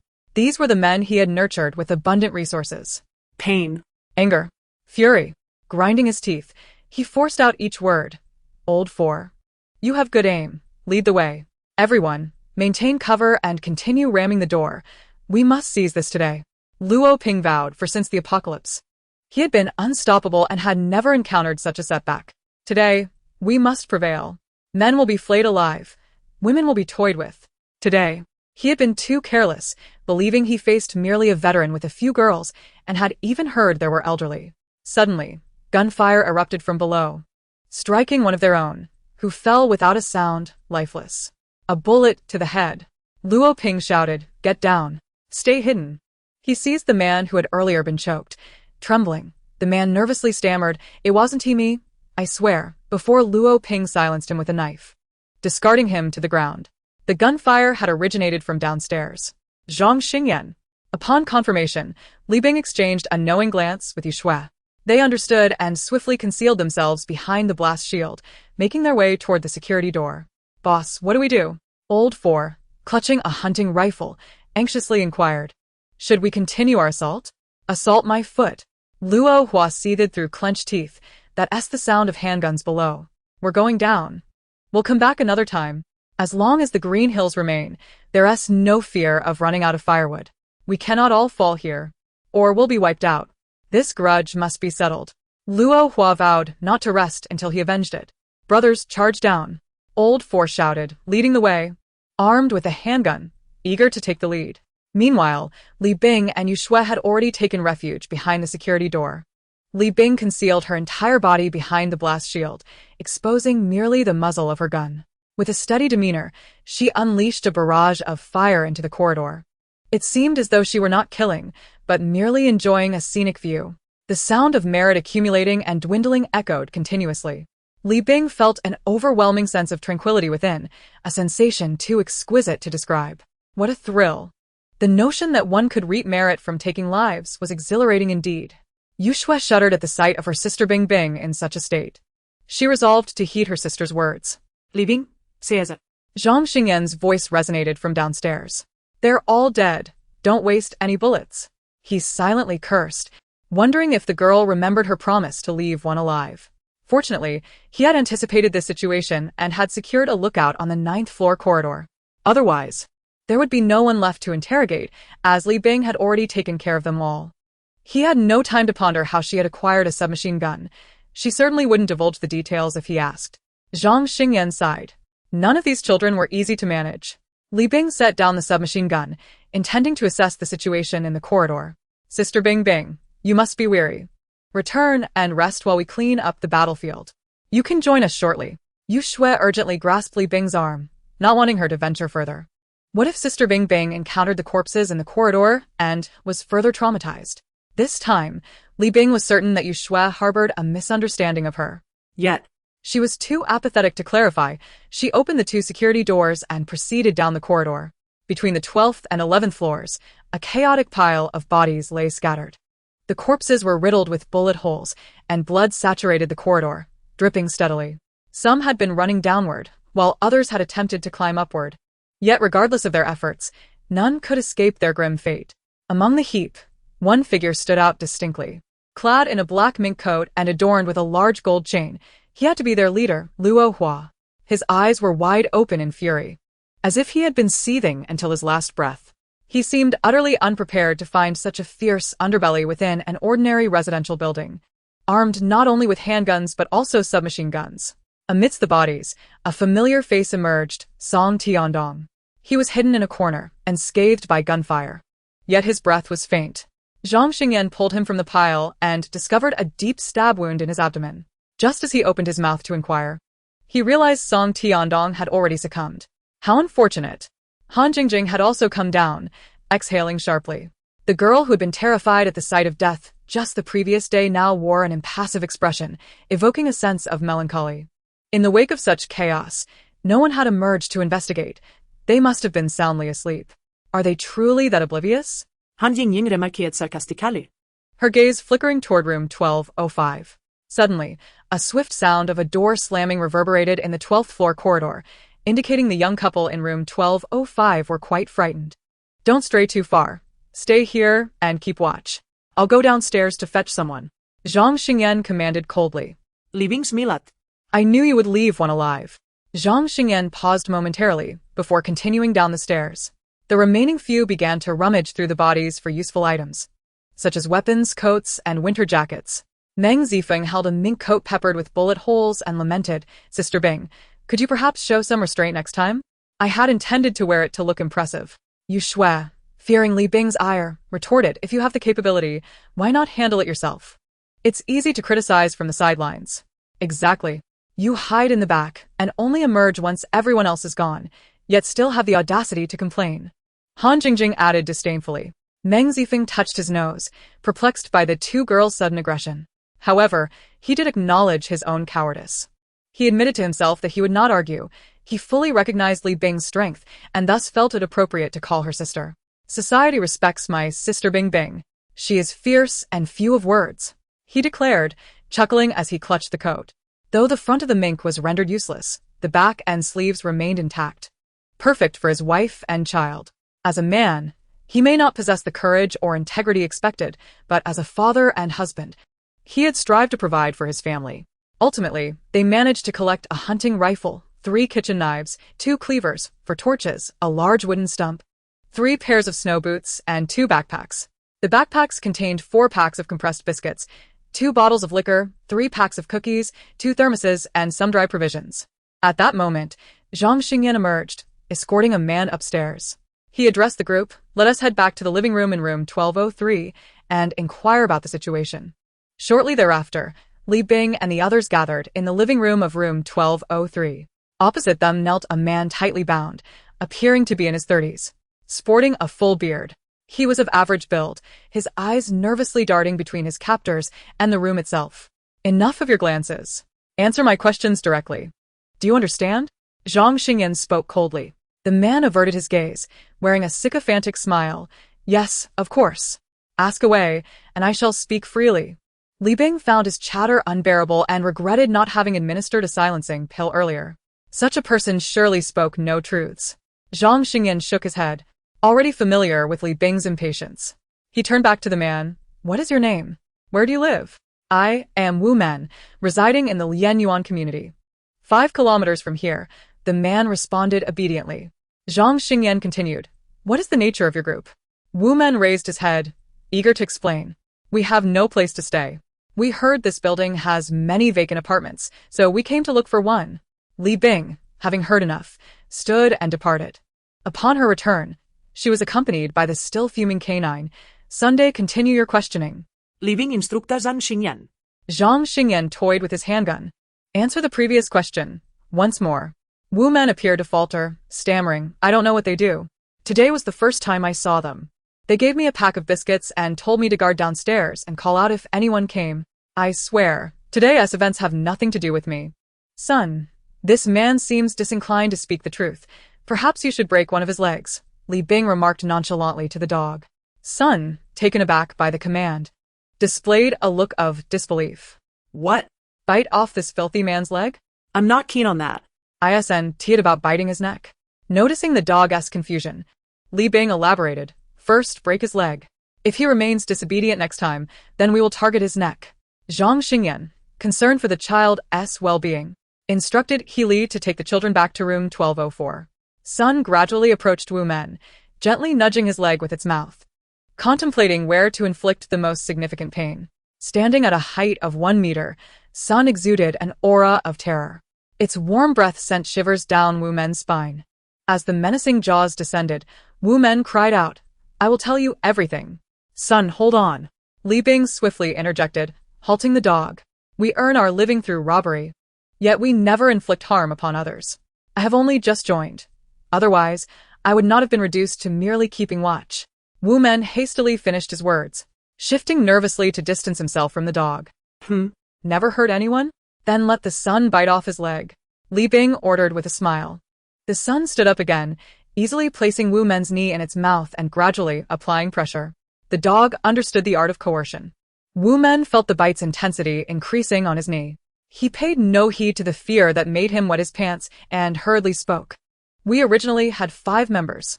Before the apocalypse, we were all idle individuals with criminal records. After the torrential rain, we began robbing while recruiting more members. Following the extreme cold, our leader declared that we had enough people and could make our move. During the robbery, all the men were killed, while the women were kept for a few days of amusement. This time, his speech flowed without stuttering. Wu Men bowed his head and cried out with heartfelt anguish. I swear, I am telling the truth. Li Bing gestured for the dog to cease, and the son, with an air of indifference, sat down, turning its head to the side and panting. The odor of this filthy man was truly repugnant. What about the elderly and the children? Zhang Xingyan had already guessed the answer, but still asked without losing hope. They were all killed, Wu Men replied hesitantly. Zhang Xingyan fell silent for a moment before pressing further. How did you come to find us? It appears you directly approached the 12th floor. As dusk approached, our members were scouting the area when 2 men approached us, claiming that the residents on the 12th floor had an abundance of food and timber. So, our leader brought the brothers along. Wu Men spoke with clarity regarding this. Zhang Xingyan continued to interrogate. Did your leader believe everything they said? We examined the scratches on your floor below, which were indeed caused by transporting timber. Wu Men paused before continuing.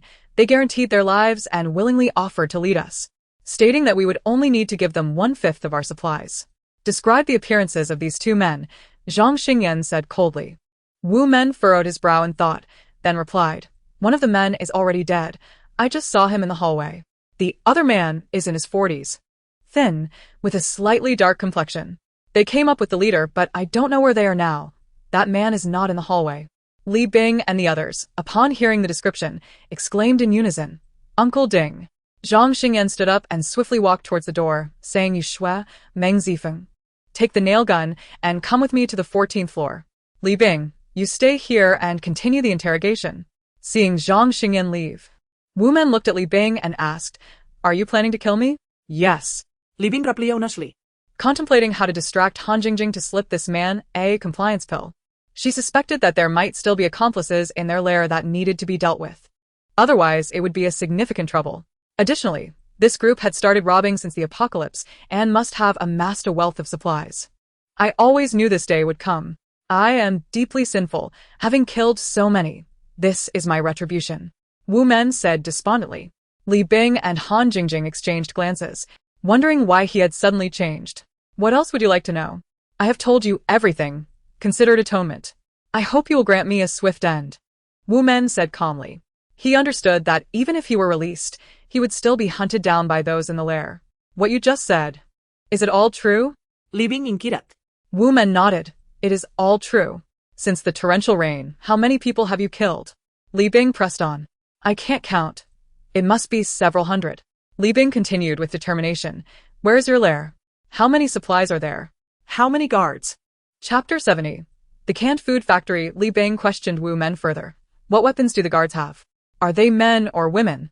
Wu Men continued to respond. They possess a handgun, 10 machetes, and 2 homemade bombs, along with several small knives. The guards are 4 men and 1 woman. The woman is the leader's wife. Li Bing thought of their penchant for women and probed further. Are there others in the factory? When we left in the afternoon, there were 15 women, all captured by us, but I do not know how many are still alive. A few die every day, Wu Men admitted, shame evident on his face. Before the apocalypse, he had been an ordinary person, law-abiding and never engaging in crime. When the end came, he coincidentally joined Luo Ping, unleashing the darkness within him. In the dead of night, he feared retribution. He had hesitated while killing, and had felt compassion when bullying the weak. However, he was now on a sinking ship. If he showed any mercy, he would be dealt with by Luo Ping and the others. In a bid to fit in, he had grown increasingly brutal. Han Jingjing lyste ned. Her small face contorted with rage. Her voice was low. Scum. Li Bing patted Han Jingjing's arm and then asked Wu Men, among the 5 guards, who should we be wary of? The leader's wife. She is ruthless, having previously worked with those above to handle the aftermath. It is said she has killed countless people. She is not the leader's wife by birth. They only became involved after the apocalypse, Wu Men replied. Li Bing took out a map of the corridor and asked Wu Men to mark the location of the canned food factory while inquiring about its layout. Do the 2 men who informed on you know your lair? Are they aware of this situation? Li Bing continued. Wu Men responded, they definitely do not know. We did not tell them anything. Afterward, Li Bing felt there was nothing more to ask. She turned to Wu Men and inquired, is there anything else you wish to say? I have nothing more to say. I have committed too many evils. I wonder if my mother would still recognize me. You may proceed. With that, Luo Ping calmly closed his eyes. Ice Bing Jia, why is he so compliant? Han Jingjing asked, puzzled. Li Bing looked towards Wu Men and softly said, no one is born a villain, nor is anyone born virtuous. Had there been no apocalypse, he might have lived a law-abiding life. Wu Men's eyes glistened with tears as he calmly stated, you may send me on my way. I have long since grown weary of life. Living in this world is truly meaningless. Li Bing dragged Wu Men to the corridor, placing him with his companions. Han Jingjing spoke up, Ice Bing Jia, may I take this one? Li Bing nudda. Son, please help me drag him to this room. Han Jingjing pointed towards room 1205. This little girl certainly holds grudges. Son, seeing Li Bing nod, rolled his eyes, thinking, why not say so earlier? Although the dog grumbled internally, he had to maintain appearances in front of others. Son, do as you're told. Han Jingjing grasped the rope around Wu Men's chest and plunged the prepared knife into him. The first stab struck his ribcage, but did not penetrate. For the second stab, she changed position and drove the knife into his abdomen. Han Jingjing summoned all her strength, controlling her trembling hand to push the knife deeper. Her fingers turned pale from exertion, and her lips were tightly pressed from anxiety. Blood flowed down the knife handle, dripping silently onto the floor, turning to ice without a sound. Until Wu Men closed his eyes, he did not utter a sound, even bearing a faint smile on his lips. It seemed he was not facing death, but rather finding liberation. At that moment, Han Jingjing's tears brimmed, her hands quivered, yet her face bore a smile. She excitedly embraced Li Bing, exclaiming, Ice Bing Jia, I have killed 2. I did it. Yes, You did it. Li Bing reciprocated the embrace. She seemed to comprehend why. On that night of the first day of extreme cold, when she woke Yu Shui and Han Jingjing, there had been so many merits accrued. Once Han Jingjing matures, she will undoubtedly become a formidable individual. The young couple in room 1205 appeared to be fast asleep, not making a sound or peeking outside. However, the heavy breathing from behind the door betrayed them. As Zhang Xingyan and his companions descended from the 14th floor, they were met with a disheartening scene. With a resigned sigh, he suggested, "Let us return to room 1203 to discuss this matter. Have all inquiries been made? Why not wait for our return before launching an attack? What has become of Uncle Ding? Has he been eliminated?" Both Zhang Xingyan and Li Bing posed their questions simultaneously, exchanging glances filled with concern. Meng Zifeng, sensing the tension in the air, spoke first. "Uncle Ding has fled. His wife is home alone." Yu Shui added, "He even took all the supplies with him. How ruthless. When we descended, his wife was in tears." Li Bing dismissed their sympathy with disdain. "There is nothing to pity. Uncle Ding's ill-gotten gains, surely his wife is aware of them. Has she not partaken in them?" After a brief pause, she continued, "Uncle Ding entrusted me with this. I shall pursue him immediately with Taiyang. We cannot afford to let him escape. I refuse to spend sleepless nights fretting over this." Zhang Xingyan expressed his concerns. "No. It is too perilous for you to go alone. I shall accompany you, while Yu Shui and Meng Zifeng can guard the 12th floor. We have no time for hesitation. You have more pressing matters to attend to." Li Bing kuntarat. She then relayed the situation as described by Wu Men, explaining that if those individuals did not return to the canned goods factory by tonight or at the latest, tomorrow, the 5 remaining there would sense something amiss. They might either seek revenge or relocate the supplies. Thus, swift action was imperative. Upon hearing this, Zhang Xingyan immediately concurred. "Indeed, we must act before they do. We must eliminate them. Otherwise, the repercussions could be dire." Han Yingying siya med din entusiastikalu. I agree. "There are so many supplies there. We would never have to worry again." "I too concur," Yu Shui added with a smile. Meng Zifeng, however, remained cautious. "I know my words may dampen spirits, but did you not hear? They have a killer among them and grenades. Thus, we must strategize meticulously," Zhang Xingyan declared, his expression serious as he began to sketch out a plan on paper. "Brother Zhang, you all discuss the details. I must take my leave first," Li Bing stated before departing with Taiyang. "Be careful out there, Bing Bing," Han Jingjing called after her. Li Bing waved her hand dismissively as she and Guzi made their way to room 1407, where they discovered Uncle Ding's garments. Taiyang sniffed them, seemingly uncovering a clue. They then hurried downstairs, disappearing into the night. Guzi led the way, while Li Bing, clad in ice skates, followed closely, speeding along. Approximately 20 minutes later, they spotted a solitary truck traversing the darkness.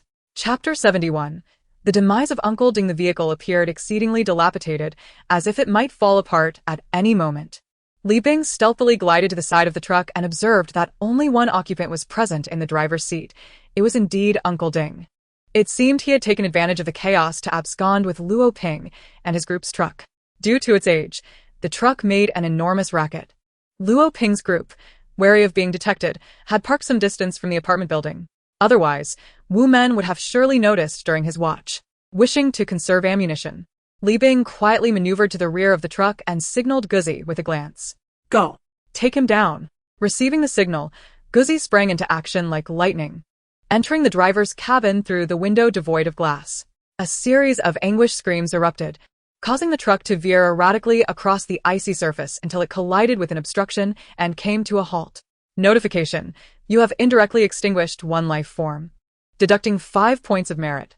Notification: you have indirectly saved 133 life forms, earning 133 points of merit.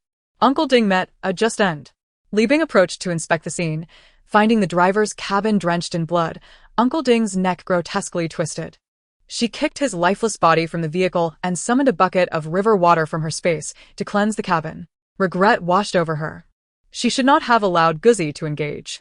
After all, the truck was laden with metal that could not be discarded. It was essential to store it within her space. She deposited the nearly wrecked truck into her inventory of steel and then released a van. This van was not the one Li Bing had purchased before the apocalypse. It was one she had salvaged during the onset of the storm. Finding the keys in the door, she had taken the opportunity to secure it. This vehicle, used for transporting meat, reeked of rot, perfect for masquerading as Luo Ping's transport, allowing for discretion. To avoid arousing Zhang Xingyan's suspicions, caution was paramount. Li Bing drove the van back to the apartment building, parking it downstairs and sending Taeyong upstairs to gather the others. She noticed Meng Zifeng approaching and tossed him a thermos before returning to room 1201. Entering her space, she sought out the weapons area. Gazing at the shelves brimming with firearms, she faced a dilemma. Part of the armaments had originated from the security company at the New City Plaza, while others were remnants from her space's waste disposal plant. At the time, out of boredom and for amusement, she had carelessly tossed various items into the entrance of the disposal plant. Among them were firearm blueprint and a waterlogged logistics vehicle. To her surprise, upon reaching the exit platform, she discovered several unfamiliar handguns and grenades. Subsequently, she had exercised her imagination and sketched numerous peculiar weapon designs. Now, The weapons area was filled with an array of fascinating items, the sheer variety overwhelming. As for their efficacy, she had yet to test them. However, it would be prudent to refrain from experimenting with these high-tech firearms for the time being. Zhang Xingyan, a former soldier, possessed extensive knowledge and experience with such weaponry, able to accurately assess their performance and purpose. Moreover, she wished to avoid drawing the attention of higher authorities and the military, as she had no desire to enter a laboratory. Selecting 2 handguns, a silencer, a submachine gun, and 4 grenades from her space, all common finds from the security company, she made her way to the living room of room 1203 to regroup with Zhang Xingyan and the others. Upon seeing the weapons in her possession, they all stood up in excitement. Zhang Xingyan, who had previously felt uncertain about assaulting the canned goods factory, now brimmed with confidence upon witnessing the arsenal. They all tacitly refrained from inquiring about the origin of the weapons. Everyone harbored their own secrets. After a brief moment of exhilaration, Zhang Xingyan calmly inquired, "Uncle Ding, is he dead?" "Yes," Li Bing replied tersely, disinterested in elaborating further. However, when Zhang Xingyan noticed Guzi displaying a proud demeanor nearby, he understood that Guzi had played a significant role in Uncle Ding's demise. In the final moments of Ding's life, he must have endured considerable suffering. Zhang Xingyan's emotions became complicated. Uncle Ding was not merely an elder to him. He was akin to a dear friend, sharing laughter over drinks, fishing, running, and swimming, and even caring for his mother during his business trips. Yet now, Uncle Ding had departed from this world in such a manner. In this apocalyptic era, the worst facets of human nature had been brought to the forefront. The group gathered their belongings and assembled before the van downstairs. That night, they would launch a surprise assault on the canned goods factory, taking it by storm. They drove the van silently towards the factory, stopping at an abandoned building approximately 500 meters away.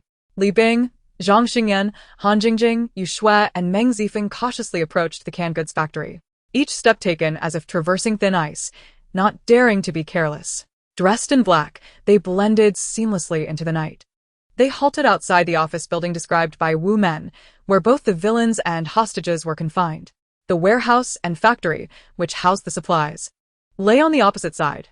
Every hour, someone patrolled the warehouse and factory. After waiting nearly half an hour outside the office building, they observed 2 men armed with whistles and machetes heading towards the warehouse. Li Bing and Zhang Xingyan evaded the lookout points above and stealthily followed the 2 men, who continued to keep their whistles in their mouths, awaiting the opportune moment to strike. At last, upon reaching the vicinity of the warehouse, the 2 individuals finally set their whistles aside and began to smoke. One remarked, "That woman is quite the nuisance, always going on about the whistle. Who's out here on such a cold day?" The other echoed his sentiments, lamenting, "Our boss just listens to her. What can we do?" Their conversation was laced with disdain. "If you ask me, with so many women to choose from, our boss shouldn't be so fixated on her." Li Bing and Zhang Xingyan exchanged a glance, seizing the moment to employ their silenced pistols, each taking down one target. They swiftly moved to catch the bodies, ensuring no sound escaped as they fell. Ding. You have directly extinguished 1 life form, deducting 10 merit points. Ding. You have indirectly saved 119 life forms, earning 119 merit points. Subsequently, they returned to their original position in the office building. The Sun was dispatched to scout ahead, tasked with finding a secure landing spot for the group. It gracefully leaped through the second-floor window, landing softly on the ground like a cat. It revealed its canine visage, as if beckoning, "Come up, it's safe here." Li Bing and her companions ascended quietly through the window using climbing ropes, entering the vacant room. They listened intently to the sounds outside, the opposing camp seemingly silent, as if non-existent. Yet, a nagging premonition stirred within Li Bing, It felt as if their adversaries were close by, preparing to meet them in combat. She exchanged glances with the dog, silently questioning where the enemy's most potent threat originated. The sun shook its head, bewildered, sensing no lethal intent, merely the presence of others outside. Chapter 72. Securing the canned goods factory, Li Bing endeavored to discern the enemy's movements, contemplating their potential strategies. She knew the female leader to be formidable, armed with a handgun and 2 grenades that could pose a significant threat to them. Suddenly, the door swung open, and a bloodied woman was hurled inside. Li Bing and Zhang Xingyan hastily dodged, while Han Jingjing, Yu Shui, and Meng Zifeng were pinned beneath the injured woman. At that moment, the enemy commenced their assault. The female leader, agile as a leopard, charged in, targeting Zhang Xingyan first. Li Bing pressed the trigger of her submachine gun, the roar of gunfire and the clatter of spent shells echoing in her ears. Han Jingjing and Yu Shui pushed the wounded woman aside and began their own barrage. The female leader engaged Zhang Xingyan in combat, skillfully evading bullets with movements as light as feathers and as swift as a cheetah. Even with the sun's assistance, she maintained her advantage. Despite her position as an adversary, Li Bing found herself wanting to shout, "Impressive." Eventually, the female leader began to tire. Zhang Xingyan managed to gain the upper hand for a brief moment, and seizing the opportunity, Li Bing struck true, bringing the woman down. A pity for such a skillful fighter. Ding. You have directly extinguished 1 life form, deducting 10 merit points. Ding. You have indirectly saved 378 life forms, earning 378 merit points. Suddenly, a grenade was tossed into the room. Li Bing heard Meng Zifeng shout, "Get down." Then, the world erupted around her. Flames, smoke, debris, and the cries of the panicked formed a chaotic and intense tableau. She felt the heat wash over her, witnessing the female leader's body consumed by fire. Through the haze, she glimpsed frantic male figures outside. She raised her weapon, aimed, and pulled the trigger, watching as one man collapsed. Excellent, now only one of these scoundrels remained. Li Bing signaled to the dog, "Pursue." Together, she and Zhang Xingyan lunged forward. The man had already reached the area where ordinary survivors were held captive. He seized a woman, using her as a shield. With his left hand, he pressed a knife against her throat while brandishing a gun at Li Bing and Zhang Xingyan with his right. Li Bing could hardly believe her eyes as she beheld the woman before her. The woman's eyes were swollen and red, her face gaunt, skin ghostly pale, appearing to weigh no more than 70 or 80 pounds. Yet, she recognized her without doubt. Her senior, the one who had always aided her. The one whose smile radiated warmth like the sun. Where was her husband? Why had he not protected her? How had she fallen to such depths? Wei Qin, evidently recognizing Li Bing, moved her lips, silently forming the words, "Don't worry about me, just go." Li Bing suppressed her anger, refraining from revealing her distress for fear the man might harm her senior. We aren't the police. Your hostage situation is of no concern to us." Li Bing replied with a feigned nonchalance, raising her gun, as if unbothered. The man countered with a sinister grin. "You may not care, but the man beside you certainly does." As he spoke, the knife cut into the woman's neck, crimson blood spilling forth. "He is a soldier, isn't he? Ha ha ha. Withdraw, or I'll kill every one of them." Zhang Xingyan's standard gun stance betrayed his identity. Seeing the wound on her senior's neck pushed Li Bing's patience to its limits. She exchanged a knowing glance with the son, who understood her intent. The dog lunged toward the man's knife-wielding left hand, while Li Bing swiftly seized control of the man's gun-wielding right hand. Simultaneously, Zhang Xingyan had been monitoring Li Bing's actions. At the moment the dog charged, he expertly aimed for the man's head and fired, the shot as swift and precise as lightning. With that, all 5 of the nefarious individuals at the canned goods factory were vanquished. Li Bing rushed to her senior, who lay weakly in her arms, in dire need of immediate assistance. She gently cradled her, offering her warm water from the spatial well, and removed her own down jacket to drape over her. Subsequently, she found a room, laid her senior on the bed, and covered her with a blanket. From her backpack, she retrieved various medicinal supplies, antipyretics, anti-inflammatories, frostbite ointments, administering them all to her senior.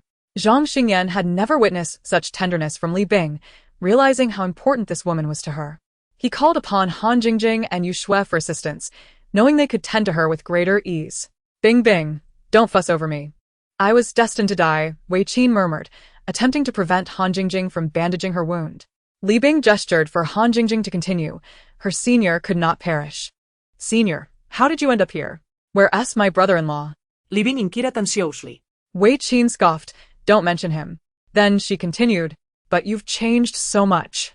I hardly recognize you, yet you've become even more beautiful. Li Bing smiled quietly, saying nothing. She had surmised the reason her senior preferred not to discuss it. Han Jingjing interjected, Senior, tell me what Bing Bing was like before. She sensed that her senior's life was ebbing away, and she sought to coax out a few words, hoping to grant Li Bing some cherished memories. Yu Shui, having lit a fire, approached, eager to learn how much Li Bing had truly changed. Wei Qin's face softened with nostalgia as she spoke. Bing Bing was a good girl, gentle and soft-spoken. She loved to laugh. When she did, her eyes would crescent like a moon, so lovely. She was incredibly shy, blushing even at a single word spoken to a boy. The first time I saw her, I thought she was adorable. Wei Qin gazed at Li Bing, kneeling by the bed, her expression resolute, short hair neatly trimmed, and a flash of concern crossed her eyes. You must have endured a great deal of hardship and suffering. Li Bing shook her head. Senior, I'm fine now. Do you need me to avenge my brother-in-law? No need. I've already taken my own revenge. Wei Qin gritted her teeth and continued. He drove me out for a woman he merely borrowed. He left me with nothing, despite my heeding your advice and stocking up supplies in the midst of a tempest. Later, when I was captured by this group, I disclosed your brother-in-law's address. That woman is here too, but met her demise sooner than I did. Ha ha ha. As she laughed, tears streamed down her cheeks. These days, she had endured inhumane torment. During the day, she was burdened with countless laborious tasks, cooking, cleaning, organizing the warehouse, moving goods. At night, those savage beasts would come to violate her, all while providing scant rations. They merely tossed their leftover food into the room, forcing the imprisoned women to scavenge like mad dogs. Chapter 73. The death of the senior sister. At times, they took pleasure in watching the women fight over scraps, betting on the outcome, and punishing them with blows for losing. Each day, someone perished in that room, and she had grown numb to it. Wei Qin often pondered why she continued to endure.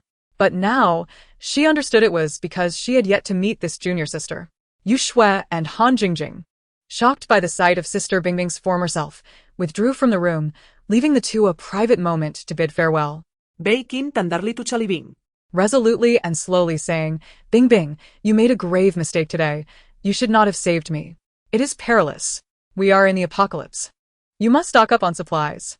From now on, trust no one, not even your family or friends. Learn to protect yourself and survive. With that, Wei Qin's heart ceased to beat.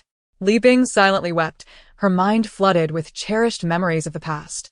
She recalled how her senior sister had looked after her in their club, the frequent gatherings after graduation, and her role as a bridesmaid at her senior's wedding. Why is it that kind souls seldom find a happy ending? In this apocalypse, Li Bing had lost so much that the beauty of life seemed as if it had never existed. Family, friendship. Her gaze drifted outside the window, where the stars began to shine brightly due to the decrease in human activity. She wondered which star might represent her senior. Li Bing's sorrow remained unvoiced as she calmly exited the room. There were many tasks yet to accomplish. There was no time for grief. As she stepped outside, her heart shattered at the sight before her. Zhang Xingyan and several others were striving to assist the girls in the room. Each appeared frail, skin stretched tight over bones, disheveled, and seemingly stripped of their dignity. Even now, as they received aid, with steaming food and hot ginger tea placed before them, they resembled a pack of starving wolves, having forgotten how to use utensils, resorting instead to tearing at the food with their hands. Their eyes were vacant, devoid of emotion, lacking even the faintest trace of joy. In their days of captivity and torment, they had been utterly stripped of their humanity, forgetting that they too were once people. Now, they were merely a mindless herd, driven solely by instinct, devoid of dignity. Li Bing approached and asked, What should we do? We can't just take them with us, can we? There are still a few soldiers stationed at the temporary shelter. Should we send these girls there? Zhang Xingyan appeared troubled as well. At that moment, Li Bing noticed a girl seemingly lift her head. Her eyes flickered before she quickly lowered them again, continuing to gnaw at her food. Not all the girls were delirious. One among them retained her clarity. Perhaps past memories had instilled in her too much hope, only to be met with repeated disappointments, causing her to drift along. no longer expressing any expectations. Very well, we will take them there after dawn, Li Bing said, seemingly in agreement. I won't go. The girl with the flickering gaze reflected deeply for a moment, as if organizing her thoughts, then finally summoned the courage to raise her head. Her eyes were filled with determination as she continued, If you are truly good people, please leave us here. We will not go anywhere. The shelter is a living hell. It is there that I was sold by others. The soldiers who were stationed there are long gone. Some have been killed, others turned into ordinary people. After saying this, the girl lowered her head again, as if speaking too much had exhausted her strength. Upon hearing her words, everyone fell silent. What is your name? Zhang Xingyan inquired. The girl paused, as if it had been ages since anyone had asked her that. Her eyes reddened as she answered loudly, My name is He Yan. He Yan. What do you wish for us to do? Zhang Xingyan asked earnestly, gazing at her. He Yan appeared incredulous, pausing for a long while. Wrapped in a blanket, she stood up cautiously and said, I hope you will not concern yourselves with us, or send us to the shelter. I wish for you to leave behind some supplies. Not too much. He Yan observed their expressions, and fearing they might disagree, she hastily added, just enough for us to eat for a few days. Once we recover, we will venture out to seek more supplies. Will you be able to care for them yourselves? Zhang Xingyan asked again. Care for them? We are all unfortunate souls. During our time in captivity, we have relied on one another, struggling to survive. Those who endure will live. Those who do not will find their resting place in the backyard. This is fate. He Yan's face betrayed her sorrow as she choked on her words. In the backyard pit, dozens of sisters have already been buried, all victims of those beasts. Zhang Xingyan glanced at Li Bing, who nodded in agreement and sincerely stated, We will honor your request, leaving behind a portion of supplies, and we will ensure that your information remains confidential. Upon hearing this, He Yan immediately knelt, repeatedly bowing her head in gratitude, murmuring, Thank you. Thank you. Her body trembled, as if releasing a long-suppressed emotion. Han Jingjing and Yu Shui witnessed the scene, their faces paling as they turned away, unable to bear the sight. No one intervened to stop He Yan's prostration. After all, her dignity had yet to be fully restored, and this behavior had become her habit. Throughout this process, her expression of gratitude was impossible to overlook. After accommodating the girls, Li Bing and her companions exited the office building and headed towards the warehouse. As described by Wu Men, the warehouse was brimming with various canned goods. This factory was originally dedicated to producing fruit preserves such as hawthorn, yellow peach, pineapple, green plum, and snow pear. However, in one corner of the warehouse, they had also stockpiled a small assortment of canned meats likely gathered by Luo Ping and his group. Now, all the cans had been consolidated in the warehouse. Li Bing and her companions meticulously examined the cans, noting their diverse varieties and intact packaging. The quantity appeared ample, sufficient to sustain them for an extended period. They resolved to organize and categorize these canned goods, preparing for future use. It is well known that canned foods have an exceptionally long shelf life. Although the optimal consumption period is 2 years, they remain edible as long as they have not been exposed to air. In this apocalyptic world, these canned goods may well become one of their primary food sources. Thus, they dared not let their guard down. Chapter 74. 8 sacks. Li Bing and her companions arrived at the factory, where they were met with a mountain of supplies.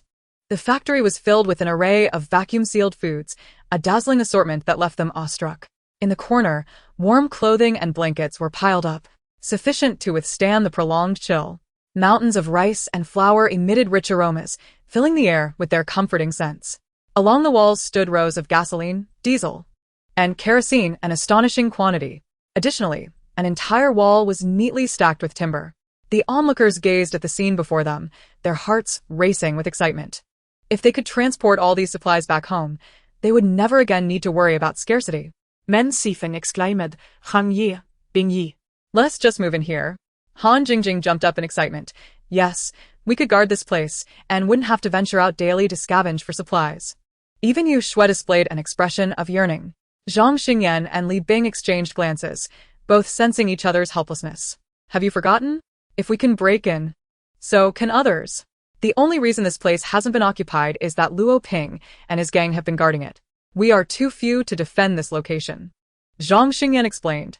After a pause, he continued, I believe we should transport the supplies back to the small apartment. It is easier to defend and sufficient for our needs. Li Bing interjected, Our success here today was purely by chance. Luo Ping underestimated us at first, allowing us to seize the small apartment. Later, we caught them off guard, which enabled us to take this place. If Luo Ping and his crew had been guarding it, we wouldn't have stood a chance. Moreover, there are many other villains like Luo Ping outside. We cannot hold this place. After hearing this, Han Jingjing and the others felt a brief wave of disappointment, but soon resumed energetically checking the food and daily necessities. Bing Bing Jia, how should we handle all these supplies? There's just too much to take back to the small apartment. Han Jingjing asked, both happy and troubled. Li Bing glanced at her watch. It was already 5 a.m.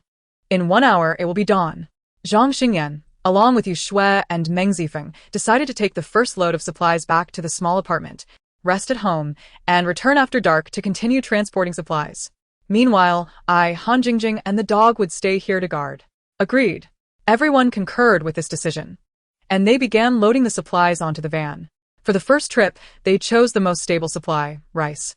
Zhang Xingyan filled the van's tank with gasoline from the factory, loaded it with a full cargo of rice, and drove toward the small apartment. He watched through the office window as the van departed the factory, noting that only the 2 men left, leaving behind 2 women and a dog. At that moment, she felt a slight sense of relief. For days, she had been struggling to survive, constantly seeking a glimmer of hope. She feared men and loathed them.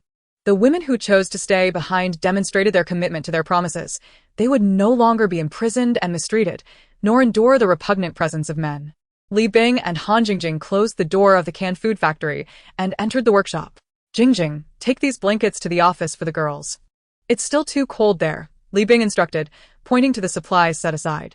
Turning to the dog, she said, son, you must go with her and protect Jingjing. Despite the apparent vulnerability of these girls, she would not let her guard down. The tale of the farmer and the snake was one she did not wish to reenact. I liked Bing Bing Jia. Han Jingjing readily agreed. She was no longer the naive girl she once was. She had grown more mature and cautious. Li Bing's words resonated with her, and she fully grasped their deeper implications. After Han Jingjing left, Li Bing approached a corner of the workshop. Upon arrival, she felt a vibration in the space and chose to send Han Jingjing away to investigate. She gently moved aside the supplies atop it and, guided by the shifting space, discovered 8 burlap sacks. Eagerly, she opened one of the sacks, revealing a trove of gold jewelry and precious items. The shimmering gems illuminated the room with their brilliance. Subsequently, she opened the remaining 7 sacks, each filled with invaluable paintings, antique vases, and other artworks, each worth a fortune before the apocalypse. She surmised that these treasures had been collected by Luo Ping's group during the torrential rains. With the arrival of the extreme cold, the value of gold and antiques diminished, barely enough to exchange for a pound of food. They had forgotten these riches, carelessly stuffed into burlap sacks. Li Bing examined the treasures with keen interest, feeling a rush of joy. These gold ornaments and antique artworks were of no value to Zhang Xingyan and the others. She could claim them without guilt. As for the other supplies, she would not touch them or claim them for herself until everyone had left the canned food factory, for it was a collective victory, and she intended to adhere to their original agreement of fair distribution. Li Bing stored the 8 sacks in her space and returned the other supplies to their original positions. She meticulously selected suitable items for He Yen and the other girls, setting them aside. Later, she retrieved a 2-person tent and mattress from the supply pile, along with 2 blankets, carefully preparing a bed. Next, she found 2 charcoal stoves, lit a fire, and cooked a pot of rice porridge, adding a box of luncheon meat and stirring gently with a ladle. She then took out 3 sweet potatoes from her space and placed them in the charcoal stove to roast slowly, waiting for Han Jingjing's return. Outside, light footsteps approached, and the young girl entered with a beaming smile. It smells so good, Bing Bing Jia. Han Jingjing couldn't help but exclaim. After a night of bustling activity, her stomach was already rumbling. Sun also eagerly approached, waiting by the pot in anticipation of the delicious meal. Just a little longer and we can eat. Afterward, we'll go to the warehouse to bring back some canned goods and then keep watch in the workshop. From here, we can see the factory gate and spot Zhang Xingyan and the others as soon as they return. Understood. Han Jingjing saluted playfully with a perfect military gesture. Li Bing sipped ginger tea from her thermos, sitting in a chair while vigilantly surveying her surroundings. This was not the small apartment, and moreover, a group of strangers was only 200 meters away. She could not afford to relax. It was now 6:30 a.m., and daylight had arrived. The dog and Han Jingjing were already fast asleep in the tent, with Han Jingjing tightly embracing the dog, its front paws resting on her face. Chapter 75, Salt on Potatoes. Li Bing chuckled and shook her head, tossing 3 more sweet potatoes into the charcoal stove. Just moments ago, she had tasted roasted sweet potatoes from her space for the first time. The texture was delightful, sweet, soft, and not at all dry. Utterly delicious. Han Jingjing, that silly girl, hadn't even asked where the sweet potatoes came from. She assumed they were from the workshop supplies. This reminded Li Bing that she could release some sweet potatoes, onions, and other durable vegetables from her space to place in the workshop, pretending they were part of the local supplies as a trade for the 8 burlap sacks. Han Jingjing had mentioned that she had been constipated for 7 days due to a lack of vegetables and fruits. She quietly watched the flames in the charcoal stove, unsure whether Zhang Xingyan and his companions were safe. Time flew by, and Li Bing called Han Jingjing for a shift change. The dog remained stubbornly in the tent, unwilling to leave. No, son. You must stay with Han Jingjing on guard, or I won't be able to sleep soundly. Li Bing gently nudged the dog, urging it to get off the mattress. The dog displayed a look of disappointment. Stop the act. There are some roasted sweet potatoes and potatoes in the stove for you and Han Jingjing to share. With that, she zipped up the tent. She lay down on the mattress, instantly falling into a deep slumber. Han Jingjing and the dog rushed to the charcoal stove, eagerly vying for sweet potatoes and potatoes. Han Jingjing swiftly peeled a potato, sprinkled it with salt, and took a hearty bite. Delicious. It's been ages since I've tasted anything so wonderful, she exclaimed, squinting her eyes in delight. Seeing her relish the food made the dog anxious, as it couldn't peel its own. Noticing the dog's forlorn gaze, Han Jingjing felt a rare pang of conscience. She promptly peeled another potato and placed it before the dog, saying, "Dear son, please enjoy. Your vigilance is crucial." Li Bing was awakened by a waft of enticing aroma. Upon opening the tent, she discovered Han Jingjing preparing instant noodles and noted the time. It was already 5 p.m. "Jingjing, why didn't you wake me?" Li Bing inquired as she settled down, observing Han Jingjing slicing ham into the pot. Han Jingjing smiled and handed Li Bing a roasted onion, saying, "Sister Bing Bing, you looked exhausted. I wanted you to rest well." She then offered her a jar of salt, adding, "Sister Bing Bing, sprinkle some salt before you eat. The roasted onion is delectable. I found it near the sweet potatoes. Hurry, don't let it cool." Li Bing followed Han Jingjing's advice and took a bite. The rich, juicy onion was sweet and became even more flavorful with the salt. She smiled and said, "It truly is delicious." Han Jingjing, captivated by Li Bing's smile, sincerely remarked, "Sister Bing Bing, you look stunning when you smile." They often admired Li Bing's strength, overlooking her delicate beauty. She murmured, "It seems what my senior said is indeed true." She dished out the noodles, dividing a third for the dog and another third for Li Bing, eagerly asking, "Senior said you used to smile a lot. You were so adorably soft and sweet. Can you tell me what happened that changed you so much?" As Li Bing ate the noodles, she pondered how to respond. Unsure of where to begin, and not wishing to reveal the truth, she settled on the simplest excuse. Just a heartbreak. Han Jingjing patted her chest, exhaling in relief. "Sister Bing Bing, I thought it was something serious. You're just too innocent. A single heartbreak shouldn't make you so upset. I've been through 4 or 5 breakups, and I'm still doing just fine." Li Bing var til tandtinningens incessens teater, her eller håndstifting. Could one simply replace what they didn't like? What if it were family? After dinner, Li Bing instructed Han Jingjing to guard the factory while she and the dog inspected the plant. The warehouse showed no signs of disturbance. The hair on the main door remained undisturbed, still in its original position. She then approached the office building. Giving the dog a knowing glance, the dog climbed to the 2nd floor. Moments later, it returned, nodding to indicate that the girls inside were all present. "What about Senior's body? Is it still in place?" Li Bing asked. The dog nodded again, confirming that nothing had been moved. Li Bing continued to observe but found nothing suspicious, so she returned to the factory to reunite with Han Jingjing. On the way back, she saw Han Jingjing roasting sweet potatoes and munching on baked potatoes. "Jingjing, the supplies won't run away, but won't your method of eating make you ill?" Li Bing expressed concern, not for the supplies but for Han Jingjing as health. From the pile of refuse beside her, it was evident that she had consumed several pounds of food that afternoon. "Sister Bing Bing, I really haven't eaten so much in ages. Since the extreme cold, I've only had 2 meals a day, each just a third full. Especially this past week, I've been eating nothing but dried chicken, and I've lost over 10 pounds. Han Jingjing continued to munch.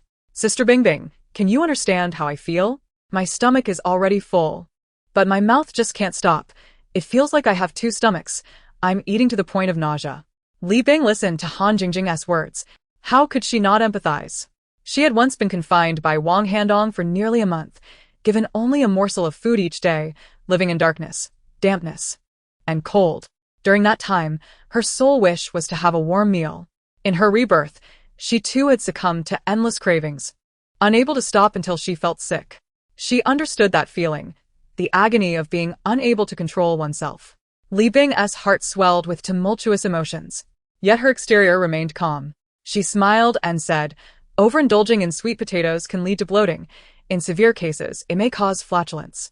If you're not embarrassed, you can let it out freely when Meng Zifeng and the others arrive. I won't say anything. Oh, how could I forget that? Han Jingjing exclaimed. Realization dawning upon her. I won't eat anymore. I'll leave the roasted sweet potatoes in the charcoal stove for them. And I can add some potatoes and onions for them. The newly placed potatoes and onions in the charcoal stove were nearly cooked. At that moment, the dog suddenly darted out of the factory, heading towards the entrance, its tail wagging joyfully. Clearly, Zhang Xingyan and the others had arrived.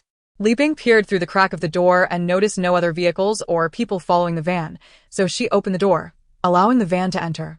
Zhang Xingyan greeted them with a smile, asking, is everything all right here? We're doing well. Li Bing replied, then inquired, what about you? Was your journey smooth? Relatively smooth. We left while it was still dark, and the roads were empty. However, the bodies in the corridor have been cleared and disposed of downstairs on the ice. So, someone must be watching us three while we transport supplies, Zhang Xingyan responded cautiously. Li Bing noticed that only Meng Zifeng had exited the vehicle and asked, so, you left Yushua on the 12th floor to keep watch? Yes, to be cautious. My mother and Healy lack combat skills, he explained. Li Bing nodded, Understanding his concerns, and said, your thinking is sound. Yushua has good potential, and though young, she is quite composed. What should we move first? Meng Zifeng asked eagerly, excited by the prospect of the abundant supplies in the factory and warehouse, especially the canned goods, longing for fruit. Not in a rush. You and Zhang Xingyan should eat something first. Han Jingjing is roasting sweet potatoes for you. After you finish eating, deliver some food to the girls in the office building. Their supplies might be running low. That night, Li Bing and the others busily transported items. Zhang Xingyan and Meng Zifeng made continuous trips between the canned food factory and the small apartment. During the 10th round trip, Zhang Xingyan remarked, there's no more room at home. Li Bing pondered for a moment, then produced the key to room 1201 and handed it to Zhang Xingyan, saying, the living room, kitchen, bathroom, and balcony can all be filled. Zhang Xingyan had intended to borrow the key, but didn't he voice it? He hadn't expected Li Bing to offer it so readily. In his memory, she had always been very protective of privacy. No one had ever been to room 1201 during their long cooperation. Yet Li Bing didn't seem to mind. Before arriving, she had anticipated the situation here. So she had already emptied the living room, even moving the dog's bed to the small bedroom. Although the small bedroom was locked, it could easily be kicked open. Inside, there was only a bed and nothing else. Before leaving, she had even placed 2 bags of supplies there to avoid suspicion. After a grueling day of labor, they finally loaded the last batch of supplies onto the van. Zhang Xingyan and his companions helped Li Bing place the senior's body on the ice raft. Han Jingjing looked back at the canned food factory with reluctance. They had only taken less than a third of the supplies. There was simply no more room at home, which was such a pity. Listening to Zhang Xingyan, the corridor of the small apartment has had its security door removed, replaced by a brick wall, upon which a sturdy anti-theft door has been installed. Beyond this fortified wall, supplies are piled high. Li Bing has wrapped her senior's body in a white cloth and covered it with a quilt. This canning factory represents her senior's nightmare, a place she longed to escape even until the end of her life. Li Bing could never leave her senior here. She intends to take her to the mountains where they had previously gone to chop wood, a secluded area that rises high above the world, far from human habitation, a place her senior would surely appreciate. Moreover, once the extreme cold subsides, the ice will melt and the floodwaters will evaporate. No matter where she buries her, her senior will never find peace. She will be swept away. She gestures for Zhang Xingyan and the others to leave first. promising to follow shortly. As she watches the van grow smaller in the distance, she hastens to the factory and the canning warehouse, gathering the remaining supplies into her space, ensuring that the girls have approximately a year's worth of rations. She retrieves 5 machetes, 2 ordinary nail guns, and 200 nails from her space, placing them prominently in the factory. It is not that Li Bing is heartless, leaving such scant provisions for the girls. Rather, she realizes that any excess would likely be lost on them. She has observed that half of the girls will not survive for long.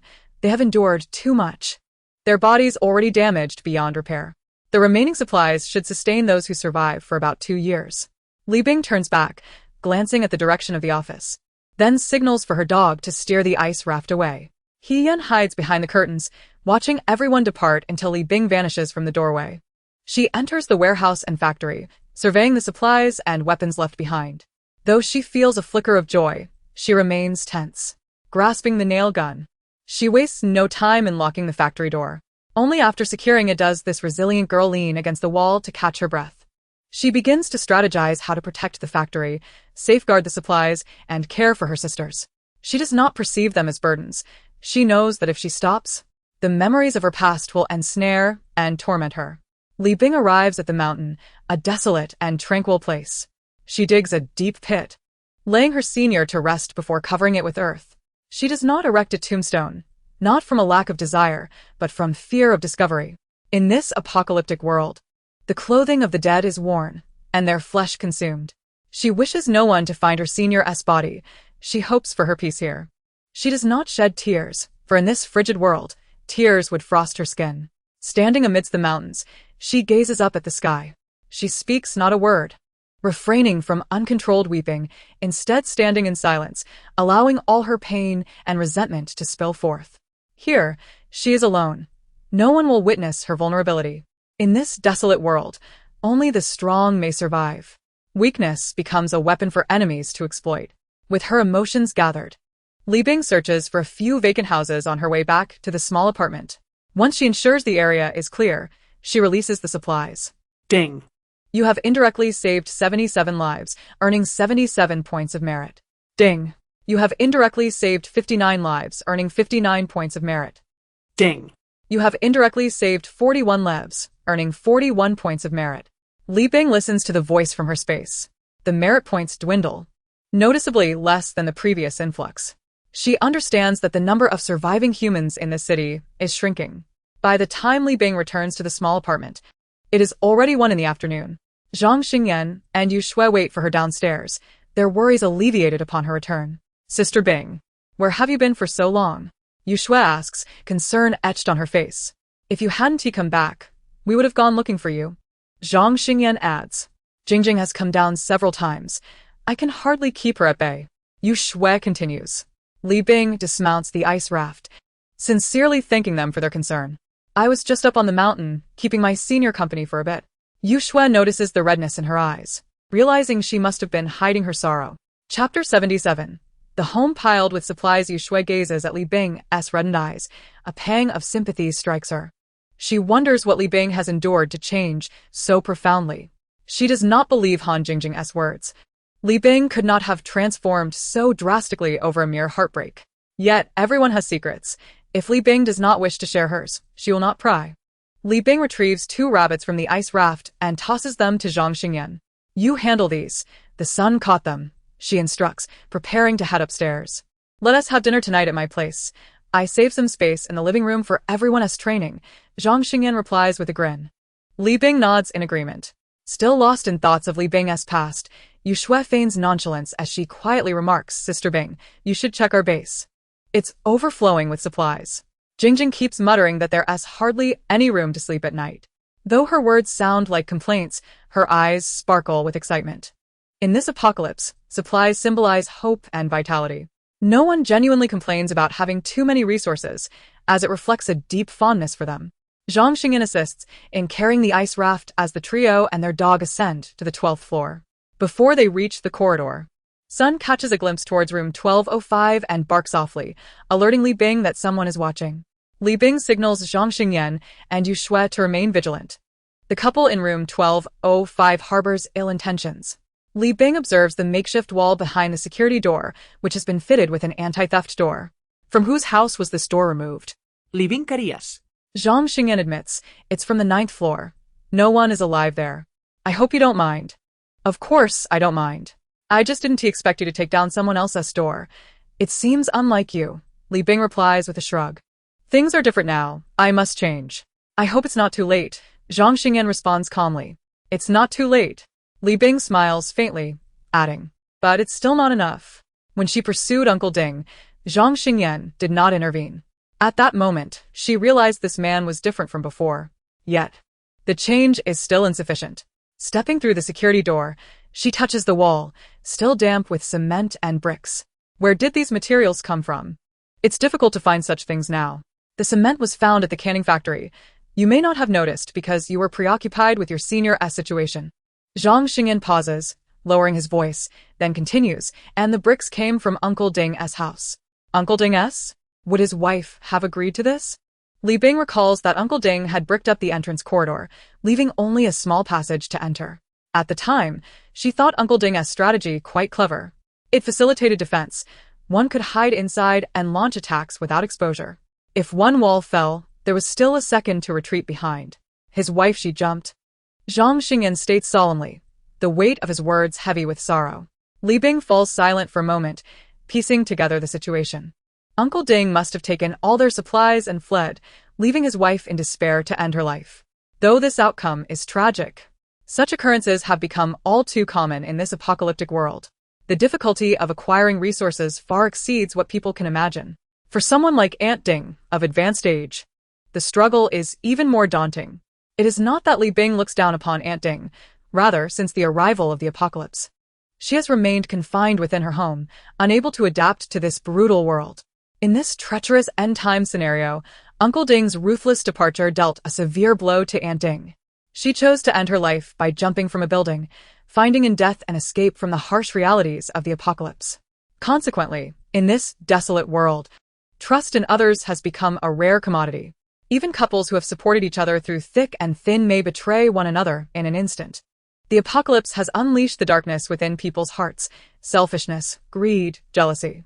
In this dire situation, everyone struggles for their own survival, and each individual's choices stem from their own helplessness.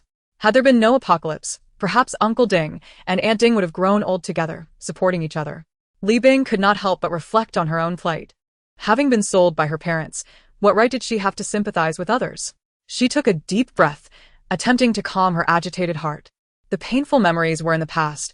Living well in the present was of utmost importance. Zhang Xingyan gently opened the security door, carefully sidestepping into the corridor, where Li Bing beheld the scene. The 3-meter-wide hallway had been entirely filled with timber, stacked neatly from the floor to the ceiling, leaving only a narrow passage for entry into each home. Yu Shui, walking last, softly closed the door behind them. Standing in the corridor, Li Bing gazed at the orderly arrangement of wood, feeling a surge of emotion within her. Upon entering room 1201, she found the living room brimming with various supplies, with only a narrow gap left near the entrance for passage. At that moment, Han Jingjing, having heard the commotion, approached the door of room 1201. Sister Bingbing, how do you feel about all this? Han Jingjing inquired excitedly. Having not slept a wink all night, she felt an unusual thrill at the sight of the abundant supplies.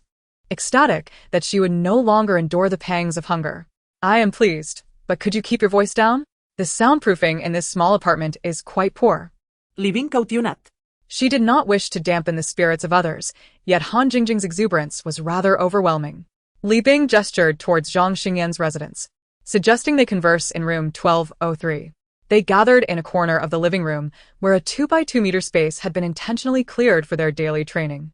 Joyful smiles adorned everyone's faces. Their recent expedition to the canned goods factory had yielded a bountiful harvest, relieving them of worries about hunger for the foreseeable future. Zhang Xingyan spoke first. Li Bing, you returned late. We took the liberty of organizing and distributing the supplies in your absence. The distribution is based on equal shares for the 6 of us: Han Jingjing, Yu Shui, Meng Zifeng, Taiyang, you and I. He paused before continuing. Let me brief you on our current supply situation. The items behind each door belong to the respective individuals, while the timber in the corridor is yet to be allocated. After a few days of consumption, we will gradually distribute the remaining supplies. How does that sound? That works for me. Li Bing raplia readily. The dog, Guzzi, lay beside her, perking up at the mention of his name. Soon, he stood fully alert, looking at Li Bing with what seemed to be a grin, clearly communicating. Hey, caretaker, did you see? I can earn supplies too. Li Bing affectionately ruffled his head, signaling him to sit. Now, Taiyong had grown to a height of 120 centimeters, towering over her when standing, imposing indeed.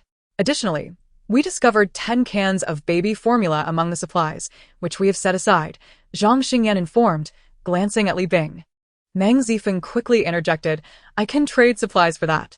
However, Li Bing cut in, I will not participate in the distribution of baby formula, nor do I need to trade for it. The others concurred, expressing their willingness to give all the formula to the baby. Meng Zifeng's eyes glistened with gratitude as he said, Thank you, truly, thank you. If he were alone, he would not wish to take advantage of this situation. Feeling it would be undignified for a grown man to benefit at the expense of several young women, but with a wife and children to support, he humbly accepted. There is one more thing. We found 300 pounds of dog food among the supplies, which we have decided to reserve as a special reward for Taiyong. Zhang Xingyan concluded with a smile, and Meng Zifeng and the others nodded in agreement. This was unexpected for Li Bing. Now, not only did Guzzi have his share of supplies, but he also received an additional reward. Zhang Xingyan continued, during our recent outings, Taiyong's reflexes, execution capabilities, vigilance, and even strength have surpassed those of the rest of us. In light of ensuring our long-term survival, we have collectively decided to allocate more supplies to Taiyong, considering his size and the substantial amount he consumes. Meng Zifeng and the others nodded in agreement, including Guzzi. On that day when we transported the timber, Taiyong pulled more than half the load himself, exceeding the combined efforts of us all. Today, he caught 2 rabbits, proving to be more capable than Zhang Ge. We must honor Taiyong's contributions. Han Jingjing, unusually serious, chimed in with her thoughts. Zhang Xingyan remarked, Why does this young lady always have to involve me in her discussions? Sensing the sincerity of her companions, Li Bing smiled and said, All right, I will accept it. In truth, she had no intention of refusing. Although these ordinary dog foods might not appeal to Taiyong, she had no reason to turn away supplies that were offered. Wouldn't it suggest to them that she was not in need of resources?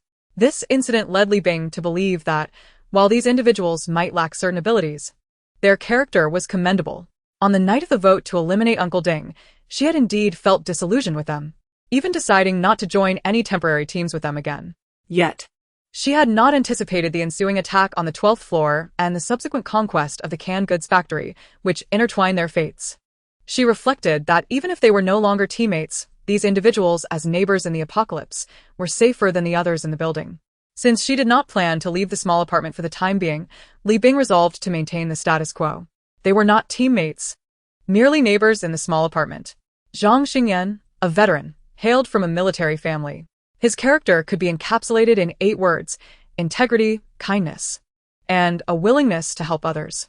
No matter the time or place, he steadfastly adhered to his principles, eschewing actions that would betray his conscience. In the early days of the apocalypse, while his combat prowess was formidable, his kindness often proved a liability. His hesitation and compassion had placed him in perilous situations on multiple occasions.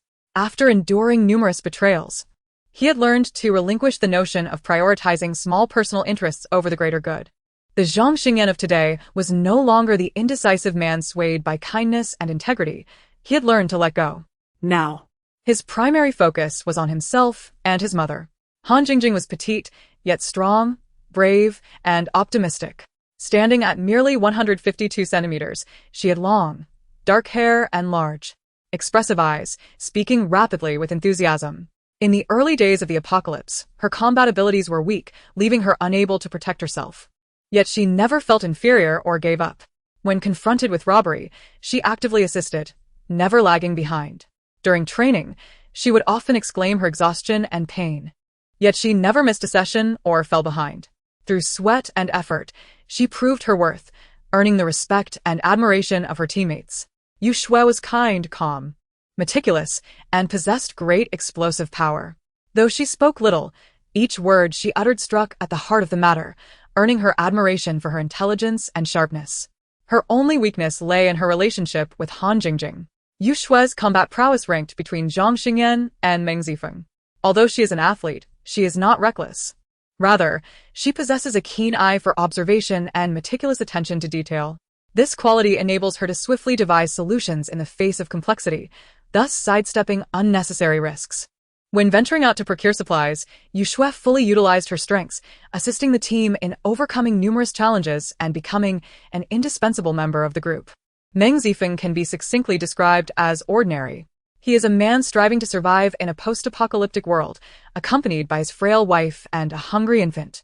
His combat abilities are average, his strength is unremarkable, and his intelligence is nothing extraordinary. Yet, he possesses a unique resilience and sense of responsibility.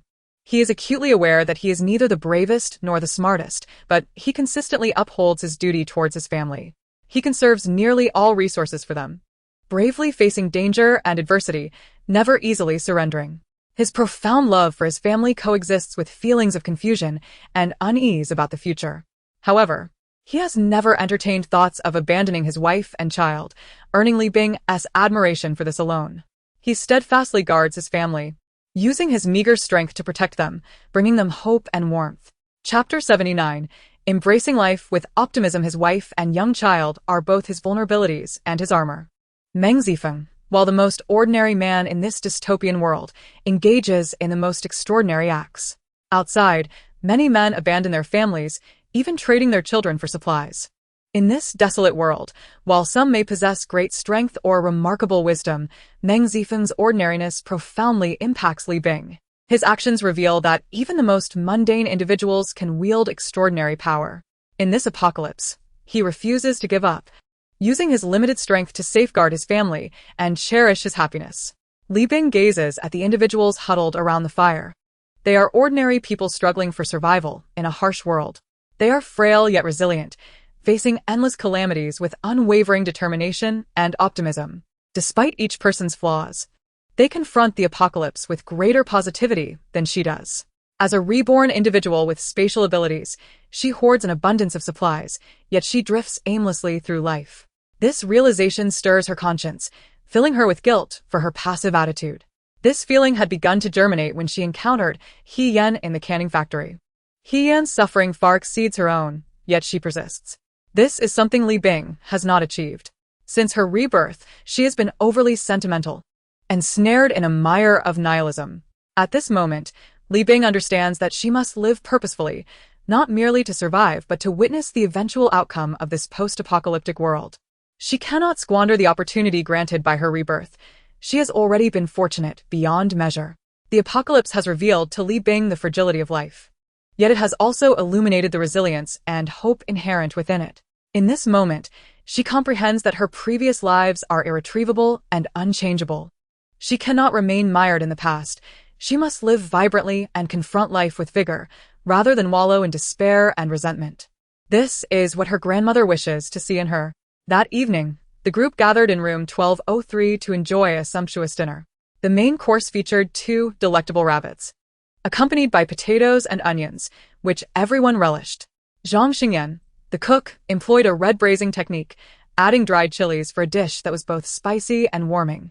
The gathering also welcomed the sun, which brought along its food bowl. Before adding chilies and salt to the pot, Zhang Xingyan served a generous portion of meat to the dog, who feasted with delight.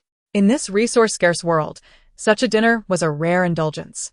The atmosphere was buoyant, with everyone enjoying a bit of baijiu, further enhancing the conviviality of the occasion. Yu Shui and Han Jingjing are 2 perceptive young women. They keenly sensed that Li Bing had undergone some transformation, though they could not articulate the specifics. They felt that Li Bing had somehow changed. Her smile appeared more genuine, and she emanated a newfound determination, no longer adrift in uncertainty. Unbeknownst to them, their sister Bing Bing had reached a clarity of mind.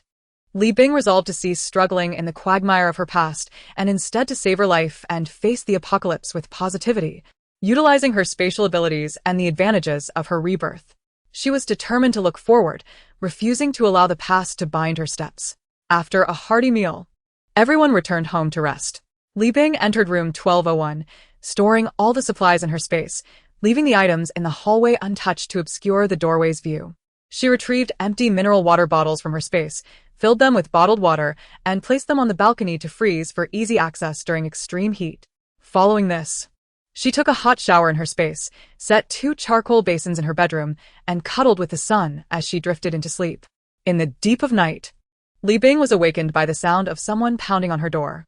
Only then did she notice the unusual chill in the room, more pronounced than usual. Bing Bing. Wake up. It's snowing. Han Jingjing's anxious voice accompanied the vigorous knocking from outside. Li Bing donned her down jacket and called back, I'm awake. Why didn't you use the intercom to call me? I did. You didn't answer, and I was so scared. Han Jingjing quickly explained, sniffling. Everyone else responded. And now that you're awake, I'm heading back to room 1202. It's so cold. Thank you for calling me. Li Bing sincerely expressed her gratitude. Though she wore thermal underwear and would not freeze, she appreciated Han Jingjing's heartfelt concern. Returning to her bedroom, she searched for the intercom, only to find it turned off under the weight of the sun. Li Bing gazed out the window. The night wind swirled snowflakes that fell heavily against the glass. Though she could not see the distant landscape through the darkness, the steadily dropping temperature within signaled a snowfall of considerable magnitude. She pondered how many souls might have departed in their dreams during the storm. In her previous lives, Li Bing had endured 2 extreme cold spells, but those times had not brought snow. The temperature had lingered at a bone-chilling 50 degrees below zero for an entire year without change. Yet today, she sensed something unusual. This change unsettled her, as she was uncertain whether it foretold a different type of disaster or a shift in its timing. Since the alteration of Zhang Xingyan's fate, the variation in the departure time of the unruly child, and now this heavy snowfall, each event struck a nerve within Li Bing. She began to question whether she had disturbed the balance of the universe or altered the course of history. She wondered if saving Zhang Xingyan, who was meant to perish, had triggered a cascade of subsequent changes. Had this reborn butterfly flapped its wings incorrectly? This uncertainty kept her awake through the night. Resolving to be productive, she opted to work in her space. The sweet potatoes had ripened, and she carefully harvested them, placing them in the empty areas of her space, intending to release them at an opportune time to accrue merit. Chapter 80. The arrival of heavy snow. Subsequently, Li Bing planted potatoes across the barren black soil. Through several experiments, she discovered that cultivating potatoes in this soil yielded a higher output than sweet potatoes. After tidying up, she approached the display screen. Available time today, 1 hour 19 minutes 15 seconds, permanent accumulative time, 30 days 8 hours 19 minutes 34 seconds, merit, 800,103. Li Bing continued to click on the merit exchange details. Space usage time 1 hour, 100 merit points, fever-reducing medicine 1 box, 300 merit points, anti-inflammatory medicine 1 box, 300 merit points, frostbite ointment 1 box, 500 merit points, obedience pills 2 hours of efficacy 1 piece, 2,000 merit points, ice skates 1 pair, 3,000 merit points, ice raft 1, 3,000 merit points, super warm gloves 1 pair, 3,000 merit points, super warm windproof hat 1, 4,000 merit points, super warm snow boots 1 pair, 5,000 merit points, warm down jacket 1 set, 14,000 merit points, constant temperature underwear 1 set, 10,000 merit points, ice vehicle 1, 2 seats 20,000 merit points, ice vehicle 1, 6 seats 30,000 merit points, snowmobile 1, 30,000 merit points, snow vehicle 1, 4 seats 40,000 merit points, snow vehicle 1, 8 seats 80,000 merit points. The subsequent exchange box was grayed out, awaiting unlocking. Indeed, the merit exchange for space had been updated according to the weather. How exorbitant! Li Bing mused as she gazed at the prices. She intended to conserve her merit points, saving them for the exchange of permanent accumulative time. She recalled some snow-related supplies she had acquired for free at the ski resort. She found some skis, snow boots, ski poles, windproof goggles, helmets, as well as 2 two-seat snow vehicles, 2 snowmobiles, and 2 snowmaking machines. These items provided her with a modicum of comfort. She brewed a pot of robust Da Hong Pao tea and sat on the long bench in front of her space villa, admiring the crops thriving on the black soil. They grew steadily under the sun's rays, full of life. Her gaze then shifted to the rushing river behind the villa, where fish leaped joyfully at the surface, seemingly celebrating the beauty of life. In the farm, the animals frolicked and played tirelessly. The sun, clutching a toy, frolicked on the grassy expanse of the space. It passed by neatly arranged supplies, sprinting towards the distant bamboo grove, relishing the endless joy. What am I thinking? Li Bing. She patted her head, probing her own sentimentality. With billions of people on Earth, she was merely an inconsequential civilian, having saved a veteran and dispatched a few robbers. Could she truly alter the weather of the apocalypse? Do not embellish your own significance. Do not torment yourself unnecessarily. At worst, she mused, she would confront the future as it came. She exited the space, placing 2 charcoal basins in her bedroom, deliberately adding extra charcoal. The sun lay at her feet before she sank into the warmth of her blankets. In this warm and secure environment, she succumbed to a deep sleep, as if all her troubles were temporarily forgotten. At dawn, Li Bing awoke to blinding white light. Last night, in her eagerness to see the snowflakes, she had forgotten to draw the curtains before sleep. Outside the window, the world lay blanketed in white snow, an expanse of whiteness. In just a few hours, heavy snow had silently cloaked the earth in a thick white garment, akin to morning attire. The once frozen, frigid world was now forcefully enveloped in a vast white snowfall. Snowflakes fell like stones, seemingly intent on creating a pit in the ground if they did not cease. Before the apocalypse, people often described snowflakes as beautiful, pure, and noble. However, now a heavy snowfall signified endless disaster. Just yesterday, temperatures had lingered at -50 degrees, and the survivors had gradually acclimatized to this extreme cold. Yet, with the continued descent of the snow, no one could ascertain how low the temperature would drop. With the arrival of this snowfall, everyone's spirits were low. They did not attend the training in room 1203. The joyful atmosphere of last night's gathering had dissipated entirely. Li Bing retrieved a radio from the space, tuning into various channels, but received no information. She set the radio aside with a slight sigh. Subsequently, she engaged in her regular training, including coordinated exercises with the sun. She gazed outside at the relentless snowfall, which showed no signs of abating, while the outdoor thermometer indicated a temperature of -62 degrees.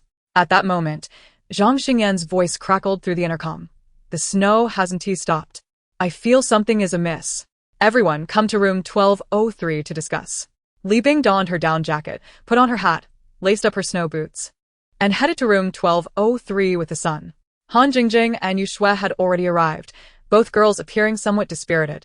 Meng Zifeng was the last to arrive, having been delayed due to the presence of his family. In this frigid weather, why are you taking the baby out? Don't let her catch cold. Although Han Jingjing was in low spirits, she still relinquished the closest spot to the charcoal stove for Healy to sit. It's snowing again. Who knows when it will end? That's why we all came over, to save a charcoal basin, Meng Zifeng said helplessly. Does the heavens not allow us to live? Han Yingying sighed in exasperation. Let us not moan for now. Let us discuss the matter at hand. Zhang Xingyan straightened his posture and continued, this heavy snow feels unusual. I wonder if the weather is about to change significantly? What other change could there be? It will just get colder, Han Jingjing pouted. Zhang Xingyan shook his head, speaking softly. A typhoon lasting 20 days, extreme cold for a whole month. Now we have heavy snow. Although I don't know how long it will last, I sense there will be significant changes in the weather afterwards. What kind of change? It wouldn't be an earthquake, would it? Healy spoke before Meng Zifeng quickly covered her mouth and urgently said to the ceiling, Pa, Pa, Pa. Not counting that. Not counting that. Don't jinx it. Then, Meng Zifeng helplessly remarked, Wife, let us not speak carelessly, all right? Healy realized her ominous words and hurriedly apologized. I'm sorry. There definitely won't be an earthquake in the coming days because the sun shows no signs. Li Bing interjected, attempting to soothe the group's anxious emotions. Indeed, it's said that animals exhibit signs before an earthquake. Look how the sun sleeps like a pig. It surely won't happen, Han Jingjing added. Chapter 81. Zhang's mother is gravely ill. Could it be extreme heat or polar night? Yu Shui inquired cautiously. Both are possible. Who can predict? Meng Zifeng replied quietly. It's not that it can't be predicted. Last time when we caught snow rabbits on the mountain, Zhang Ge mentioned it might snow, Han Jingjing exclaimed, turning to Zhang Xingyan with excitement. Zhang Ge, you're saying something feels off again. Do you sense something? Zhang Xingyan looked at the expectant gazes of everyone, shaking his head. I don't know specifically what it is, but I have a bad premonition. He paused, then continued. It has been nearly 2 months since the apocalypse began. The government should have formulated some plans. Since they have initiated the apocalypse seed plan, abandoning most ordinary people, where will the base for this plan be established? Have you all considered? The capital, city be? Yu Shui guessed. I think so too. Han Yingying. Meng Zifeng and Healy chimed in agreement. Zhang Xingyan turned to Li Bing, seeking her thoughts. Noticing her nod, he continued. Since the apocalypse, the weather has been unpredictable and extreme. Therefore, I wish to go to City B. The chances of survival there might be greater. Upon hearing this, the group fell into silence. Just days ago, they had enjoyed a bountiful harvest at the canned goods factory, with their home and hallway brimming with supplies. Just when they thought they could relax for a while, now they were being urged to go to City B. But what will happen to the supplies in the apartment if we go to City B? Meng Zifeng asked. Exactly. We've just harvested so many supplies. How can we take them with us if we leave? Han Jingjing also inquired excitedly. I merely entertained the thought of departure, yet the exact timing remains uncertain. Moreover, my mother's health has recently rendered her unfit for any long journeys. Zhang Xingyan sighed, his eyes slightly reddened. Li Bing noticed his unusual demeanor. After all, he was a man of iron resolve. Even when betrayed by those within the building, he maintained his integrity until the very end, never faltering. It was a sight she had never witnessed before, his vulnerability. Li Bing gazed at Zhang Xingyan, narrowing her eyes as she inquired, What is troubling you? My mother is not well, Zhang Xingyan replied, his head bowed, a hint of sorrow in his voice. Is it a cold? Or something else? Li Bing pressed on. It is not a fever or a common illness. Rather, her age has made her susceptible to this harsh weather. Zhang Xingyan's voice trembled. He covered his face with his hands, as if to shield his sorrow. The others listened in silence, a wave of sadness washing over them. Zhang's mother, advanced in years, was no longer as robust as she once was, and enduring this bitter cold had already been a strain. Now, faced with the heavy snowfall, her body was finally giving way. Yet when this predicament truly fell upon Zhang Xingyan, he felt utterly helpless and desolate. Last night, I held her tightly. Today, she has refused food, taking only a few sips of water. His voice grew increasingly somber. The group silently regarded him. No words could offer solace to the turmoil within. Zhang Xingyan's father had perished in the line of duty during his youth, leaving him and his mother to rely solely on each other. Over the subsequent 2 decades, his mother had not only been his only family, but also played an indispensable role in his life. Now, with her health deteriorating, how could he not feel the weight of despair and anguish? He was engulfed in anxiety and worry, watching helplessly as his mother's condition worsened. He knew he had to act, yet he was at a loss for where to begin, leaving him in a state of confusion. Last night, in my embrace, she felt so frail. She insisted on living well and not being sad, claiming her life had been happy and fulfilling. Li Bing rose and returned to room 1201.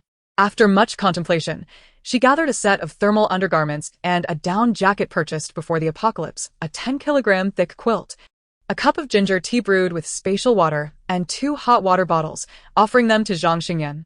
Give your mother the ginger tea, dress her in the down jacket, and cover her with a thick quilt.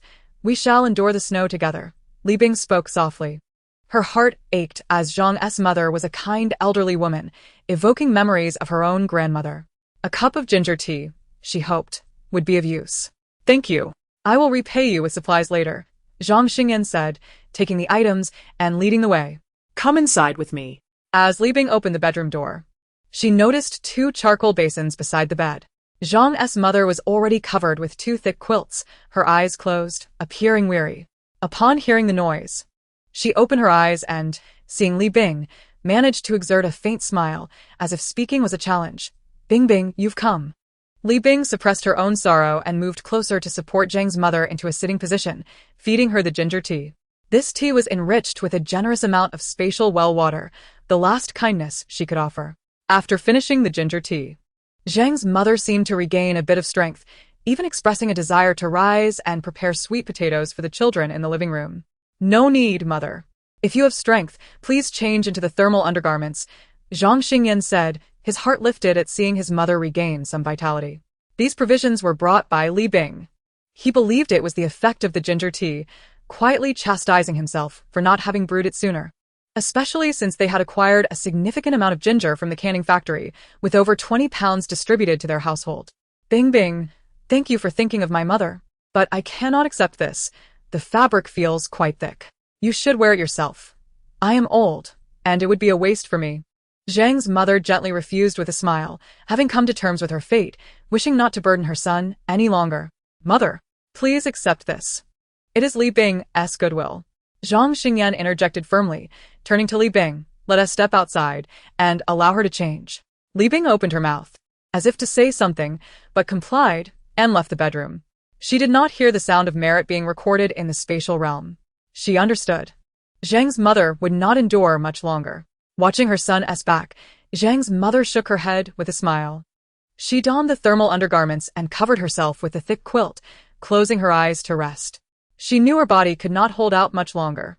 However, to spare her son the pain of regret, she chose to comply. Gazing out at the swirling snow, her consciousness began to fade, leading her into slumber. In her dreams, there was no bitter cold or heavy snow, only a warm living room where an elderly man sat reading a newspaper, her beloved husband. Guohua, is that you? Am I finally about to see you again? Zhang's mother thought as tears of longing streamed down her face. Chapter 82. The passing of Zhang's mother. Zhang Xingyan peered through the crack in the door, observing his mother in a deep slumber. Her chest rose and fell slowly, each breath seemingly exhausting her entire being. He understood the hardship she endured.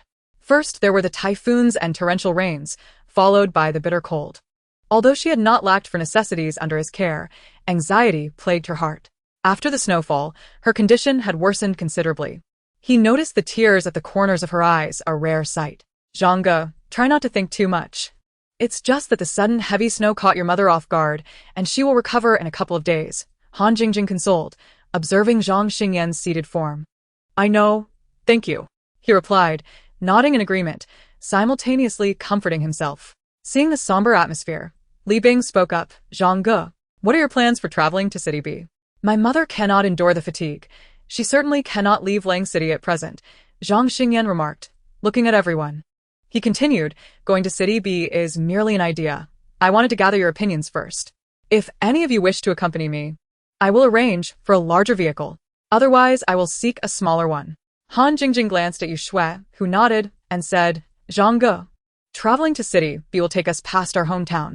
Xiao Xue and I would like to set off with you, and we can part ways at our hometown, Yuanshe. Is that all right? Certainly. Zhang Xingyan nodded. Han Jingjing joyfully embraced Yu Shui and then stated, Rest assured, Zhangge, we will cover the fuel costs from departure to Yuanshe. We will also assist in finding a vehicle. All right. Zhang Xingyan nodded again, adding, but please don't get too excited. Going to City B is just an idea. I must wait until my mother's health stabilizes before making any decisions. Understood. We comprehend, Han Jingjing and Yu Shui replied. Li Bing, what are your thoughts? Zhang Xingyan earnestly inquired. At that moment, all eyes turned to Li Bing, eagerly awaiting her response. I do not wish to go to City B at this time. Li Bing answered truthfully. What does not at this time mean? Han Jingjing asked, puzzled. Li Bing smiled faintly and replied. Based on Fang Zhen's behavior when coming to pick up the troublesome child, establishing an official base is still just a plan and has not yet been implemented. Even if it has begun, the base is likely not yet complete, and those chosen will be properly accommodated upon reaching City B. What can we ordinary people do if we go there? Where will we stay? When will the base be ready? What requirements must we meet to enter the base? We do not know, so I plan to wait a while before going. And how long is a while? Meng Zifeng pressed. It may range from 6 months to several years. I cannot be certain at this moment, Li Bing answered candidly. The group fell into silence upon hearing her words, especially Meng Zifeng and He Li, who were already in a state of indecision, now faced with an even greater dilemma. They have a baby, and the long journey is fraught with peril. They wish to accompany Zhang Xingyan to City B to mitigate the risks. However, after listening to Li Bing, their reasoning begins to resonate. As an ordinary family of 3, merely surviving the trek to City B is a formidable challenge. How can they enter the base? Where will they stay until the base is established? Perhaps it is wiser to remain in their modest apartment, where at least they have a home, firewood, and food. Observing the silence her words have evoked, Li Bing states, This is merely my personal opinion. Who knows if the higher-ups have already completed the base?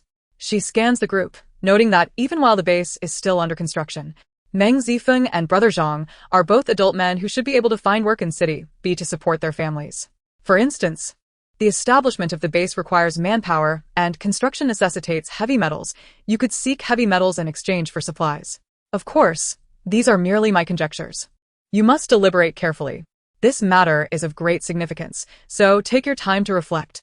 After Zhang Xingyan finishes speaking, he turns to Li Bing, thanking her for the ginger tea, clothing, and quilt, saying, "My mother has already gone to bed. Please select supplies for trade. Take whatever you need. Just remember, I cannot afford to part with much right now." Upon hearing this, Li Bing rises and approaches the door, turning back to say, "If you decide to leave, the minivan can take you. Of course, it will require supplies in exchange." At this moment, Li Bing sits on the small sofa in the living room, with the sun lying at her feet. Her gaze drifts outside to the vast whiteness, mirroring her current thoughts, confused and unable to find direction. Despite the myriad changes that have unfolded, starkly different from her previous life, she remains reluctant to step into the base prematurely. To her, it lacks freedom. Moreover, setting out with the others from the small apartment would be inconvenient, as many items cannot be utilized in the confined space. She does not wish to endure discomfort, cramped in a tent with others, starving day by day. She still dreams of sleeping in a camper van on the way to City B at night. More importantly, she prefers to act alone, allowing her to accumulate merits effortlessly. Whether fishing or discreetly distributing supplies, she wishes to remain undiscovered. In the fertile black soil, the recently harvested potatoes and sweet potatoes cover an area approximately the size of 3 football fields. Due to the heavy snow, she has not yet been able to release any supplies. The predicament concerning Zhang's mother has dampened Li Bing's appetite. She hastily consumes 2 rice balls before retiring for the night. In the dead of night, she is awakened by the crackling of the intercom. Li Bing. "Please come to room 1203, comes Zhang Xingyan's low voice. What has happened? Li Bing has a rough idea but still, in disbelief, inquires. "My mother has passed away," Zhang Xingyan replies, stifling his sobs. Li Bing responds promptly, "I will be there shortly."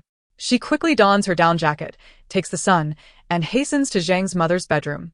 Upon entering the room, she finds Zhang Xingyan kneeling on the floor, clutching his mother's hand, burying his face in his arms, unable to suppress his grief. Li Bing's heart aches as she realizes Zhang's mother has not endured. "Zhang Xingyan, you must compose yourself. We still have tasks ahead," she asserts firmly. Zhang Xingyan does not raise his head but murmurs, "There is hot water simmering in the kitchen. Please help me wash my mother and change her into new clothes." Li Bing glances at the garments laid at the foot of the bed, a dignified dark red traditional outfit, still bearing its tags, indicating its newness. She reflects on how Zhang Xingyan, in such a short span of time, has managed to procure this outfit, demonstrating his earnest effort. Entering the kitchen alone, she finds the hot water ready. Cautiously, she dips a towel into the warm water and gently cleans Zhang's mother's body. After changing her into the new clothes, Zhang's mother appears even more dignified, resembling one in peaceful slumber. Throughout the process, Zhang Xingyan remains at the doorway, his head bowed, lost in his own sorrow. Understanding his emotional turmoil, Li Bing refrains from interrupting him, quietly completing her task. Eventually, with Li Bing's assistance, Zhang Xingyan manages to stand, approaching the bed. Zhang's mother lies peacefully, her expression serene, clad in the dark red outfit. The warmth from the charcoal basin gives her a healthy hue, making her seem more like one in restful sleep than someone who has passed away. Zhang Xingyan kneels once more by the bedside, softly recounting to Li Bing. "This outfit was bought by my mother in hopes of urging me to marry. It hung in my wardrobe so that I would see it daily." His voice, laden with sorrow, is infused with deep nostalgia for his mother. Li Bing comforts him, saying, "Brother Zhang, your mother departed with a smile. You should find solace in that. In these times, such a departure can be viewed as a release." She continues, "I cannot help but understand." Zhang Xingyan wipes his tears, looking at Li Bing. "Thank you for coming to help in the middle of the night. You should return to rest." "Take care," Li Bing replies, leaving. At this moment, any further words are superfluous. The loss of a loved one cannot be soothed by mere words, especially since Zhang Xingyan's father passed away early, leaving him and his mother dependent on one another for over a decade, deepening their bond. For Zhang Xingyan, his mother was the last family he had in this world. Moving forward, he faces a life of solitude, a profound loneliness that Li Bing can comprehend. The following morning, Han Jingjing and the others have already learned of Zhang's mother's passing and gather at room 1203 to lend their support. When Li Bing arrives, the living room has been arranged with a small altar, adorned with a photograph of Zhang's mother and offerings. Zhang Xingyan lights incense, bowing deeply before the photograph, whispering, "Mother, I will live well. The others also bow, expressing gratitude for her nurturing care during this time. He Li and Yu Shui are tasked with guarding the 12th floor. Li Bing, Han Jingjing, and Meng Zifeng assist Zhang Xingyan in loading the coffin onto the minivan, and the group sets off towards the nearby mountain. The heavy snow continues to fall, with accumulations reaching a meter deep. The vehicle travels only a few meters before becoming ensnared in the snow and stalling. You all should head back. I can manage dragging the coffin up the mountain myself. Zhang Xingyan feels guilty, knowing this is his responsibility and not wanting to inconvenience others. He cannot be so selfish as to expect others to endure the cold alongside him. Li Bing understands Zhang Xingyan's urgent. He wishes to lay his mother to rest as soon as possible, which is why he braves the heavy snow to ascend the mountain. She suggests, I have a sled at home, found at the ski resort. We can place the coffin on it. Let Jingjing and Meng Zifeng return to watch the house, and we will go up the mountain together. Zhang Xingyan gazes deeply at Li Bing, not refusing, as he realizes this is the most practical solution. All right. Let us do that. He agrees, adding, once my mother's affairs are settled, I will provide you with supplies. I cannot let you make this trip for nothing. Together, the four of them secure the coffin onto the sled with sturdy ropes. Son, be steady when you pull. Don't be mischievous. Li Bing instructs as she places goggles on the dog. She then tosses Zhang Xingyan a pair of goggles, putting one on herself to protect against snow glare. Son nods slightly, indicating he is ready to pull the sled. The snow is challenging to traverse, and Zhang Xingyan does not hesitate to step onto the sled. Once Li Bing and Zhang Xingyan are settled, Sun begins to move slowly. Han Jingjing watches the sled disappear into the distance and turns to Meng Zifeng, asking, Brother Meng, have you noticed that Sun seems taller? Meng Zifeng nods in agreement. I noticed too. Not only is he taller, but his fur appears thicker and sturdier. I hesitated to ask when Brother Zhang was present. Han Jingjing questions uncertainly. Could it be that Sun has mutated? Meng Zifeng's face bore a frown as he nodded and remarked, I share your thoughts. Pausing momentarily, he continued, if the Sun has mutated, could other creatures not also undergo transformations? Wouldn't cockroaches and rats grow larger as well? Good heavens, will we even be able to survive? Han Jingjing, startled. Felt as though cockroaches were crawling over her. Stop scaring yourself. Let's discuss this once Brother Zhang and Sister Bing return. Meng Zifeng said, turning away. He looked at Han Jingjing and added, shall we head upstairs? Zhang Xingyan had laid his mother to rest beside Wei Qin, ensuring companionship in death. Likewise, Zhang's mother was not memorialized with a headstone, but rather, her resting place was a simple patch of earth. Li Bing observed silently, contemplating the unpredictability of life. She approached Zhang Xingyan, who was kneeling on the ground, and urged, don't kneel for too long. Your knees will suffer. Handing him a military shovel, she continued, cover Andy and the senior with snow, as if tucking them in with a blanket. Zhang Xingyan nodded, remaining silent, fully aware that this was to shield their bodies from prying eyes. The two returned to their apartment, where Han Jingjing and Yu Shui had prepared lunch in room 1203. Hoping to share a meal with Zhang Xingyan, who had not eaten for a day and a night. Enduring the extreme cold would surely take a toll on him. Zhang Xingyan did not wish to dismiss their kindness. He drank a bowl of hot and sour soup and nibbled on a roasted sweet potato, but could consume no more. At that moment, Li Bing spoke up, Brother Zhang, I feel that since the snowfall began, the sun seems different. Have you noticed? Zhang Xingyan gazed at the sun, extending his right hand to touch its surface and nodded. Indeed, it has changed. It has grown taller by several centimeters over these 3 days. And its surface is thicker and harder. It appears that animals may also evolve due to the snow. Everyone listened intently, particularly Han Jingjing and Meng Zifeng, who had observed some anomalies downstairs earlier that morning but were hesitant to confirm their suspicions. They fervently wished they had been mistaken. Now, with Zhang Xingyan's affirmation, their hearts grew heavier. If the sun could evolve, it was reasonable to believe that other creatures might undergo similar transformations. When we return home, let us check for any signs of rats or similar creatures. Also, we must seal off the drains and toilets, Zhang Xingyan stated solemnly. He retrieved a bag of cement from his supplies and handed it to Meng Zifeng, saying, My dear brother Meng, I do appreciate your help. I am rather fatigued and need to rest for a while. You'll be in charge of mixing the cement today. Chapter 84. The mutated wild boar. Meng Zifeng accepted the cement with a nod, saying, Brother Zhang, rest assured, I will take care of the mixing, and I will help everyone with their homes. Han Jingjing also rose, saying, Brother Zhang, leave this small task to us. You go lie down for a while. Later, schwa, and I will come to call you for dinner. Feeling the goodwill of those around him, Zhang Xingyin shook his head. I want to be having dinner tonight. Thank you all. I will head in to rest. All right. Han Jingjing readily agreed.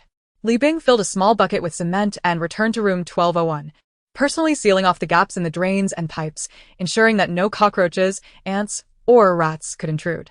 During the heavy rain, she had already sealed the toilet and floor drain, fearing a backflow of sewage. Upon checking, she found everything intact and did not need to reseal anything. Li Bing tidied up the living room and proceeded with her daily training and coordination exercises with the son. Afterwards, she entered her space to organize supplies on the grass. That evening, she planned to venture out to distribute provisions. Uncertain of how many survivors remained in the city, she knew she could not afford to be complacent. Recently, her merits had barely increased, while the apocalyptic weather continued to shift, necessitating the exchange of appropriate items at any moment. She glanced at the display screen in her space. Today's usable time, 1 hour 51 minutes 35 seconds. Permanent accumulated time, 30 days 8 hours 19 minutes 34 seconds. Merits, 800. 103. Even without redeeming items, her current merits, when converted into space-time, along with the previous 30 days, amounted to only 363 days, less than a year. It still wasn't enough. At 7 p.m., after finishing dinner, Li Bing donned a white down jacket and snow boots, concealing herself in the cloak of night.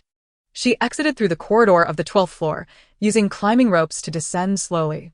When her feet finally touched the icy snow of the 8th floor, she shivered involuntarily.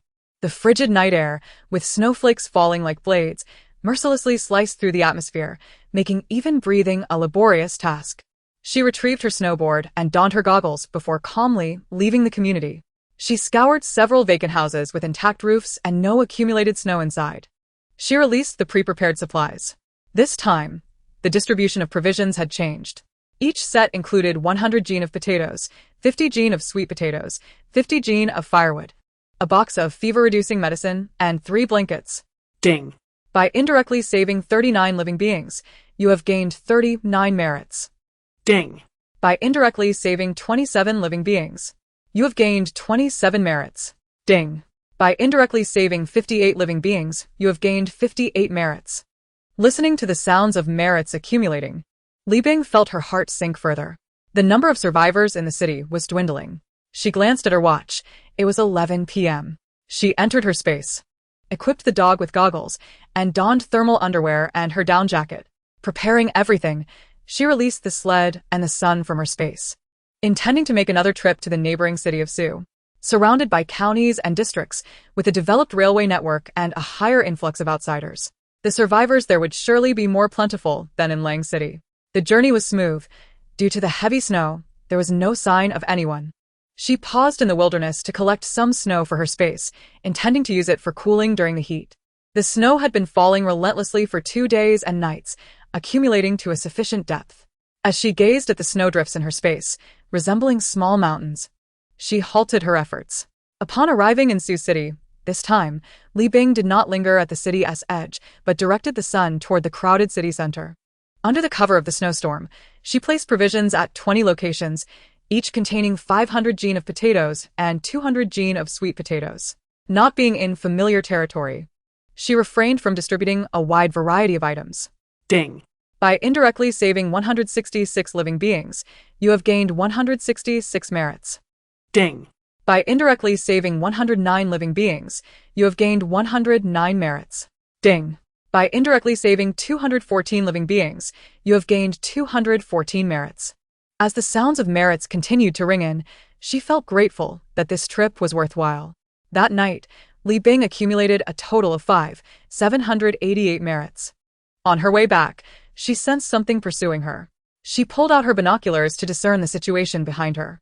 To her astonishment, it was 2 wild boars. They were running with remarkable speed, stronger than ordinary wild boars, with slightly reddish whites in their eyes and sharper tusks. Their bodies bore patterns she had never seen before.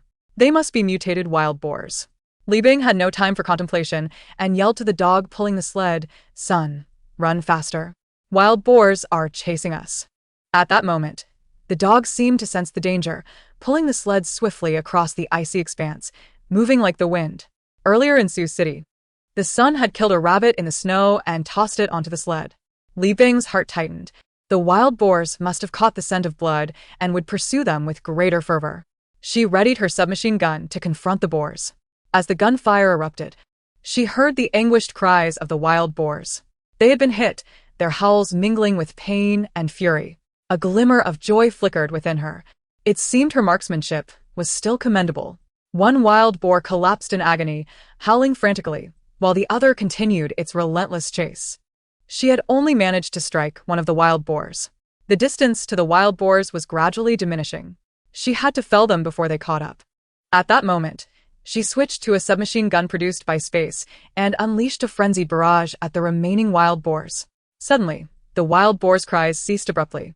Li Bing felt a sense of relief. It seemed luck was on her side as she had successfully struck down two of them. She commanded the Sun to turn around and return to the boars. The two fallen creatures lay on the ground, gasping for breath, still clinging to life. Gradually, they became motionless. Li Bing finally lowered her weapon and exhaled deeply. Ding. Because you indirectly saved 362 life forms, you gained 362 points of merit. This unexpected joy had descended upon her. It appeared that slaying mutated animals also accrued merit. Li Bing dismounted from the sled, gazing at the wild boars on the ground. They possessed muscular bodies and tough skin, as resilient as stone. Their tusks resembled two enormous sickles, glimmering with a chilling light under the moon, as if capable of severing any breath of life. The wild boars bore fiery red patterns, akin to walking flames. Each wild boar weighed over 1,000 pounds. If one were to charge, both she and the Sun would likely perish. A shiver ran down Li Bing's spine as she quickly stored the two boars in her space. She hastily returned to the sled. They had to get home swiftly. The snowy night had become exceedingly perilous. Li Bing sighed, beginning to worry for humanity's future. These mutated animals would increasingly forage for food. In this apocalyptic world, the space for human survival had been drastically constricted. In her previous lives, she had never encountered mutated creatures nor heard similar tales. With the emergence of these creatures, humanity's existence would likely grow more precarious. Did she also have to hasten to City B? She was unwilling to accept that. Upon returning to her small apartment, it was already 4 a.m. Exhausted in body and spirit, she lacked the energy to process the wild boars and instead entered her space for a bath and sleep. By 10 a.m., the intercom crackled with Zhang Xingyan's deep voice, rousing Li Bing from her dream. Li Bing, would you like to come over for some sparring? She was somewhat surprised, but more so in admiration. The man's recovery ability was astonishingly rapid. He seemed to always maintain a resilient spirit, facing any hardship with courage. Despite the recent passing of his mother, he had managed to adjust his state and return to training in such a short span. One could not help but admire his tenacity and fortitude. Li Bing quickly composed herself and responded via the intercom. All right, I'll be right there. The group commenced an intense sparring session, eventually shedding their outerwear. Zhang Xingyan, noticing the dog watching from the sidelines, proposed, Li Bing, why don't you and the Sun team up against me? Sure. Li Bing readily agreed. The Sun leaped excitedly, swiftly positioning itself beside Li Bing. Eager to join in the fray, fighting seemed immensely enjoyable. Zhang Xingyan stood to the left, while Li Bing and the dog faced him, the confrontation poised to ignite. Zhang Xingyan and Li Bing squared off, both sensing the formidable aura emanating from one another. Li Bing and the dog were prepared. Zhang Xingyan inhaled deeply, then suddenly executed a flying kick aimed at Li Bing. In response, Li Bing and the dog were undeterred, swiftly countering Zhang Xingyan's assault. Li Bing darted towards his legs, while the dog launched a powerful kick towards Zhang Xingyan's head. Zhang Xingyan evaded Li Bing's strike, quickly retaliating with a punch directed at the dog. The dog, not to be outdone, barked ferociously and lunged at Zhang Xingyan. The trio moved rapidly across the arena, their swift actions creating a dazzling spectacle. Zhang Xingyan felt an overwhelming force bearing down on him, forcing him to retreat several steps. The atmosphere thickened with tension as each participant exerted their utmost, unwilling to concede. Their movements escalated in speed, rendering them nearly indistinguishable. His fist shot forth like a meteor towards Li Bing's face. Li Bing adaptly recoilat, avoiding Zhang Xingyan's blow. The dog seized the opportunity, sinking its teeth into Zhang Xingyan's arm and refusing to release. The synergy between the woman and her dog was remarkable, eliciting admiration. Ultimately, Li Bing and the dog triumphed over Zhang Xingyan in under 5 minutes. Han Jingjing, exhilarated, clapped her hands and exclaimed, "Son, you are truly magnificent. Sister Bingbing, you are incredible." The others were equally captivated by the seamless teamwork of Li Bing and the son, breaking into applause. "Son, you can let go now," Li Bing said, patting the dog's head with a smile. Zhang Xingyan remarked, "If this were the real deal, my arm would be broken." After the son released its grip, it lifted its head, casting a glance at Zhang Xingyan as if to say, "You have been bested." Li Bing and the son's collaboration would likely prove hard to rival. Zhang Xingyan, donning his down jacket, chuckled, genuinely admiring Li Bing for training her dog so well. "Even with my partnership with the son, it cannot compare to a handgun. We must remain cautious when venturing out," Li Bing humbly noted. She was aware that there were always those stronger than oneself. Moreover, Zhang Xingyan had not fought to the death. His strikes were measured, unlike those outside who lacked martial ethics. "Sister Bingbing, you are far too modest. With the son's assistance and your firearms, who could possibly defeat you?" Han Jingjing gazed at Li Bing with starry-eyed admiration. Li Bing remained noncommittal. Had this young girl forgotten the notorious female leader of the canned food factory? Had it not been for their unexpected ambush and sheer numbers, she might not have been slain. Suddenly, recalling the events of the previous night, she addressed the group. "I ventured out last night to scout the nearby safety and found signs of wild boar activity. Everyone should exercise caution when going out. But this is a city. How could there be wild boars?" Han Jingjing queried rudely. "Calm down, Han Jingjing. We have not seen any wild boars in the vicinity, nor any mutated animals during the day. Their activity likely occurs only at night," Zhang Xingyan reassured them. Zhang Xingyan then inquired, "Li Bing, what do the wild boars look like?" "Their eyes have a reddish hue. They're slightly larger than typical wild boars, and their skin is tougher," Li Bing replied. Zhang Xingyan sighed softly. The most concerning issue has indeed transpired. The wild boars have mutated. It seems we must make a swift decision regarding our trip to City B. Meng Zifeng rarely interjected, but did so now. A silence enveloped the group. Suddenly, shouts echoed from the security door. "Xingyan! Zhang Xingyan. Are you there? It's Wu Xian. Open the door." A woman's voice rang out. Her tone, as melodious as a lark, reverberated through the corridor. Even from behind the walls of the corridor and the door to room 1203, everyone could hear her clearly. They watched as Zhang Xingyan first furrowed his brow, then exhibited a look of disbelief before rushing out. They first heard the sound of the security door being pushed open, then quickly closed again, followed by the safety door opening. The group exchanged glances, sensing the budding gossip in each other's eyes. Clearly, there was more to their relationship than met the eye. Instantly, they reacted, stealthily moving to the corridor. From behind the security door, they began to eavesdrop on the conversation outside. "Wu Xian, what brings you here?" Zhang Xingyan's voice, softer than usual, contrasted with his typical seriousness. Han Jingjing made an O gesture with her mouth, expressing astonishment. The group was equally taken aback by the tender way Zhang Xingyan had called out Wu Xian's name. "Xingyan, I finally found you, Buhu." Wu Xian's voice was tinged with longing. The way she called his name was laced with affection. To claim there was no story between them would be implausible. Chapter 86. An absolute problem. "Why are you dressed so lightly? Where is your husband?" Zhang Xingyan asked anxiously. Woo. He kicked me out. I have nowhere to go, and I'm really cold. May I come in to warm up?"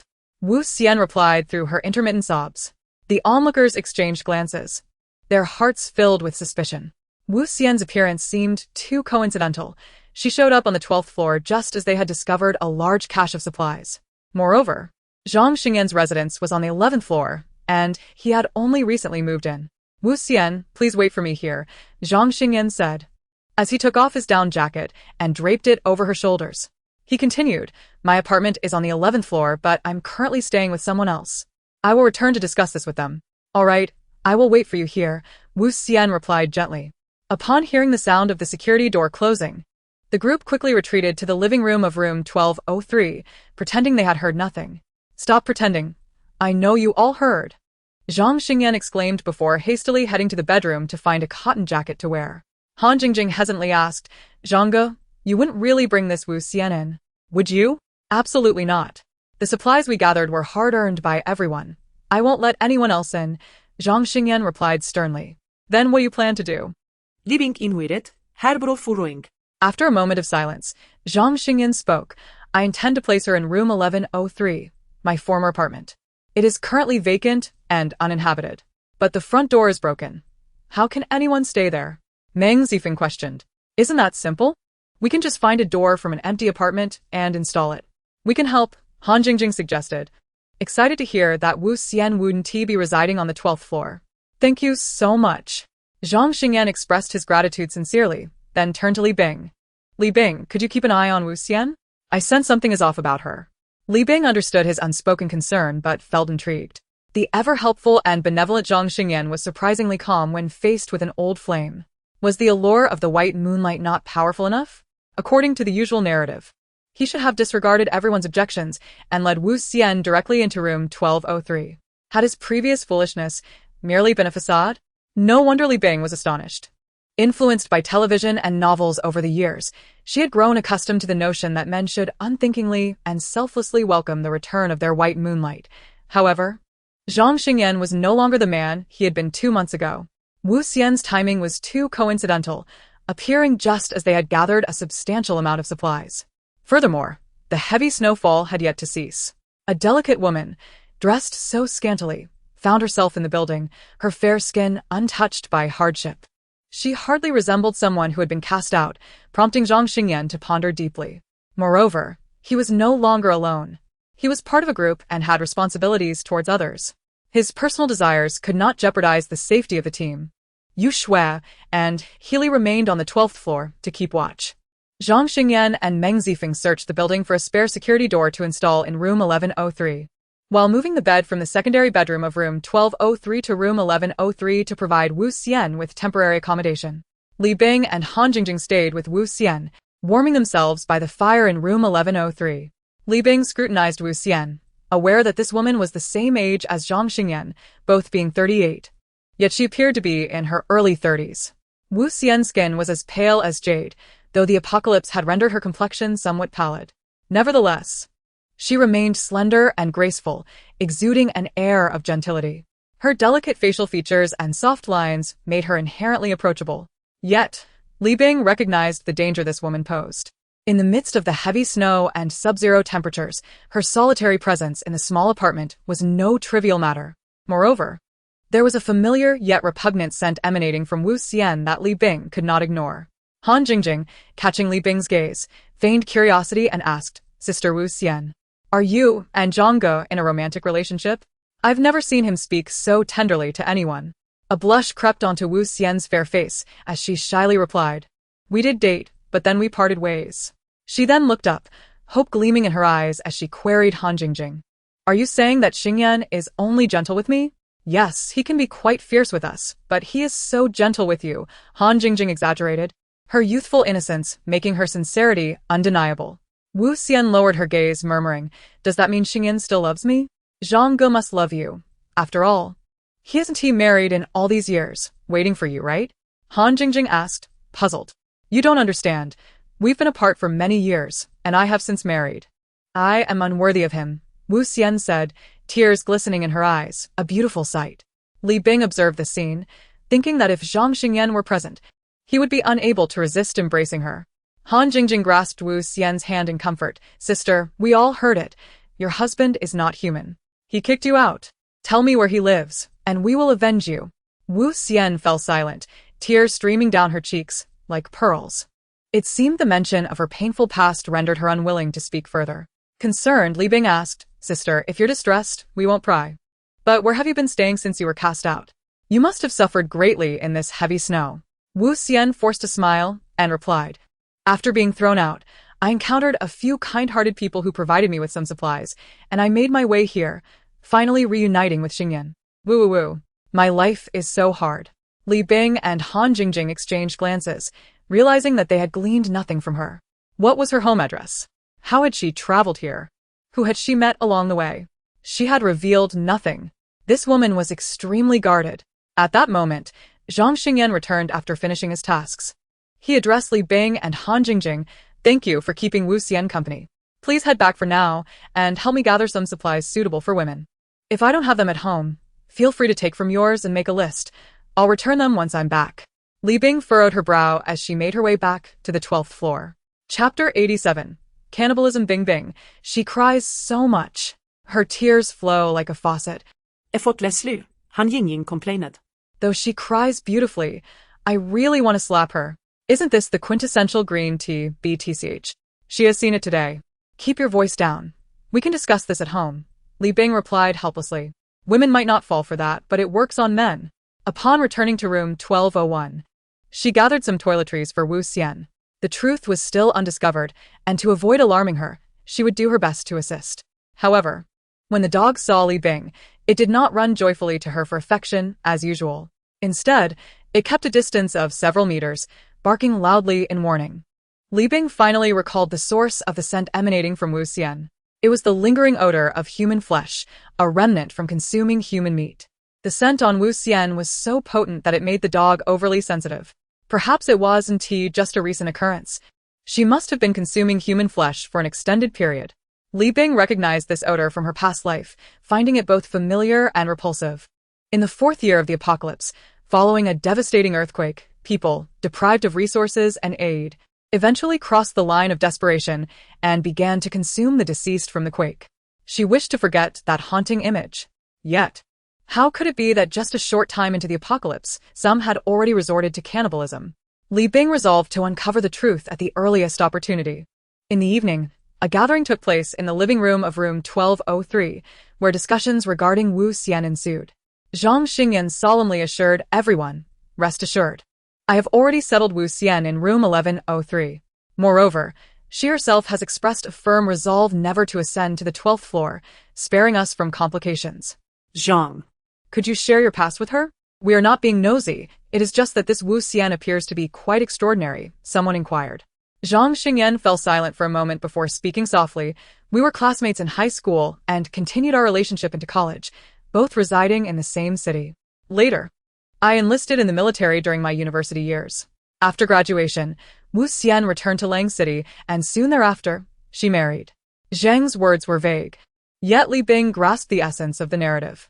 When she proposed marriage to another, you were not yet separated, were you? Did she betray you? Li Bing asked. Zhang Xingyan recalled that afternoon when he had taken leave to visit Wu Xian, intending to surprise her. However, he witnessed a man escorting her home. Sharing a kiss upon parting, he heard himself ask, "Why?" I'm sorry, Xingyan. You were never around, and I felt so lonely. He recalled her tearful confession. Unable to bear her sorrow, he gently consoled her. "I'm sorry. It's my fault for not being there. Will you wait for me for another 6 months?" Xingyan. He proposed to me, and I accepted. I'm sorry. He heard her voice once more. Eventually, he learned of her marriage to a wealthy young man. Snapping back to the present, Zhang Xingyan replied to Li Bing, "Those are matters of the past, best left undiscussed." Li Bing retorted with a cold smile, "If we are to disregard the past, then let us turn our attention to the present. Did you know that Wu Xian has consumed human flesh?" What? Han Yingying exclaimed. Her hand instinctively brushing her arm, incredulity etched on her face. "No wonder I detected a strange odor this afternoon. My goodness." Healy gasped, "That is utterly horrifying." The room filled with expressions of shock. The revelation was too chilling. Zhang Xingyan looked at Li Bing, his lips trembling in disbelief as he asked, "Are you certain?" Li Bing met his gaze, her voice icy as she replied, "I am certain." Zhang Xingyan closed his eyes, lost in contemplation. Li Bing, not yet satisfied, continued, "The scent from Wu Xian is quite pronounced. After spending some time with her, I felt a trace of it cling to me. The sun repelled me. This indicates that she has not merely tasted human flesh once, but has engaged in its consumption over an extended period." Her words struck Zhang Xingyan like a boulder, shattering all his hopes. He had thought that in her extreme weakness, a moment of desperation might have led her to consume a bit of human flesh, which could be forgiven. After all, survival in the apocalypse was no small feat, but now, he was being told that Wu Xian had been a long-term cannibal. How could she have devolved to such a state? What do we do now? Healy asked anxiously, the thought of a cannibal residing below filling her with dread. Rumor had it that some preferred the flesh of children for its delicate texture, heightening her fear. "Is that acceptable?" Han Jingjing chimed in, mimicking a throat-slitting gesture. The group turned to Zhang Xingyan and Li Bing, hoping for guidance. Seeing Zhang Xingyan still lost in thought, Li Bing asserted, "In my opinion, we should eliminate her to prevent future threats."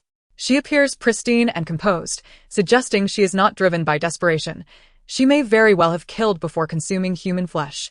Having lost her humanity, everyone turned their gaze to Zhang Xingyan, noticing his reluctance, then shifted their attention back to Li Bing. Why are you all looking at me? I didn't cause this mess. Whose problem is it? Let them deal with it. Li Bing concluded, delivering a swift kick to Zhang Xingyan, prompting him to take a stance. With a sigh, he stated, First, regardless of the situation, I assure you that I will not bring Wu Xian to the 12th floor. Secondly, I trust Li Bing's words. She is not one to speak lightly. However, we cannot label Wu Xian a villain simply because she has consumed human flesh without evidence of her intent to harm us. I cannot agree to eliminate her without proof. Zhang Xingyan noticed the knowing expressions on the faces around him and explained, The reason I oppose the immediate execution of Wu Xian is that I suspect she is not alone. She likely has accomplices. Given the extreme cold and snow, a fragile woman like her could not have made her way here alone and found me on the 12th floor. Upon hearing this, Li Bing realized that Zhang Xingyan retained some rationality, not completely blinded by nostalgia. So, what shall we do? She pressed. Zhang Xingyan, aware of her impatience, quickly replied. For now, we remain still, seeking out Wu Xian's accomplices to ascertain their intentions, and then we will act decisively. Returning to room 1201, Li Bing entered her space for a hot bath, washing away the day's lingering scents, and finally felt the sun's warmth welcoming her. She settled in her small apartment, one hand clutching steaming crayfish while the other held fragrant pig trotters, sipping on a bottle of soda as she contemplated her next steps. Chapter 88. Wu Xian's past. Li Bing's gaze wandered around her cozy apartment, pondering her course of action. Wu Xian was not seeking refuge with Zhang Xingyan. Rather, she was after the resources on the 12th floor. That woman posed a significant threat, yet she also sparked an idea in Li Bing. If Wu Xian could employ her charms, why couldn't she serve as bait to lure a robbery gang? Of course, she wouldn't resort to seduction. Instead, she would venture outside during the day, alone and laden with supplies, enticing those nefarious individuals to rob her, only to turn the tables and vanquish them, accumulating merit in the process. If she encountered larger fish, she could seize their resources for herself. She termed this strategy fishing. During her time at the canned food factory, she had vaguely conceived of this plan, and Wu Xian's emergence had hastened its implementation. The thought of Wu Xian being such a troublesome variable stirred an inexplicable agitation within her. According to conventional narrative progression, she would likely gain the trust of the group and then collaborate with her accomplices to seize the 12th floor. Regardless of whether she had allies, she would work with those inside the building or outside to dismantle the 12th floor and claim the resources. What a misfortune! Li Bing siga inwardly. She would fish during the day, but still needed to return to her apartment at night. With Wu Xian lurking like a ticking time bomb, she feared returning to find her home ransacked, even though she had cleared out her supplies and stored them away, leaving nothing of value behind. She had made her apartment so warm and convenient that she was reluctant to abandon it. Currently, in her sparring matches with Zhang Xingyan, she could hold her ground for 20 minutes without faltering. With the assistance of her dog, Zhang Xingyan would surely be defeated within 5 minutes. Furthermore, armed with an array of advanced weaponry produced by the waste treatment plant, she was more than capable of standing alone. Though collaborating with neighbors could provide mutual protection, the complications outweighed the benefits. She harbored too many secrets, and joining forces with others would only hinder her movements, rendering her a burden. Solitude afforded her freedom. Having sorted through these thoughts, Li Bing swiftly devoured her dinner, wrapped herself in a blanket, and approached room 1103. Sister Wu Xian, it's Li Bing. I have brought you a blanket, she called out while knocking on the door. The door opened promptly, revealing Wu Xian standing gracefully at the threshold, a smile adorning her face. Bing Bing, come in quickly. I'm roasting sweet potatoes. Let us enjoy them together. Sure. Li Bing readily acquiesced, darting inside. For a fleeting moment, Wu Xian's expression cracked. Shouldn't a normal person refuse such a gesture, insisting it was unnecessary? Seizing the opportunity while Wu Xian closed the door, Li Bing swiftly rendered her unconscious and dragged her into the room, prying her mouth open to insert a compliance pill. Li Bing could have easily infiltrated secretly and administered a drug in the water, yet today, her patience had run thin. Although she felt a pang of sympathy for the merits accumulated, her desire to swiftly eliminate the nuisance posed by Wu Xian outweighed it. 5 minutes later, Li Bing splashed water on Wu Xian to awaken her. Noticing the dazed look in her eyes, she realized the drug had taken effect. Soon, Li Bing uncovered the entire truth. After marrying into a wealthy family, Wu Xian enjoyed a period of bliss. Initially, the affluent husband treated her well, and they had a lovely daughter together.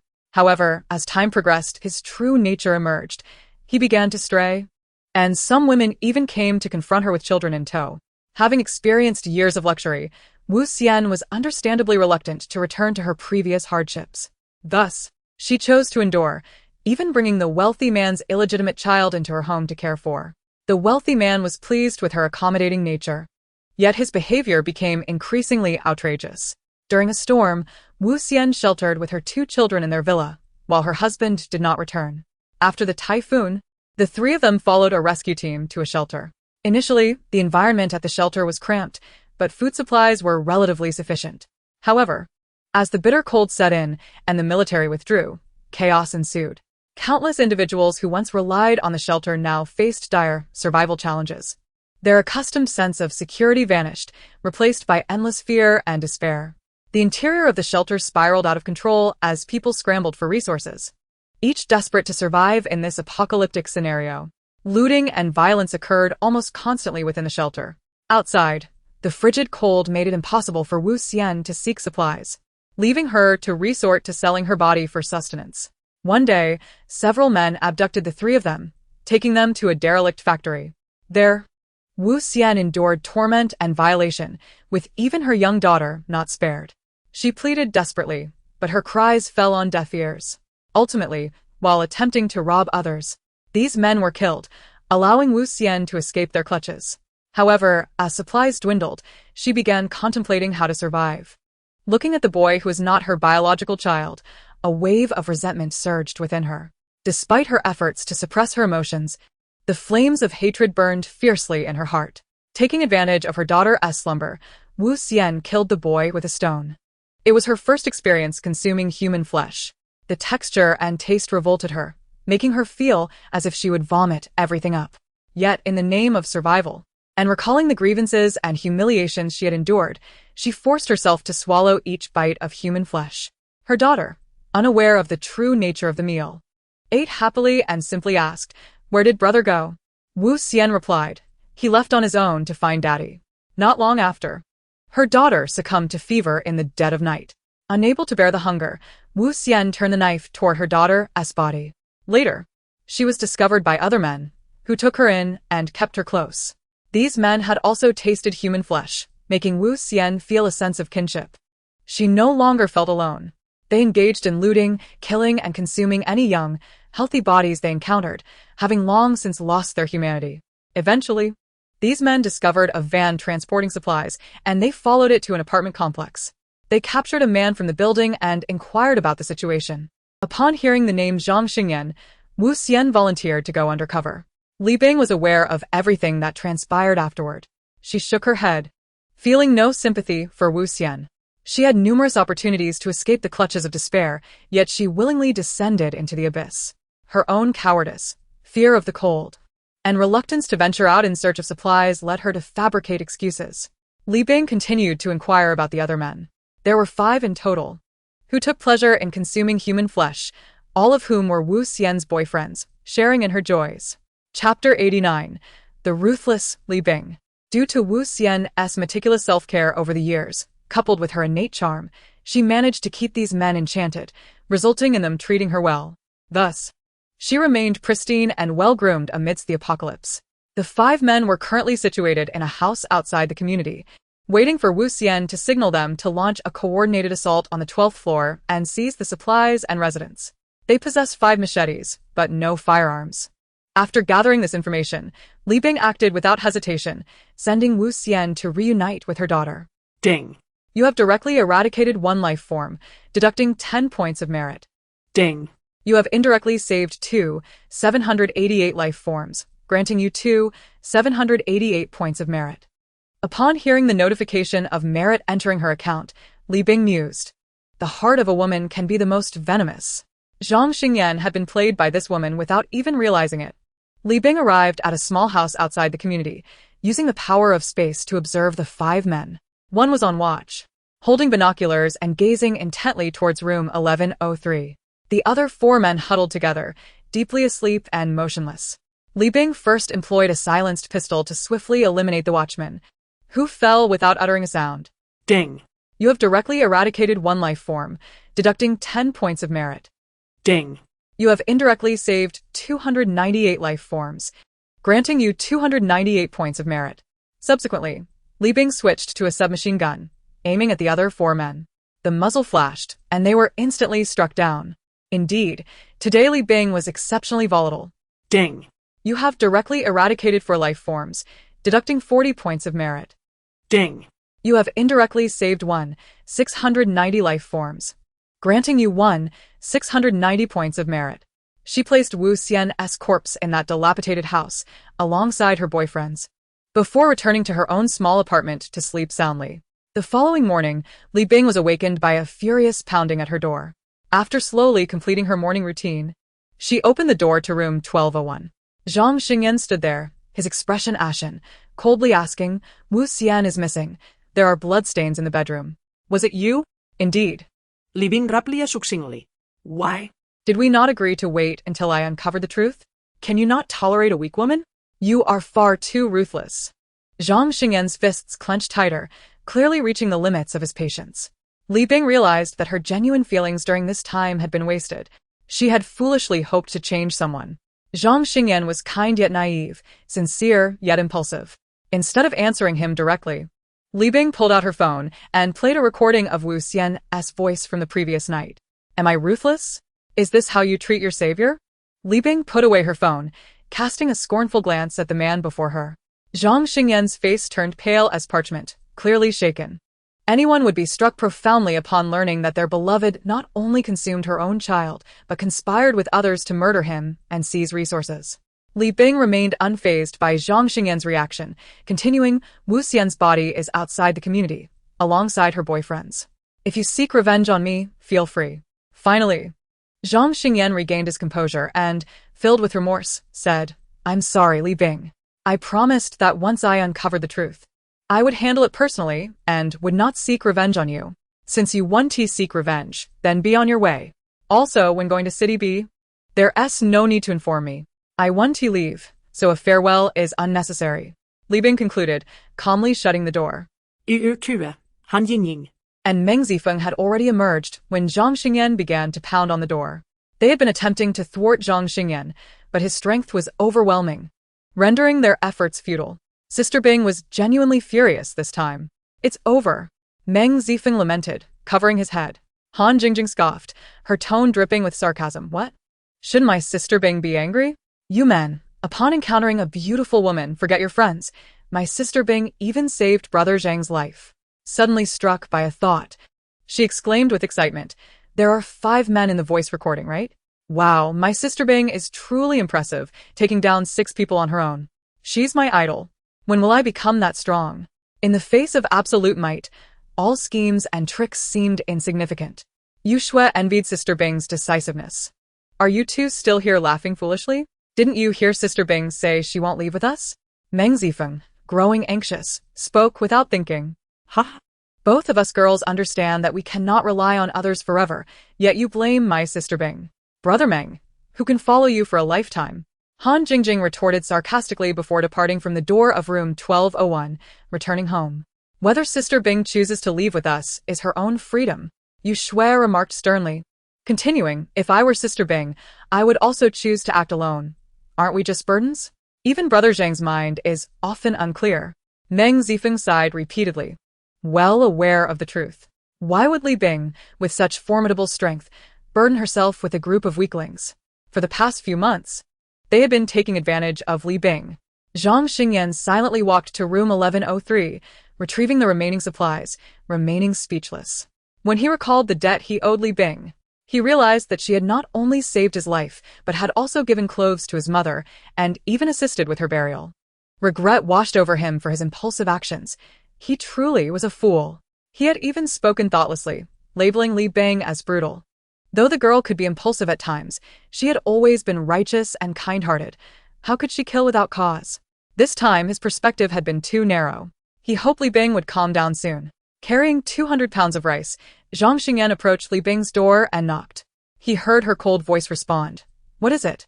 Zhang Xingyan earnestly replied, Li Bing, I apologize for my actions.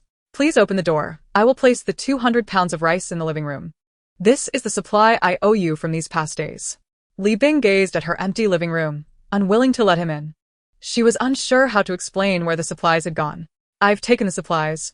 Just leave them at the door, and I will collect them myself. Li Bing rapidly indifferently. Zhang Xingyan assumed Li Bing was still angry and, fearing further confrontation, turned to leave. In truth, Li Bing had no time to be angry with anyone.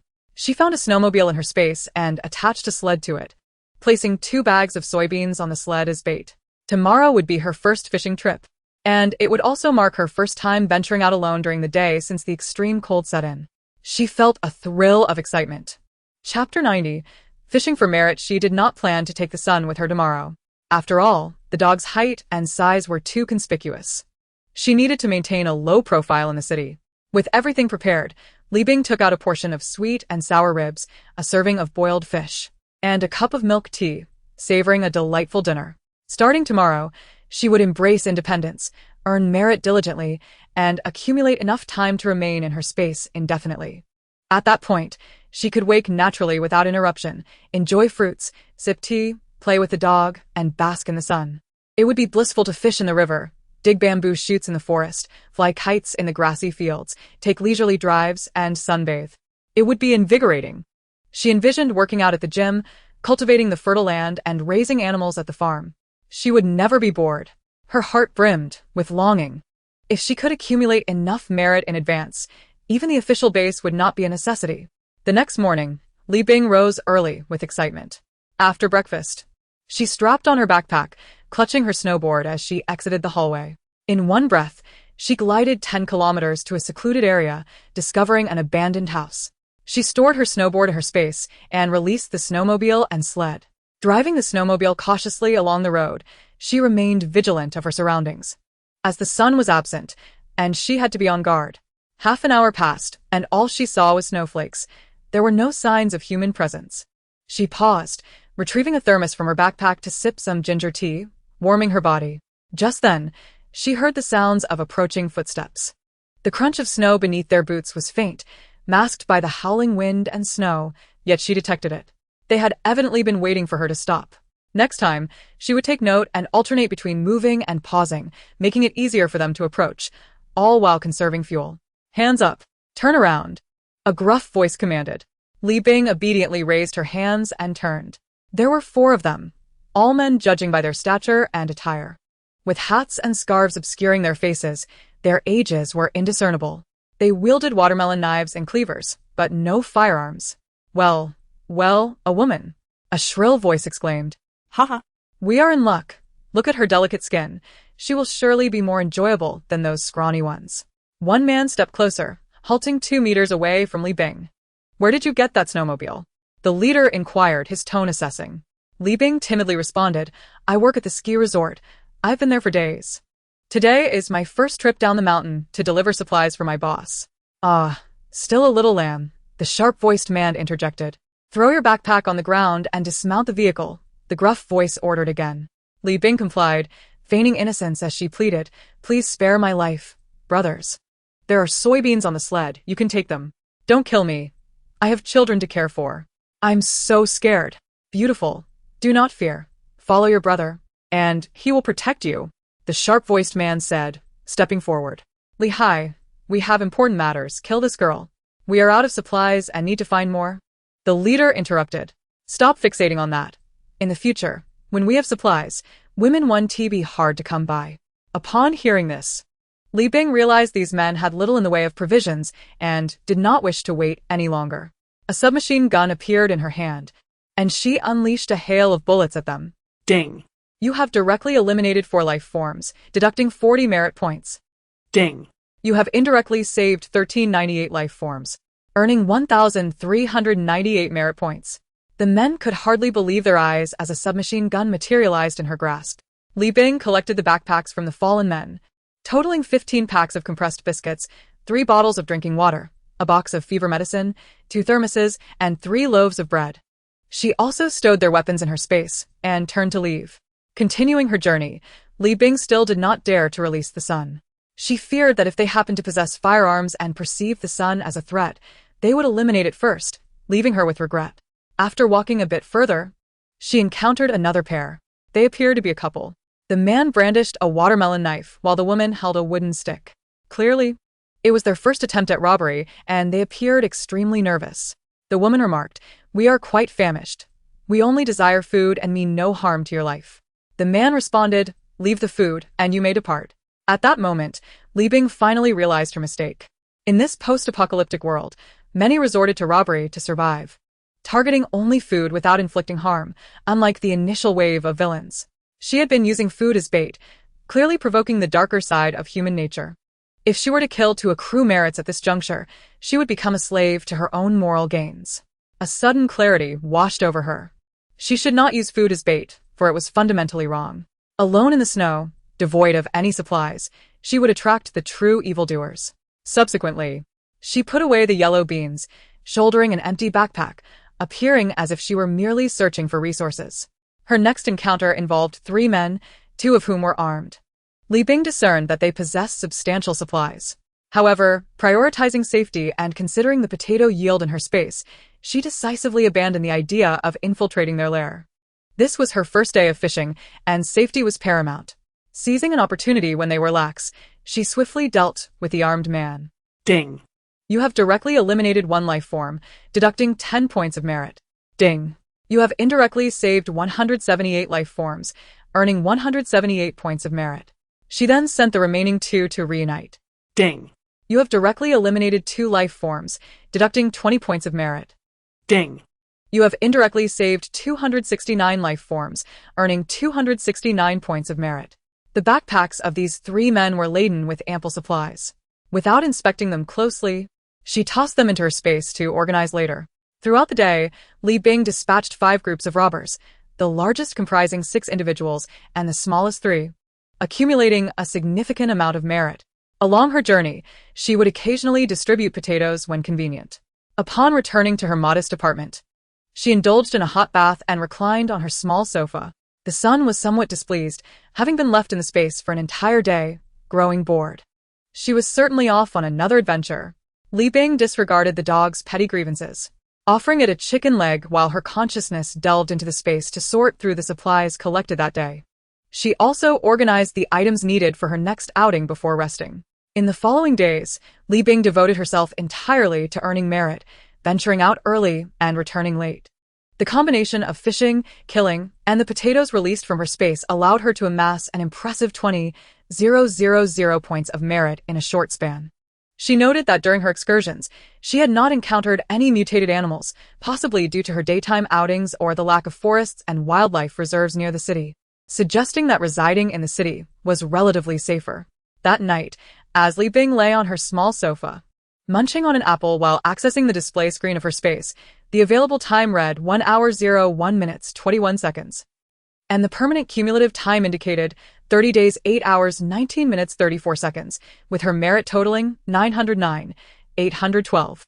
In a single breath, she exchanged 200 days of permanent cumulative time, expending 480,000 points of merit, reserving a portion for future exchanges within her space. As its offerings proved exceptionally useful, such as the temperature-regulating underwear, which was undeniably effective. Thereafter, she focused solely on earning merit, undisturbed by external distractions. Li Bing admired the digits on the display screen, her expression brightening with joy. The available time now read 1 hour 01 minutes 21 seconds. With the permanent cumulative time at 230 days 8 hours 19 minutes 34 seconds, and her merit standing at 429,812. In these past few days, she had deliberately steered clear of large gangs, aware that her fishing skills were still unrefined and not wishing to take unnecessary risks. Tomorrow, she resolved to fish in the neighboring city, seeking a change of scenery. As she left in the morning, she encountered Han Jingjing in the corridor, gathering wood. The girl greeted her with a smile. "Sister Bing Bing, are you heading out again today?" "Indeed," Li Bing replied, preparing to depart. Han Jingjing grasped Li Bing's slab excitedly. "Sister Bing Bing, we found a snowplow at the ski resort yesterday." Is that so? "Congratulations." Li Bing advised, make sure to gather plenty of gasoline. We'll go out to find gasoline today. Would you like to join us? Han Ying try et hope fulle. I have other matters to attend to, so I'll pass. Li Bing responded before leaving. Downstairs, she indeed spotted a snowplow parked, with Zhang Xingyan watching over it. She donned her skis and glided out of the community. Zhang Xingyan watched her retreating figure, sighing silently. She had chosen to go alone. He recognized Li Bing's kind heart and refrained from wrongdoing, diligently training her combat skills so she could stand on her own. He had long perceived her past traumas, noting her occasional impulsive behavior. He hoped that by nurturing her and the other children, she might gradually release her hatred. However, he never anticipated the cruelty of this world. She adapted swiftly, as did Han Jingjing and Yu Shui. Ironically, he found himself struggling to adjust. He felt he could not assist this girl and might become a burden instead.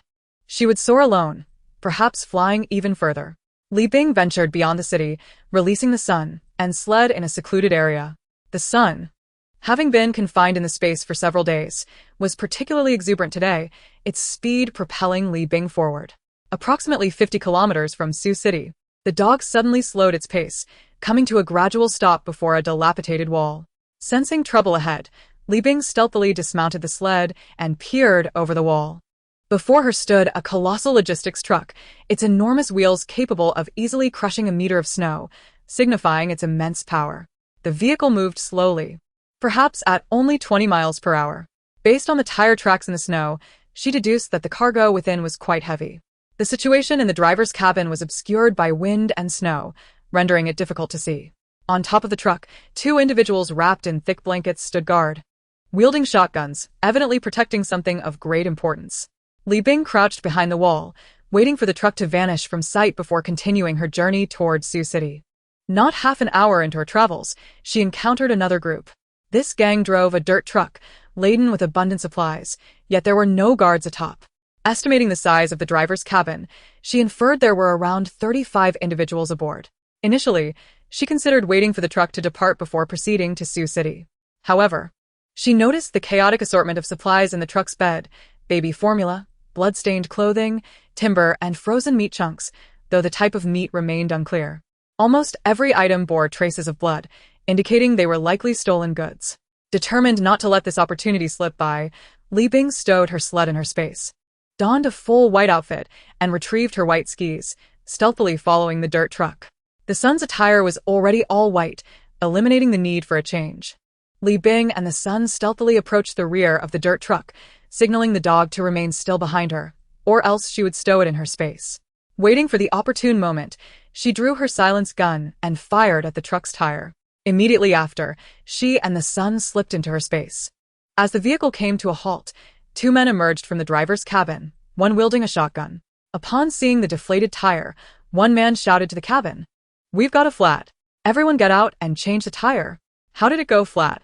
A stout man descended from the driver's seat, cursing under his breath, likely due to the biting cold. Another man emerged from the opposite side of the vehicle, exclaiming in frustration, "Enough of this. Quickly search the vehicle for a spare tire." The armed man stood by, commanding loudly, "What spare tire? We left in such a rush that we didn't take one," retorted the stout man. "So what do we do now? What else can we do?" "Patch the tire." The stout man retrieved a toolkit from the trunk and continued, "I'm also hungry. I'll start a fire to cook and boil some water for the tire repair." Li Bing observed the four men. One stood guard with a gun. Another searched for tire repair materials, while two others prepared a meal, leaving the driver's seat devoid of occupants. She readied her submachine gun within her space, prepared to pull the trigger upon her emergence. Suddenly, the stout man called out, "Old Four, come and see how this tire was punctured. Why is this hole so perfectly round?" Just as the armed man approached, unaware of the gunshot, Li Bing commenced firing. Beep. You have directly eliminated 4 life forms, deducting 40 merit points. Beep. You have indirectly saved 835 life forms, earning 835 merit points. Li Bing stored the supplies along with the dump truck in her space, collecting the weapons of the men as well. She released her sled and continued her journey towards Sioux City. Nearly half an hour later, she encountered another dump truck on the road. This time, 2 women were inside, their hands bound and hoods over their heads. Li Bing dealt with the villains, leaving the vehicle, supplies, and weapons behind. She discarded the bodies from the truck and placed the two women in the driver's seat, freeing them from their ropes before departing from the truck. Instead of heading towards Sioux City, she turned around to pursue the massive logistics vehicle she had initially encountered. Chapter 92. Li Bing's charm strategy. Li Bing stored the sled and the sun within her space, retrieving a pair of white skis to swiftly follow the tire tracks. As she closed in on the logistics truck from 500 meters away, she began to slow her pace. Concealed by the blizzard and the distance, she effortlessly blended into the white expanse. After approximately an hour, the truck halted in front of an abandoned house. She observed 3 men disembarking from the truck. They entered the empty house to scout the area, and after confirming its safety, left 2 men to guard while one returned to the driver's seat, conversing briefly before rejoining the others in the truck. Subsequently, 5 more men emerged from the truck, carrying a charcoal stove, an iron cooking stove, a pot, a bag of supplies, and a pile of firewood into the vacant house. A few minutes later, 2 men exited the house to replace the guards atop the truck. At this moment, 3 men also emerged from the driver's seat, heading towards the empty house. Li Bing recognized these 3 men from the wanted posters outside the temporary rescue station in Sioux City. They were gangsters before the apocalypse, and in the aftermath, they had wielded their firearms to establish dominance in Sioux City, committing heinous acts of murder and theft. Through Li Bing's observations, she discerned that this group comprised a total of 12 individuals, exhibiting strict vigilance and organizational prowess. With their significant numbers and armaments, she realized that obtaining the supplies would require cunning rather than brute force. Stealthily, she approached the empty house from another direction, hiding within her space to utilize virtual imagery and eavesdrop on the happenings inside. Inside the empty house, 10 men were present. 2 were seated on the woodpile, 5 stood, while the remaining 3 tended to the fire and cooking. "Boss, we left in such haste that we forgot some supplies," remarked a man in a blue down jacket, lighting a cigarette for the seated man. The man seated atop the woodpile, clad in a black mink coat, appeared to be the leader. "You know nothing. A large military force is entering Sioux City, likely to establish a base. Shouldn't we be making our escape?" The man in the black coat exhaled smoke and turned to the seated man, asking, "Old 2, is that intel on the firearms reliable?" "Reliable. I've confirmed it. As long as we provide them with supplies, we can secure an additional 4 guns," replied the man in a tan fur vest, evidently the second in command. "That is all well and good, but we only have 3 guns and I'm not at ease," the man in the black coat continued. Another man, standing and smoking, lamented, "But uncle, we've worked hard to gather these supplies. What will we eat?" The man in the black coat kicked him in jest, scolding, "Fool. With guns, we can continue to rob. We'll find another place and reclaim our status as the dominant force. Supplies mean nothing." The smoking man displayed reluctance, saying, "But uncle, since the supplies are for others, why didn't we keep the women for ourselves? We left them all behind. To be precise, they should not be referred to as men, but rather boys, hardly past the age of 20. Though they feigned maturity with their stubble, their youth was unmistakable." The man in the black coat was too weary to respond. The second-in-command chuckled, "Xiaoji, there will be plenty of women later. Right now, we have serious matters to attend to. Having women around will only hinder us. The new women are both beautiful and sensible. One used to be a major internet celebrity, and I haven't had my fill of her yet. Such a pity." The smoking boy mumbled softly. Silence. The man in the black coat bellowed, "Get out of here." "What nonsense. If he weren't over 40 and childless, and if he didn't belong to the Lee family, I'd have dealt with him long ago. All he can think about is women. He is utterly useless." He glared at his nephew, who awkwardly shuffled away, and complained to the second-in-command. "Brother, Xiaoji is still young. He'll mature in a few years." The second-in-command reassured him with a smile. From these men's conversations, Li Bing gleaned several critical pieces of information. First, military forces are beginning to occupy Sioux City to establish an official base, prompting those who have committed numerous wrongs to flee. Second, they had previously exploited their power in Sioux City, acquiring a substantial amount of supplies. Third, they were headed to a location to exchange supplies for firearms, intending to continue their rampage elsewhere. Fourth, they currently possessed 3 guns. Given that there were 2 guns in the truck, it was likely that 1 handgun was in the possession of the man in the black coat. Li Bing preferred not to confront them directly due to their overwhelming firepower, and employing her usual tactics was unfeasible given their numbers. What to do? As she observed a young man standing alone at the entrance, moping, an idea emerged in her mind.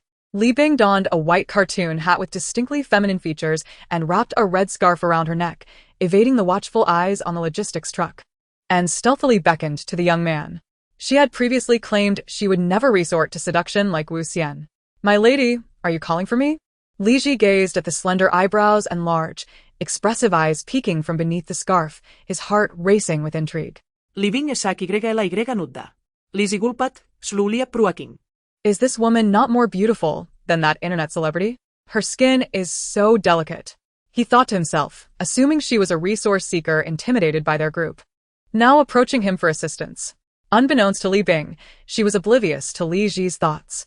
As soon as the man stepped out of the logistics truck, beyond the sight of the two men, she swiftly rendered him unconscious with a precise strike, gently laying him on the ground. No wonder so many people resort to beauty as a strategy. It proves to be quick and effective. Did these fools not find it odd that a girl would appear in this situation? The blizzard outside continued unabated, facilitating Li Bing's actions. The men atop the truck, seeing Li Ji's figure, assumed he had gone to relieve himself and paid him no mind, considering him the boss's beloved nephew, prone to childish outbursts. Likely having argued with the boss moments ago, Li Bing gently awakened the man, having administered a compliance pill. Observing his vacant gaze, she realized the drug had taken effect. How many of you are there? She inquired, seeking confirmation. 12, he replied. What weapons do you possess? She continued her questioning. 2 shotguns, a handgun, a grenade, 5 machetes, and several daggers and watermelon knives. Who is armed with the guns? She pressed. There are 2 shotguns in the logistics truck, and the handgun is with my second uncle. After a moment of contemplation, she commanded Li Ji, go steal the boss's handgun and bring it back discreetly. Watching him enter the house, she seized the opportunity while he lit a cigarette for the boss, hiding the handgun before emerging. Today, realizing his mistake and coming to light my cigarette, there's still hope. The burly man in a black mink coat chuckled at his second-in-command. Indeed, Xiaoji has become sensible. The second-in-command grinned, yet inwardly he scoffed. That fool knows nothing. He ought to curry favor with you. Just a simpleton, and you treat him like a treasure. Do you really intend to pass on the position to him? Sooner or later, I will take you both down. I am the boss. With the handgun in her possession, Li Bing stowed it away. She ordered Li Ji to remain still and not move. Chapter 93. A bountiful harvest. She drew out her submachine gun and squeezed the trigger, unleashing a barrage of bullets upon the 2 individuals in the logistics truck. Ding. You have directly eliminated 2 life forms, deducting 20 merit points. Ding. You have indirectly saved 98 life forms, earning 98 merit points. Almost simultaneously, she tossed a grenade into the room and retreated into her space. The explosion reverberated through the house, and a flash of golden light filled the interior. Ding. You have directly eliminated 9 life forms, deducting 90 merit points. Ding. You have indirectly saved 981 life forms, earning 981 merit points. All 9 individuals inside perished. The grenades produced by her space were indeed extraordinary. Li Bing summoned the sun to ascertain whether any survivors remained hidden in the logistics truck, as she had no intention of bringing living beings into her space. Upon receiving confirmation, she stored the logistics truck within her space. Approaching Li Ji, she continued, Are you aware of the gun trade mentioned by the second-in-command? Yes. Lizzie raplia mechanically. Explain everything you know about the gun trade. Li Bing commanded further. We are to go to a city nearby, where a gang of arms dealers is waiting. The agreed price is 2 tons of supplies in exchange for 4 handguns and 600 rounds of ammunition, with the transaction set to occur at the Success Rice Factory. After hearing this, Li Bing swiftly ended Li Ji's life with a decisive strike. Ding. You have directly eliminated 1 life form, deducting 10 merit points. Ding. You have indirectly saved 19 life forms, earning 19 merit points. Returning to her small apartment, the night had fallen. While she was enjoying dinner, Zhang Xingyan invited her to room 1203 for a meeting to discuss matters regarding B City, which she promptly declined. Unbeknownst to her, a month had quietly slipped by. The heavy snowfall over the past month had completely buried the 10th floor of her apartment. Now, she could simply jump down from the 12th floor without needing to traverse the stairs. During these days, Li Bing, accompanied by the sun, had traversed various nearby cities. In those more distant locales, she would linger for 2 to 3 days, residing in her RV. Utilizing a fishing technique, she had successfully eliminated 393 individuals from robbery gangs, earning a total of 94,899 merit points. She dismantled dozens of robbery hideouts, amassing a significant quantity of supplies. She organized these supplies and dispersed them across the cities, supplementing them with potatoes cultivated in her space, resulting in a total of 189,044 merit points acquired. During her outings, she also collaborated with the sun to hunt down 1 mutated cow, 2 mutated monkeys, 2 mutated pigs, and 4 mutated wild dogs, earning an additional 3,099 merit points. Li Bing gazed at the display in her space. Today's usable time was 48 minutes 49 seconds, while the permanently accumulable time stood at 230 days 8 hours 19 minutes 34 seconds, with a merit total of 725,274. She accessed the merit exchange details, spending 480,000 merit points to acquire 200 days of permanently accumulable time. The current display read, today's usable time, 48 minutes 49 seconds. Permanently accumulable time, 1 year 65 days 8 hours 19 minutes 34 seconds. Merit, 245,274. Once she grew weary of her current residence and decided to leave, she could continue employing this method, fishing, releasing supplies from her space, and hunting mutated animals in tandem to accrue merit. Sitting on her small sofa, she envisioned a delightful life within her space in the future. The following morning, Li Bing awoke to find the snowfall had ceased. Peering out the window, she saw the world enveloped in white. The frigid temperature, already at -50 degrees, had plummeted further to -70 degrees after a month and a half of snowfall. This drastic drop significantly reduced the number of survivors who were already suffering from hunger and cold. Due to shortages of food and heating materials, many perished from the biting cold and starvation. On the snowy ground, small black dots were moving. These were ordinary people venturing out to search for supplies now that the heavy snow had stopped. They wielded shovels and spades, shoveling the snow as it melted. A few individuals were slowly making their way toward the city center. Some were searching for food, others for fuel, and still others for medicine and other essential items. As the weather began to change again, she decided against venturing outside today. She took her time washing up, enjoying breakfast, and conducting her daily training routine. Afterwards, she snacked while sipping milk tea, nestled on her small sofa, engrossed in a novel. Suddenly, a series of knocks echoed at the door. Peering through the peephole, she recognized Han Jingjing and Yu Shui, prompting her to open the door. Big Sister Bing, the heavy snow has finally stopped. We're preparing to leave here, and wanted to invite you to a farewell dinner in room 1203. Would you like to join us? Han Jingjing eagerly asked, prepared for the possibility of rejection. Sure. Li Bing nudda. Really? Big Sister Bing, you're not upset anymore? Han Jingjing exclaimed joyfully, bouncing up to embrace Li Bing. Still unaccustomed to sudden touches, she sidestepped and asked, when? Yu Shui held back the excited Han Jingjing, smiling as she replied, at 6 o'clock this evening. Just come over. We'll have hot pot. All right. Li Bing nudda.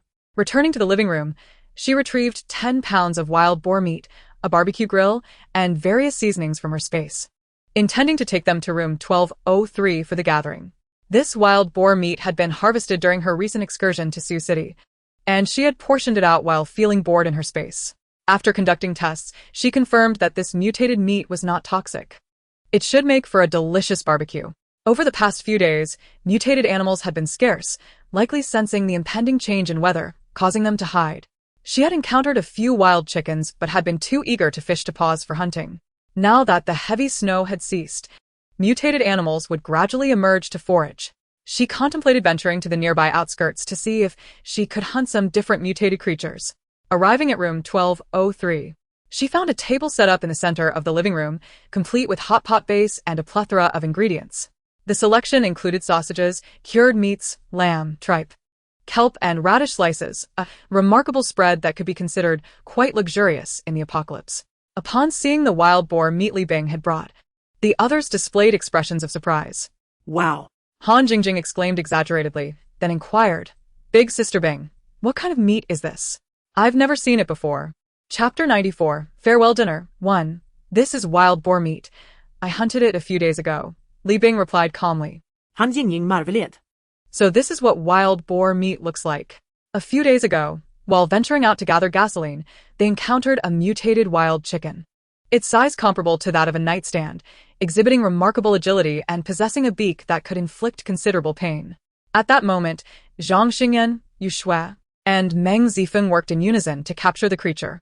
They felt a sense of joy, for the chicken weighed over 30 pounds, which they intended to transform into jerky for convenient sustenance on their journey. However, they had yet to encounter mutated wild boars in Lang City. Zhang Xingyan inquired, "What other mutated animals have you seen out there?" "Mutated cattle, mutated monkeys, mutated pigs, mutated wild dogs, and mutated chickens," Li Bing reminisced. A profound silence enveloped the group as they absorbed the gravity of their situation. In this frigid world, where heavy snow blocked the roads and the journey to City B was long, the emergence of mutated animals posed significant challenges. Given the multitude of mutated creatures we face, should we reconsider our plan to head to City B? Meng Zifeng raised the question. All eyes turned to Zhang Xingyan. After a moment's contemplation, he replied, "This is indeed a serious matter, yet I remain steadfast in my decision to proceed to City B as scheduled. My belief is that conditions will only deteriorate from here. Reaching City B sooner will allow us to access the official base earlier. I respect your choices in this matter." Han Jingjing and Yu Shui exchanged glances, finding mutual agreement in each other's eyes, and Han Jingjing spoke, "Brother Zhang, our plans remain unchanged." Observing his wife's demeanor, Meng Zifeng added, "For our family of 3, staying behind is tantamount to awaiting death. We might as well venture to City B." Seeing the somber mood among his companions, Zhang Xingyan suggested, "Let's take a seat and share a meal. Indeed, let us indulge today, eating and drinking to our heart's content." Han Jingjing chimed in, lightening the atmosphere. She took the wild boar meat from the table, declaring, "I will take charge of grilling. I once worked at a barbecue restaurant during summer breaks." This gathering, reminiscent of a hot pot feast, took place in the familiar confines of room 1203's living room, yet the absence of one individual and the altered state of their hearts cast a different shadow over the occasion. Zhang Xingyan and Meng Zifeng's family prepared to embark for City B in hopes of securing a larger space for survival, while Han Jingjing and Yu Shui intended to return home to reunite with their parents. Li Bing, too, experienced a shift in her mindset, no longer drifting aimlessly but instead facing the apocalypse with optimism. With hearts full of sentiment, the group raised their glasses. Some felt lost regarding the future, others numb, while some brimmed with anticipation. "May we all persevere and have the chance to meet again." Zhang Xingyan was the first to speak. Meng Zifeng and He Li shared a glance and together voiced, "May we reach City B safely and enter the official base without incident. And may Xiaoxue and I return home to see our parents, our godfather and godmother." Han Jingjing exclaimed with a beaming smile, "Wishing health to our 4 elders." Yu Shui added, though her smile bore a hint of strain. She had been maintaining a facade of strength, well aware of the slim chances for the survival of the 4 elderly. With no young ones to assist them, the extreme cold necessitated that they venture out for supplies, a daunting task for their frail bodies. It was no wonder she felt an urgency to return home despite the perilous sub-zero temperatures. Yet, these thoughts remained locked within her heart. Han Jingjing, still somewhat naive, would undoubtedly lose sleep if her worries were voiced. Li Bing raised her glass, proclaiming, "May the apocalypse end soon, allowing us to return to our former lives." The group drank from their fruit wine and settled down. Zhang Xingyan remained standing, pouring himself a full glass of ergo too, and addressed Li Bing, "I acknowledge my mistakes regarding Wu Xian and Uncle Ding. I failed to heed your advice. I should not have questioned you so. I am pleasantly surprised by your presence today, and before everyone, I offer my sincerest apologies. I am truly sorry." With that, he downed his drink and bowed to Li Bing. "Brother Zhang, if you wish to drink, just say so. What is this about using an apology as an excuse for another drink?" Li Bing jested, eliciting laughter from the others. "Sister Bingbing, are you no longer upset?" Han Jingjing inquired while flipping the meat on the grill. "I was never angry. This matter hardly warranted such feelings." Li Bing replied, savoring a piece of lamb. "Since you're not upset, would you consider joining us on our journey?" Meng Zifeng asked cautiously. "Sister Bingbing, we've secured gasoline. All you need to do is pack your belongings," Han Jingjing quickly added. "I do not intend to head to City B, so I cannot accompany you." Li Bing declined outright. Han Jingjing grew anxious. "Sister Bingbing, it's safer to travel in numbers, especially with the mutated animals lurking about." She genuinely cared for Li Bing, believing her strength would be better complemented by the group. With heavy snowfall just subsiding and the roads sparsely populated, traveling alone would be perilous for Li Bing. Li Bing took another mouthful of mushrooms, remaining silent. Yu Shui, observing Li Bing's demeanor, urged Han Jingjing, let Sister Bingbing make her own decision. Let's continue enjoying our hot pot. For the past month, Li Bing had been operating independently, reveling in the solitude, without the intrusion of others. Chapter 95. Farewell Dinner. 2. Li Bing and Guzi moved in unison, their backs to the sun, freeing her from the fear of ambush. She relished her freedom, unencumbered and able to enter and exit spaces at will, no longer needing to accommodate others. The choice of transportation was flexible, making it easy to utilize whatever was necessary. The supplies she collected could be transported without the hassle of repeated trips. Fear not, I have already made my preparations, Li Bing declared. Setting down her chopsticks and addressing the group, I intend to remain in the small apartment. As for your departure, I have already prepared farewell gifts. Gifts? What are they? Han Jingjing asked, her eyes wide with surprise. Li Bing had initially planned to present these gifts after the meal, but upon seeing Han Jingjing's eager expression, she instructed Guzi. Son, go fetch the bag from the living room. The slumbering Guzi sprang into action at the command. Li Bing pointed to the bag, smiling. Inside are 200 pounds of cooked soybeans, seasoned with salt, providing substantial satiety.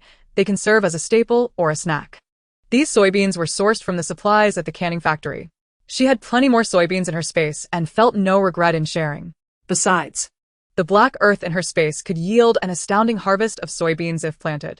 Given our acquaintance, it is only fitting to part on good terms. Moreover, I do not offer this for free, as it will earn me merits. If I can provide supplies to strangers outside my apartment, why not extend the same kindness to you? Li Bing, this is far too generous. These supplies are perfect for the journey. What will you do on your way to City B? Are you truly not planning to go? Zhang Xingyan pressed urgently. Indeed, Sister Bingbing, we cannot accept these supplies. What will you do?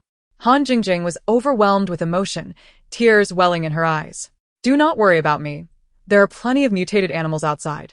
I will not go hungry, Li Bing replied absently, her attention drawn to the voice from her space. Ding. Due to your indirect rescue of 877 life forms, you have earned 877 merit points. Although the merit points were fewer than she had anticipated, they surpassed what she might have lost by leaving them for others to claim. All right, it's settled then. Let us continue our meal. Zhang Xingyan exchanged glances with the others, saying, Li Bing, we also have some items to give you. You are aware that we are embarking on a journey by car, and there are many supplies that we cannot take with us, which we intend to leave for you.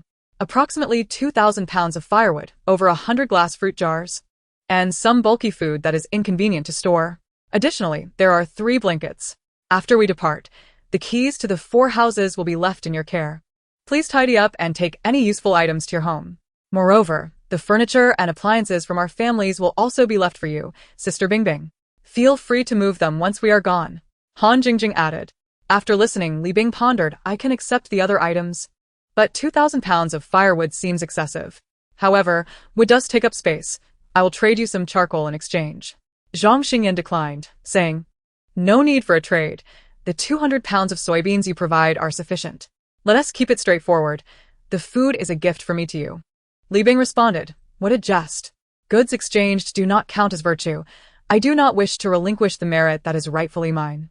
How much wood are you carrying in total? Li Bing inquirat. Zhang Xingyan produced their inventory list, glancing at it as he said, 2,200 pounds of wood and 470 pounds of charcoal. Here is the plan. Take only 300 pounds of wood on your journey for kindling.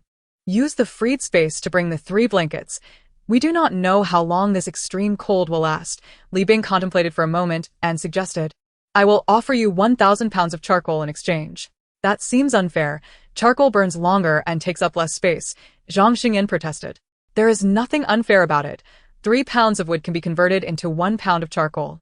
Trading 3,900 pounds of firewood for 1,000 pounds of charcoal benefits me as well. Besides, you are leaving so many supplies for me, Li Bing remarked with a smile. Wishing to change the subject, she paused before asking, With you giving me the keys, does this mean you do not intend to return? She needed clarification on this matter, for after their departure, she would undoubtedly seize everything in sight. I am a solitary soul, content to go with the flow. I do not plan to return, Zhang Xingyan replied.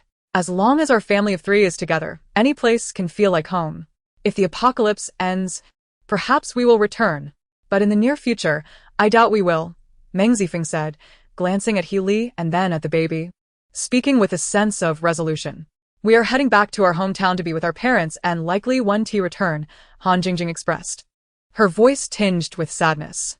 She then looked up with hope.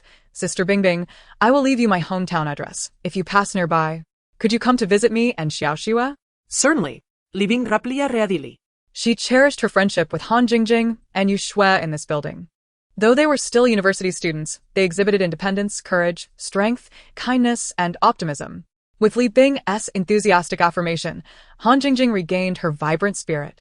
She raised her glass, declaring, in that case, let us have another toast and enjoy our meal, without any sorrow. A joyful gathering, bidding farewell, without regrets. After a hearty meal and drinks, the group settled by the charcoal stove. Li Bing solemnly bid farewell to Zhang Xingyan, brother Zhang, although we have often disagreed and are now parting ways. I must express my gratitude for teaching me close combat and training with me. You have equipped me with the skills necessary for survival in this apocalypse. Zhang Xingyan looked at Li Bing earnestly and responded, the one who should be grateful is me. You saved my life, yet I have often questioned you. I wish for your happiness and longevity. May we meet again in City B. After a brief pause, he continued, Li Bing, everyone has unpleasant experiences. Please forget them, all right? May the sun accompany you in the future. Li Bing nodded solemnly, understanding the deeper meaning behind his words. Observing that Li Bing was in good spirits today, Zhang Xingyan added, the snow has already covered the 10th floor. Others can easily ascend to the 12th by walking on it. Take care of your safety while living here alone. Understood.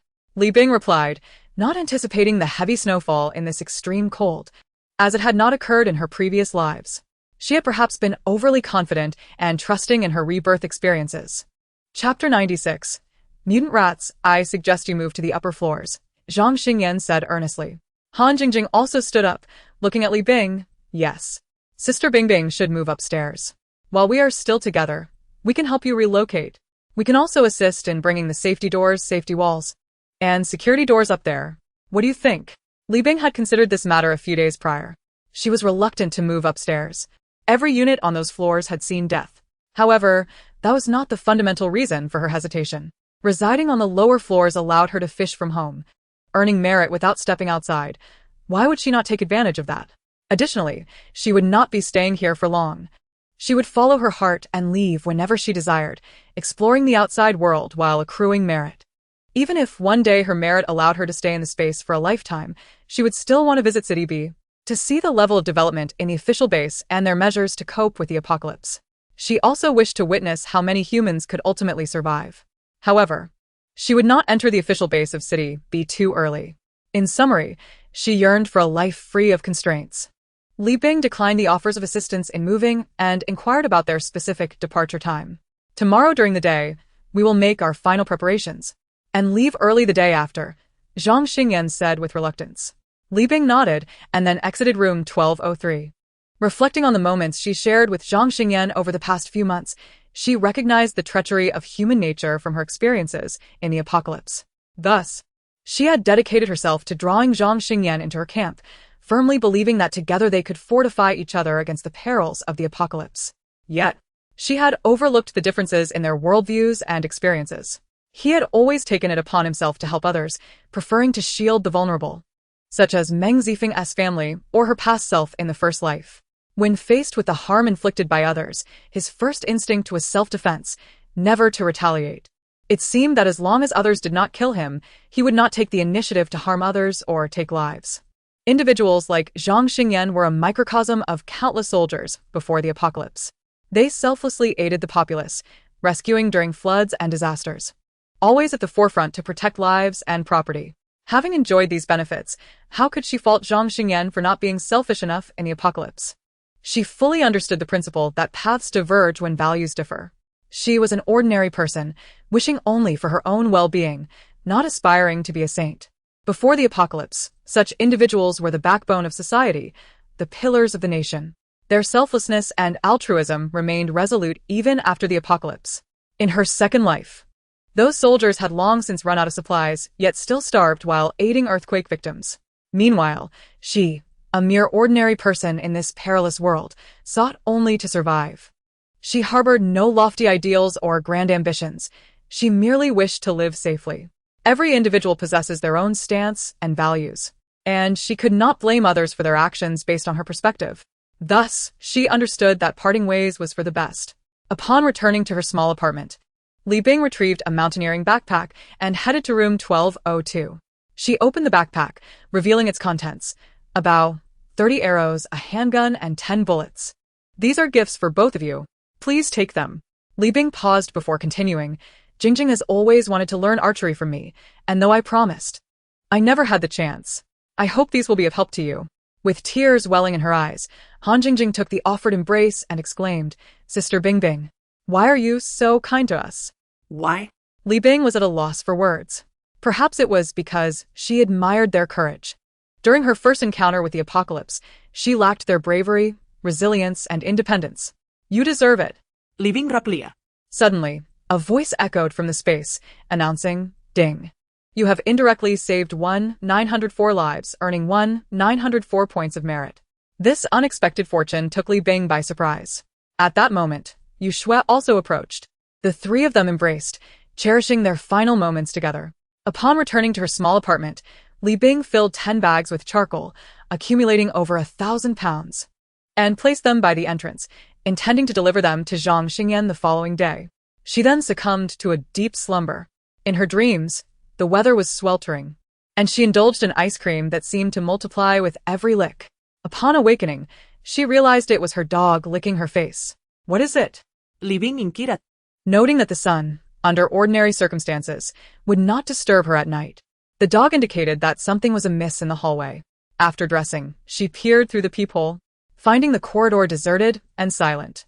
The dog, anxious, scratched at the door, signaling for her to let it outside. Reluctantly, she opened the door just a crack, and in an instant, the dog bolted into the outside world. The hallway was cluttered with timber, yet this posed no hindrance for the dog, which skillfully navigated through the piles, its gaze intent on searching for something significant. Li Bing stood by the door, quietly observing, filled with curiosity. Suddenly, a sharp and chilling scream shattered the tranquility. Startled, Li Bing dashed outside, only to see the dog triumphantly returning with a mouse clutched in its mouth, its eyes gleaming with pride. Approaching with a flashlight, Li Bing was astonished by the sight before her. The mouse was far larger than an ordinary one, measuring at least 40 centimeters in length, with a tail nearly as long. Its eyes glowed a menacing red, laced with a hint of yellow pus. Most alarming was the sight of its lifeless paws, blood dripping from its tail onto the ground. Ding. You have indirectly saved 7 lives, earning 7 points of merit. Stop right there, son. Don't come in. Li Bing shouted, then firmly closed the door. Although she was not afraid of the mouse, its grotesqueness was overwhelming. Everyone, wake up. The mutated mice have arrived. Li Bing called out to Zhang Xingyan and the others. The dog dropped the mouse to the ground and barked softly. Son, wait a moment. When we get to Zhang Xingyan's place, you can show everyone what you've caught. The dog rolled its eyes at Li Bing's disdainful tone. As the door to room 1203 creaked open, the dog proudly trotted into Zhang Xingyan's living room with its prize. After discarding the mouse, it resumed its hunt in room 1203. In just 2 minutes, the dog had found 5 more mice, all dead and dropped on the floor. The largest of these reached an impressive 50 centimeters. Ding. You have indirectly saved 24 lives, earning 24 points of merit. At that moment, Han Jingjing and Yu Shui entered the living room of room 1203, their faces reflecting a mix of disgust and fear at the sight of the mice. No girl would appreciate such creatures. Son, please help me catch the mice in my house. Thank you. Han Jingjing urgently pleaded with the dog. With mice that size, how much food would they consume? Those supplies were gathered at great risk to our lives and cannot be wasted by this pack of mutated rodents. With Li Bing's consent, the dog dashed into room 1202. Li Bing could hear the continuous chimes of merit accumulating in the space. Ding. You have indirectly saved 5 lives, earning 5 points of merit. Ding. You have indirectly saved 8 lives, earning 8 points of merit. Ding. You have indirectly saved 11 lives, earning 11 points of merit. The dog had made several trips back, each time dropping 2 or 3 dead mice. As the pile of deceased rodents grew, Han Jingjing's expression darkened. The late-arriving Meng Zifeng family also covered their mouths at the sight. How disgusting. The dog stood proudly, surrounded by a mound of plump mouse corpses. 8 mutated mice had been discovered in total. Li Bing, can you send Sun to my house to catch mice as well? Healy, holding her child, stood at a distance from the mouse carcasses, hopeful. Of course. Upon hearing Li Bing's voice, Sun instinctively headed towards room 1204. As the sounds of merit continued to echo, Li Bing speculated on the number of mice in Meng Zifeng's home. Approximately 10, she guessed. Later, Sun returned, revealing the count to be 11. To her surprise, Meng Zifeng's household had the most rodents. Li Bing, how many mice did you find at your place?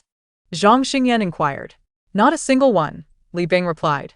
I sealed all the entry points in my home with cement, including the toilet, drains, sinks, showers, and pipes. All right. We need to check for any gaps and seal them all, Zhang Xingyan said, rising to find cement. Once everyone finished, they reconvened in the living room of room 1203. It was now 5 in the morning. Upon reviewing the losses, they are not too severe, thankfully discovered in time. Thank you, Li Bing, Zhang Xingyan expressed gratefully. It was Sun who alerted me. It indicated there was something in the hallway. Initially, I thought someone had intruded, only to discover the mutated mice, Li Bing recounted honestly. Sun, you're incredible, Han Jingjing exclaimed, stroking the dog's head with excitement. She could hardly fathom the potential devastation had the mutated mice gone unnoticed overnight, consuming their supplies. Li Bing, you've truly raised an exceptional dog, Zhang Xingyan remarked, getting up to present a can of beef to the dog. Sun looked at Li Bing, and upon receiving her nod, devoured the offering. Brother Zhang, with the mutated mice rampant and seemingly increasing in number, should we still proceed to City B? Meng Zifeng asked, a frown creasing his brow. Do we need to alter our plans? He gazed pensively at the bountiful supplies in the small apartment, contemplating whether to remain there. Staying would guarantee sustenance for a long while, and with Sun's vigilance, they could manage the rodent threat. However, with so many mutated creatures outside, including larger ones, the risk was considerable. If they encountered mutated boars or bears, those beasts could easily demolish their vehicle, turning them into mere prey. He hesitated, reluctant to subject his young child to such dangers. After a moment of contemplation, Zhang Xingyan resolutely stated, I wish to depart early, not waiting until tomorrow. Let us load the car and leave immediately. Surveying his surroundings, he continued with composure. The heavy snowfall has just ceased, and the emergence of mutated mice indicates that even more mutated beings will appear soon. If we choose to stay here, we may find ourselves in dire straits, even facing a survival crisis. Moreover, the preservation of our food supplies is another critical concern. His gaze drifted toward the dim, chaotic sky, mirroring the uncertainty of their future. Yet, they had to leave at once to secure their survival. He continued, there is no time to waste. City B is the official base, and the end of the World Fire Seed project is taking place there. I must go. As for you, think it over. Those who wish to leave should start moving their belongings to the vehicle now. After Zhang Xingyan finished speaking, without waiting for a response, he shouldered a sack of rice and descended the stairs. Han Jingjing and Yu Shui closely followed, beginning to move their possessions downstairs. Meng Zifeng and Healy exchanged glances before looking at the child in their arms, resolutely making their choice. They too decided to head north, fighting for their child's future. Meng Zifeng quickly rose to join the others in gathering their items. Healy held the child, stationed by the security door to facilitate entry and exit for everyone. Li Bing tied the captured mice together by their tails with string, creating a string of them. When Zhang Xingyan returned for a second trip, Li Bing handed him the dead mice, saying, take these with you. They can serve as bait for hunting mutated animals, and in difficult times, they might even be edible. All right, thank you, Zhang Xingyan replied without hesitation, taking the frozen mice downstairs. However, it's best to conduct some tests before consuming them. We don't know what they've been feeding on, Li Bing cautioned. Understood. Zhang Xingyan acknowledged, harboring his own doubts about whether these mutated mice had been feeding on human corpses. After all, in such frigid conditions, where would they find food? Families with abundant supplies, like those on the 12th floor, were few and far between. Li Bing looked at Healy, who was guarding the security door, and said, I'll place the charcoal in your living room first. It will make it easier for them to move. Healy nodded in agreement, observing Li Bing effortlessly lift a 100-pound sack of charcoal, feeling both envious of her strength and regretful that she wasn't leaving with them. Yet, She knew everyone had their own paths to follow. She and her child were burdens, and she endeavored not to hinder others. Since the decision to leave for City B, she had secretly practiced using a nail gun every night after her child fell asleep, repeatedly removing and reusing a single nail, which had become quite deformed. Meng Zifeng urged her not to be so frugal, promising to go out and search for more. How could she bear to let him take risks on her behalf? So she persisted. She wouldn't ask Li Bing to lend her nails. The girl had already helped their family too much. Since the onset of the extreme cold, she understood the importance of self-reliance. Li Bing successfully moved 1,000 pounds of charcoal into room 1204's living room. Approaching Healy, she noticed the baby, Meng Kaiqian, had awakened but was not crying, instead displaying a cheerful smile. He was as innocent and pure as when they first met, his eyes sparkling like two obsidian stones radiating brilliance. The little one reached out his tender arms, yearning for Li Bing's embrace, murmuring, "Sister, hug me." The sound was so endearing it seemed capable of melting the ice and snow. Li Bing smiled, gently squeezing his tiny hand. "You should call me Auntie." Despite the thick fabric of her gloves, she could still feel the soft touch, reminiscent of cotton candy. The baby had grown slightly taller and was no longer the soft, pudgy infant he once was. He had become sturdier. However, apart from these minor changes, he remained the lovable little fellow he always was. Clearly, Meng Zifeng and Healy had cared for him exceptionally well. In this apocalyptic world, raising a child to be so healthy was an extraordinary feat, undoubtedly requiring immense effort and dedication. Li Bing discreetly shielded herself with her down jacket pocket, retrieving a box of children's fever medicine, a box of children's cold medicine, and a box of children's anti-diarrheal medicine from her space, before handing them to Healy. Healy's eyes widened in astonishment, overwhelmed with emotion. She wanted to accept the gifts, but felt they were too precious. For a moment, she stood there, her hands awkwardly clasped together, uncertain of how to proceed. "This is for the baby, please take it." Li Bing smiled, placing the medications into Healy's arms. "Thank you. Thank you." Healy repeatedly expressed her gratitude, tears of appreciation welling in her eyes.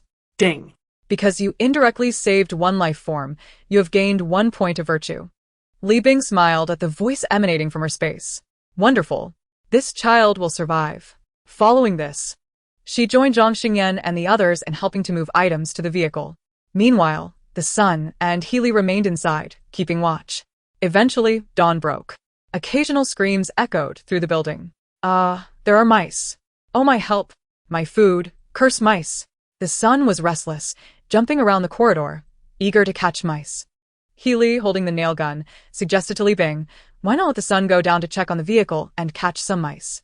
I can manage on my own." Seeing the determination and confidence in her eyes, Li Bing realized that this mother could not always hide behind others. She needed to stand on her own. Thus, she allowed the dog to go down to check on the vehicle and catch mice, enabling Yushui to assist with moving items instead of guarding downstairs. As they moved their belongings, a few surviving neighbors inquired whether they were all leaving. Zhang Xingyan and his group remained silent. Others attempted to seize their supplies but were swiftly thwarted by the group, who had been training in physical fitness and combat for months, easily overpowering ordinary individuals. Moreover, the group was well-fed, contrasting sharply with the emaciated residents of the building.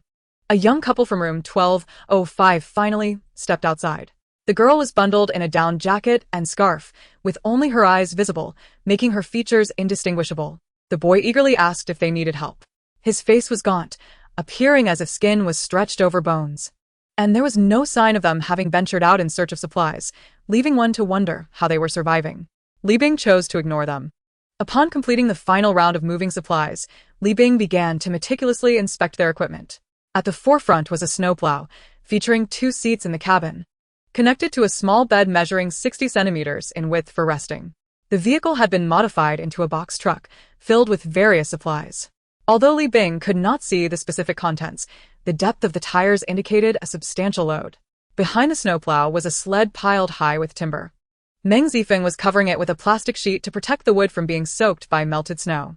He then laid a blanket over the plastic to obscure it from view. The last vehicle was a van, retaining only the driver and passenger seats, with the rest removed, leaving the interior stuffed with various supplies, including canned goods, cured meats, sausages, rice, flour, and compressed biscuits, along with the soybeans Li Bing had gifted them, leaving no space unfilled. Several suitcases were strapped atop the van, presumably containing their clothing. Throughout this time, the sound of virtue accumulating echoed in the space. Meanwhile, the sun, while watching the vehicle downstairs, had caught 36 mice. Li Bing instructed Zhang Xingyan to collect all the bodies of the mutated mice to take along on their journey. Reflecting on the months they had spent together, training and searching for supplies, a bittersweet sensation filled her heart. She did not wish to linger any longer. Calling for Zhang Xingyan to return upstairs to fetch Healy, Sister Bingbing, wait a moment. Han Jingjing hurriedly approached Li Bing and embraced her tightly. This time, Li Bing did not pull away. Sister Bingbing, after my little snow, and I return to our hometown. I will also bring my parents to the official base in City B. Will you be going too? Han Jingjing asked softly. I will be going, Li Bing replied. Han Jingjing released Li Bing and resolutely declared, then we shall meet again in B City. All right, Li Bing responded, waving good day to Han Jingjing, you sure. And Meng Zifeng as they parted ways. Upon reaching the 12th floor corridor, she asked Zhang Xingyan to wait a moment while she retrieved some items from home. When she returned, Li Bing held a plastic bag in her hand, which she offered to Zhang Xingyan. In a soft voice, she said, here are a few boxes of essential medications. Please share them among yourselves. These medications had been purchased from a pharmacy, showing no signs of prior ownership. Just as Zhang Xingyan was about to speak, Li Bing interrupted. I have seen the supplies you left behind, and there is more than what was mentioned yesterday, so do not refuse. We will meet again in B City. Take care. After planting a kiss on Meng Kaiqian's cheek, she urged them to depart. Ding. Due to your indirect rescue of 892 lives, you have earned 892 points of merit. She locked the security door and the anti-theft door, standing in the corridor lost in thought. She hoped that Zhang Xingyan and the Meng family would arrive safely in B City, and that Yu Shui and Han Jingjing would be reunited with their families. Li Bing watched them leave until the dark figures faded into the snow. Occasionally, terrified screams echoed through the building, triggered by the mutated rats, their sharp sounds piercing the silence. People attempted to drive away these chilling creatures with their shoes, the sound of slapping resonating, yet this primitive defense proved largely ineffective. More disturbingly, a scent of roasted meat wafted through the building, indicating that some individuals had succumbed to hunger and resorted to hunting and cooking the mutated rats as food. Fear and despair intertwined within the building, rendering life exceedingly difficult for its residents. The emergence of mutated rats posed not only a physiological challenge, but also a psychological torment. With the departure of Zhang Xingyan and the others, Li Bing sensed an even greater stillness enveloping the entire building. She first collected the wooden materials from the corridor into her space before entering room 1202. This was the room shared by Yu Shui and Han Jingjing, mirroring her own rented room 1201, featuring one bedroom and a living area with a balcony. The apartment had been co-rented by the two, with furniture and appliances they had personally acquired. As a rental, the furnishings and appliances were economically fashionable. The decor in the living room reflected typical preferences of young girls, with beige sofas, pink curtains, and a carpet adorned with pastel hues. The two young women cherished this home, maintaining the furniture in a clean and orderly fashion. Scattered across the carpet were various items they had left behind, including experimental tools, straw mats, fans, basins, rice cookers, speakers, and easels, all of which she gathered into her space. Subsequently, she collected the sofa, coffee table, curtains, and carpet as well. Next, she entered the bedroom, where a large 2-meter-wide bed stood. The bedding had been taken by the two, leaving only the bed frame and mattress. The wardrobe was devoid of clothing, containing only 2 cushions and several plush toys. Li Bing collected all items from the bedroom into her space. She then proceeded to room 1203. In the center of the living room, a pile of canned fruits lay, presumably the supplies Zhang Xingyan had mentioned. Nearby, there were scattered provisions, including chips, small loaves of bread, toiletries, cement, empty gas canisters, and empty water bottles. She gathered the items in the living room into her space before entering the master bedroom. The room contained a bed, a wardrobe, and a chaise lounge, all in a similar state to room 1202, reduced to mere frames, which she also collected. Although Zhang's mother had passed away on this bed, she was indifferent, as she would not actually be sleeping there. She moved to the second bedroom, which housed a treadmill, a punching bag, and a wooden post, all of which were taken into her space. Approaching the corridor, she intended to enter room 1204 when suddenly she heard a commotion outside. She crouched by the anti-theft door in the corridor, peering through the peephole. A tall man was knocking on the door of room 1205, calling out, "Wang Qi, open the door quickly." Soon after, one of the young couple emerged. It turned out the boy's name was Wang Qi, a name she had not known despite their acquaintance for several months. Shortly thereafter, a plump man exited the interior. Someone she had never seen and who was not a resident of the building. The tall man handed the plump man a packet of instant noodles before entering the house. The plump man whispered, "Hurry up, others will be coming soon."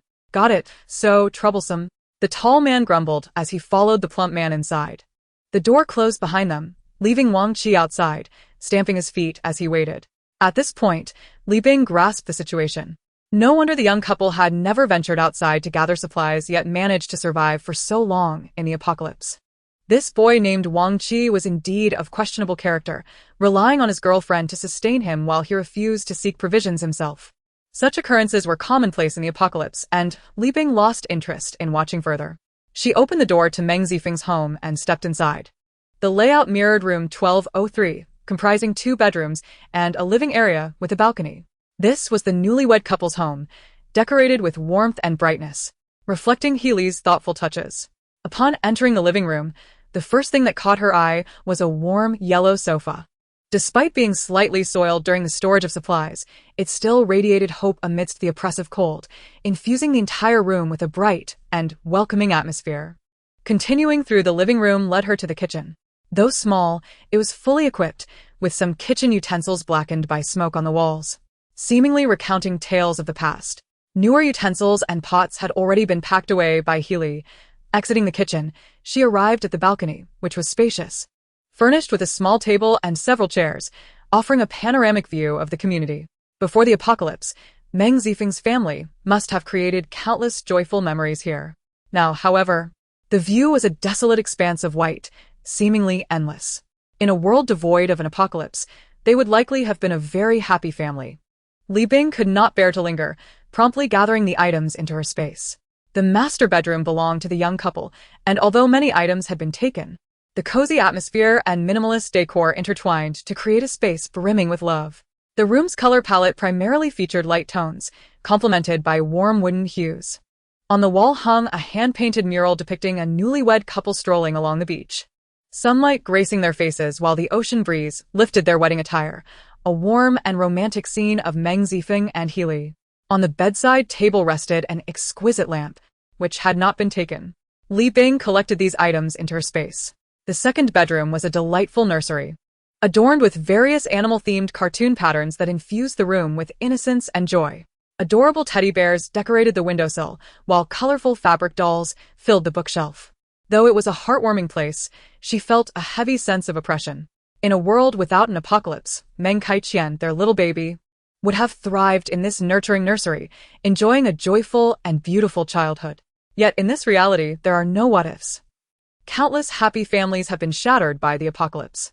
The bed contained some leftover supplies, which she did not examine closely, collecting them into her space before departing. Li Bing returned to her small apartment and had a simple lunch. The sun was lively, persistently peering through the window to observe the world outside. Li Bing understood that it was the mutated rats causing such excitement. With a resolute gesture, she opened the security window of the 12th floor corridor, allowing the sun to descend and catch the mice. She had instructed her dog not to bite the rodents with its teeth, nor to carry them in its mouth. Observing her dog darting about in the snow, it pressed the mice to their demise with its paws, tossing their lifeless bodies out the window one by one. Ding. You have indirectly saved 4 lives, earning you 4 points of merit. Ding. You have indirectly saved 11 lives, earning you 11 points of merit. Li Bing could hear the continuous chime of merit entering her account. She drew the curtains over the corridor's security window and retrieved several large bags from her space. Leaping down after them, she carefully stowed the mutated mouse corpses that her dog had flung her way into the bags, cautious not to fill them too full, for that would mean she could not heave the heavy burden back up to the 12th floor. Just as she began to feel numb towards the task of collecting the mouse remains, a frail man approached slowly from the side. His steps were heavy, as if he bore an unspeakable weight. In his eyes lay a profound despair, akin to being engulfed by endless darkness. Though he appeared to be in his 30s, His frame was alarmingly gaunt, as if he had been ravaged by cold and hunger. His skin bore an unhealthy pallor, devoid of the warmth of life, resembling a lifeless corpse. His hands were long and emaciated, fragile enough to shatter with the slightest touch. The man implored Li Bing, "I am truly starving. Please grant me a mutated mouse corpse. I beg you, save me." His voice trembled, a haunting amalgamation of hunger and despair. Li Bing coldly replied, "Go catch one yourself." She understood that in such a world, indiscriminate charity would only lead to endless troubles. If she were to give freely to one, soon everyone in the building would come to demand from her, and she had no desire to find herself ensnared in such a quagmire. She cast a glance at the man, noting his pallor and frailness, yet her heart remained unmoved. Due to the weather, these mutated mice moved sluggishly. With a little effort, one could easily catch them. Rather than allowing everyone to harbor the illusion of easy charity, it was better to dispel such hopes altogether. The man turned away in silence, his steps heavy with resentment. His face, shrouded in gloom, bore a pallid hue, each wrinkle narrating the tale of his bitterness, as though his misfortune were a burden bestowed upon him by Li Bing herself.